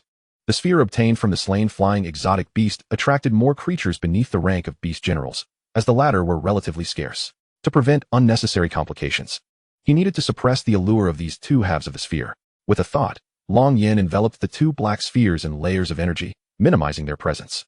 Unless an exotic beast was very close, it would remain undetectable. As for why the external exotic beasts were not drawn to the northwest camp earlier, it was primarily due to the numerous shielding devices present, which rendered them imperceptible. Long Yin leaped atop a hill, where the sun was gradually rising, its rays casting warmth upon his face. He took out his phone to consult the map. The Luofeng mountain range, being vast with an average high altitude, spans multiple climatic zones, resulting in a variety of environmental conditions. The western region enjoys perennial spring with lush vegetation, while the eastern side is said to be abundant in moisture, often beset by torrential rains and high humidity. The southern region is characterized by sandy dust storms and a scorching climate, suffering from perennial water scarcity. The northern expanse is rife with heavy snowfall and volatile weather patterns. The central area, however, is a forbidden zone, surrounded by natural cliffs and rivers that isolate it. From the map, it is evident that there are numerous rivers, marshes, and lakes, which are prime locations for formidable exotic beasts. However, the likelihood of discovering the metals I seek in such lakes is minimal and would consume significant time. The northern region is the most suitable. Its icy environment is conducive to the formation of unique metallic ores. Long Yin gazed toward the northern horizon, vanishing into the woods as he continued his journey, encountering numerous ability users along the way. Yet, none could detect his presence. These ability users lingered only on the periphery. Even if they possessed some strength, their direction seemed solely oriented towards the east. The eastern region, characterized by continuous downpours, diminished the sensitivity of the exotic beast's hearing and sense of smell. The probability of a successful ambush was thus significantly increased. Clearly, they were harboring this intent. Long Yin thought to himself as he glanced at the leaves before disappearing. After all, compared to the perennial rains, the regions of eternal spring typically harbored stronger exotic beasts. The intense heat and dust storms in the southern region also led to severe water shortages. In such conditions, combat capabilities would plummet. One could scarcely hope to hunt exotic beasts, let alone ensure their own survival. As for the northern region, it was blanketed in heavy snow and glacial coverage. Should an exotic beast lie in wait for an ambush, one might not even realize how they met their demise. The central core was also a no-go zone, as no one dared to venture there. Thus, the eastern region, with its torrential rains, was the most suitable environment for novice ability users to hunt exotic beasts. Suddenly, the sounds of combat echoed in the distance. The battle was fierce, and crucially, both sides possessed formidable abilities. Long Yin merely cast a glance and was taken aback. Could it be her? The individual known as Long Yin is none other than Jiang Shi, the woman he had previously slapped in the sales office. She is also among the fortunate passengers who survived the flight. Undoubtedly, had it not been for Long Yin, she would have perished when she leapt from the aircraft. There is no way she could still be standing here. At this moment, Jiang Shi is clad in a form-fitting black battle armor that accentuates her alluring figure. In her hand, she wields a 4-foot-long blue staff, reminiscent of the wands used by sorcerers in comic illustrations. Long Yin stands atop a tree, 100 meters high, arms crossed, observing the scene. He balances effortlessly on a single leaf, as if he were as light as a feather. Boom, boom, boom, in the heart of the forest. On a flat expanse of ground, four men clad in black armor are locked in combat. Aside from the differing styles of their armor, their auras indicate they are between the 4th and 5th levels of combat strength, with little variance in skill or weaponry. This confrontation is destined to become a protracted struggle, a test of endurance to see who can outlast the other. With a resounding clash, both sides retreat several meters. Miss Jiang, you must leave at once. We'll hold them off. Indeed, hasten back to the northwest camp and seek the protection of the camp's commander immediately. They have come fully prepared with the aim of targeting you. It is perilous for you to remain here. The two speaking are Jiang Shi's bodyguards, the brothers Bo Ku and Bo Wan, who have accompanied her on this expedition to hunt exotic beasts. But what will you do? Jiang Shi hastily dons the rocket flight device, inquiring anxiously. We will be fine. They cannot harm us. Only by ensuring your escape can we act without concern for your safety. If we can just delay them a bit longer, they will eventually withdraw, Bo Ku assures her, gripping his long knife as he gazes at their adversaries wielding scythes. Very well, but do take great care, Jiang Shi implores. With a press of a button, the rocket thrusters beneath her feet ignite, propelling her skyward. She ascends to a height of over 100 meters when, RPG, Bowen shouts, spotting a white streak of energy. What? Jiang Shi realizes too late. Boom. She is struck directly, sent hurtling through the air. The rocket device beneath her is damaged, and she plummets from that height. Despite the protection of her armor, the impact is devastating. After all, she is merely at the pinnacle of the 1st level of combat, a fledgling ability user on the cusp of the 2nd level. The armor can withstand some force, but its limits are not infinite. Miss Jiang, Bo Ku is about to charge forward. Huh, your opponent is me, declares the man in red armor wielding a scythe, sweeping toward him with lethal intent. Get back. Bo Ku retaliates, engaging in combat. Seizing the moment, Bowen dodges another attacker's strike and catches the descending Jiang Shi, preventing her from crashing to the ground. Are you alright, Miss Jiang? Bowen inquires. Cough, cough. I'm fine, just in a lot of pain. Jiang Shi replies, blood spilling from her lips. The RPGs of this era wield immense power, easily exceeding 5 times that of the beasts prior to their awakening. Fortunately, her armor is robust enough to prevent her from being torn apart, though she is left with excruciating pain and dizziness. Such incompetence. After all this time, you still cannot subdue them, and I must intervene personally. A chilling voice resonates from behind them. Chapter 63. In the face of danger, do you dare to kill me? Two figures emerge, one a towering man in armor, over 2 meters tall, muscular to the point that his armor seems almost inadequate to contain his physique, casually tossing aside an RPG and drawing twin axes, exuding an overwhelming presence. The other, shrouded in a dark robe that obscures his form, reveals only a ghostly pale face, lending him an eerie appearance. He is the leader among the 4. My lord, the 2 scythe-wielding warriors kneel before him, hands placed upon their chests, as if in homage to a sovereign. Who are you, and why do you wish to kill me? Jiang Shi demands, struggling to maintain her footing. You must inquire with your grandfather and uncle. That old fool refuses to cooperate with us, leading to the deaths of many of my subordinates at the behest of Jiang Guohua. You, Jiang family, deserve to perish, every last one of you, the man coldly replies. Understanding dawns upon Jiang Shi. She finally grasps the motive behind this assassination attempt. Her grandfather's refusal to ally with them and her uncle's orders to eliminate many of their men incited this targeted strike. Fear not. We shall protect you to the best of our abilities, Bo Wan and Bo Ku assure her. Huh. You are powerless to protect anyone. One of you is at the 4th level of combat, the other at the 5th. How can you hope to safeguard her? The man scoffs, raising his hand. Suddenly, spikes of stone erupt from the ground, ensnaring Bo Ku and Bo Wan, rendering them immobile despite their desperate struggles. This is an Earth-type sea-level ability. You are a battlefield adept? Bo Ku and Bo Wan exclaim in shock, followed swiftly by despair. The gap between their levels is insurmountable. Even 10 combatants would meet certain death. They are innocent. Spare them. You only wish to kill me, Jiang Shi implores.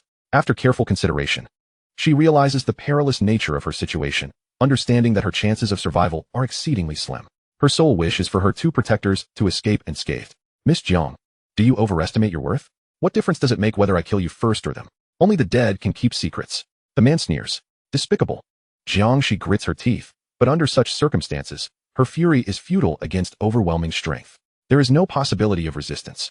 Rest assured, after your death, I will send your head to your uncle and your little hand to your father. I eagerly anticipate their reactions upon receipt. He laughs malevolently, his demeanor twisted, reveling in the anticipated madness of her family. In a swift motion, he closes the distance to Jiangxi, poised to crush her throat. Just then, a voice echoes, reverberating within the depths of their minds. You truly deserve to die? Who dares to meddle? The man scans his surroundings warily. My lord, he is over there. The hulking figure points skyward. The man looks up to see Long Yin descending gracefully from the air, landing softly on the ground without a sound, as if his weight were non-existent. Jiangxi and the blog writer both glanced back, momentarily illuminated by the unexpected sight before them. Who exactly are you? The man asked, his gaze fixed warily on Long Yin. From the expressions of Jiangxi and her companions, he had already deduced that Long Yin was acquainted with them. In the midst of the conversation, the man instinctively tightened his grip around Jiangxi's neck, a reflex born from the tension that had begun to mount within him the moment he observed Long Yan's entrance. He dared not be careless, subconsciously taking Jiangxi as a hostage, as if that were the only means to procure a semblance of security. Do you wish to save her? Do you think you can act more swiftly than I can take a life? He proclaimed confidently, asserting his dominance as a mere soldier and a novice in the realm of supernatural abilities. No one can rescue her from my grasp. Long Yin met his threat with indifference. How many lives do you possess? Arrogant, the man retorted, his gaze unwavering, prepared to commit murder. A blade of energy to constrict. With a swift motion, Long Yin unleashed a lethal wave of energy that ensnared the man. Ah! He screamed, his dark cloak disintegrating, the armor he wore torn asunder, leaving him suspended, impaled by countless shards of energy, teetering on the brink of death. The entire scene unfolded with such swiftness that none in the vicinity could react. Jiangxi, having stumbled away, watched in horror. You, what level are you at? Why can't I discern your abilities and rank? The man gasped, blood spilling from his lips as he fixated on Long Yin. You are too weak to deserve that knowledge, Long Yin replied, his gaze as cold as ice. Huh, even if you were stronger than me, what of it? Do you truly dare to kill me? Not even Jiang Guohua, nor his superiors, nor the elder of the Jiang family would dare to take my life. Do you have the courage to do so? I am a 3-star deacon of the Spirit Fire sect. If you were to kill me, you would undoubtedly regret your existence in this world. The Spirit Fire sect will not let you off lightly. You, as well as your family and friends, will meet with the most tragic of fates. No matter how strong you are, there must be someone you care for, and surely there will be times when you are away from home. Just imagine how the Spirit Fire sect would deal with your loved ones in your absence. A cruel smile spread across his pale face, mingled with blood, rendering him a ghastly sight. It seemed he had calculated that Long Yin would not dare to retaliate, for every individual possesses vulnerabilities. Some are tied to parents, others to lovers or children, and some to mentors. Ultimately, as long as one is human, there will always be ties that cannot be severed. This is why, in this world of supernatural beings, even the most formidable would refrain from directly targeting the wealthy for personal gain, as there exist regulations governing those with powers, and everyone harbors connections. With such ties, there inevitably arises a sense of caution, even in the act of killing. One must consider the repercussions that could endanger their own family. The man intended to leverage this knowledge to intimidate Long Yin. Originally, I desired to kill you outright, but now you shall suffer a fate worse than death. Long Yin revealed a sadistic smile, one that seemed more devilish than any fiend. The stark contrast of such a grin upon his handsome visage was striking. Chapter 64. Ruthlessness, a struggle for survival, yet a longing for death. What? The man was momentarily taken aback, his expression shifting from that of a demon to one of sheer terror as he beheld Long Yan's malicious countenance. Instinctively, he recoiled, his heart trembling, eyelids twitching, as though foreboding misfortune loomed. Long Yan, with a flash of speed akin to lightning, appeared before him. Stand down. Do you wish to challenge a deacon of the sect? You are courting death. 3 others surged forward, attacking Long Yin from 3 different angles with scythes and massive axes, leaving no room for retreat. Long Yin raised his hand, crushing one skull, swiftly followed by the shattering of another body. Finally, he seized the robust man by the head, rendering him utterly powerless. The sound of heavy axes clattering to the ground echoed, creating depressions in the earth beneath their weight.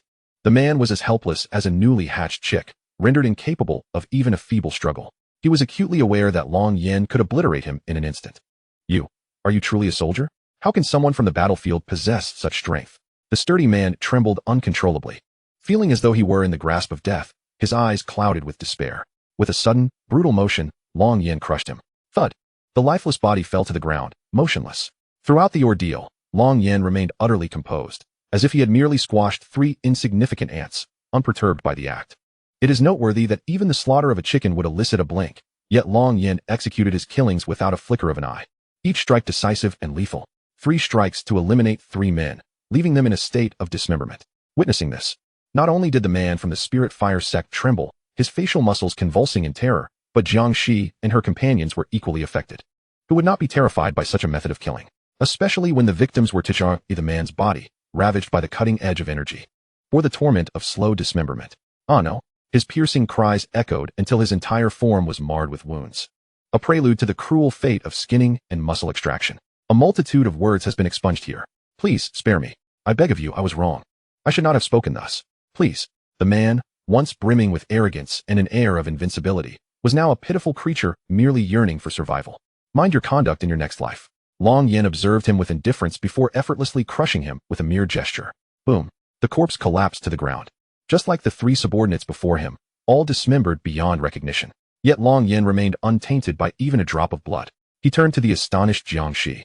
Thank you, my lord, for saving my life despite past grievances. If ever you require my assistance, my father and I shall devote ourselves wholeheartedly. Jiang Shi knelt in gratitude, lamenting her earlier transgressions against Long Yin at the sales office, seeking to express her remorse and appreciation. Rise. Your uncle is Jiang Guohua? Long Yin inquired, eyeing her with curiosity. Indeed, my lord. My second uncle is Jiang Guohua. Do you know him? Jiang Shi asked, puzzled. I am acquainted with him, Long Yin replied. As long as Jiang Guohua is not foolish, he is destined to assist Long Yin in the future. Moreover, Jiang Guohua had previously aided Yang Yuha. Long Yan's elimination of these 4 men was, therefore, inconsequential. So it is, my second uncle is honored to know you, my lord, Jiang Shi remarked, inwardly pondering how fortunate her uncle was to have such a powerful ally. Certainly, he possesses great potential and the capability to attach himself to a formidable figure. With no one else around, these 4 were the only ones who sought to harm you. Their demise will not be swiftly communicated, and for the time being, no further threats will arise. You may leave now if you wish. If you choose to stay, do so at the outskirts of the northern side of the Luofeng Mountains. Bang! As Long Yin spoke, the aura emanating from him shattered the jagged rock formations that had imprisoned them. The 2 descended to the ground. Thank you, my lord, for your life-saving grace. Both knelt in unison. Rise. After uttering this, Long Yin turned to head north. My lord, please wait a moment. Bowen hurriedly stood and caught up with him. Long Yin regarded Bo Wan, who had approached him. My lord, I possess a map. If you intend to venture to the frigid northern regions of the Luofeng Mountains, this map is indispensable. As he spoke, the armor at his waist opened to reveal a gap, from which he presented a sheepskin map with both hands. Long Yin took it and examined it closely. The map even detailed areas of special mineral deposits and unique natural refuges, information that could not be found on standard maps of the Luofeng Mountains. The sheepskin bore the authenticity of being at least 30 years old. Where did you acquire this map? Long Yin inquired. My lord, I stumbled upon it within a blind box at an auction. However, given my current strength, I certainly do not require it. The frigid lands are far too perilous for me, Bowen explained. Very well, this map is indeed of great utility to me. What is your name? Long Yin asked. I am Bo Wan, and this is my brother, Bo Ku, Bowen replied. Your realm has not progressed in 2 years, has it? Long Yin assessed him with a scrutinizing gaze. How did you know, my lord? Bowen's expression shifted to one of shock. You sustained grave injuries 2 years ago. The venom of the 1,000-claw spider infiltrated your spine. This has stunted your growth and power, and you have even regressed somewhat. Despite being 2 years older than your brother, your strength is nearly equal to his, and this is the reason. Long Yin discerned the affliction in his body with uncanny clarity. My lord, do you possess a remedy? Bowen's eyes sparkled with hope. Turn around and endure, Long Yin instructed. Bowen complied. Long Yan's finger pressed against the site of the initial attack on his back, channeling energy to expel the residual venom from his spine. Bowen gritted his teeth, the sensation akin to a needle piercing his vertebrae. But it lasted only a fleeting moment before subsiding. As a former expert in transcending tribulations, Long Yin was also well versed in the healing arts. A true master excels in all realms. It is not enough to be invincible without possessing diverse skills. The lingering venom was now purged.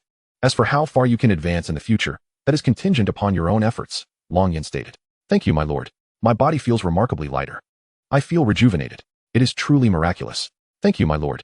Bowen's countenance radiated joy. For 2 years, he had been stagnant, weighed down by melancholy, watching as his brother's prowess drew closer, even threatening to surpass him. Naturally, he felt urgency. He could not allow his brother to remain stagnant while he struggled.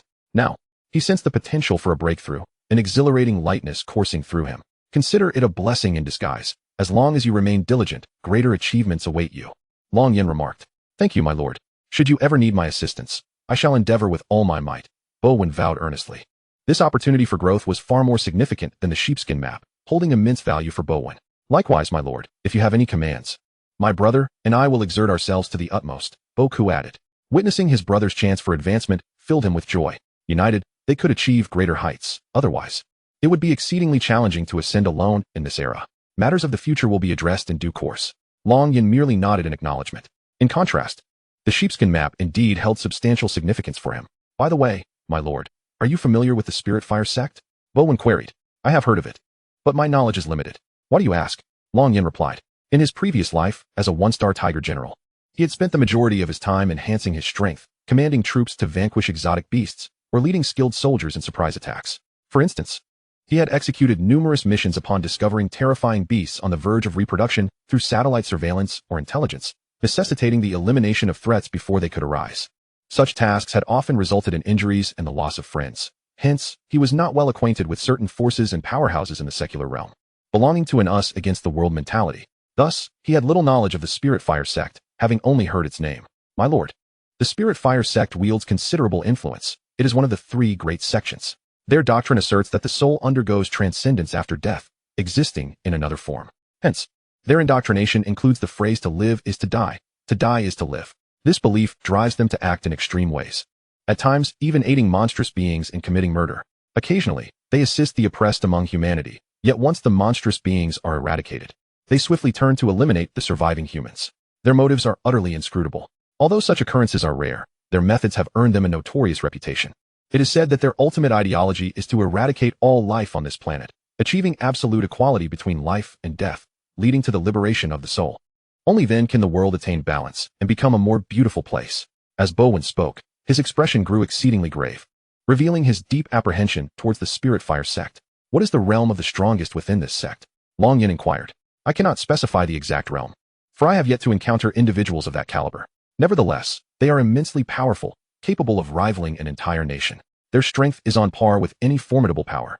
Agents of theirs can be found in every city and fortress, and their extremism is well known. Thus, even the member empires of the Origin Star Empire Alliance hesitate to unite against them hastily. At most, they may intervene to teach a lesson when provoked. As long as certain boundaries are not crossed, no one wishes to openly confront them. Bowen elucidated. I see. Long Yin nodded thoughtfully. Based on my experience in the Longyuan continent, it seems that the Spirit Fire sect's strength is not merely a product of their own power, but rather a result of deep entanglements of various interests. The emergence of the three major sects may very well have been orchestrated by an unseen hand. They can be utilized as pawns when necessary, serving merely as instruments in a larger game. The tactic of using one's enemies to eliminate another has always been a constant strategy on the Origin Star. Yet, who is the pawn and who is the player remains a matter of perspective, open to interpretation. Long Yin contemplated. The world is an exceedingly intricate amalgamation. In his past life as a mere star general, he had a surface-level understanding of these matters, but now, having matured through his experiences on the Longyuan continent, he could discern the true reasons for the Spirit Fire sect's continued existence. Certain powers exploit the Spirit Fire sect, yet the sect also manipulates those powers. As long as their respective goals are achieved, that suffices. As for whether the Spirit Fire sect will be destroyed, under normal circumstances, no one would dare to eliminate them. Nor will they in the future. However, should they provoke Long Yin, the circumstances would be different. You must leave promptly. The satellite cannot capture this weather. Once the monstrous beings consume the bodies, leaving no trace behind, the Spirit Fire sect will find themselves at a temporary impasse. Additionally, do not disseminate information regarding my affairs. With that, Long Yin vanished in a flash. Rest assured, my lord. Please take care. Bo1 and the others responded. They could hardly fathom how Long Yin had departed. He had vanished so abruptly. His speed is astonishing, appearing and disappearing without a trace. Truly a formidable supernatural being. Bowen marveled. Among supernatural beings, those significantly stronger than oneself are often addressed as senior, particularly if they are older. Yet, for someone as young as Long Yin, the title my lord seems most fitting. Indeed, I have never witnessed a strength that can slay in battle as effortlessly as one would butcher a chicken. Brother, what realm do you believe our lord occupies? Boku inquired. I suspect he has at least reached the battle spirit realm, if not far surpassing it, Bowen replied solemnly. Chapter 66. The mantis stalks the cicada. The yellow bird awaits, the gluttonous supernatural team. Yet, our lord appears to be only around 20. Is there truly such an extraordinarily talented individual in this world? Why have I never heard of him before? Not even a whisper. It is said that a battle spirit at 30 is already a rare gem among men, a prodigy. The notion of a 20-year-old battle spirit is almost inconceivable, let alone one who surpasses it. Boku lamented, gazing in the direction Long Yin had departed. Alas, I do not know. I have encountered talent, but nothing to this degree. It is truly disheartening. At times, The disparity between individuals can be greater than that between man and beast. Talent is something one cannot envy. Of course, mere talent is insufficient. One must also exert immense effort to ascend higher. The sacrifices our Lord has made behind the scenes are undoubtedly beyond our imagination. Bowen continued to express his admiration. Two older brothers, have you not noticed that our Lord has not displayed any supernatural powers at any point? At least I did not perceive or feel any fluctuations of supernatural energy. Even the most unique abilities should not be able to conceal themselves completely, right? Am I simply lacking experience? Jiangxi could not help but voice her confusion. Now that you mention it, it does seem so. Throughout the entire encounter, I did not sense any supernatural energy fluctuations. Bowen acknowledged, bewildered. Indeed, that sharp, white airflow exhibited no signs of supernatural energy either. What could this mean? Is there an ability that can completely mask one's presence? Bowen and Boku exchanged puzzled glances, grappling with the enigma. It is well known that supernatural abilities are easily discernible, akin to recognizing the distinct style of a dance. When a supernatural being employs their power, it invariably generates a disturbance. Unless one is attacking purely with physical might or using a weapon in the most unadulterated manner, such disturbances will not occur. If one does not utilize supernatural abilities at all, naturally there will be no fluctuations. However, the notion that Long Yin could kill from a distance without any disturbance is unfathomable to anyone with even a modicum of knowledge about supernatural beings. Could it truly be a remarkably unique supernatural ability that can suppress its own aura? Who knows? Such occurrences have never been documented before. As one ventures further north, the elevation increases and the air grows increasingly frigid. Truly, this is the extreme cold of the northern regions of the Luo Feng mountain range. Just the temperature here hovers around -10 degrees. It is said the core temperature can plummet to below -50 degrees, which appears to be true. Long Yin mused, maintaining his swift pace. Occasionally, he would leverage the brittle branches beneath his feet. Yet, even so, those frail branches would not snap. His control over his strength was exquisite. As the altitude ascended, the cold intensified, much like how temperatures can reach -50 degrees at an altitude of 10,000 meters. The average elevation of the Luo Feng mountain range is a staggering 6,800 meters. The lower areas typically range only 3 to 4,000 meters, where temperatures remain relatively normal. However, once one surpasses 6,000 meters, the temperature plummets below zero. The cold in the northern regions stems from the high elevation, which indeed elevates the average height of the Luo Feng mountain range. The center of the range is relatively flat, resembling a basin formed by a meteorite impact. Even scientists, after extensive research, have concluded that the Luo Feng basin was indeed formed by a meteorite impact millions of years ago. A sudden, mournful howl from a monstrous creature caught Long Yan's attention. He halted on a branch, gazing ahead at an enormous beast. The weather here was perpetually shrouded in mist and haze. Despite the presence of numerous ancient trees, many had shed their leaves and struggled to thrive in the frigid conditions. Only a select few managed to sprout leaves, undeterred by the cold. Thus, he could see through the branches a wolf-like creature gnawing at the hindquarters of a heavily armored bull. Though the armored bull stood 10 meters tall and stretched over 20 meters long, its size several times that of the wolf-like beast, it had still been breached from behind. Nevertheless, the armored bull remained alive, albeit in agony, gasping in a pained wail. This was the ironclad anorexic beast, notorious for its singularly brutal attack style. It lay in wait, striking with precision, and coupled with its formidable bite strength, many creatures dreaded its presence. In his previous life, Long Yin had encountered such a beast. Yet this one bore a peculiar coat. Typically, ironclad anorexic beasts had shed their fur, developing a skin armor to adapt to the era of supernatural abilities. However, this one retained its needle-like white fur. A fully white-furred ironclad anorexic beast was indeed rare. It was his first encounter with such a specimen. There must be something extraordinary within this beast. Long Yin mused as he stealthily approached, making no sound. While the ironclad anorexic beast was preoccupied with its meal, Long Yin unleashed a thrust of sword energy. A piercing howl erupted from the ironclad anorexic beast, echoing loudly, the sound waves distorting the air in concentric circles, reminiscent of the shockwave produced by a grenade's impact. The intensity of its pain was palpable. Long Yin could sense the agony it experienced. There was no doubt about it. I know you are in pain, but hold on for just a moment, and this lifetime of suffering will pass. Long Yin spoke coldly. He had noticed a human hand, clad in armor, lodged between the beast's teeth. Without mercy, he flicked his wrist. With a resounding crack, the sword energy cleaved the ironclad anorexic beast's upper body in two. The creature's eyes gradually dulled, ultimately losing their vitality, turning a lifeless shade of gray. As the adage goes, the mantis stalks the cicada, unaware of the oriole behind. Long Yin had imparted a profound lesson to it. One should not take their meal too seriously and should always be mindful of what lurks behind. Long Yan's attack was overwhelmingly powerful, rendering any standard defense utterly futile. As for the armored bull, its breath faded, marking its demise. From a distance atop a hill, multiple pairs of eyes fixated on the scene. The mantis stalks the cicada, unaware of the oriole behind, and in Jin Xingzhou's eyes, everyone else was the mantis. Yet, he couldn't shake the feeling that he had seen this figure before. A smirk crept across Jin Xingzhou's face, tinged with curiosity. Could it be that young Master Jin recognizes this individual? Inquired Captain Sun Zihu beside him. Somewhat familiar, but it's too far to see clearly. I can't quite recall. However, that is not important. Let us allow him to discover who the true oriole is. Wouldn't that be far more entertaining? Jin Xingzhou replied with a wicked grin. As Chapter 67 unfolds, filled with madness, threats, and exposure, Long Yin was about to slice the corpse when he abruptly sensed someone approaching from behind. 11 individuals. Their collective power notably feeble. It seems the newcomers bear ill intent. Long Yin surmised. Unexpectedly, I have stumbled upon such fortune without the slightest effort, he mused. His mother had assigned him the task of killing at least one armored bull and one wolf-like beast, bringing back a tooth from each. He had not anticipated encountering two prime candidates here, one of which was an exceedingly rare variant, the white-furred, ironclad anorexic beast. Splendid, he thought. An obnoxious voice interrupted his thoughts. Before he could react, Long Yin turned around. You, he exclaimed coldly, recognizing the speaker as Jin Xingzhou, the individual he had hurled across the airport terminal. Accompanied by the 10-member Taoye supernatural team.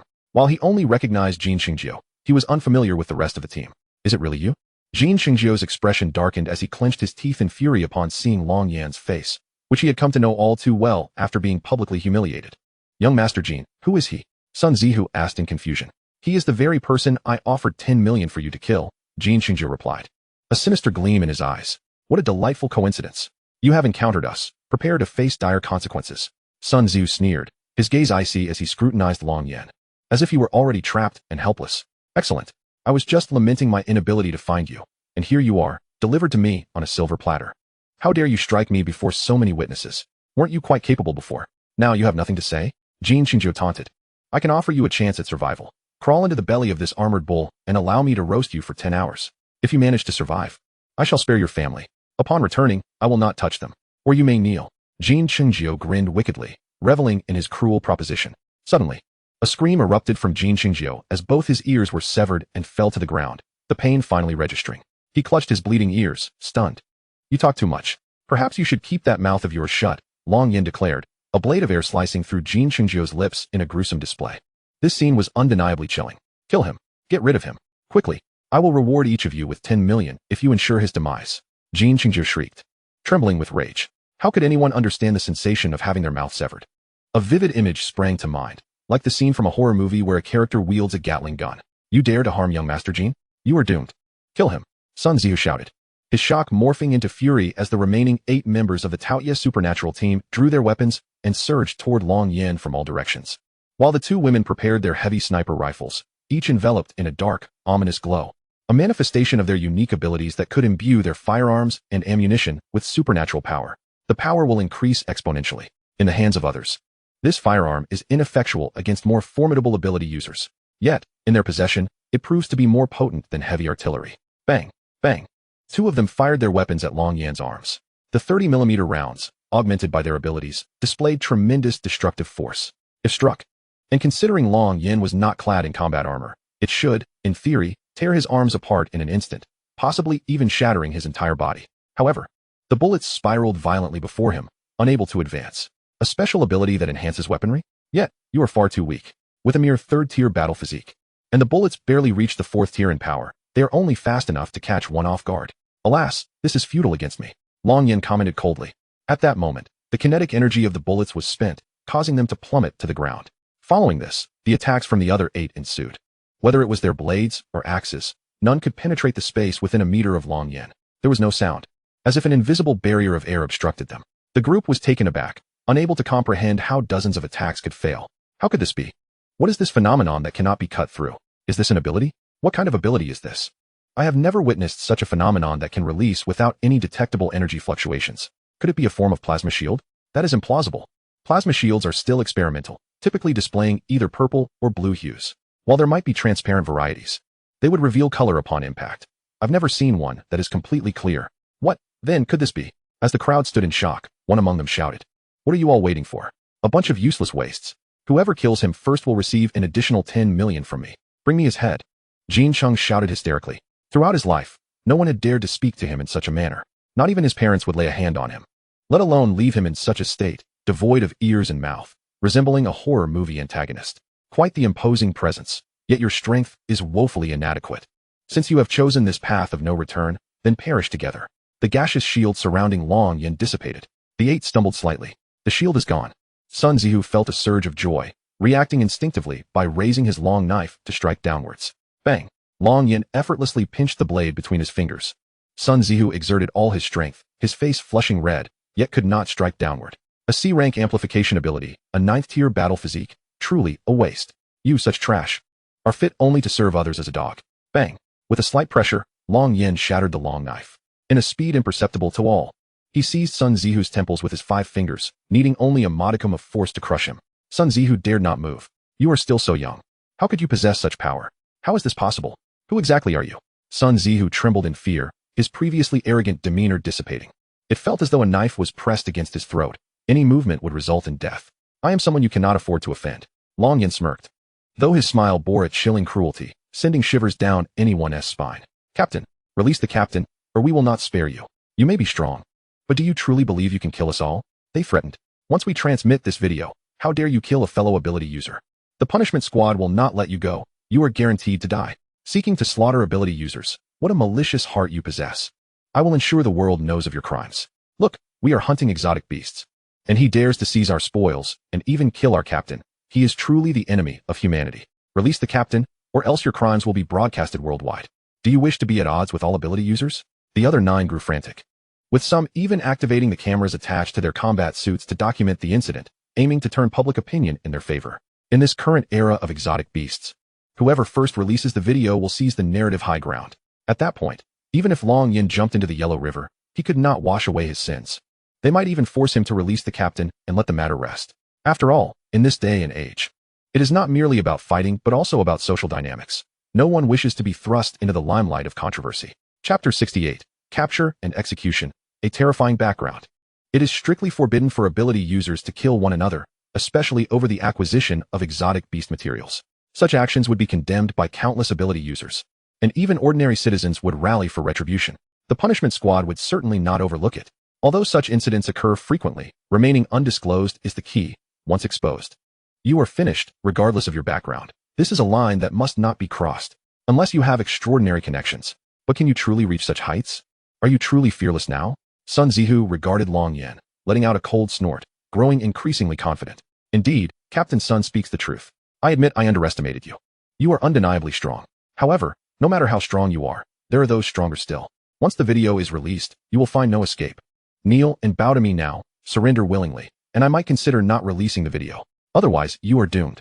Jin Chung grit his teeth, his expression twisted with malice. Sun Zihu nearly spat blood upon hearing this. The other 9 members wore expressions of astonishment. What the hell? Are you out of your mind? You're digging our grave. Just when we had managed to stabilize the situation, you're provoking him. Though they did not voice their thoughts, they cursed him internally countless times. The ants know not the height of heaven. Since you enjoy shouting so much, let me give you something to shout about. Long Yin smiled, an exceedingly unsettling grin. Indeed, though it was a simple smile, to everyone else, it appeared exceedingly eerie. Almost in the next instant, Jin Chung and Akuin were sent flying. Jin Chung screamed like a pig being slaughtered. The agony was palpable, causing chills to run down the spines of all men present. A chilling breeze swept through. I want you dead. I will ensure your demise. I am from the Jin family, and you dare treat me this way? My parents will surely seek retribution for you. Just wait. You will regret this. Jin Chung shrieked frantically. Losing Akuin had driven him to madness. Yet in the next moment, Jin Chung's cries intensified even further as Akuin's protectors were pierced through. Who could endure such torment? They collapsed to the ground, convulsing, unable to even utter a sound. Meanwhile, Long Yin appeared utterly unfazed, his demeanor calm. You wish to threaten me with a video? Do you think I would be afraid? Bang! With a slight pressure, Long Yin's fingers dented Sun Zihu's helmet, penetrating his skull and reaching his temple. Sun Zihu's anguished cries echoed through the air. A pain so profound that none could comprehend it. Stop, please, just stop. Aren't you afraid we might upload the video? The crowd threatened. One click and it will be live. Without hands, how do you intend to upload it? Long Yin retorted. What did you say? The crowd responded, puzzled. In an instant, a flurry of energy blades sliced through their wrists, severing their hands with chilling precision. Their phones, along with their hands, plummeted to the ground, blood gushing forth. The 9 individuals screamed in horror, realizing that their attempts to upload the video were futile. Such videos did not support voice uploads. and their blood-soaked fingers could not navigate the screen. You can't do this. You can't kill us all. With so many supernatural beings dead and the young master of the Gene family incapacitated, the ability enforcement team will surely investigate. Even in a battlefield, you cannot escape retribution. Indeed, you cannot escape. Just let us go, and we will return all our money to you. One pleaded desperately. I have over 20 million. It's all yours. Another chimed in. I have considerable wealth too. Please don't kill me. I'm begging you. Spare my life, and I will give you anything. As they all begged for mercy. Stripped of any trump cards, they could only offer up their riches. Perhaps Long Yin would consider the enforcement team's scrutiny and spare their lives. It is worth noting that they had always been the ones to extort others. Never before had they been on the receiving end of such cruelty. The name of their team, the Gluttonous Ability Squad, was derived from their history of robbery. Those who had encountered them alone in the past had suffered greatly. Now, however, the tables had turned, and it was they who faced Long Yin's wrath. Killing you will still yield all your wealth for me. You might as well all perish. Long Yin declared. His words fell like a death knell, causing the entire group to tremble. Before they could even attempt to flee, with a swift motion, Long Yin crushed Sun Zihu's skull. His movements were as swift as the wind, dispatching one after the other with brutal efficiency. All but two of the more graceful members of the Gluttonous Ability Squad, both in their 30s, were obliterated. The remaining women, now handless, sat paralyzed on the ground in terror. Please, don't come any closer, they cried, their helmets still intact, revealing their fearful expressions. My lord, I will do anything for you. Just spare me. Yes, yes, my lord. After hunting magical beasts, you must be hungry. We can serve you. They pleaded, attempting to charm him with flattery. But before they could finish their sentences, Long Yin was upon them. With a single strike, he crushed one of them. Huh. Women are nothing but beautiful skeletons. In the Longyuan continent, where beauties abound, I have never cared for any woman, let alone two middle-aged ants. Did you truly think I was hungry? Long Yin's gaze was icy. Such women, still possessing a semblance of beauty in their 30s or 40s, would only attract the truly desperate. Their demise would even contribute to the imbalance of gender in this era of magical beasts, where men were far fewer. This merciless act did not escape the notice of Jin Xingjiu, who had just regained consciousness. Terrified, he scrambled backwards, inadvertently pressing against something. Yes, it was Cohen. But in that moment, he could think of nothing else. All he felt was dread and regret as he gazed upon the satisfied corpses, lamenting his foolish decision to seek beast materials. He had not anticipated encountering Long Yin, who was so overwhelmingly powerful. And you? Long Yin turned his gaze upon Jin Xingjiu. My mother is the deputy commander of the 6-star protective squad. My father is the chairman of the Gene Pharmaceutical Group. Do you dare to touch me? If you do, my parents will not spare you. Jin Xingjiu could only invoke his lineage. Indeed, it was an impressive background. In the entire Donglin city, while not at the very pinnacle, it was certainly among the elite. A true scion, he had long operated without fear, believing himself untouchable due to his wealthy and powerful parents. Is that so? Then let your parents come seek vengeance on my behalf. A single death is far too dull. By the way, didn't you wish to be roasted alive inside the armored bull? Allow me to grant you that wish. Long Yin smiled, a simple expression that struck Jin Xingjiu as sinister. No, Jin Xingjiu screamed in terror. Long Yin incapacitated him and tossed him into the belly of the armored bull. Using energy blades, he constructed a pyre to roast the beast. Jin Xingjiu's frantic screams were in vain. Long Yin dialed his mother's phone using a satellite phone, setting it to speaker mode beside the flames. Hello son, what's wrong? Aren't you training? Did something happen? Please answer me. The frantic voice of a woman echoed through the line. Why are you screaming? Who is torturing my son? Let me know who you are, and I will kill your entire family. The woman's voice grew increasingly frantic as she listened to her son's agonized cries.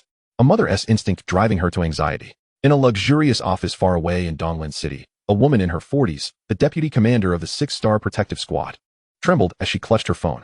After a prolonged silence with no response, only the fading screams of her son filled the air, intensifying her desperation. Someone please, locate my son's phone immediately, she shouted. Simultaneously, she dialed her husband's number with another device. Where the hell are you? I don't care where you are or which vixen's bed you're in. Our son is about to be killed. I don't care what means you use. Get a plane and gather every supernatural ability user you can find to come help us. If my son dies, I swear I will not let this go. Long Yin paid no mind to whether the phone was answered or what was being said. Jin Xingjiu's screams drowned out everything. Let me see if this special mutated beast can yield any extraordinary treasures, Long Yin mused, examining the corpse of the armored bull. With a flick of his fingers, he unleashed a barrage of energy blades. In no time, the beast was reduced to fragments, save for one remarkably sturdy tooth. Long Yin summoned it to his palm. This tooth was roughly the size of a 2-liter soda bottle, its texture resilient and smooth, a peculiar specimen. The previous energy blades had likely severed the protective shell, revealing its true form. Let us see how durable you truly are, Long Yin thought, running his energy blade across its surface, leaving behind a faint scratch. Despite the fact that this armored bull was merely a beast spirit, the tooth exhibited a hardness that far exceeded its natural state, rivaling that of a beast king's armor. Intriguing, this is indeed a remarkable material. Although it cannot be utilized for forging, its value is undeniably substantial. It should be worth several tens of millions, thought Long Yen. He placed the teeth into his messenger bag. Then with a flick of his hand, he unlocked their mobile phones one by one using the residual fingerprints. All the cash was transferred to his account through that specialized assassin-esque phone. The amount was modest, totaling 230 million. His account balance surged to 890 million. After all, most extraordinary beings tend to invest heavily in fixed assets, rarely leaving excessive cash in their bank accounts. The transaction fee turned out to be 23 million, which is 10%. It appears that the free transfer limit on this phone has already been exhausted. Long Yen observed the incoming amount and the deduction notification on his phone. After all, this money was directly siphoned from another's account. It is tainted money that must be cleansed. Thus, a 10% fee is remarkably low on a global scale. Such a minimal charge could only be afforded by a specialized assassin's phone. Typically, money laundering in the black market incurs fees ranging from 20 to 30%. And in some outrageous cases, it could soar to 50%. It seems he might have the opportunity to eliminate another assassin from the guild, Long Yen mused. As for the 10% fee deducted, it was inconsequential. He paid it no mind. Beep, beep. His own phone vibrated. Upon checking, he found that his bank card had received an influx of 218 million. The balance now stood at over 1,170 million. The voice notification indicated that Yun Fan had completed the appraisal and thus transferred the funds. Another 200 million added swiftly. Impressive efficiency. However, was this amount a tad excessive? The materials from a first-tier beast emperor shouldn't fetch such a sum. It must have been a generous overpayment. The Black Dragon Beast Hall truly possesses a grand vision. Long Yen thought. He had no inclination to ponder further. Yun Fan merely played the sight video. Those who had been dismissive instantly turned grave. And the angry ones found clarity in their eyes, indicating a need to transfer more funds. Yun Fan had become a figure to be courted by many high-ranking members within the Black Dragon Beast Hall. As for the four fallen offerings, opposing someone like him was tantamount to courting death. No one dared to do so. The Black Dragon Beast Hall existed primarily for profit, and provoking a terrifyingly powerful financier was a folly best avoided. Soon, Long Yen's phone buzzed again. His bank card received 348 million, as indicated by the voice notification. Moreover, this sum was labeled as, "This money represents the entire wealth of the four offerings. Please graciously accept it, esteemed senior." Oh, this broadened the scope. Even among their own offerings, there was no favoritism displayed.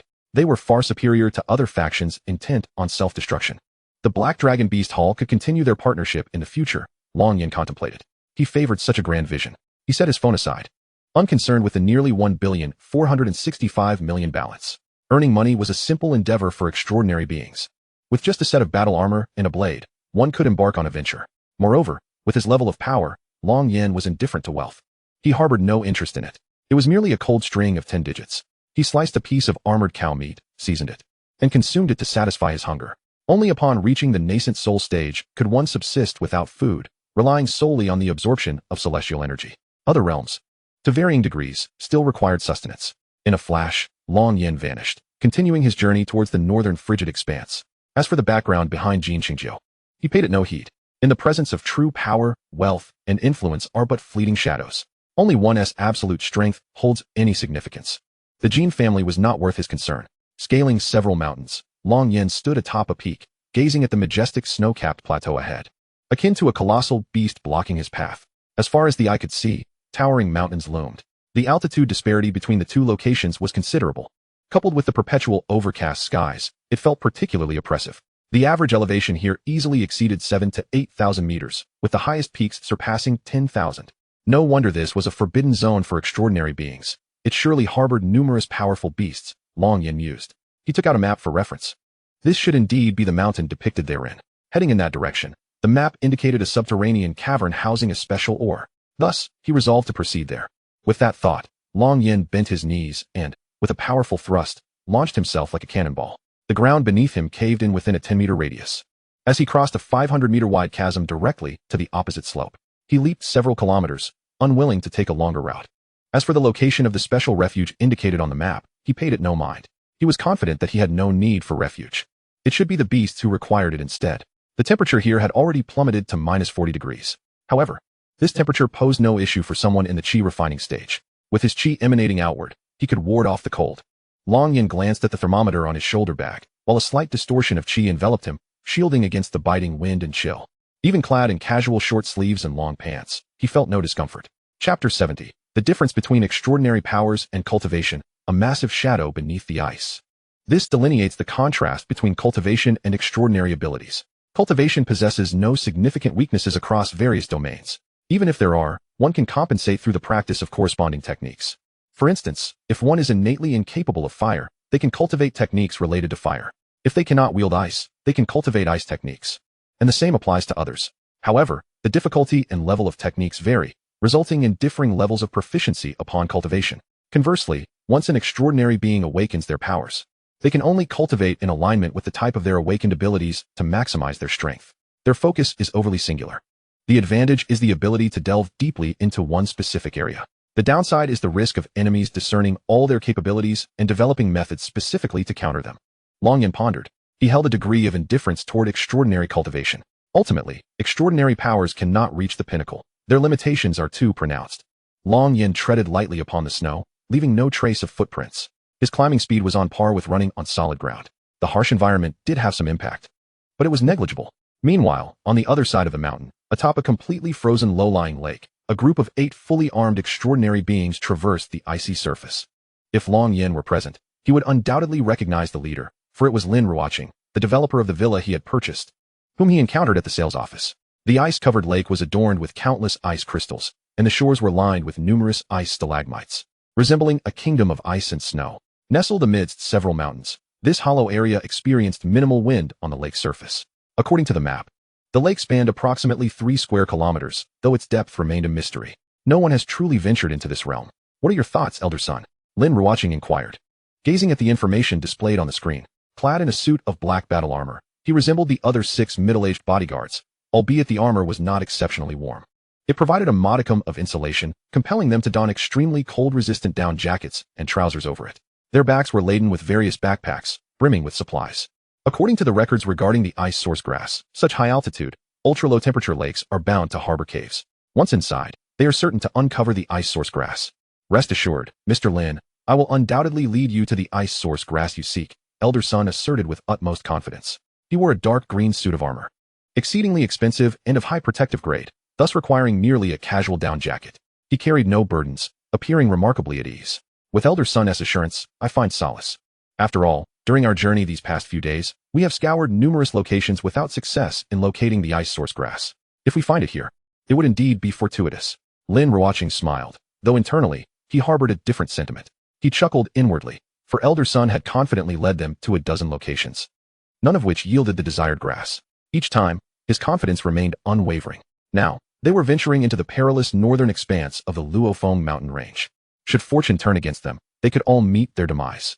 I should not have engaged his services. The Taishao abnormal ability team might have been a more reliable choice, as they are a cohesive unit with considerable experience in the Luofeng mountain range. Not to mention, they wouldn't have demanded an upfront commission of 100 million.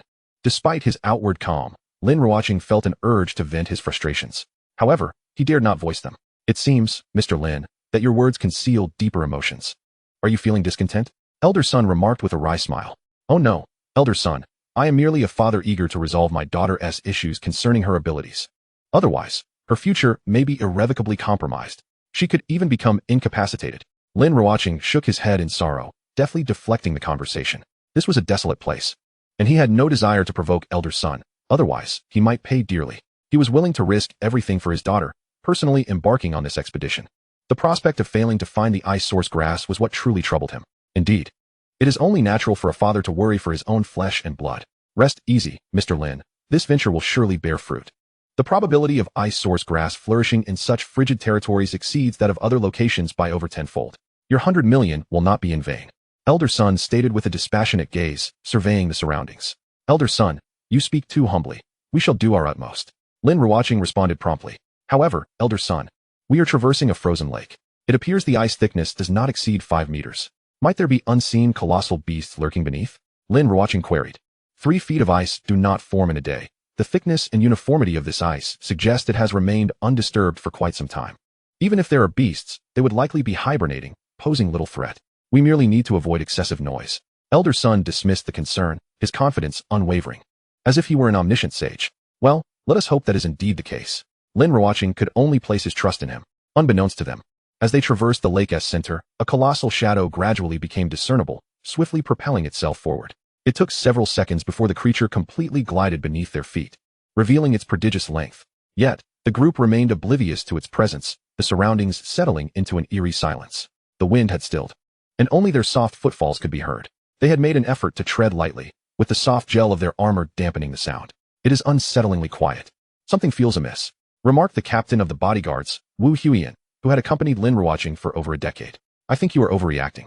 I haven't noticed anything amiss. Elder Sun retorted dismissively. Unbeknownst to Elder Sun, although Wuxianovel possessed only the strength of an 8th-tier warrior, his unique abilities granted him extraordinary insight.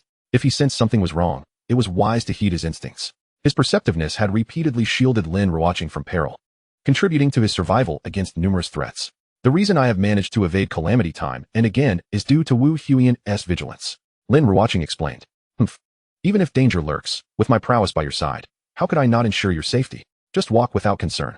Look, there seems to be a cave behind those ice stalagmites at the shore, Elder Sun exclaimed. Everyone followed his gaze, and indeed, behind the elongated ice formations lay a dark, gaping cave. There truly is a cave. Lin Ruoqing's eyes sparkled with hope. The existence of such a cave significantly increased the likelihood of finding ice source grass. It seemed they might indeed succeed.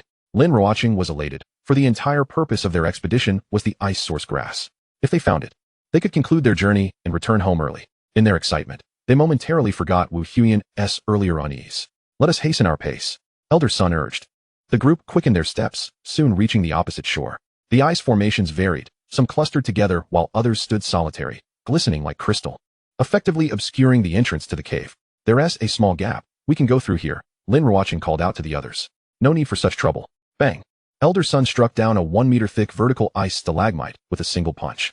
The resounding crash echoed into the cave, creating a thunderous reverberation. Elder Sun, what are you doing?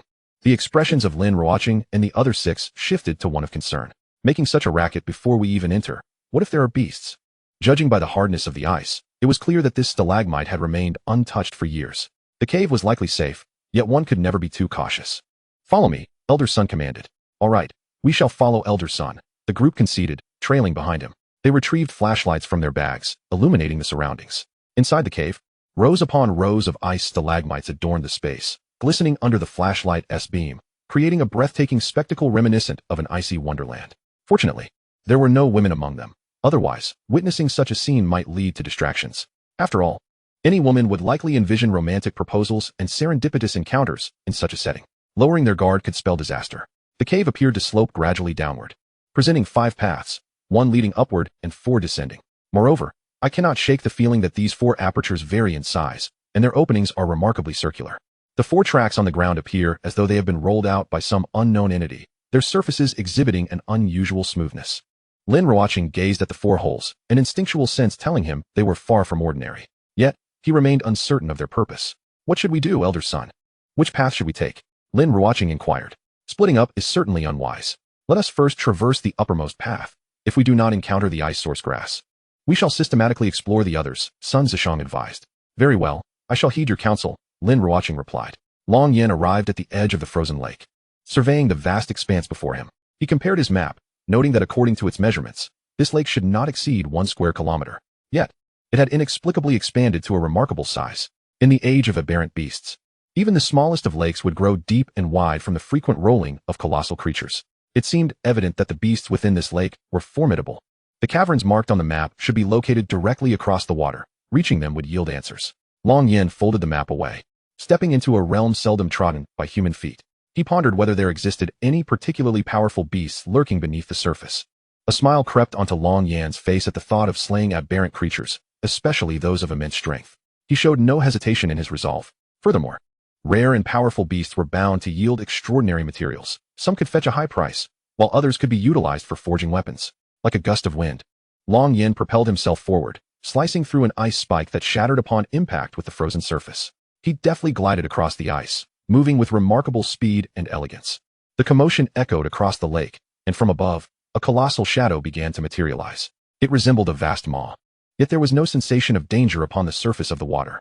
Suddenly, a dark figure erupted from the ice, its gaping mouth poised to swallow Long Yan along with a significant chunk of ice. This scene was reminiscent of a giant python devouring a speeding automobile. Ah, splendid! A formidable, aberrant beast indeed. A beast king, no less. Long Yan's lips curled into a smile. In an instant, his figure vanished. Crunch, crunch. The enormous creature attempted to consume the ice, yet found no hint of flesh. Confusion flickered in its eyes. Long Yan landed steadily on the lake's surface, observing the serpentine behemoth partially protruding from the ice. Its surface was not smooth, but rather white, adorned with robust scales indicative of formidable defense. Just the visible half of its body exceeded 100 meters in length, with an estimated total length surpassing 200 meters. In terms of sheer size, it dwarfed the iron-armored black gel python he had previously encountered. The only creature comparable would be the flying aberrant beast he had slain. This creature appeared to have attained the 9th tier of Beast King, on the verge of breaking through to Beast Emperor. Yet, a serpent of such appearance was unfamiliar to him from his past life. It likely represented a hybrid mutation. Its white skin could not possibly be akin to that of Baisujin, chuckled Long Yan to himself, dismissing the mythological tale. Baisujin could not grow to such dimensions. Otherwise, Fahai would have found himself fleeing in a hurry, draped in his monk's robes. I wonder if you possess any valuable materials within, Long Yan mused, eyeing the white serpent as his next target. The serpent seemed to realize it had failed to vanquish the human and began scanning its surroundings, ultimately locking eyes with Long Yan. In that moment, Long Yan's calm demeanor caused the serpent's gaze to narrow. It flicked its tongue, scrutinizing him closely. For a fleeting moment, instead of advancing, it swayed its tail and retreated significantly, crashing through a thick expanse of ice 5 meters deep. To Long Yan's surprise, the white serpent exhibited a degree of intelligence, recognizing him as a formidable opponent. Long Yan observed the serpent with intrigue. Typically, the more sentient and aberrant beast, the stronger its awareness of danger. For instance, insect-type beasts tend to possess heightened senses, while serpentine aberrants capable of sensing peril in advance exhibit significant intelligence. This white serpent was certainly exceptional. Hiss. The white serpent hissed, its voice low and piercing. It raised its tail above the water's surface, seemingly warning Long Yan to vacate the area, advocating for a mutual non-aggression pact. More critically, it sensed its own inability to prevail in combat. In a world dominated by aberrant beasts, the cruel reality was that a severely wounded creature would almost certainly meet its demise if discovered by others in the food chain. Are you attempting to bid me farewell? You just sought to consume me, and now you fear for your own life? Long Yan's gaze turned frigid. He would not spare those who sought his demise. With a flick of his finger, he unleashed a sweeping arc of sword energy, extending 400 meters with an edge sharp enough to slice through anything in its path. Perish, he commanded, striking downward with precision. Hiss. The white serpent's eyes widened in shock at the sheer power of the strike. Unprepared for such a formidable attack, it hastily expelled a breath of frost. However, the sword energy cleaved through it effortlessly. In a desperate bid for survival, the serpent plunged into the depths, but its tail was caught, severed 20 meters from its tip. Boom. The severed tail splashed into the water, staining the surface crimson. You think you can escape? Long Yan leaped into the air, executing another strike. Chapter 72. A dominant slaughter, delving into the cavern. The ice was cleaved with precision, and before the white serpent could fully submerge, it was sliced into several segments, its body floating atop the surface. Bubbles of blood mingled with the water, painting the lake in shades of red. The 9th tier of Beast King was utterly powerless against Long Yan's assault, even while submerged. Though it reacted swiftly, it was simply not swift enough. Long Yan retracted his sword energy. Had the white serpent been faster, diving 1,000 meters below the surface, it might have evaded the 400-meter-long sword strike. Alas, its speed was insufficient, compounded by Long Yan's lightning-fast reflexes, sealing its fate. Escape was but a vain hope. The serpent's flesh was riddled with bubbles, causing it to drift toward the surface, but soon it would sink beneath the depths. Time was of the essence. Blade of air, constrict, Long Yan commanded, his hand outstretched, slicing through the serpent's flesh with remarkable ease. Buzz, bang. Amidst the slicing sounds, 2 distinct, crisp noises rang out, and Long Yan's eyes brightened. Drawing in the rapidly sinking white pearls, roughly the size of a fist, he also retrieved a large serpent's gallbladder, comparable to a dinner plate. The pearl was hard, smooth as jade, and bore ice attributes, an excellent material for forging. As for the gallbladder, though relatively small compared to the serpent's immense body, it was the largest he had encountered within the same realm. The previous female armored black python was of a comparable realm, yet merely the size of a fist. A fortunate find, yielding 2 remarkable monster materials. This venture proved to be immensely profitable. Long Yan placed the orb and snake gallbladder into his crossbody bag. There must be other exotic beasts lurking in the water, but they are likely in a slumber. First, he would seek out materials for forging within the cave. As for this place, by the time he emerged, the scent of blood would undoubtedly have attracted other exotic beasts. However, it is unwise to slay too many formidable beasts in the same location. Such acts could invite retaliation from their powerful counterparts. While they may not find him, they would surely retaliate against the northwest camp, as well as the teams of psychics and ordinary individuals within the Luofeng mountain range. Even nearby cities could find themselves in peril. It is imperative to refrain from exterminating too many beast kings or those of greater power. One must know when to draw the line. Long Yin pondered this, leveraging his weight on a patch of ice to swiftly depart. His reflections were indeed astute. This understanding is one of the reasons why a semblance of peace can be maintained between humans and exotic beasts. Human psychics are permitted to hunt these beasts. Yet in this process, the beasts may also retaliate against humanity. It is a normal cycle of competitive cultivation. Both parties are tacitly aware of this. However, should a substantial number of human psychics fall to ambushes by exotic beasts, humanity would undoubtedly respond with fury, regardless of the potential destruction. A limited-scale nuclear strike would be considered. Retaliation is inevitable. It is a matter of principle. Likewise, the exotic beasts would react similarly. If many of their powerful kin are slain, they too would seek vengeance. This is why a critical prohibition exists within the hunting of exotic beasts. One must not kill too many beast kings or those above that rank in the same locale, lest it incite a wave of beasts, resulting in the demise of countless humans. Long Yin was acutely aware of this principle. In his past life, the wave of beasts that attacked Donglin City had ultimately left no clear cause behind. As interest waned, the matter faded into obscurity, leaving the true reason shrouded in mystery. Was it a premeditated plot by the exotic beasts to sever the crucial stronghold of Donglin City from the Tai Lin dynasty's eastern front? Or was it merely a standard beast wave assault? Perhaps it was a consequence of some individuals having slain numerous powerful beasts, triggering a collective response from nearby exotic beasts? Regardless of the reason, such events were bound to occur. To forge a sword capable of flight would be the sole remedy for this impending crisis, Long Yin mused. There was no way he could broadcast a warning through television that Donglin City was on the brink of an exotic beast attack, urging everyone to abandon their livelihoods and the years of hard work that had accumulated, alongside ordinary citizens fleeing their decades-long mortgages. It is worth noting that mortgages in the Tai Lin dynasty are hereditary, meaning that if a father passes away, the offspring must continue to repay the debt. Even a divorce necessitates splitting the burden. Unless the entire family meets their demise, the inheritance remains tied to Donglin City. How many would willingly leave? Wealth may be easily transferred, but poverty cannot be so easily shed. Anyone bold enough to claim that exotic beasts would assault the city would surely be deemed a fool, spreading panic and swiftly confined to a mental institution. Thus, it is only through Long Yin's formidable strength that he can effectively navigate this crisis. Oh, this map holds intriguing promise. I never anticipated the marked cave of special minerals to be genuine. This discovery has certainly saved me considerable time in my search. Long Yin gazed through the ice spike at the cavernous entrance, noting the pungent aroma wafting forth, a strong, fishy scent reminiscent of animal childbirth. With a keen sense of smell, Long Yin deduced the presence of something, though certainty eluded him. After all, this desolate realm belonged to the exotic beasts, and any scent could manifest here. The majority of these creatures would not engage in self-cleaning, nor do they possess soap, resulting in a rather potent natural odor. Nevertheless, he decided to disregard it. A bit of odor was inconsequential. As he approached the cave's mouth, he glanced back at the shattered ice on the ground. There were fist prints, likely left by a psychic who had entered before him, no more than 12 hours ago. Long Yin observed the sky, now engulfed in darkness.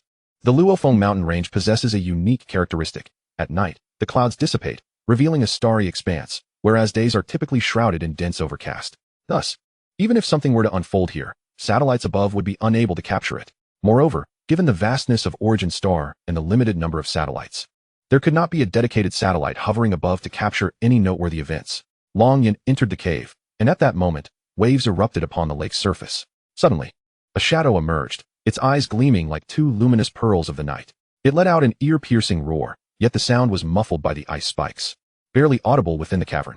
With flames igniting in his hands, Long Yin illuminated his surroundings. Upon reaching a fork with 4 tunnels descending and 1 ascending, he deduced that the upward path likely led to a vent, and thus chose to descend. He selected the largest of the downward passages, allowing the air beneath his feet to elevate him as he glided downward. The passage was circular, devoid of any protrusions, albeit somewhat winding. It seemed to plunge endlessly into the depths, with the air growing increasingly thin and tainted with toxic gases. While not lethal, these gases could induce hallucinations. Those quick-witted enough would don gas masks or rely on armored suits with built-in protection. Otherwise, they would surely become lost. Long Yin contemplated this. But for his perfectly cultivated physique, now transcending into the realm of qi, the toxic gas posed no threat. Inhaling it was akin to breathing in fresh air.